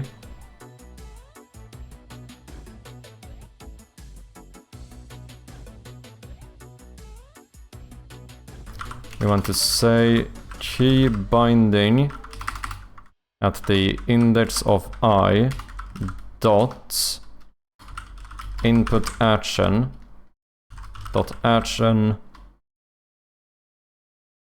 In the end, it doesn't even matter. Wait, which part doesn't even matter?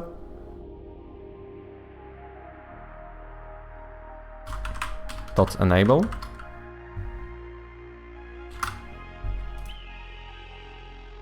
Key bindings. Oh. Key bindings. There we go. Just referencing me. Okay, fair enough. Sorry.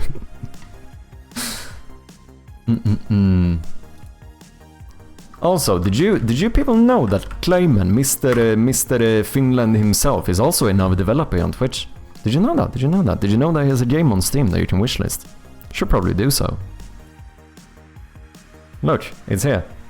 Okay, I'm on my developer account, but click all of these buttons. Not this button, but those buttons.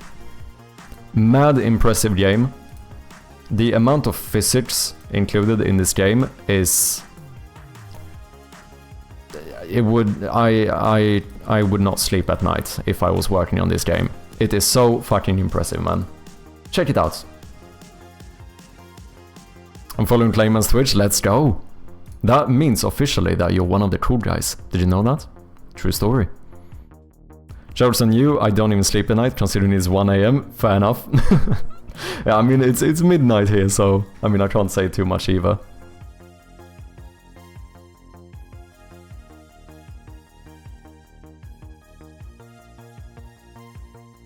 Okay, now we don't need to do this, we just do this. And then in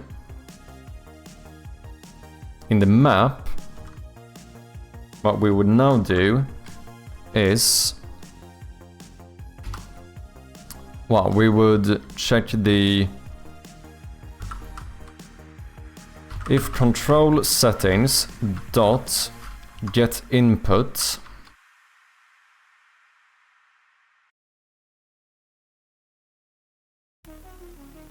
I want to make a fancy namespace for this. I could also make a fancy namespace for this. Because this is a static method. I could put this in a namespace. And just implement a namespace to get inputs. That would be kinda sick. I feel like that would be kinda sick. So what if I accidentally just made a namespace called what? Chirpy.input. And then we put this in my little chirpy namespaces. I am very, very proud of my own namespaces. Just so you know, I will flex my own custom namespaces every day of the week. I have 3 of them, and I'm equally proud of all. Some of them are not properly working, but I'm still proud of them. Okay, so let's open these. So here we have Chirpy Audio. This handles all of the audio stuff in my game. Let me just quickly... Okay, we make a namespace and we have a public static class inside of that namespace. That seems easy enough.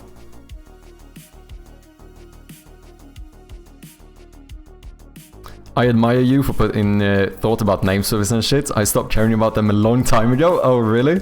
How so? How so? Is it... Would you say that it's... Why? Why?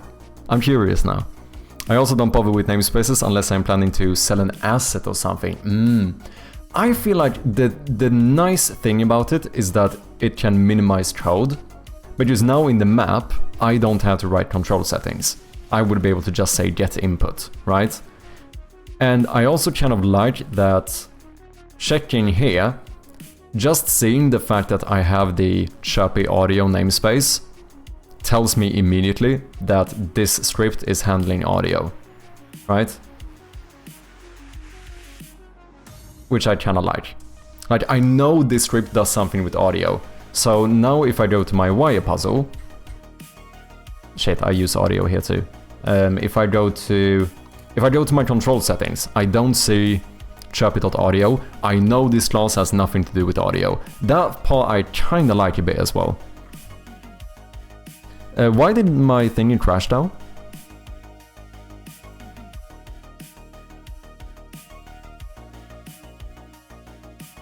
Oh no, I think just because that one is broken. Okay, so let's fix this one. Wait, can I not call it? No, I think it should be fine. This should be a public namespace. And then we remove this. And then inside of here, we do a public static class.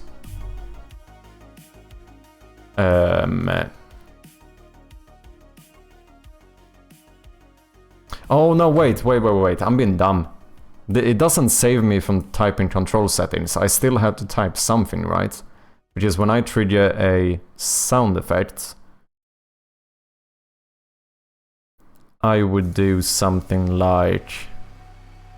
I would have to say audio player. So I still have to type the same number of words. Am I being dumb here? Maybe this is unnecessary. Nah, we're fine. So I probably can't call this input, which is that already exists in Unity. Controller? Can I call this controller? Maybe?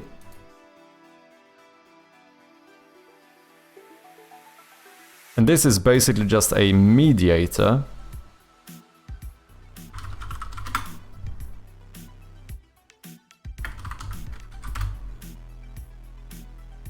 Person attempts to make people involved in conflict come to agreement, a go-between.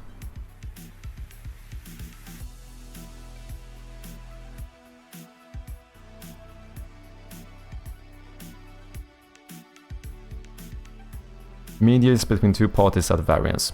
It sounds like I used that correctly. Yeah, this is basically just like a mediator between the specific classes and the control settings.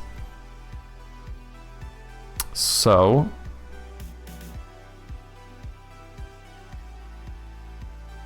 we want to get input. That's what we want to do.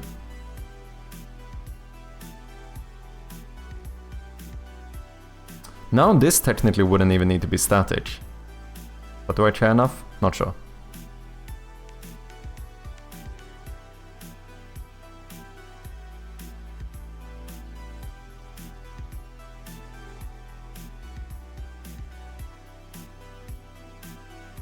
Oh, it's definitely good practice to have namespaces. I've just become grumpy. Too funny, man. Even chirpy.input is tricky if you have using chirpy. You will find a conflict between Unity engine.input and chirpy.input.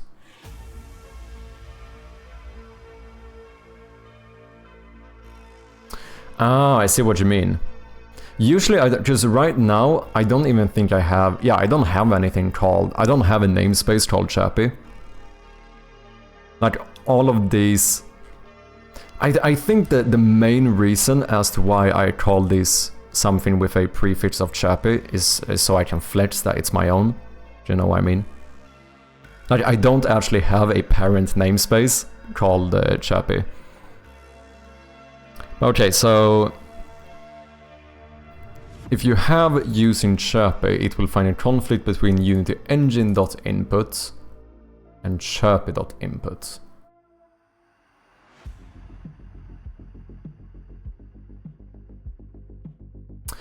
Oh yeah, I didn't even think about that. Because if I would have something there, I could implement chirpy, and then what I would do instead is do input.controller, right?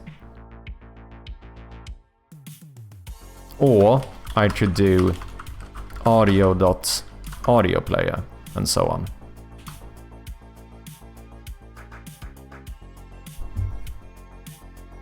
Which is why you could do something like using static control settings to get the behavior you want to omit in the control settings dot get input, and just call get input.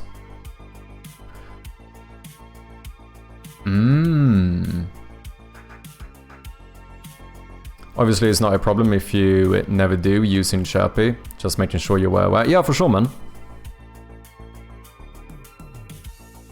Yeah, I haven't actually thought about just using Chirpy that way.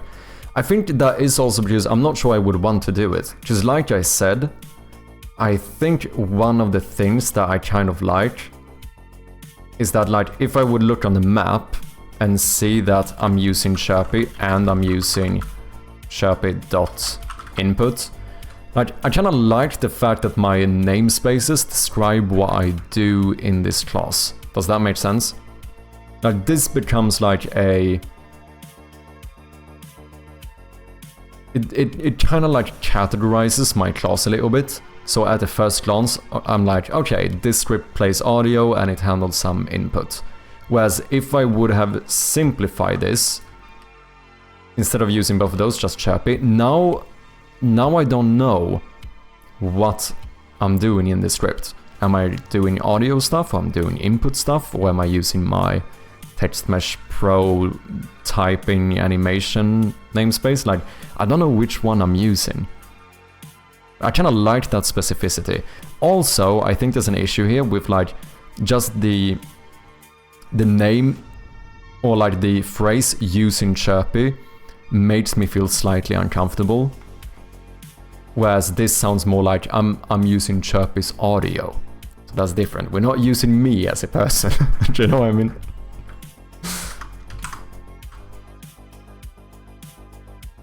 Okay, public namespace, Chirpy in... Why? Oh, you can't do public, it should just be namespace. Oh, I see. Public static class controller, maybe. Because then I would do... Could I call this input? But no, that would be weird, because then I would do... Yeah, then the issue is that now I get... That would become ambiguous. Even if I use Chirpy.input, if I also have Unity Engine, right? You now don't know whether this input is from Unity Engine or my namespace. So now I would every single time have to say like Chirpy.input.input, and that's annoying. So I think we're gonna call this controller. I feel like that kinda makes sense. Also, Arcanic completely missed that follow a while ago. Thank you very much for the follow though, I appreciate ya. Yeah, this is the problem I was talking about. Yeah, exactly. So, and for that reason, I feel like the way I fix it is by calling this something else, so I don't have that issue. And then I hope that Unity doesn't use this somewhere else. Does that make sense? I feel like that makes sense.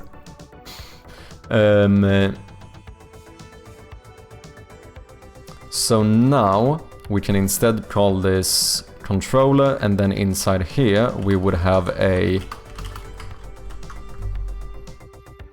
Should just be a bit lazy here.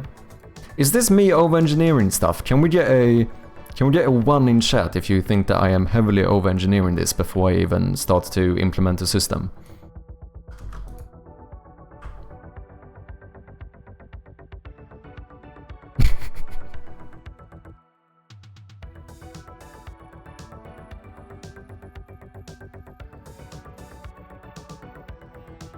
You should try it out first. I probably should.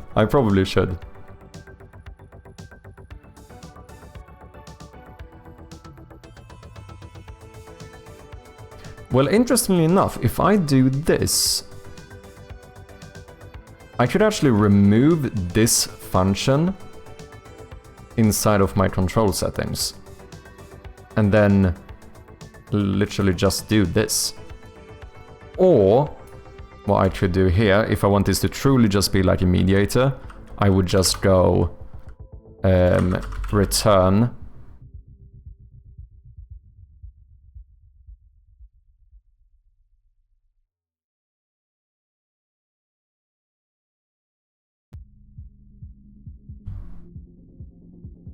Well, this we could rename to input, one less word to type. Now this is nothing, bro. You should look up Enterprise Fizz Buzz if you want to see what actual over-engineering looks like. Wait, what is this? Do you mind elaborating?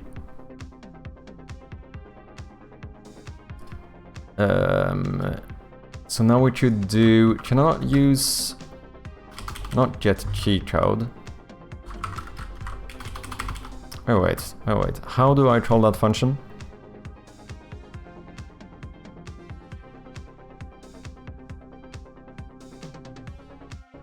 It's static, so I should just be able to say get input.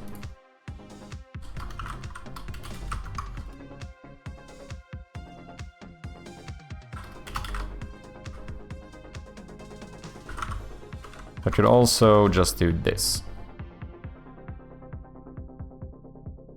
Or I remove that function inside of my control settings, and I just keep this function to be able to grab the key binding.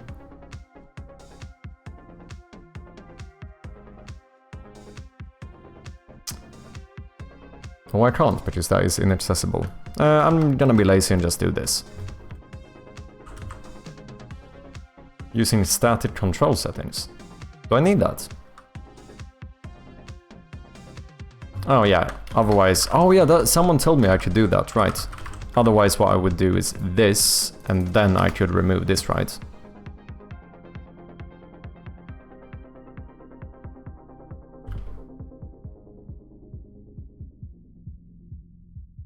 Oh, but key action. Okay, so in that case it's actually easier to use that. This is not something I've done before, using static control settings.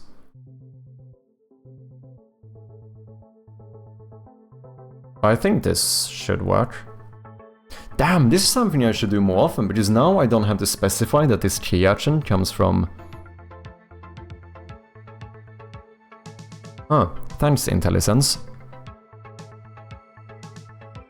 10 years ago, man, I feel so old now. I feel like I'm gonna be too dumb to understand what is going on here.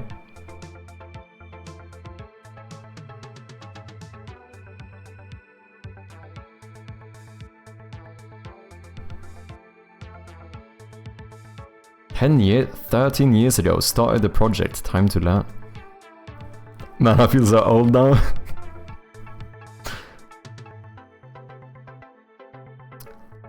Okay, I definitely misread that one. Anyway, how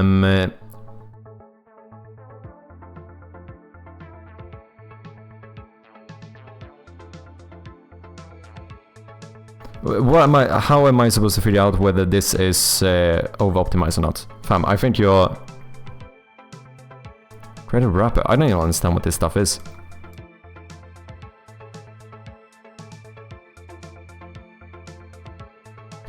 Oh, wait. FizzBuzz is a game that has gained in popularity as a programming assignment to weed out non-programmers, that's me, during job interviews. The object of the assignment is less about solving it correctly according to the below rules and more about showing the programmer understand basics, necessary tools such as if-else statements and loops. The rules of FizzBuzz are as follows. For the number 1 through 100, if the number is divisible by 3, print fizz. If the number is divisible by 5, print buzz. If the number is divisible by 3 and 5, print fizz buzz. Okay, I think I've heard of this one. Otherwise, print the number.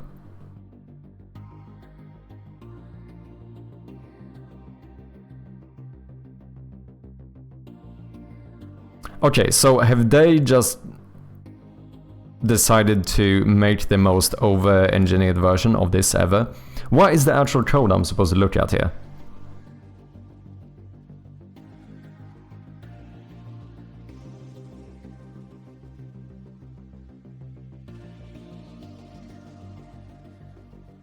FizzBuzz is the most common test used in job interviews. The joke of this repo is that it's been spread to hundreds of files instead of just one function.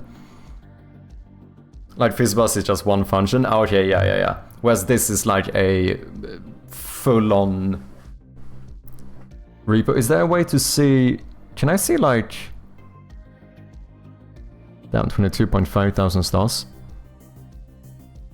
Like the amount of files or the amount of code in something like this?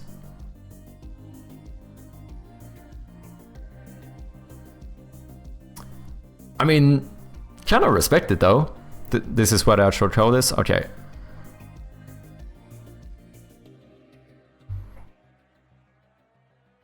Factories loop, math arithmetics, parameters, printer strategies, string returners.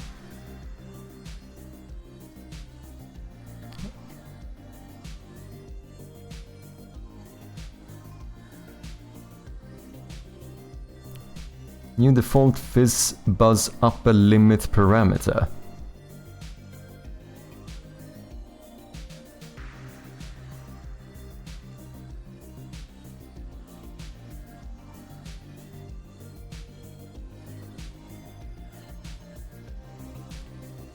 Okay. Loop condition, loop context, loop finalizer, loop initializer, loop runner, and loop step.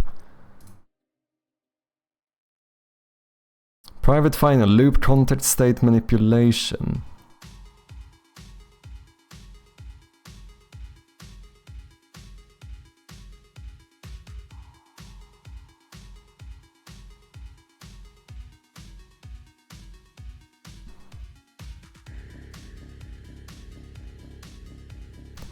Okay, yeah. Even as a newbie, I can definitely say that this seems to be a lot of stuff.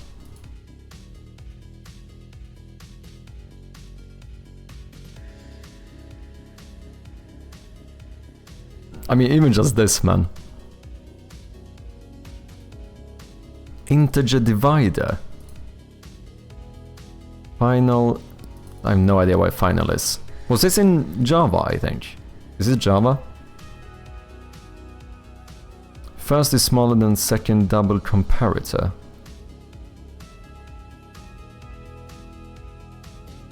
Yeah. There's quite a lot going on here, man. But what, the actual thing though seems relatively... I mean, I get that that is pretty much the joke here, right?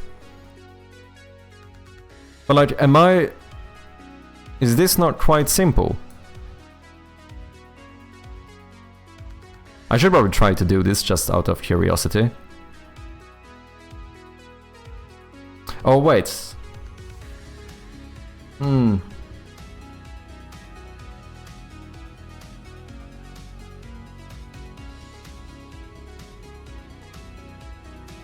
Wait, how would I do this? Oh no. Oh no.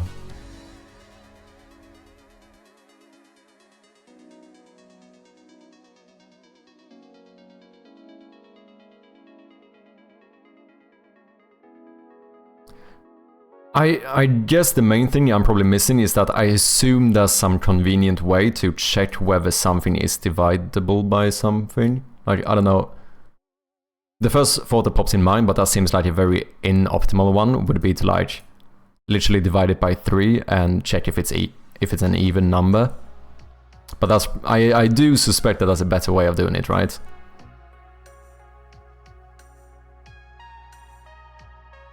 This is the actual FizzBuzz implementation.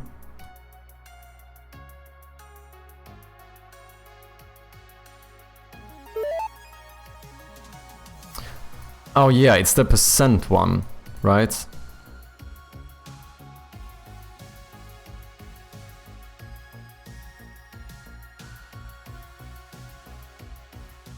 Yeah, modular operator. Yeah, I think I have used this somewhere. Yeah, because yeah, exactly. I remember at some point I was making something a while back, and for some reason I wanted to know... I wonder if it maybe was in my deck builder or my turn-based game. I wanted to check if the round was like an even number or not to determine whether if it was like the player or enemy turn or some shit like that. And I remember like, what's the easiest way to look up if something is even? And that is basically what a modular operator does, right?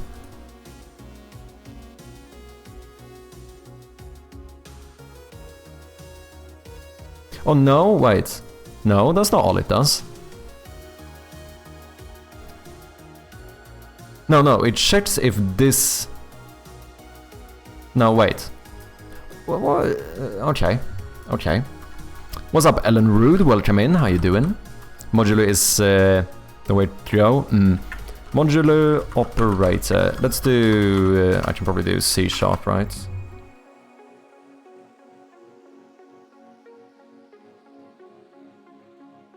Can I just get some documentation here?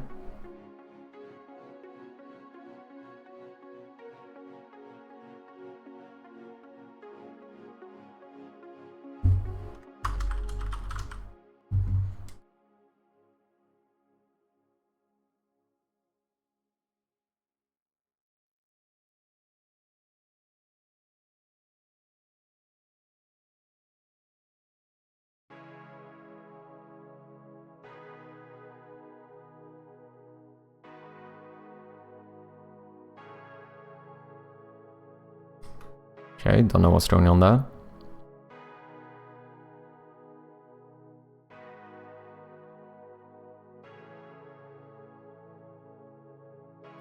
Okay, we calculate the remainder of the integer division. Okay, that's what it does. Okay.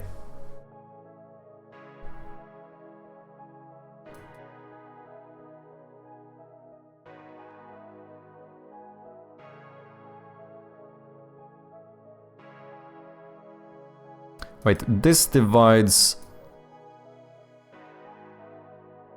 So wait, this divides I by 3.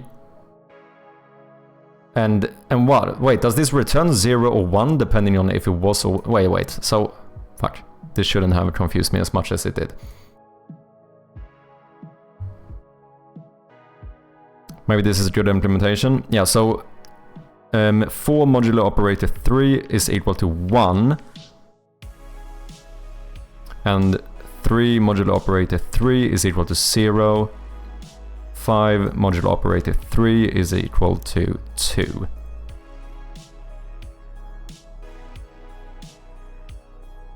Okay, yeah, so... Wait. Okay, wait.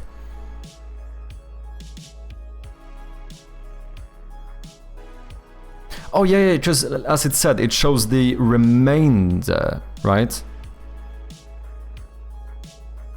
Yeah, I see, which is 4 modulo operator 3.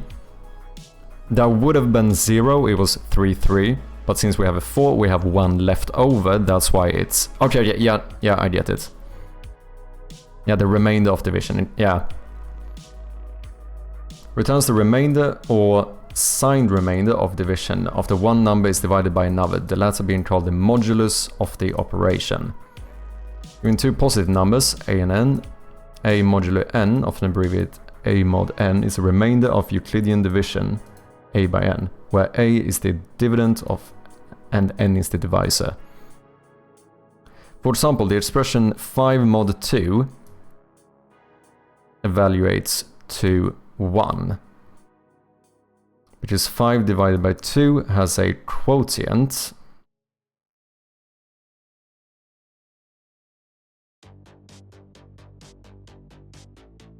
of 2 and a remainder of 1. Yeah, because I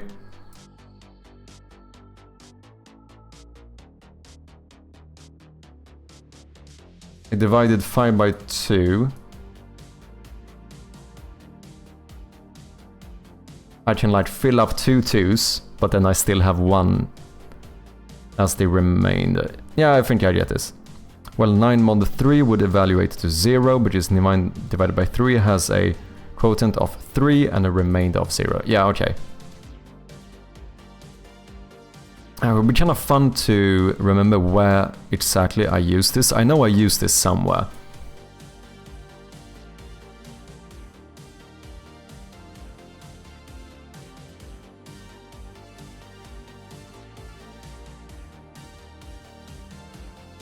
Yeah, because that's it. I know that when I used this, it was to check if a... I wanted to know if a number was even. And the easy way to do that, right, is to check if that would be I mod 2 is equal to 0.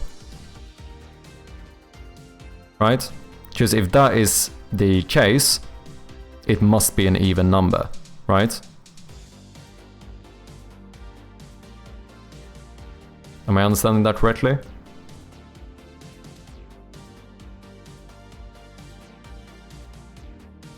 Yeah, no, that's the case, because if you can divide it by 2 and there's no remainder, it must be even. Yeah.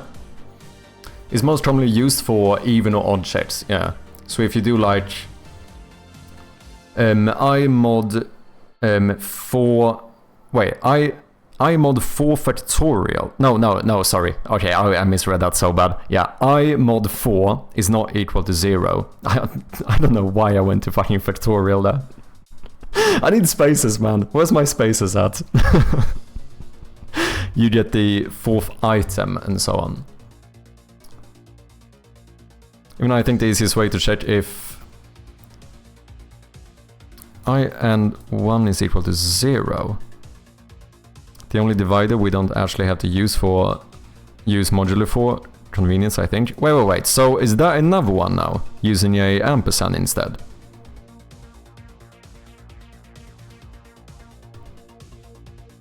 The easiest way to check if I ampersand 1 is equal to 0.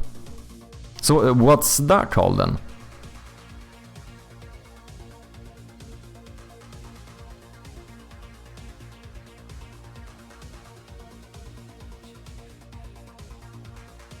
So it's an AND operator. But not as in the and, because this is just like literally AND. Like check this as well. But that's not why you're... Wait, keep in mind I only know C#, so if this is not C#, it's gonna make me stumble.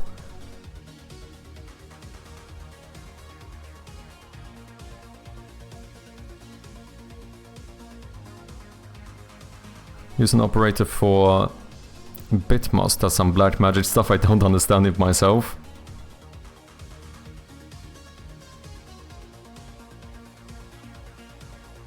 Combines 2 or more expressions and...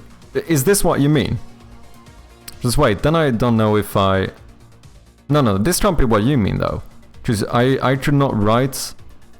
In C# I can't write I and 1 equals 0, right?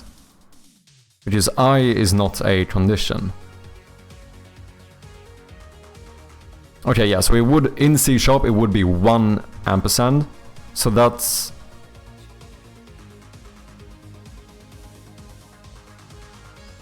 I'm so confused now. Yeah, exactly. 1 ampersand and 2 is not the same. Yeah, because I was getting this confused with the double one, which like that would not make sense. So wait, what does that one do? Interesting. Today in learning shit with Chirpy, probably the ironic thing is probably learning basic shit. I feel like everyone in here sitting here being like, is he not supposed to know this by now? And that might be true. But you know what? I think it's better to ask the dumb questions and learn. And maybe someone else somewhere might learn something as well. You never know. Bitwise and shift operators include unary bitwise complement, binary left and right shift, unassigned right shift, and the binary logical and exclusive or operate. Wait. That was a fucking mouthful. Binary and logical and...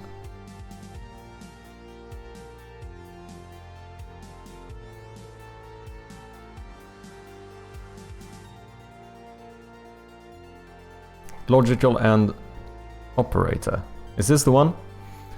An operator computes bitwise logical and of its integral operands.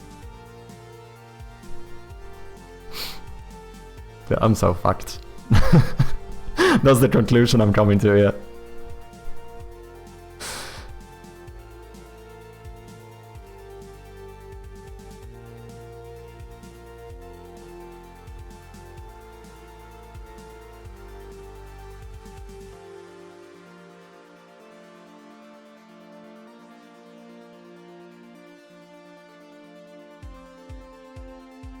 Oh, no, wait.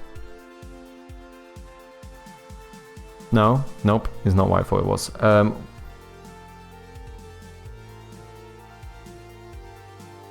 Wait, what does this do? I'm so...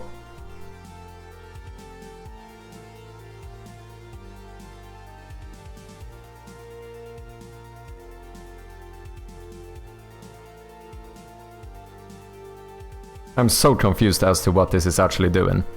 So for example, if you want to check that a bitmast has a value set, you would do mast and flag is not equal to 0. Don't ask me why, all I know is that it works. Okay, I feel like I'm missing way too much of like the base knowledge that I'm supposed to have here. I feel like that's the main issue. So masts are actually numbers just in binary. Okay, yeah, that is good to know, because that I did not know.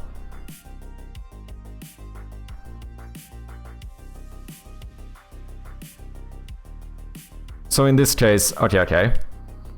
Where was my logical end? Okay, so wait, is this a bitmast? Is that what I'm looking at?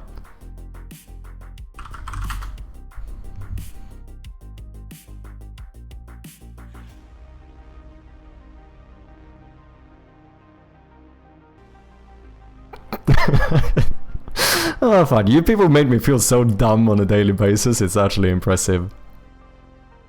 Holy shit. I love it though, I'm here for it. Master of bitmast is data that is used for bitwise operations. Operates on a bit string, a bit array, or binary numeral at the level of individual bits. This is down in like the nitty-gritty thingy.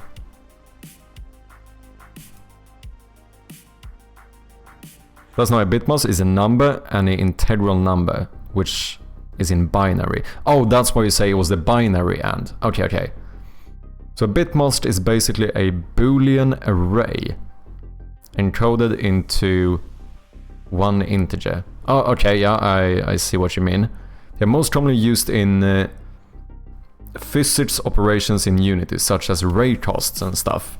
Unity has helper tools, so you don't actually have to do the AND operator shit. Okay.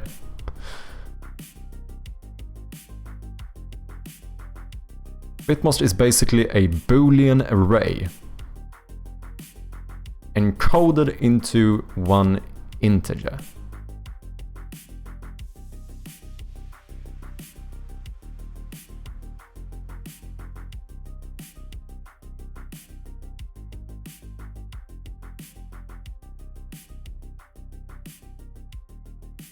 This is so fucking above my pay grade.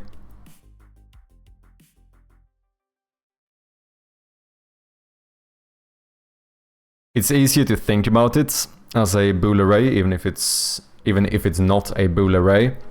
Yeah, because it can only be one of...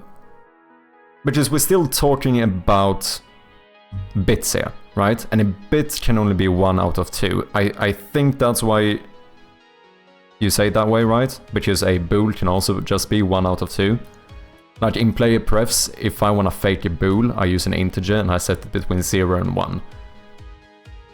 Which, you know, arguably, I have no idea if I'm following it. This is so above my head, it's fucking insane. I know that 8 bits make a byte. Yeah? Kinda impressive, if I may say so myself. I know my shit. Today you learned.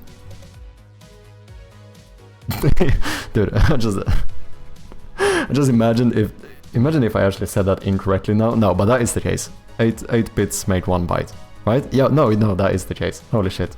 Not the time to get fucking insecure about that shit. Holy shit. Okay, this was a rabbit hole. Thanks for sharing though, guys. I'm not fully following all of this, but you know, I try to learn.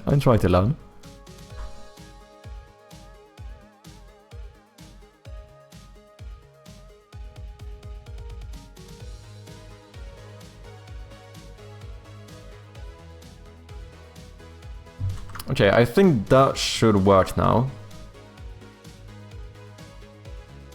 Now, if the map implements chirpy.input, funniest thing, we are happy that 8 bits is 1 byte, because it wasn't always the case. Wait, it wasn't? You only need bitmost stuff if your physics operations become convoluted. Most of the time, you don't even need to know about it. Yeah, I mean, I think there's a lot of this stuff where sometimes even simpler things, which is kind of ironic in some regard, the fact that oftentimes you don't need it. I very much understand that it's advantageous to know it, but for example, something that's kind of mad. I've been making games for, I think, almost like 2 years now. The first time I ever used a constructor was like 2 months ago, 3 months ago maybe. It's quite recent, and that was one of those funny moments where all of a sudden everyone in the chat was like, "What do you mean? You haven't used a constructor before? This is like the fucking basics of programming." And I understand that that's probably a very valid point, but at the same time, I did make like 5-6 little games or something without ever using a constructor. So arguably, I didn't really need to know about it before that. Do you know what I mean? Does that make sense? I understand that obviously it's good to know as much as possible, like, you know, having knowledge is never a bad thing. But sometimes it's like, you can get around with... You don't always need all of that knowledge to do the simple things that someone like me does in Unity. Also, all of this just reminds me of one of my new favorite YouTube videos.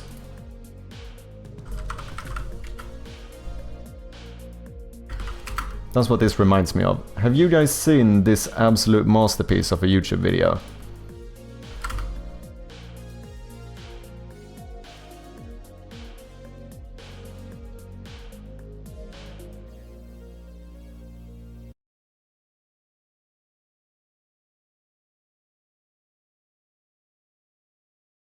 For a number of years now, work has been proceeding in order to bring perfection to the cruelly conceived idea of a stabilization system that would only supply inverse reactive current for use in unilateral... By the one and only gamedev. This is actually what I feel like. This is what it feels like to be me when I talk to you guys, just so you know. Detectors, but would also be capable of automatically synchronizing kinematic gram meters. Such an instrument is the Ractal Turbo Encapsulator. Now, basically, the only new principle involved is that instead of power being generated by the relative motion of conductors and fluxes, it is produced by the modial interaction of inertial reluctance and compensatory directance. The original machine had a base plate of prefamulated amylite, surmounted by malleable logarithmic casing, in such a way that the two swerving bearings were in a direct line with the panometric fan. The latter consisted simply of 6 gyroscopic Marshall vanes so fitted to the ambificent lunar vane shaft that excessive limb flailing was effectively prevented. The main winding was a normal Lotus O delt type placed in a Banaderic semi-poloid slots of the stator, every 7th conductor being connected by a non-reversible tremai pipe to the differentiation girdle spring on the up end of the gram meters. It's a fucking top tier video, man. The Turbo Encapsulator has now reached a high level of development, and it's been successfully used in operation of kinematic equilibrium systems. Moreover, whenever forescan score motion is required, it may also be employed in conjunction with drawn reciprocation dingle arm to reduce uncontrolled inertial repleneration. Yeah. So if you ever wonder how it feels like to be me talking to you guys, that is basically how it feels like. And the most ironic shit ever is the fact that I watched this video and I am so fucking dumb, I didn't even understand it was a joke. I was like, yep. This is what I imagine that the stuff Clayman is doing with his game is actually like. So I was sitting there like, yep, this guy is so fucking way ahead of me that I couldn't even begin to comprehend it. Here's the link. Go and subscribe to our dear mate Clayman on YouTube. Show some support. Fucking top tier video, man.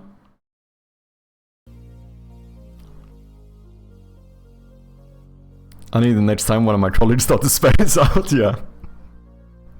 I start a lot when I speak, so it was fucking hard to get through that. I can imagine, like, that's like a 2-minute tongue twister, is basically what you did. But I do imagine that you did it one take, right?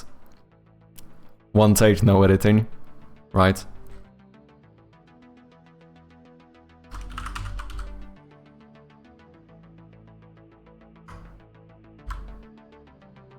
If controller.input, and then we pass in.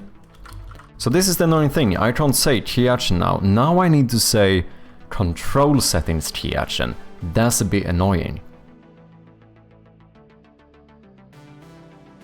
Is there a good way I can get around this?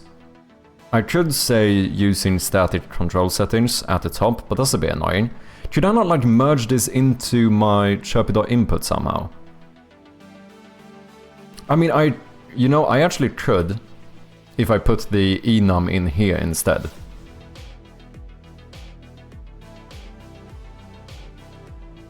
Then I would be able to do it, right?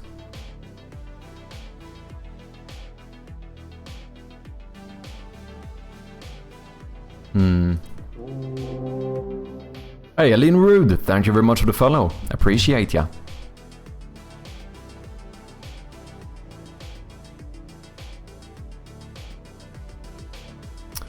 Okay, I'm still at the point of very much over-engineering. I should just see whether this works or not. That's probably the first thing I should do. So let's do this for now. Where am I in? Map.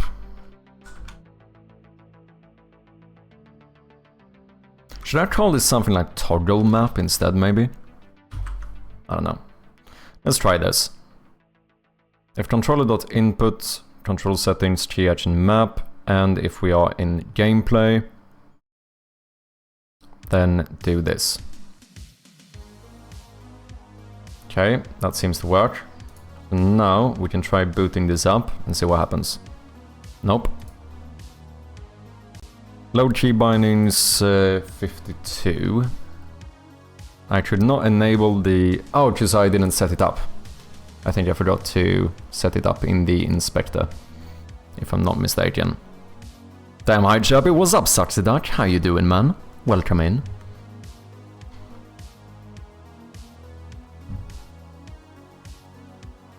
Yeah, key action. Or input action, rather. So this would be pause.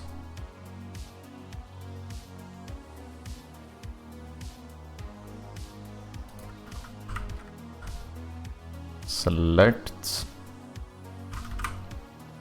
Deselect. Flashlight. Inventory. Last but not least, map. I'm about to sleep, not gonna lie, what are you up to? I am up way too late fixing key bindings. This is what you made me do, man. This is what you made me do. I'm joking. But I basically re-implemented a new system for...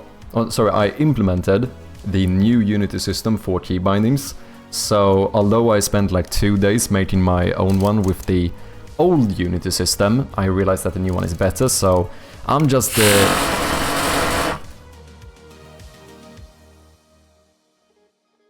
Holy shit, what the fuck just happened?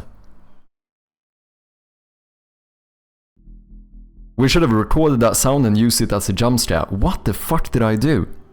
Okay, something here happened, definitely.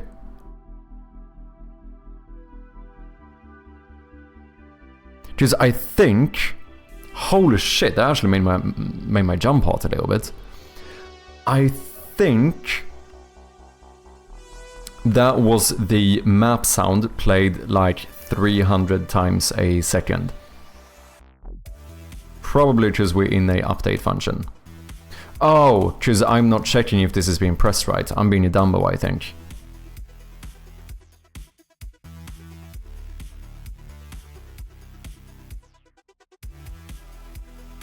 Map. Yeah, because I'm just checking. I think this always returns true.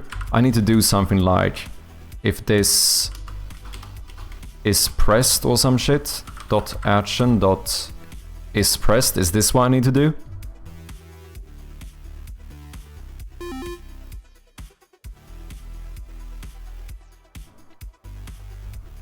What is this camera parkour? Oh, do you mean this?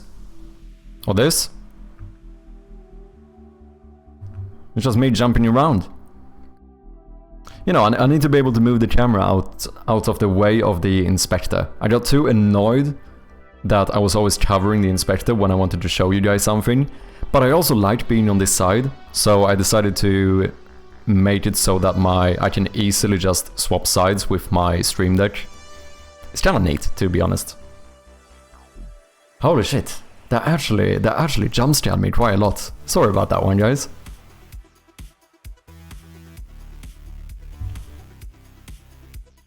Sucks that like right about to go to bed, comes in here for 1 second, instantly jump scared.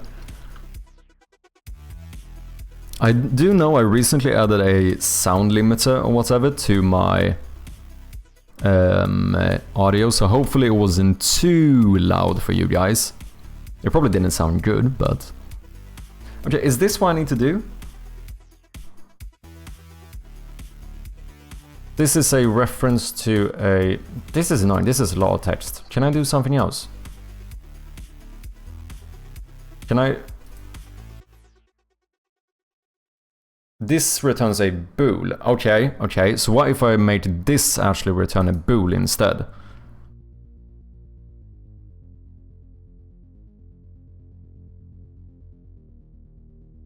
It was funny. How do I share the clip? You just link it in the chat. And Twitch will like make a little widget thing for it.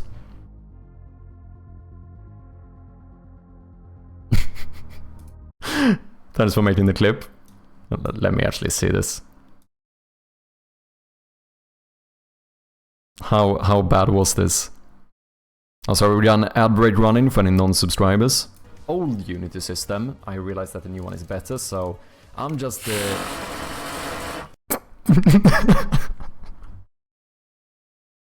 Yeah, you can definitely see like the actual surprise on my face there. Holy shit, man. Old. I realized that the new one is better, so I'm just Right, that's kind of funny, not gonna lie. Okay, this needs to return a bool. Input, key action, key action. And then return... No, let's divide this up a little bit. Let's make this smarter somehow. So what does this give me? Get input gives me a input action reference. So let's actually say input action reference input is equal to get input key action. And then we're gonna do... This is probably unnecessary. Bool input dot action.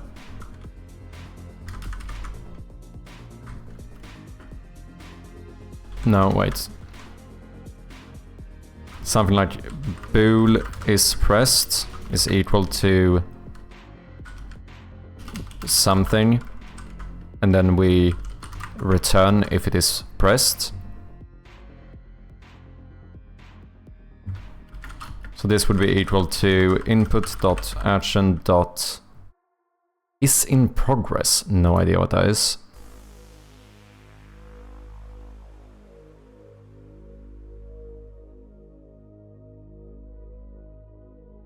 I'm not even sure this is how I'm supposed to do it. But we can do a bool input action is pressed. Does that keep on... No, I think this is what I want. Because I only wanted to trigger once, so was pressed this frame. Was performed this frame. I think I want was pressed this frame. and then we return is pressed. Maybe was pressed would be a better name.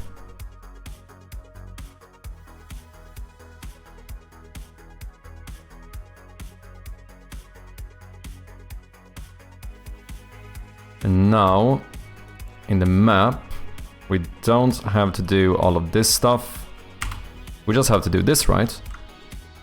Because now this is returning a bool, whether or not that one was pressed. I think this should be fine. But you never know, so, you know, be aware. Same thing could happen again. Hopefully it doesn't. Now. Okay, that seems good.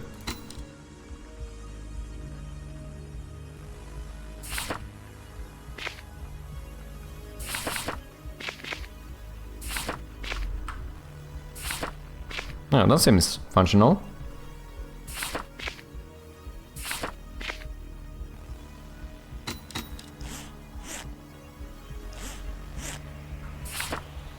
Okay, it actually seems to work. Now, I don't know how to... We need to change how we rebind them now. Holy shit, I did so much work unnecessarily. Made my whole fucking system here to rebind buttons and everything. And now we basically just have to scrap it and redo it. However, the good thing is that I think this is gonna give us controller support. Which is not the, like, super necessary, but I don't think it's a bad thing to have it.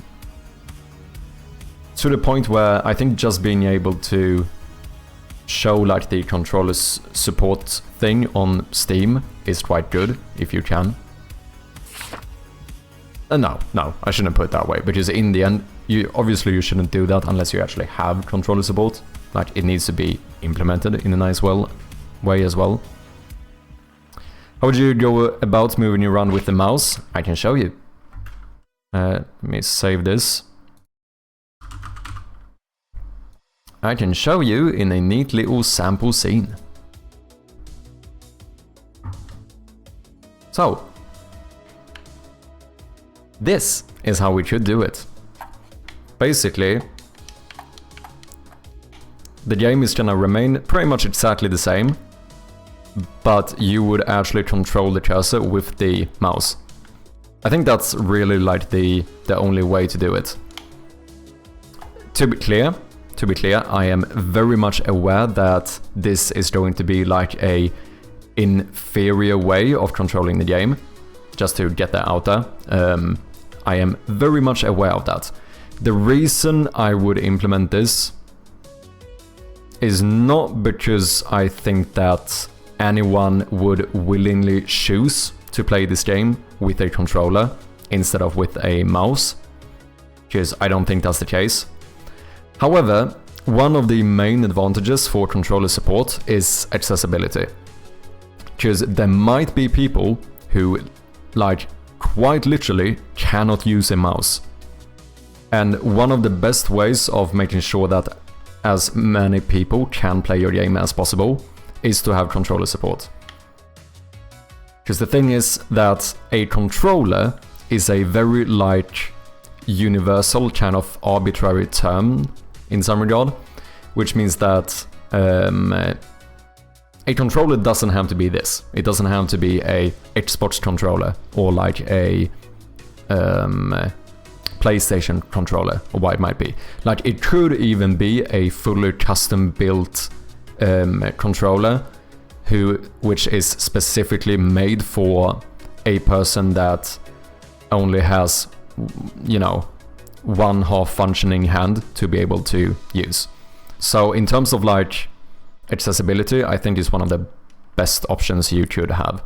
But yes, I am very aware that this is not something that the majority of people would play with.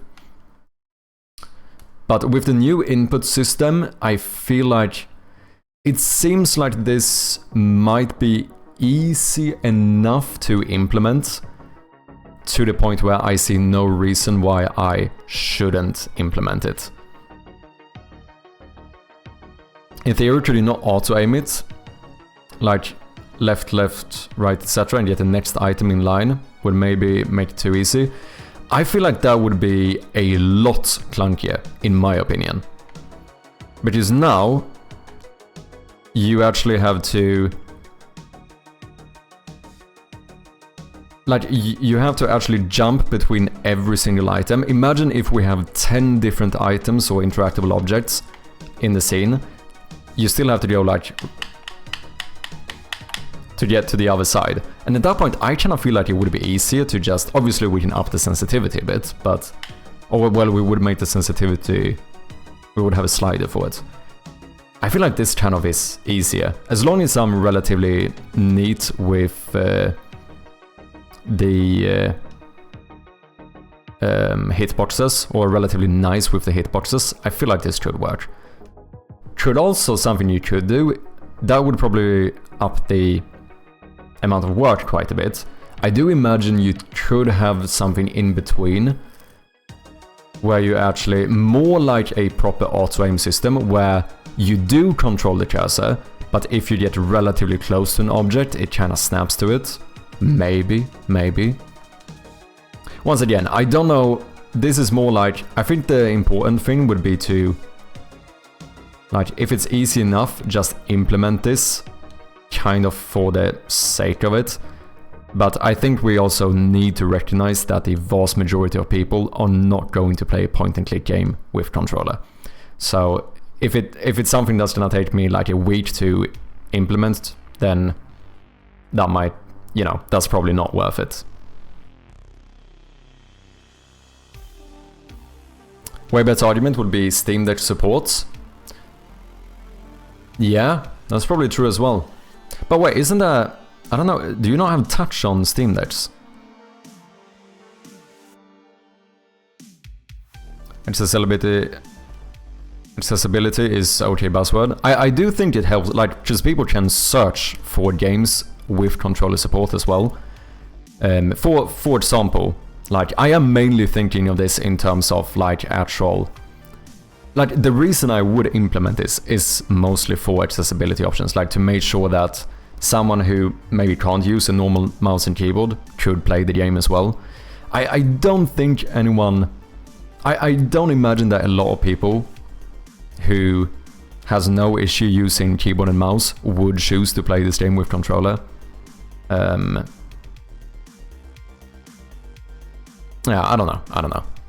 It's just that this seems easy enough to implement and at least get the game playable. I'm not saying it's gonna be perfect to play with controller, but it is going to be playable. Like, for me right now, like, clicking these buttons is not really an issue, right? I feel like, personally, my accuracy is pretty good here. Pretty. I'm not saying I never miss, but, you know.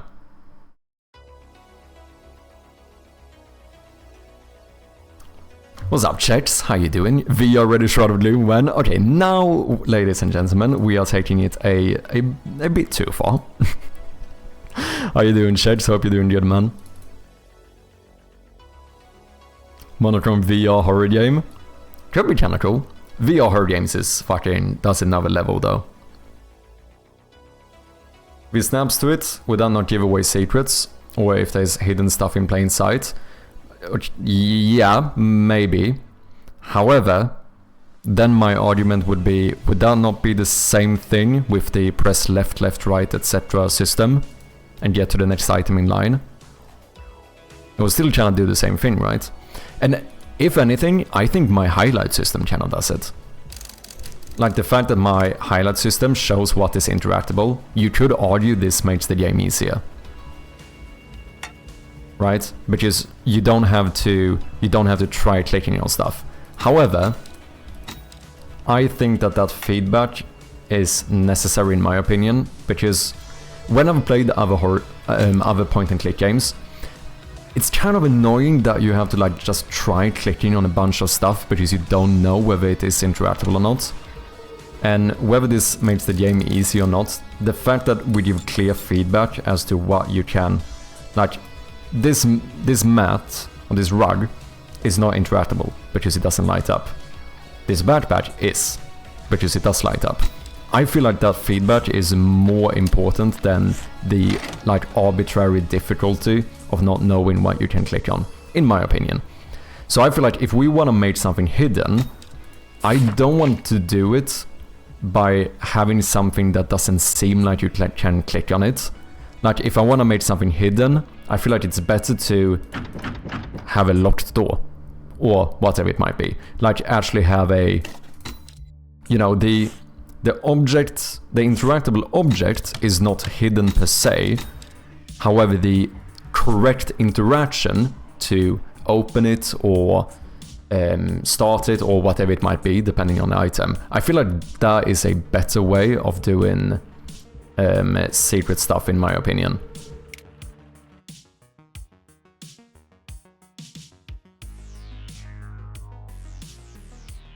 Alright, how are you? What did you get done so far? Let's not talk about that. Let's not talk about that. No, I did play through an entire point-and-click game, which was quite interesting, quite similar to my game actually, and I think I actually got a bit of inspiration from it. And then we did the big old thing of implementing the new input system. So I'm basically redoing all the work I've done for the past 2 days. Kinda mad, but yeah. Yeah, I see that. Bro, that egg was evil. I think that's called a skill issue. I'm joking. I'm joking. It was kinda evil. I mean, I didn't make it for people to easily find it. That was more like just for fun. Sometimes you gotta hide little stuff, you know? And I think I do want to make that kind of stuff in the full game as well. Like, I think it's fun to have some secrets that very few people actually find. If anything, I feel like it makes for more interesting discussions and stuff as well. Because if everyone finds each secret, is it a secret? Do you know what I mean?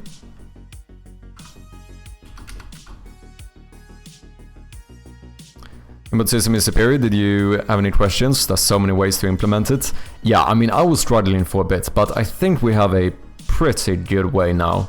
I basically made my own namespace to handle getting these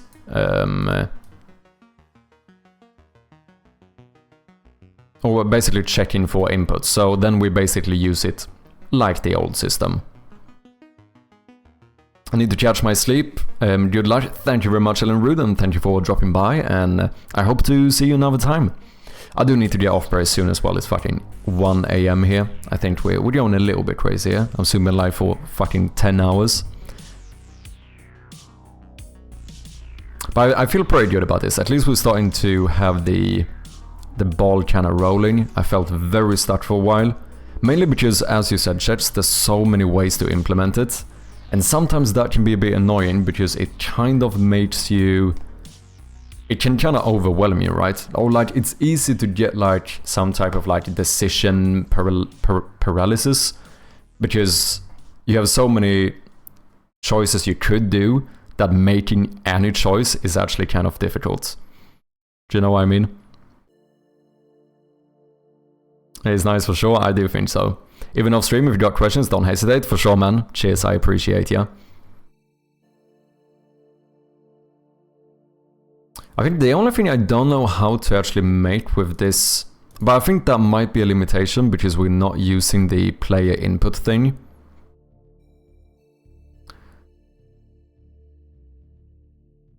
Is the fact that I don't know if I can do the interaction stuff. Can I? mmap. Because here we can check for hold, multi-tap, press, slow tap or tap. So this should theoretically trigger different actions depending on how you clicked on the button or whatever it is. I don't know if I can check for this through code.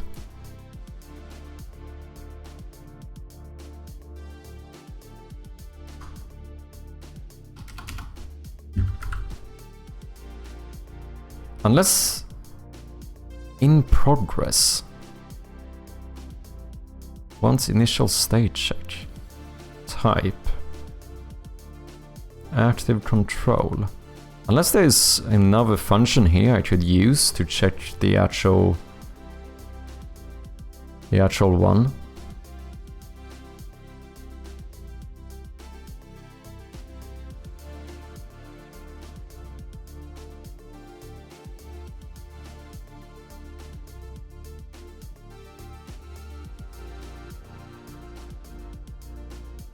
Interactions. String input action dot interactions. Is that not what those were called? Interactions. So maybe I could... Okay, it seems like I potentially could check them at least.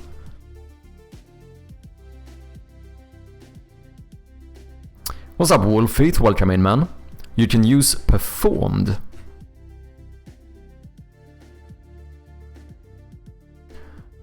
Oh, okay. Oh, wait. System action. The event input action dot performed can only appear on the left hand side of... Oh! Okay. This is like the event, isn't it?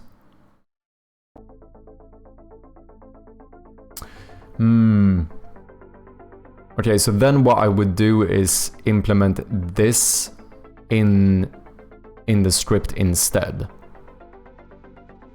But then I could get the whole stuff to work. So there's no way I can just... Oh no, because the issue now is that I'm trying to check for this in a update function, and that's never gonna work. How can I know if something is being held down in a update function? I only check it for one. Technically that runs every single frame, so that becomes very odd. Yeah, assign it in on enable and remove it in on disable. Okay, so then...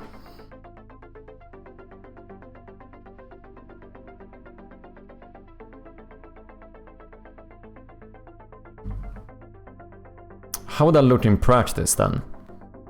If that's the case, then I would have... I wouldn't need to do it in an update function whatsoever. But I now need either to add the player input one, or to add a reference to the input action on this script, and then subscribe and unsubscribe from the event, and then have a separate function that gets triggered when that event gets triggered.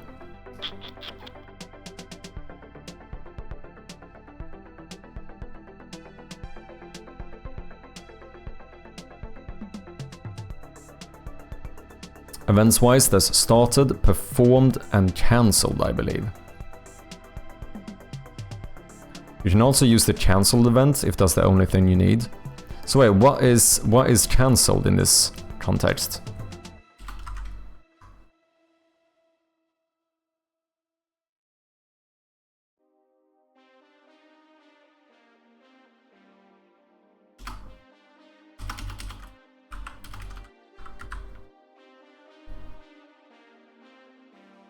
Is in progress in progress? What the fuck's the difference? Both is returning a bool.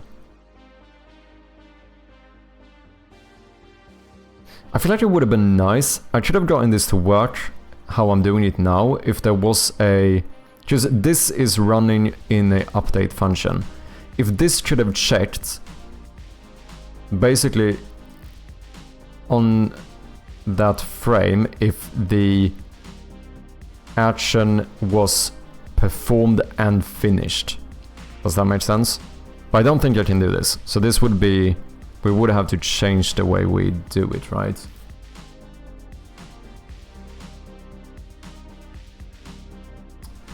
Unless I make my controller somehow. Maybe I make the controller subscribe. Wait, can a static class subscribe to events? I think you can. Oh, release the button is cancelled. Okay.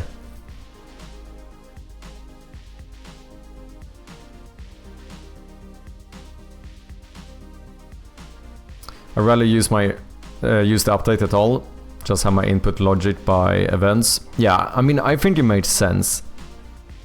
The only thing I kinda like now with this implementation is that in each of the places where I need to implement some type of control stuff, this line in a input in an update method, holy shit, is literally everything I need.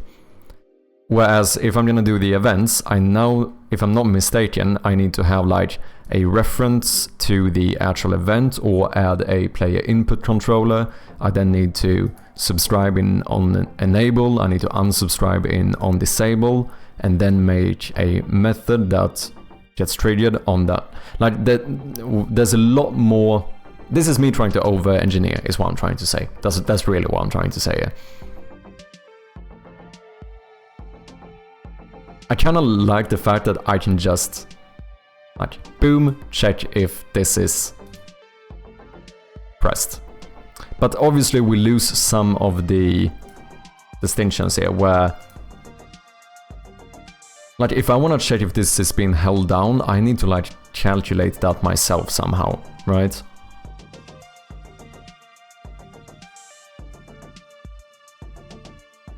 Which I probably could do. I could probably make a separate function called isHeld, or like input held, and then maybe, I don't know, fucking run a coroutine inside of my controller or something. What do we have here? Tap, slow tap, press, hold. Okay, I don't even understand these fully. I mean, multi-tap, yeah, does more than one tap. A tap, is that like a... That must be like a click then. So tap is like the quickest one. What is... Press, I assume, is continuous. Oh wait, what is the difference then between hold and press? Or is there a way where I should make my static controller class subscribe to all of these and...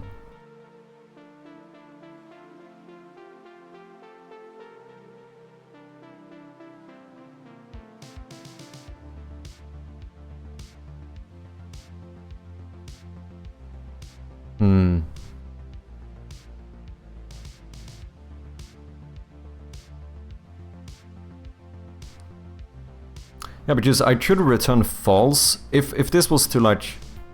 If this was checking if it was held down, we would just return false each frame until it's been held down long enough. Or when that event triggers here, then we change a specific bool to true and then boom. I don't know. I think I might be over-engineering at this point. It's very possible.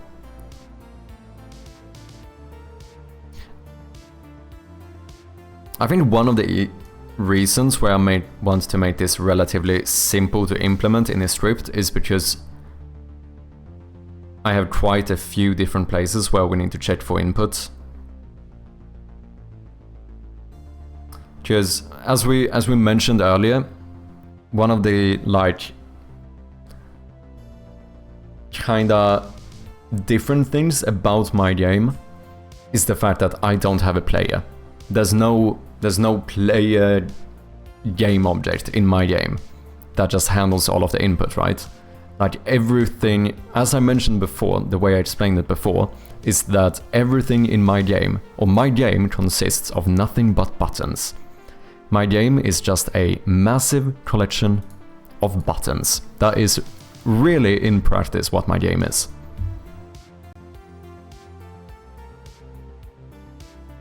So every button kinda needs to check for some input somehow. I don't know, it's weird. So I think what I really need to consider is whether I need this.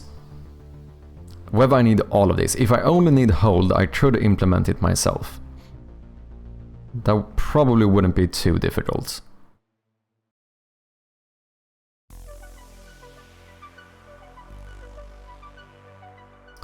jumped in late with this. What are you looking to do to begin with? I wanted to make better rebindable buttons. Because I used the old input system and I got rebindings to fully work. But then I just stumbled into a few issues that felt like they were kind of tricky to solve. To the point where I realized that, you know, fuck, maybe I should have gone with the new input system. And then I also realized that with the new input system, we could actually add controller support relatively easily. So I was like, it probably made sense. Because the main issue here I had is that this becomes very weird to show me the correct keys. Like, if I want to rebind the inventory to, like, OR, which I have a key for. You don't, probably, but me as a Swede, I have a OR button. However, when I click on that one, this says it's a right bracket. But on my keyboard, I did not press no fucking right bracket, I pressed OR. Whereas, with the new input system, this is all built in and fully functional. So, if we go to rebinding UI, if we go to the sample scene here, if I click OR, this actually immediately shows up as a OR. No issue whatsoever. So here I can do OR, and then, I don't know, they have something other that's in a weird place, like apostrophe, which I don't think you would have in that spot. So this is like immediately fully functional, and it just seems like it might be better. Also, already have like all of the buttons you need for the different controllers and stuff. It seems kinda useful.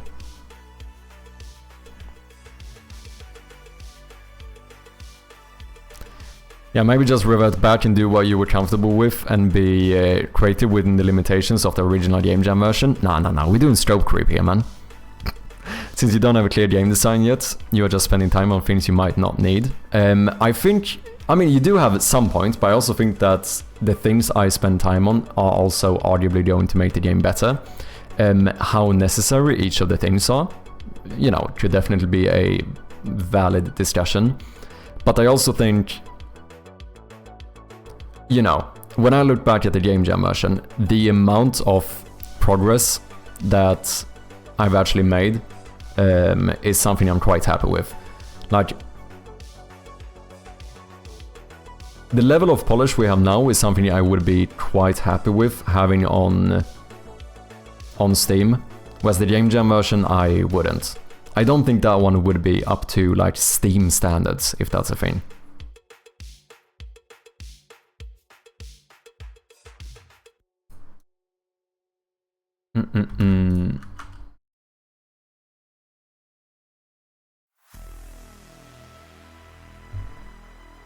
Yeah, we do have some ads running, unfortunately. Thank you for your patience, guys. Even though you can't hear me. But it's a thought that counts, isn't it?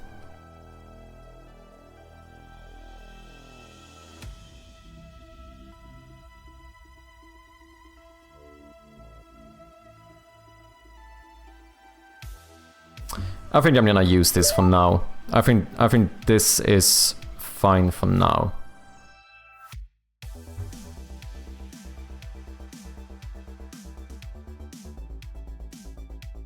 And I think if I want to, I think the only thing I really would need, except for the just whether it was press this frame, the only other thing I really would need is one when it's held down.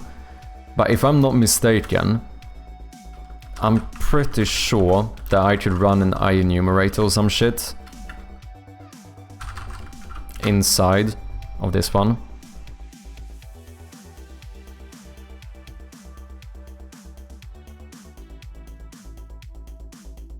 Can I not?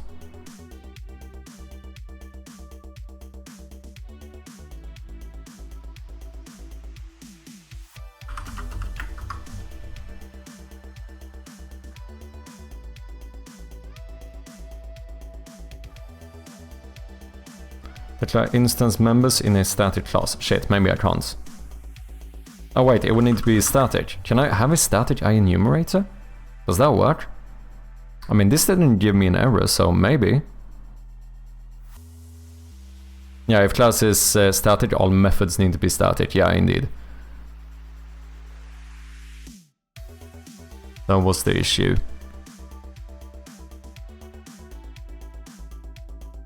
I use the performed, started, and cancelled in these cases.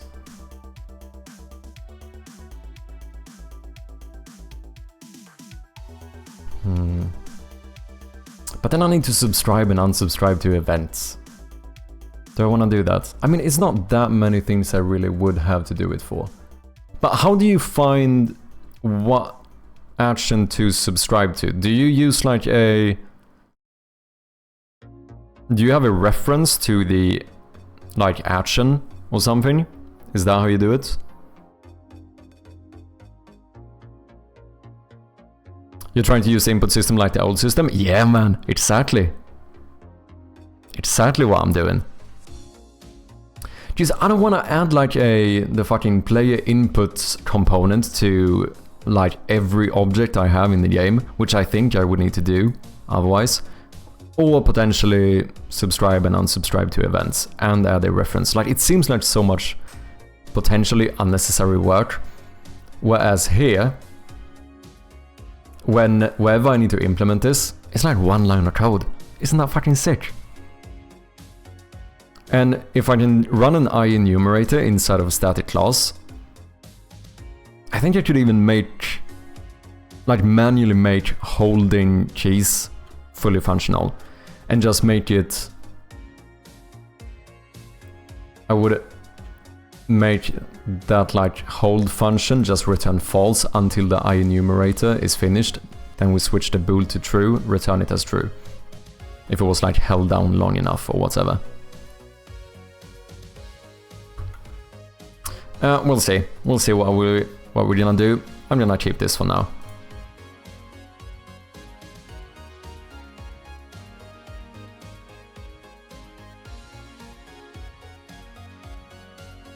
I have a singleton inputs class that has references to the controls, so I can get all the references from that. Okay.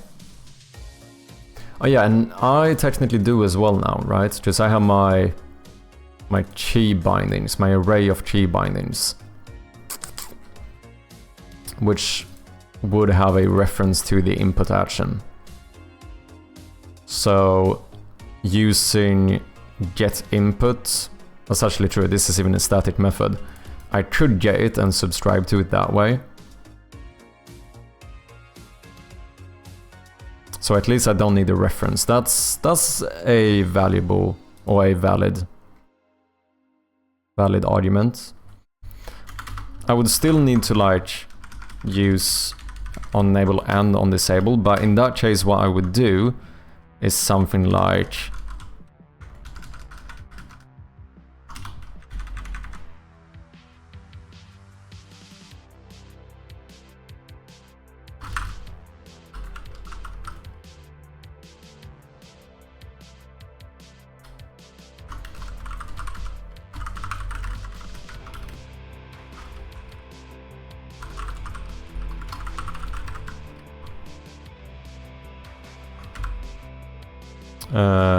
we would do something like this. No, but then I need to subscribe, and let's see, how do you do this with... I only use my own event bus. I do... Wait, do I do this plus equals the method, or the method plus equals this?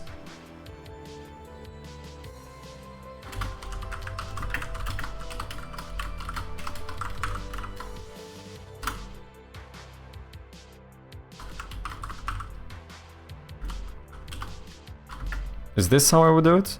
No, is it the opposite? Or do I still need the...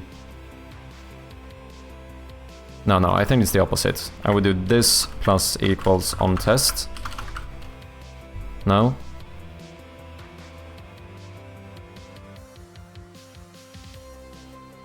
Action dot performed plus... Okay, so it would be this dot action dot performed plus equals... And then, do I need this one? No? let's say get input. You give me a input action reference dot action dot performed. That should be an event. Plus, oh wait, do I need the thingy here?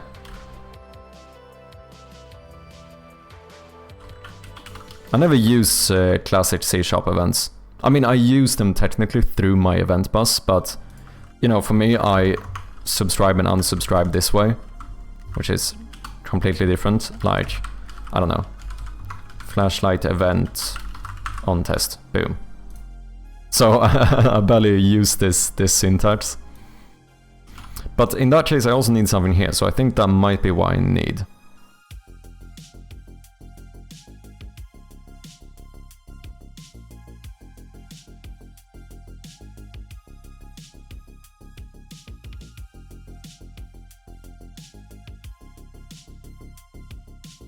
If reading the values in the input class, I can go directly from the controls. From anywhere else, it's just input.instance controls. Caching your settings on the instance of your input action is a common way, yeah. Oh, that makes sense, and I mean, I'm basically doing the same thing already. Yeah, so I think this is the issue, right? Do I need a input action? Do I need it here?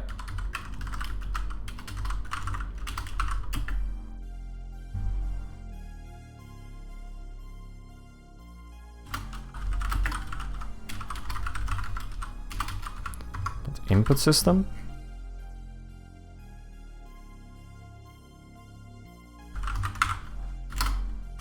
No? Is that not how I do it?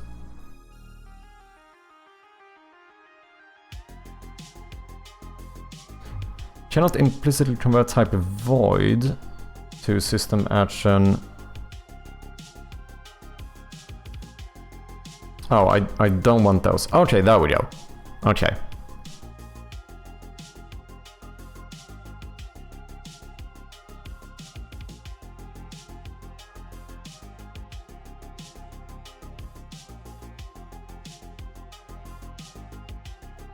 And then what I could do, if I wanted to be even fancier, was to using static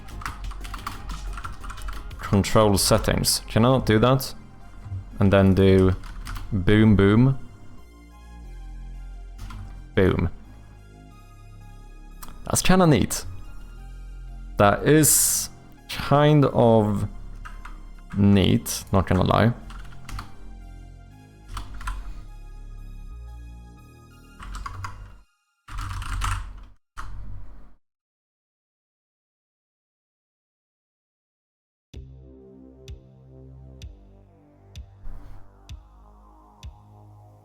I mean, it's more than one line. Of course, I hide a lot more lines in like my namespace and stuff.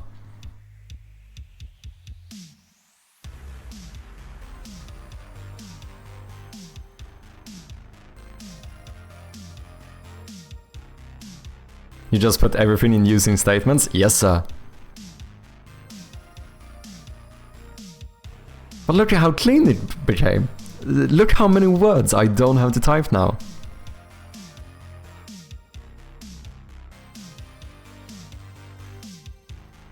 Okay, so, yeah, this should be functional then, right?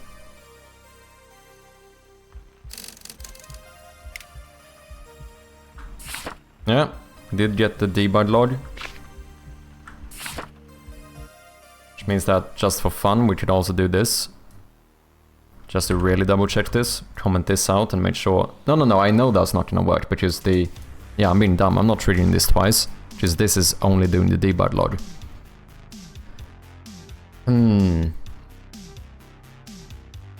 I forgot about that. You're becoming a C# wizard, you know it, man. So now the real question is, I need to decide which of these systems I want to use. I definitely should have made this decision way earlier. I spent way too much time just thinking about how to do this. To be fair though, I kind of enjoy it too, if I'm being honest. You know, I think sometimes it's it might not be the best for progress, but I also think I find it quite interesting to consider these different ways of doing stuff. But of course, sometimes at the cost of actual progress. So, what is the actual advantages? Well, here you go. The advantages of doing the new system in the old system way is that I write way less code, right? Instead of, in this specific implementation, it would be instead of 1, 2, 3, oh well, 1, 2, 3, 4, if you count these, it would be like fucking, instead of like 8 lines of code, I write like 1 line of code. Well, if I'm being fair, in that case, it would be more like... Okay, wait, let's do it this way. We would have... To check for the inputs, here we would have 1, 2, 3, 4, 5, 6, 7, 8, 9. 10. Because otherwise I don't need the input system either. So it's 10 lines instead of 1, 2, 3, 4, 5. So I double the amount of lines I write each time I want to implement a key binding. Which gets exponential the more key bindings I would have in one class. Now that is usually not the case, so it's probably not something I need to worry about. So that, I would say that's the main like advantage to this. It's just less code in the specific scripts.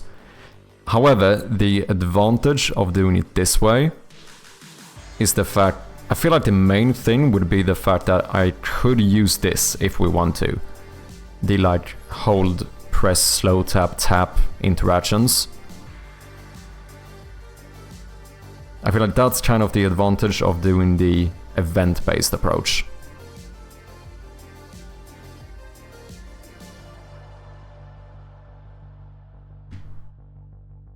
My reason for using the events is that having it run every frame seems inefficient even if the program can handle it. Yeah, that's probably fair as well.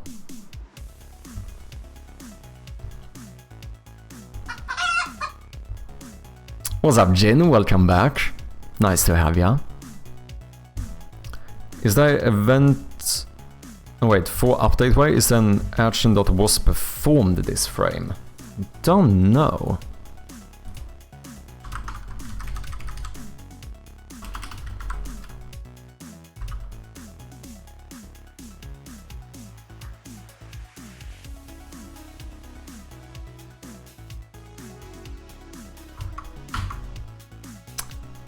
Well, in that case, I might like my system more. If this is functional, I think I prefer my system. Which is once again, we go back to less code. If I can do this, I don't have to subscribe and unsubscribe everywhere. And I could probably still get it to work. Now, I kinda wanna test. So... what if I set this to hold? Default 0.5. Press point. What's a float value that an axis control has to cross for it to be considered pressed? Okay, and then hold time in seconds. So let's exaggerate and put this at 2 seconds.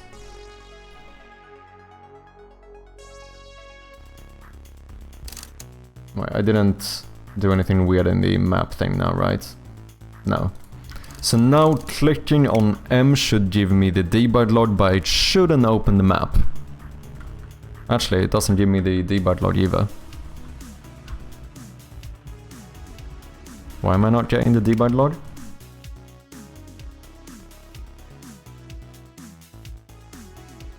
Just out of curiosity.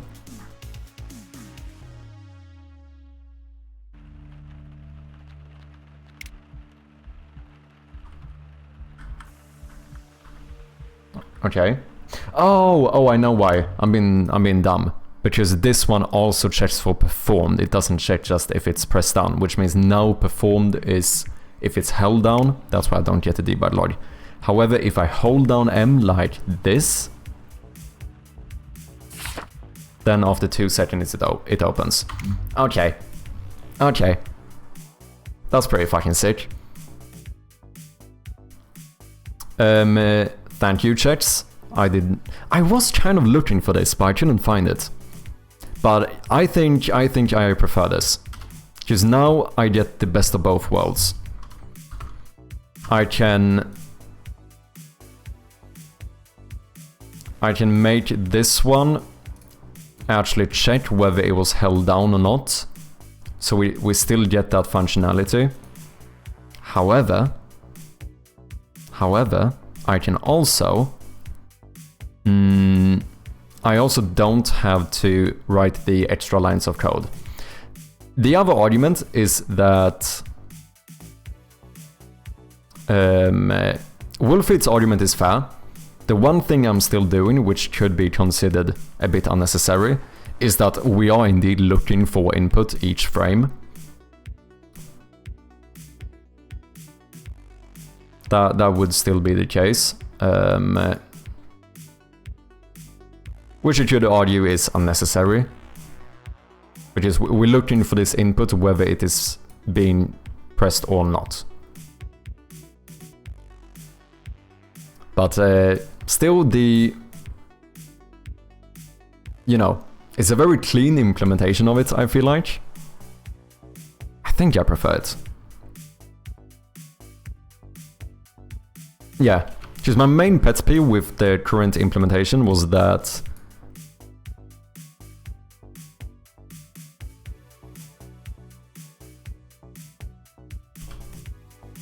I wouldn't get those interactions to work, and this pretty much solves that. So if you don't want that hold, then use was pressed. But that's the good thing, I don't even have to do that, right? Because if I don't want it to hold, I just remove this interaction. Right? Boom. Because now was performed would be the same as being clicked this frame, right? So I don't even have to change the code. Yeah, now M immediately opens it. So, since we can now change the interaction, we pretty much... I feel like this solves every issue.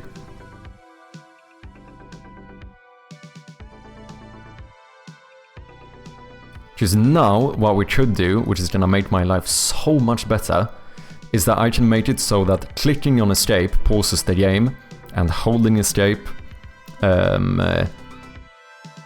skips a cutscene.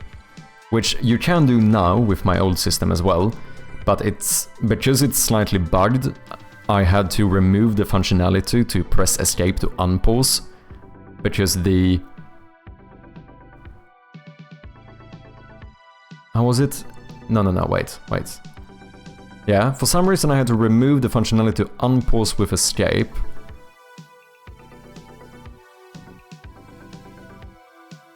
Because... why? For some reason, I can't remember.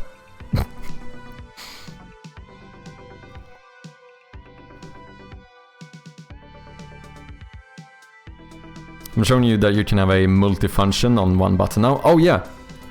Because that's what I would do, right, with escape, is...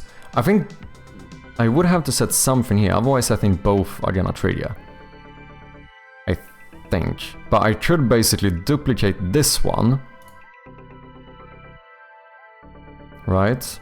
Call this... skip. Is that fine? Skip cutscene. Let's be specific. Skip cutscene. And now we have this also set to escape, but we put it to hold, and then we do like 1 second. And then with this one, question now is, do I have to add something else here?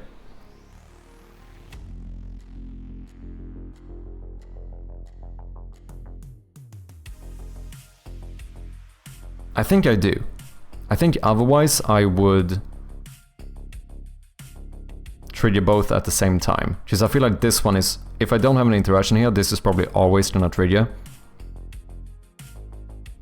Because I think this probably becomes like, was pressed this frame or something. So I don't know which one to use. Tap, maybe? Press, what is press? Press and hold sounds like it would be the same thing. Can I get a Unity input system interactions? Can I get like a proper description of these?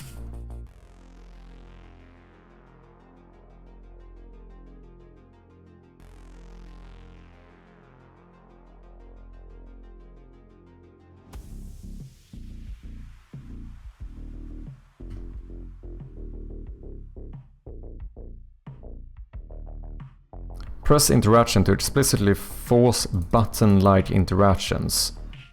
Use a behavior parameter to select if the interaction should trigger on button press, release, or both. So does this have like a max time it can be pushed down to not performed? Release only, press and release. Default press point, float. What is this? Default value threshold for when a button is considered pressed. Use if no explicit thresholds are set on parameters such as press point and or press point.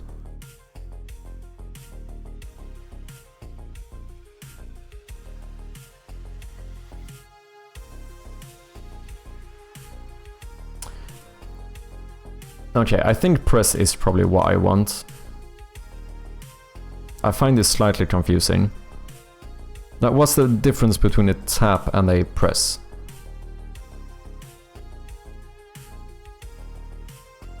To release the control within duration to trigger the action. Maybe this is what I need to not make it mess up the hold one.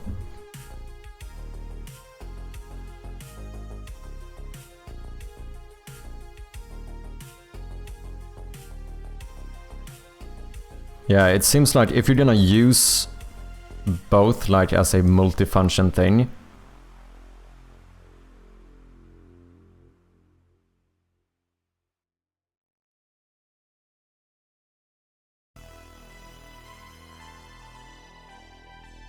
it's probably hold and tap I need.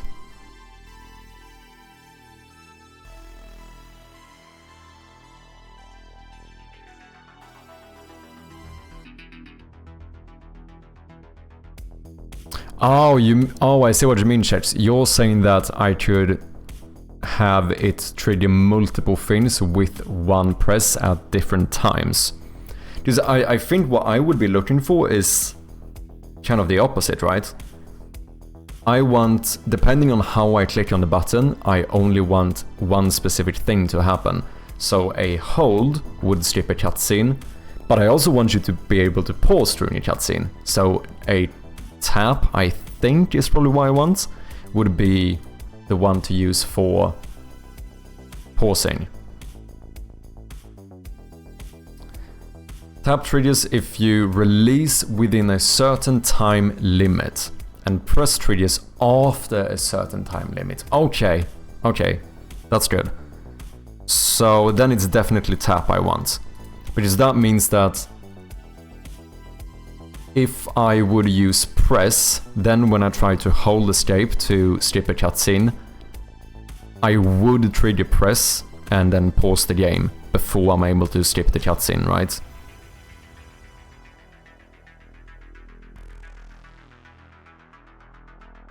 So yeah, I think we want tap and hold for the escape key. It sounds like. Samcast, thank you very much for the follow. Appreciate ya. So pause would probably use a tap. Whereas skip cutscene is using a hold. I think this is what we want. Usually skip is when you hold. Yeah, that's what I want as well. But I also want you need to be able to pause a cutscene as well. I think that is important. You should be able to pause them, but you should also be able to skip them. But I feel like escape is the best button for both. So I feel like this seems like a good way to do it. Tap pauses the game. Holding skips a cutscene. I shouldn't call this pause. This should be called like...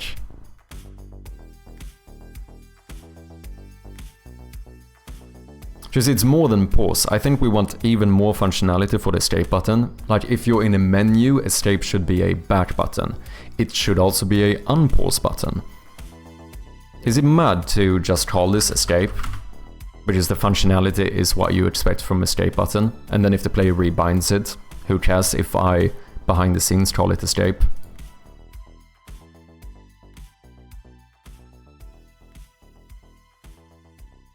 Because it's gonna be weird to in code say like, oh, if you're in this menu and you press pause, then go back. No, that's weird. Whereas if you press escape, that's better. Oh, I call mine the default button names. Okay. Yeah, I feel like it kind of made sense. For the other ones, for like... I kind of like calling these like select and deselect and so on.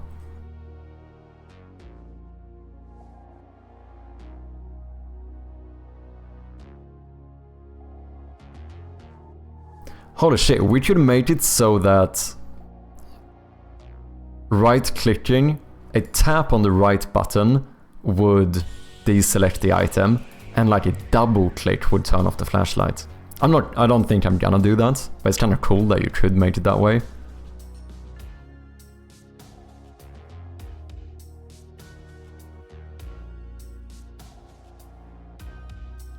Also makes it less code to type, yeah.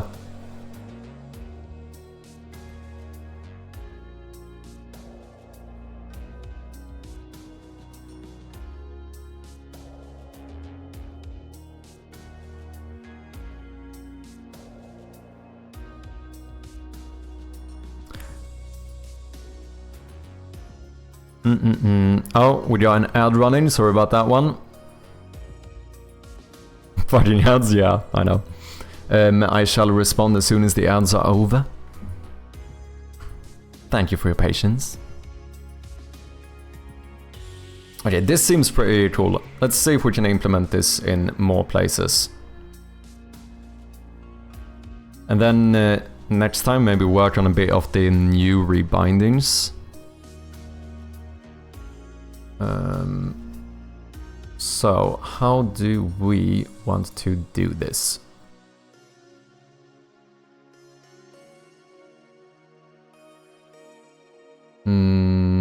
Let's go to... Let me actually close out a few of these. Control settings map. Boom, boom, boom, boom.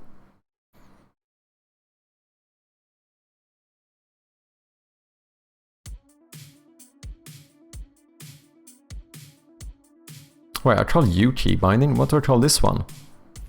Oh my god. Oh no, this is called key rebinding. Never mind, I thought it would call the same thing. I was like, what am I doing? Welcome back, people. The ad should be over. So the whole point of this input action is not using literal keyboard names for the action. An input action here would be pause, not escape. But I feel like pause is... I don't know if there's a better... If you have a better name for it. Because the issue I find with pause is that it's not... Oh wait, no. Pause could actually work if I switch to a new map when you go into a menu and then we call it the back button instead. That would be kind of intuitive. Which we might do that anyway. Because in-game, I mean it depends, or maybe not. Just what if we want to make it so that if you... Yeah, for example, I think something that players would expect is that now clicking M opens the map and clicking M again closes it. However, if I have the map open and I click on escape, maybe rather than pausing the game, we should actually first check if any like UI thing is open, and if it is, escape should actually close the map, and then clicking escape again would pause the game.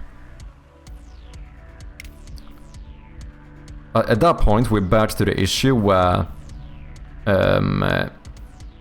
you know, the pause naming of the action doesn't really make sense, because it's much broader. Yeah, true. I guess you could argue that escape is an action name. Yeah, because you're trying to escape from the... Yeah, like, I think that's why the button is called escape, right?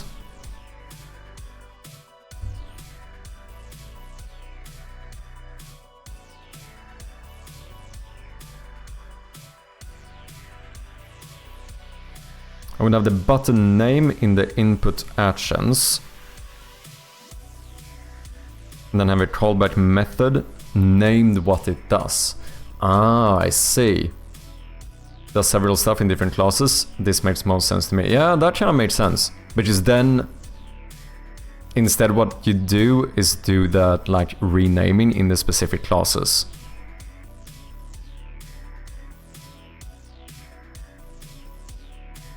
I mean, you wouldn't call jump input action spacebar, right? No, I think that is what he's saying. Like, he would call that action jump, but, or no, he would call it spacebar, but in like the player controller, the method would be called jump, whereas, you know, if you use space somewhere else, it would be, the method would be called whatever space does.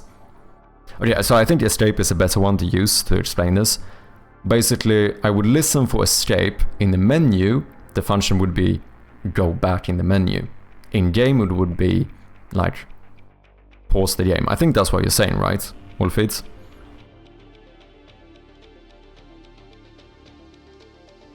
The only thing that could become a little bit confusing is because obviously spacebar doesn't have to be spacebar. That's the thing that could be a little bit, but you know. Still, as long as you understand it, I don't think there's an issue with it. But it could be weird because... But that goes for me as well. Here, right? With escape. Like, if you now rebind this to 1, I'm gonna listen for escape, but I'm actually listening for 1. So that can become a bit weird, but I think it's fine.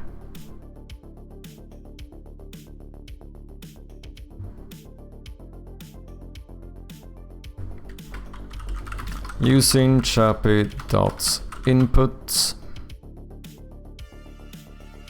What is this? Old system? We don't use this.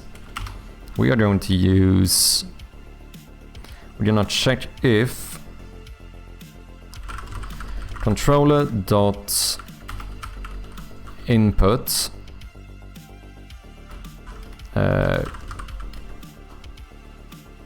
control settings .key action .inventory. I don't like this. This is too many words. I'm not comfortable with this amount of words.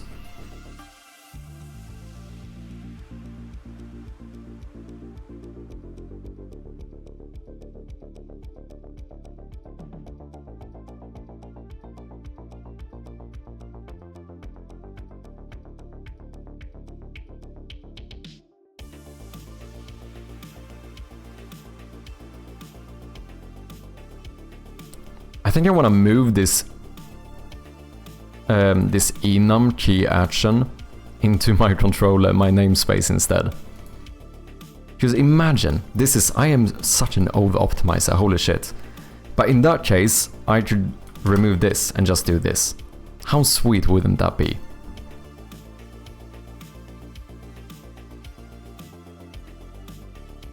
Maybe even just call it like key or something.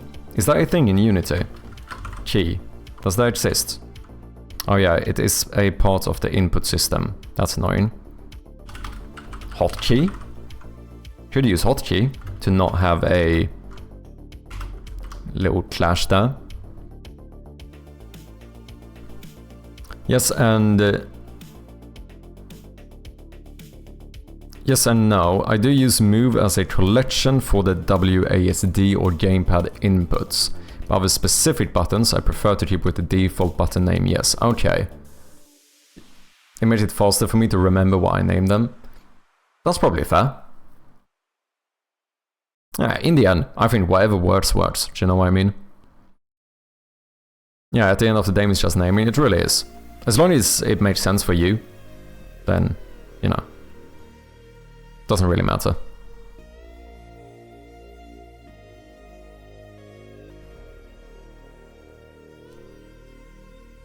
Yeah, I guess you could argue for both ways of doing it. In the end, it's just to make the coding easier, yeah. Oh god, that is actually horrendous. Action 1, Action 2, Action 3, that would be mad.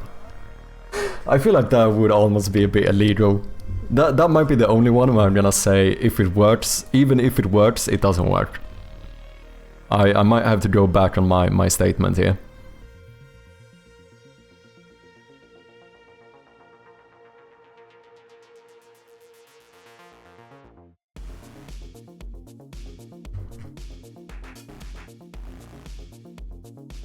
Okay, I'm gonna keep this like this for now, I think. I kinda want to change this, not gonna lie. I don't love this.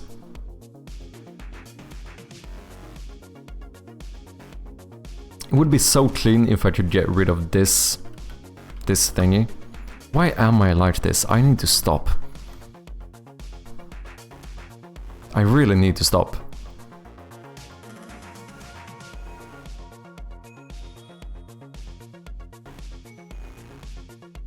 Yeah, there are bad and less bad options. Yeah, true. Escape is fine. I think escape is, as you said, I think the good thing about escape is that it isn't just a name of a button, it is like a proper verb.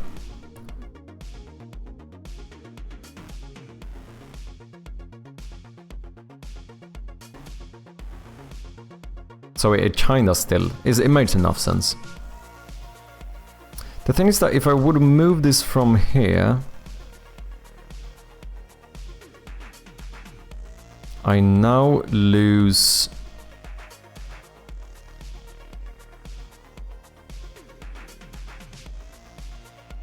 I would now have to add the input thing here instead. That's kind of... No, I would have to add... What would I have to add? Controller. Would have controller.keyAction.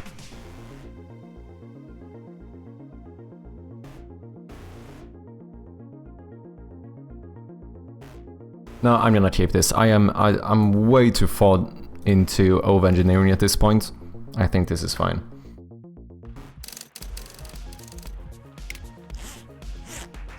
Yeah, map and inventory can now be opened.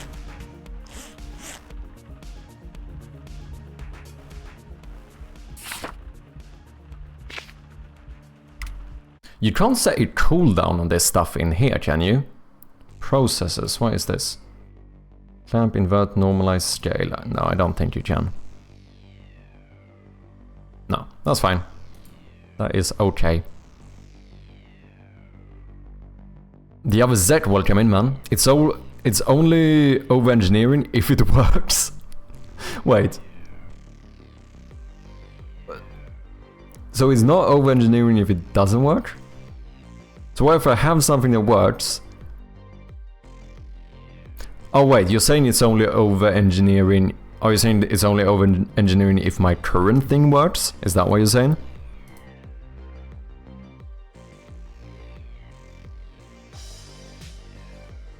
Where do I actually handle the pausing? I think that's in the... I think I do that through the game manager.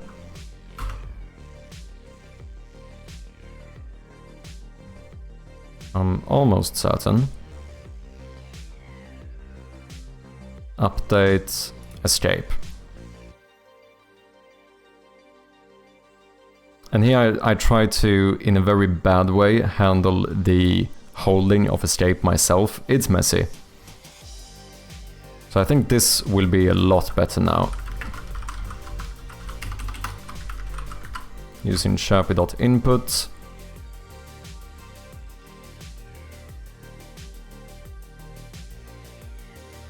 And then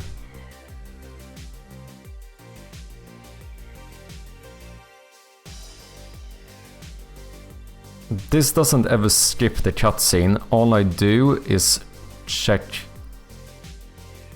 whether I'm actually trying to pause or not. Right? No, wait. Event publish new cutscene skip event. Okay, I do pause from here.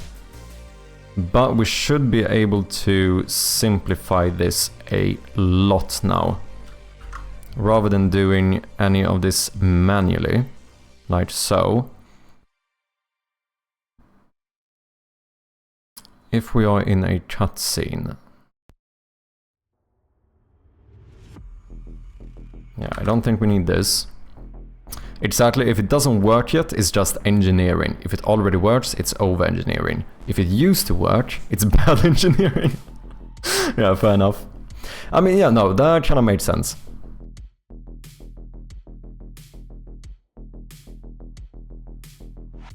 Wow, still going? Yeah, I do really need to get off soon, man.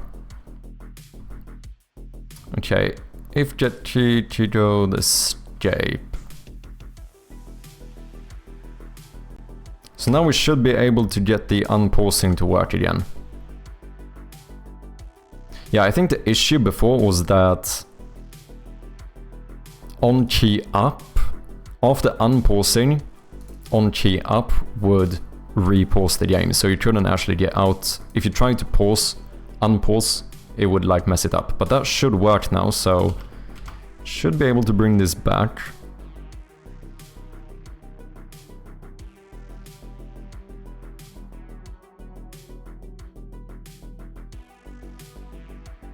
And then instead check if controller.input control settings dot key action dot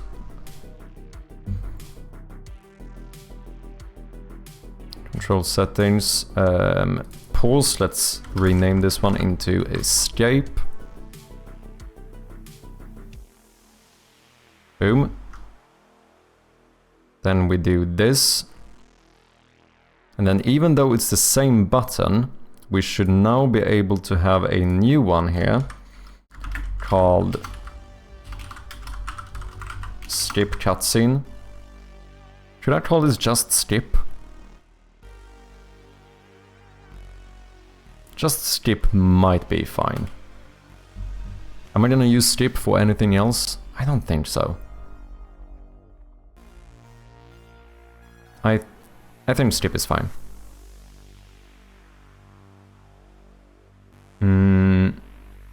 Game manager.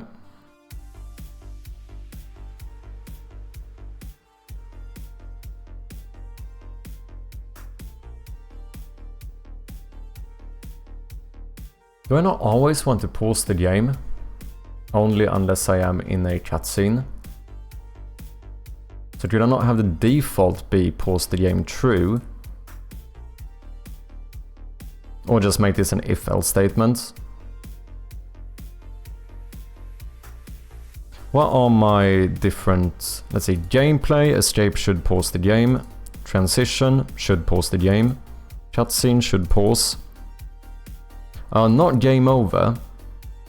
I don't want it to pause if we are in game over.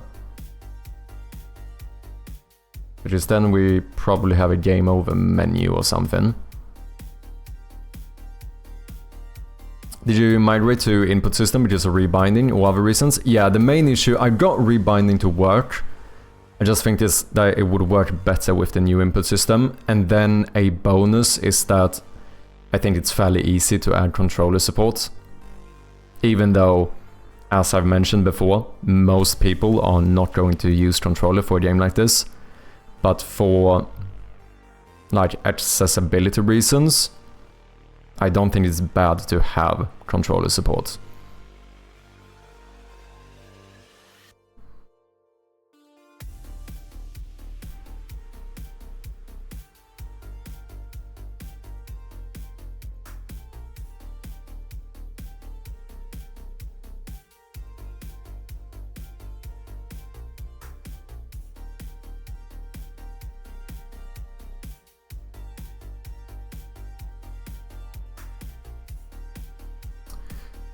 I wonder if I should just check the states we're not allowed to be in instead. I feel like that kind of makes sense. Does it? Because now I need to add cutscene here as well. But then I do this stuff like everywhere. Oh, wait. So can I not... How do I want to do this? No, I think we're gonna do a if-else statement. I think we're gonna do if current state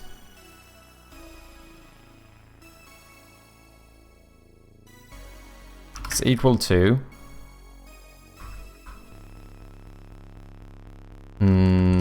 gameplay. This is a lot of text as well. How can I make this in the best way possible? What do I really want to know? I want to... How many states should we pause in? We pause in gameplay, transition, and cutscene. Oh shit, and we have 3 that we don't pause in.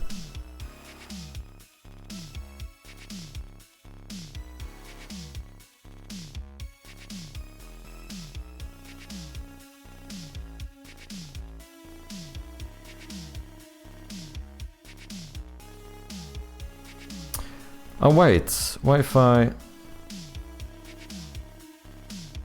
No, that doesn't change anything. I am overthinking such small things.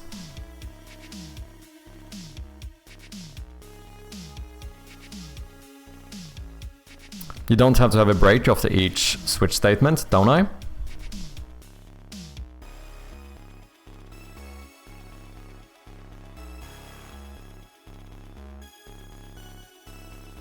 Yeah, I suppose that it never runs another one anyway.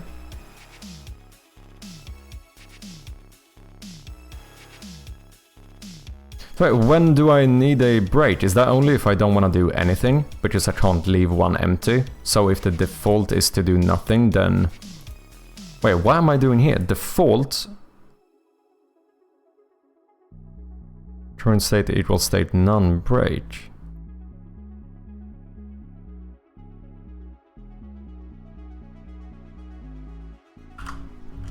That's a bit weird. Oh no, okay, so if this somehow is basically failsafe. If it would ever be the case that I would pass in something that's not one of these scenes, we're gonna set it to none. That seems unnecessary, but I'm gonna leave it for now. If you want several of them to have the same action, just omit it and it will fall down to the action.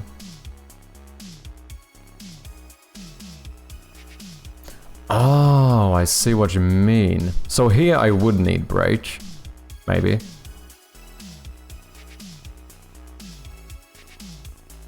But like here, when I'm gonna reuse the same action a bunch of times, I might not need it.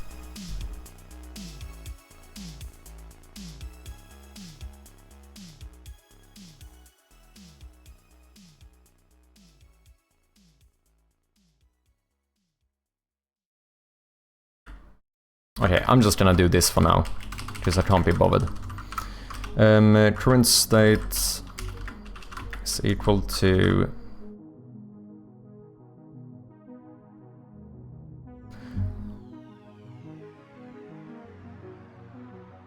No. State dot cutscene, yeah, or... There must be a better way of doing this.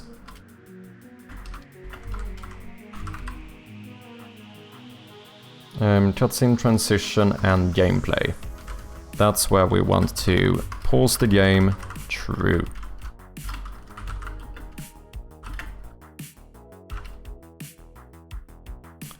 Else if we are in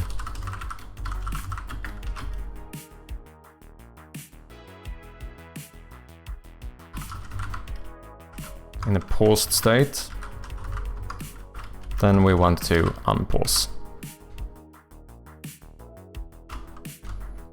if we are in a chat scene and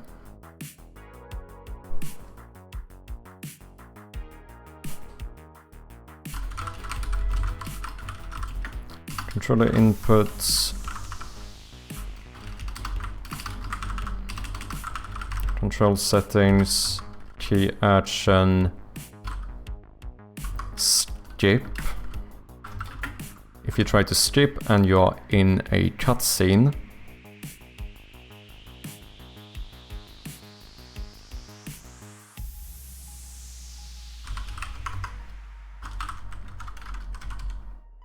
then publish cutscene skip event.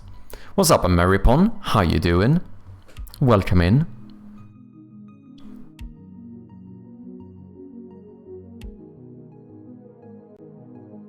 But C was my first programming language and skipping the break scares me.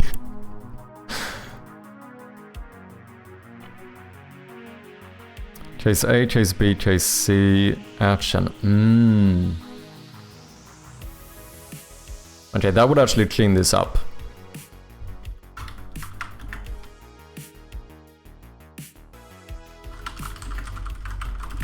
Should probably switch this to a switch statement that falls through to the pause action, or however I explain it. And then that should be good. I think this is enough to be functional, if I'm not mistaken. Key action does not contain a definition for pause. Whoops. This is now escape.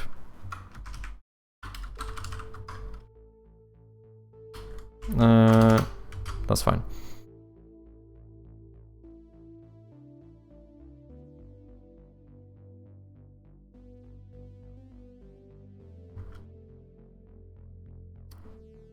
Then we just have one last thing and this should be pretty much good to go.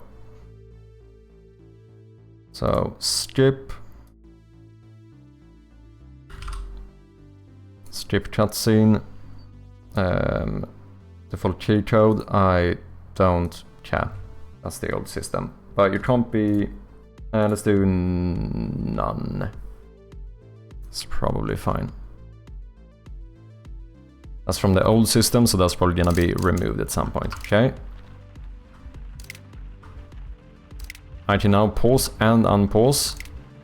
And if I hold, we skip the cutscene. Fucking beautiful.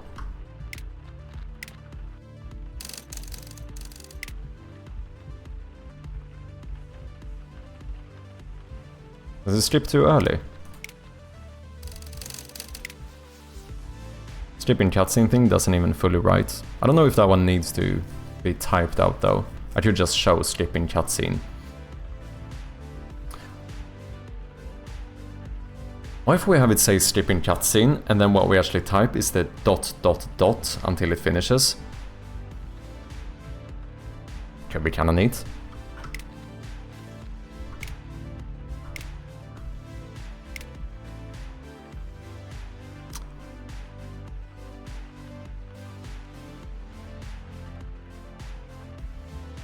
This should probably trigger on a slow tap as well.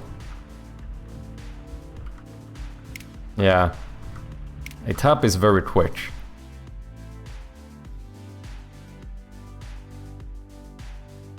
Escape interactions tap. Can I not just add a...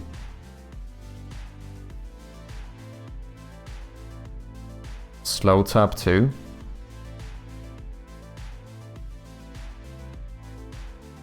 As long as that's under the hold, it should be fine.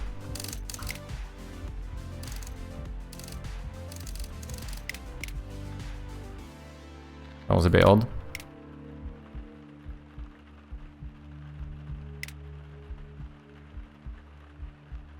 It feels a bit weird.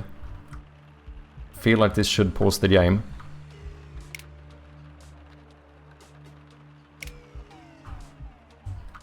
Like, I'm not holding the button down for long, but pressing escape and it not pausing feels very odd.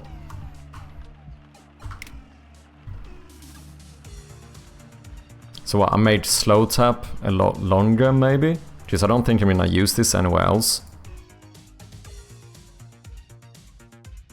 What is considered a hold time for... what's the default? 0.4?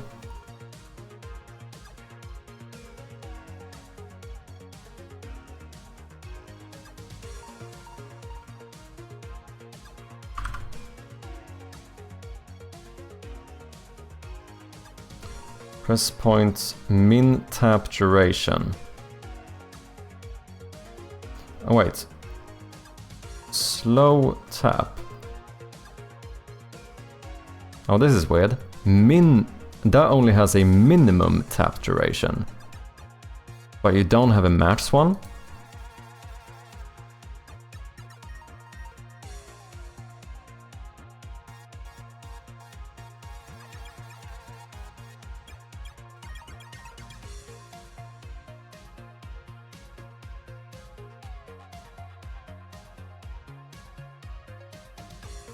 Max tap duration. I mean, to be fair, I should make it so that the tap duration here is like 1 second. As long as it's shorter than this, we should be fine. Yeah, tap and press is a one-time limit. Now if I hold this and I let it go too early, then I skip.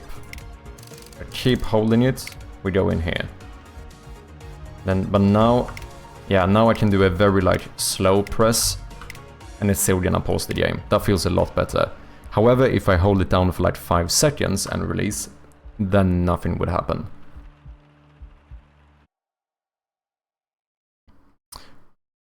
Which I could actually change if I want. I could make that work quite easily. Because this already checks if we are in a cutscene.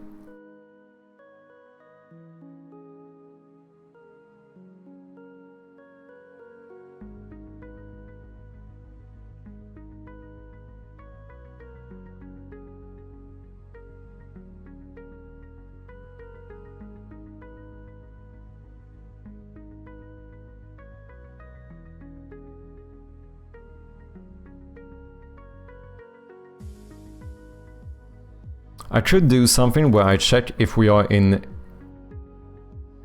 gameplay or a transition. Then this would actually pause the game instead, even when you hold it down. Don't know if it's necessary. I could do it. I suppose it depends. Would it feel odd that holding down escape for 5 seconds and then releasing doesn't pause the game? Is that weird? I can hold it down for like 1 second and it would pause. Also realizing that I'm missing a sound effect when I unpause the game. Oh, I know why. Because I play one when I click on this button when I unpause it.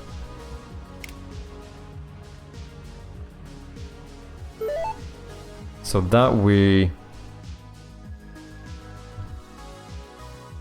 Oh, that's super easy then. If I pause the game, I play the sound effects. If I don't pause it, I don't want to play the sound effects. However, if I unpause it by clicking on escape, then we want to play a sound effect. Easy fucking peasy. No, that's a Unity bug, right? Yeah.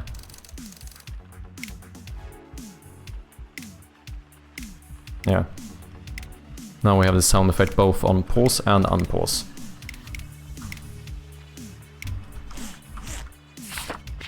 Okay, you know what? You know what? It took a while to get into it, to get the ball rolling, but I feel pretty happy about the new input system. So far, this feels pretty good. So I think next up we're gonna work on a bit of rebinding remake that system as well. And then at some point, do the controller support if it doesn't seem too tricky. I feel like it should be fairly easy. However, ladies and gentlemen, I really need to get the fuck out of here. I've been on for way too long. This kid did get a little bit mad. So let's see if we can find someone to throw a little raid at. Please stick around and let's show some support to another fellow streamer. Weak? Okay, come on man. Come on man.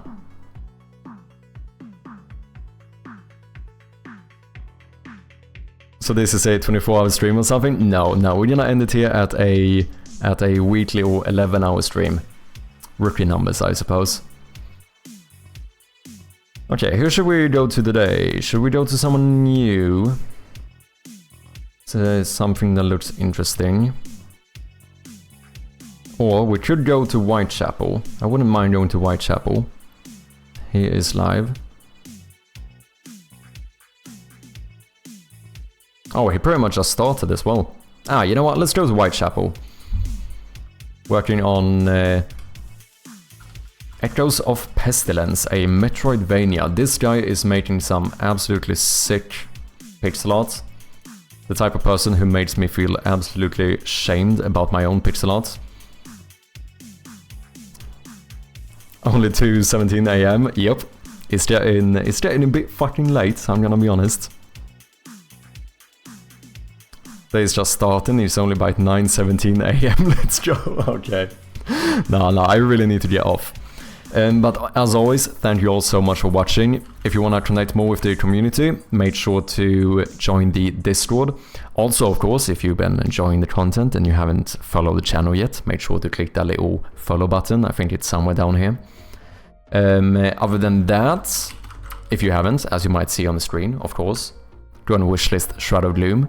Would appreciate one of them wishlists very much.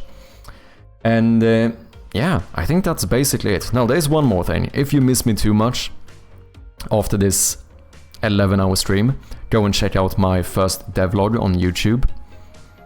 And I think that is it for me today, ladies and gentlemen. So let's go over to the one and only Whitechapel. Throw that chirpy raid in the chat. And I shall be back on Wednesday. Technically tomorrow. Technically, because I've gone past midnight. Yeah, I will be back on Wednesday as per usual, probably with some more new input system stuff.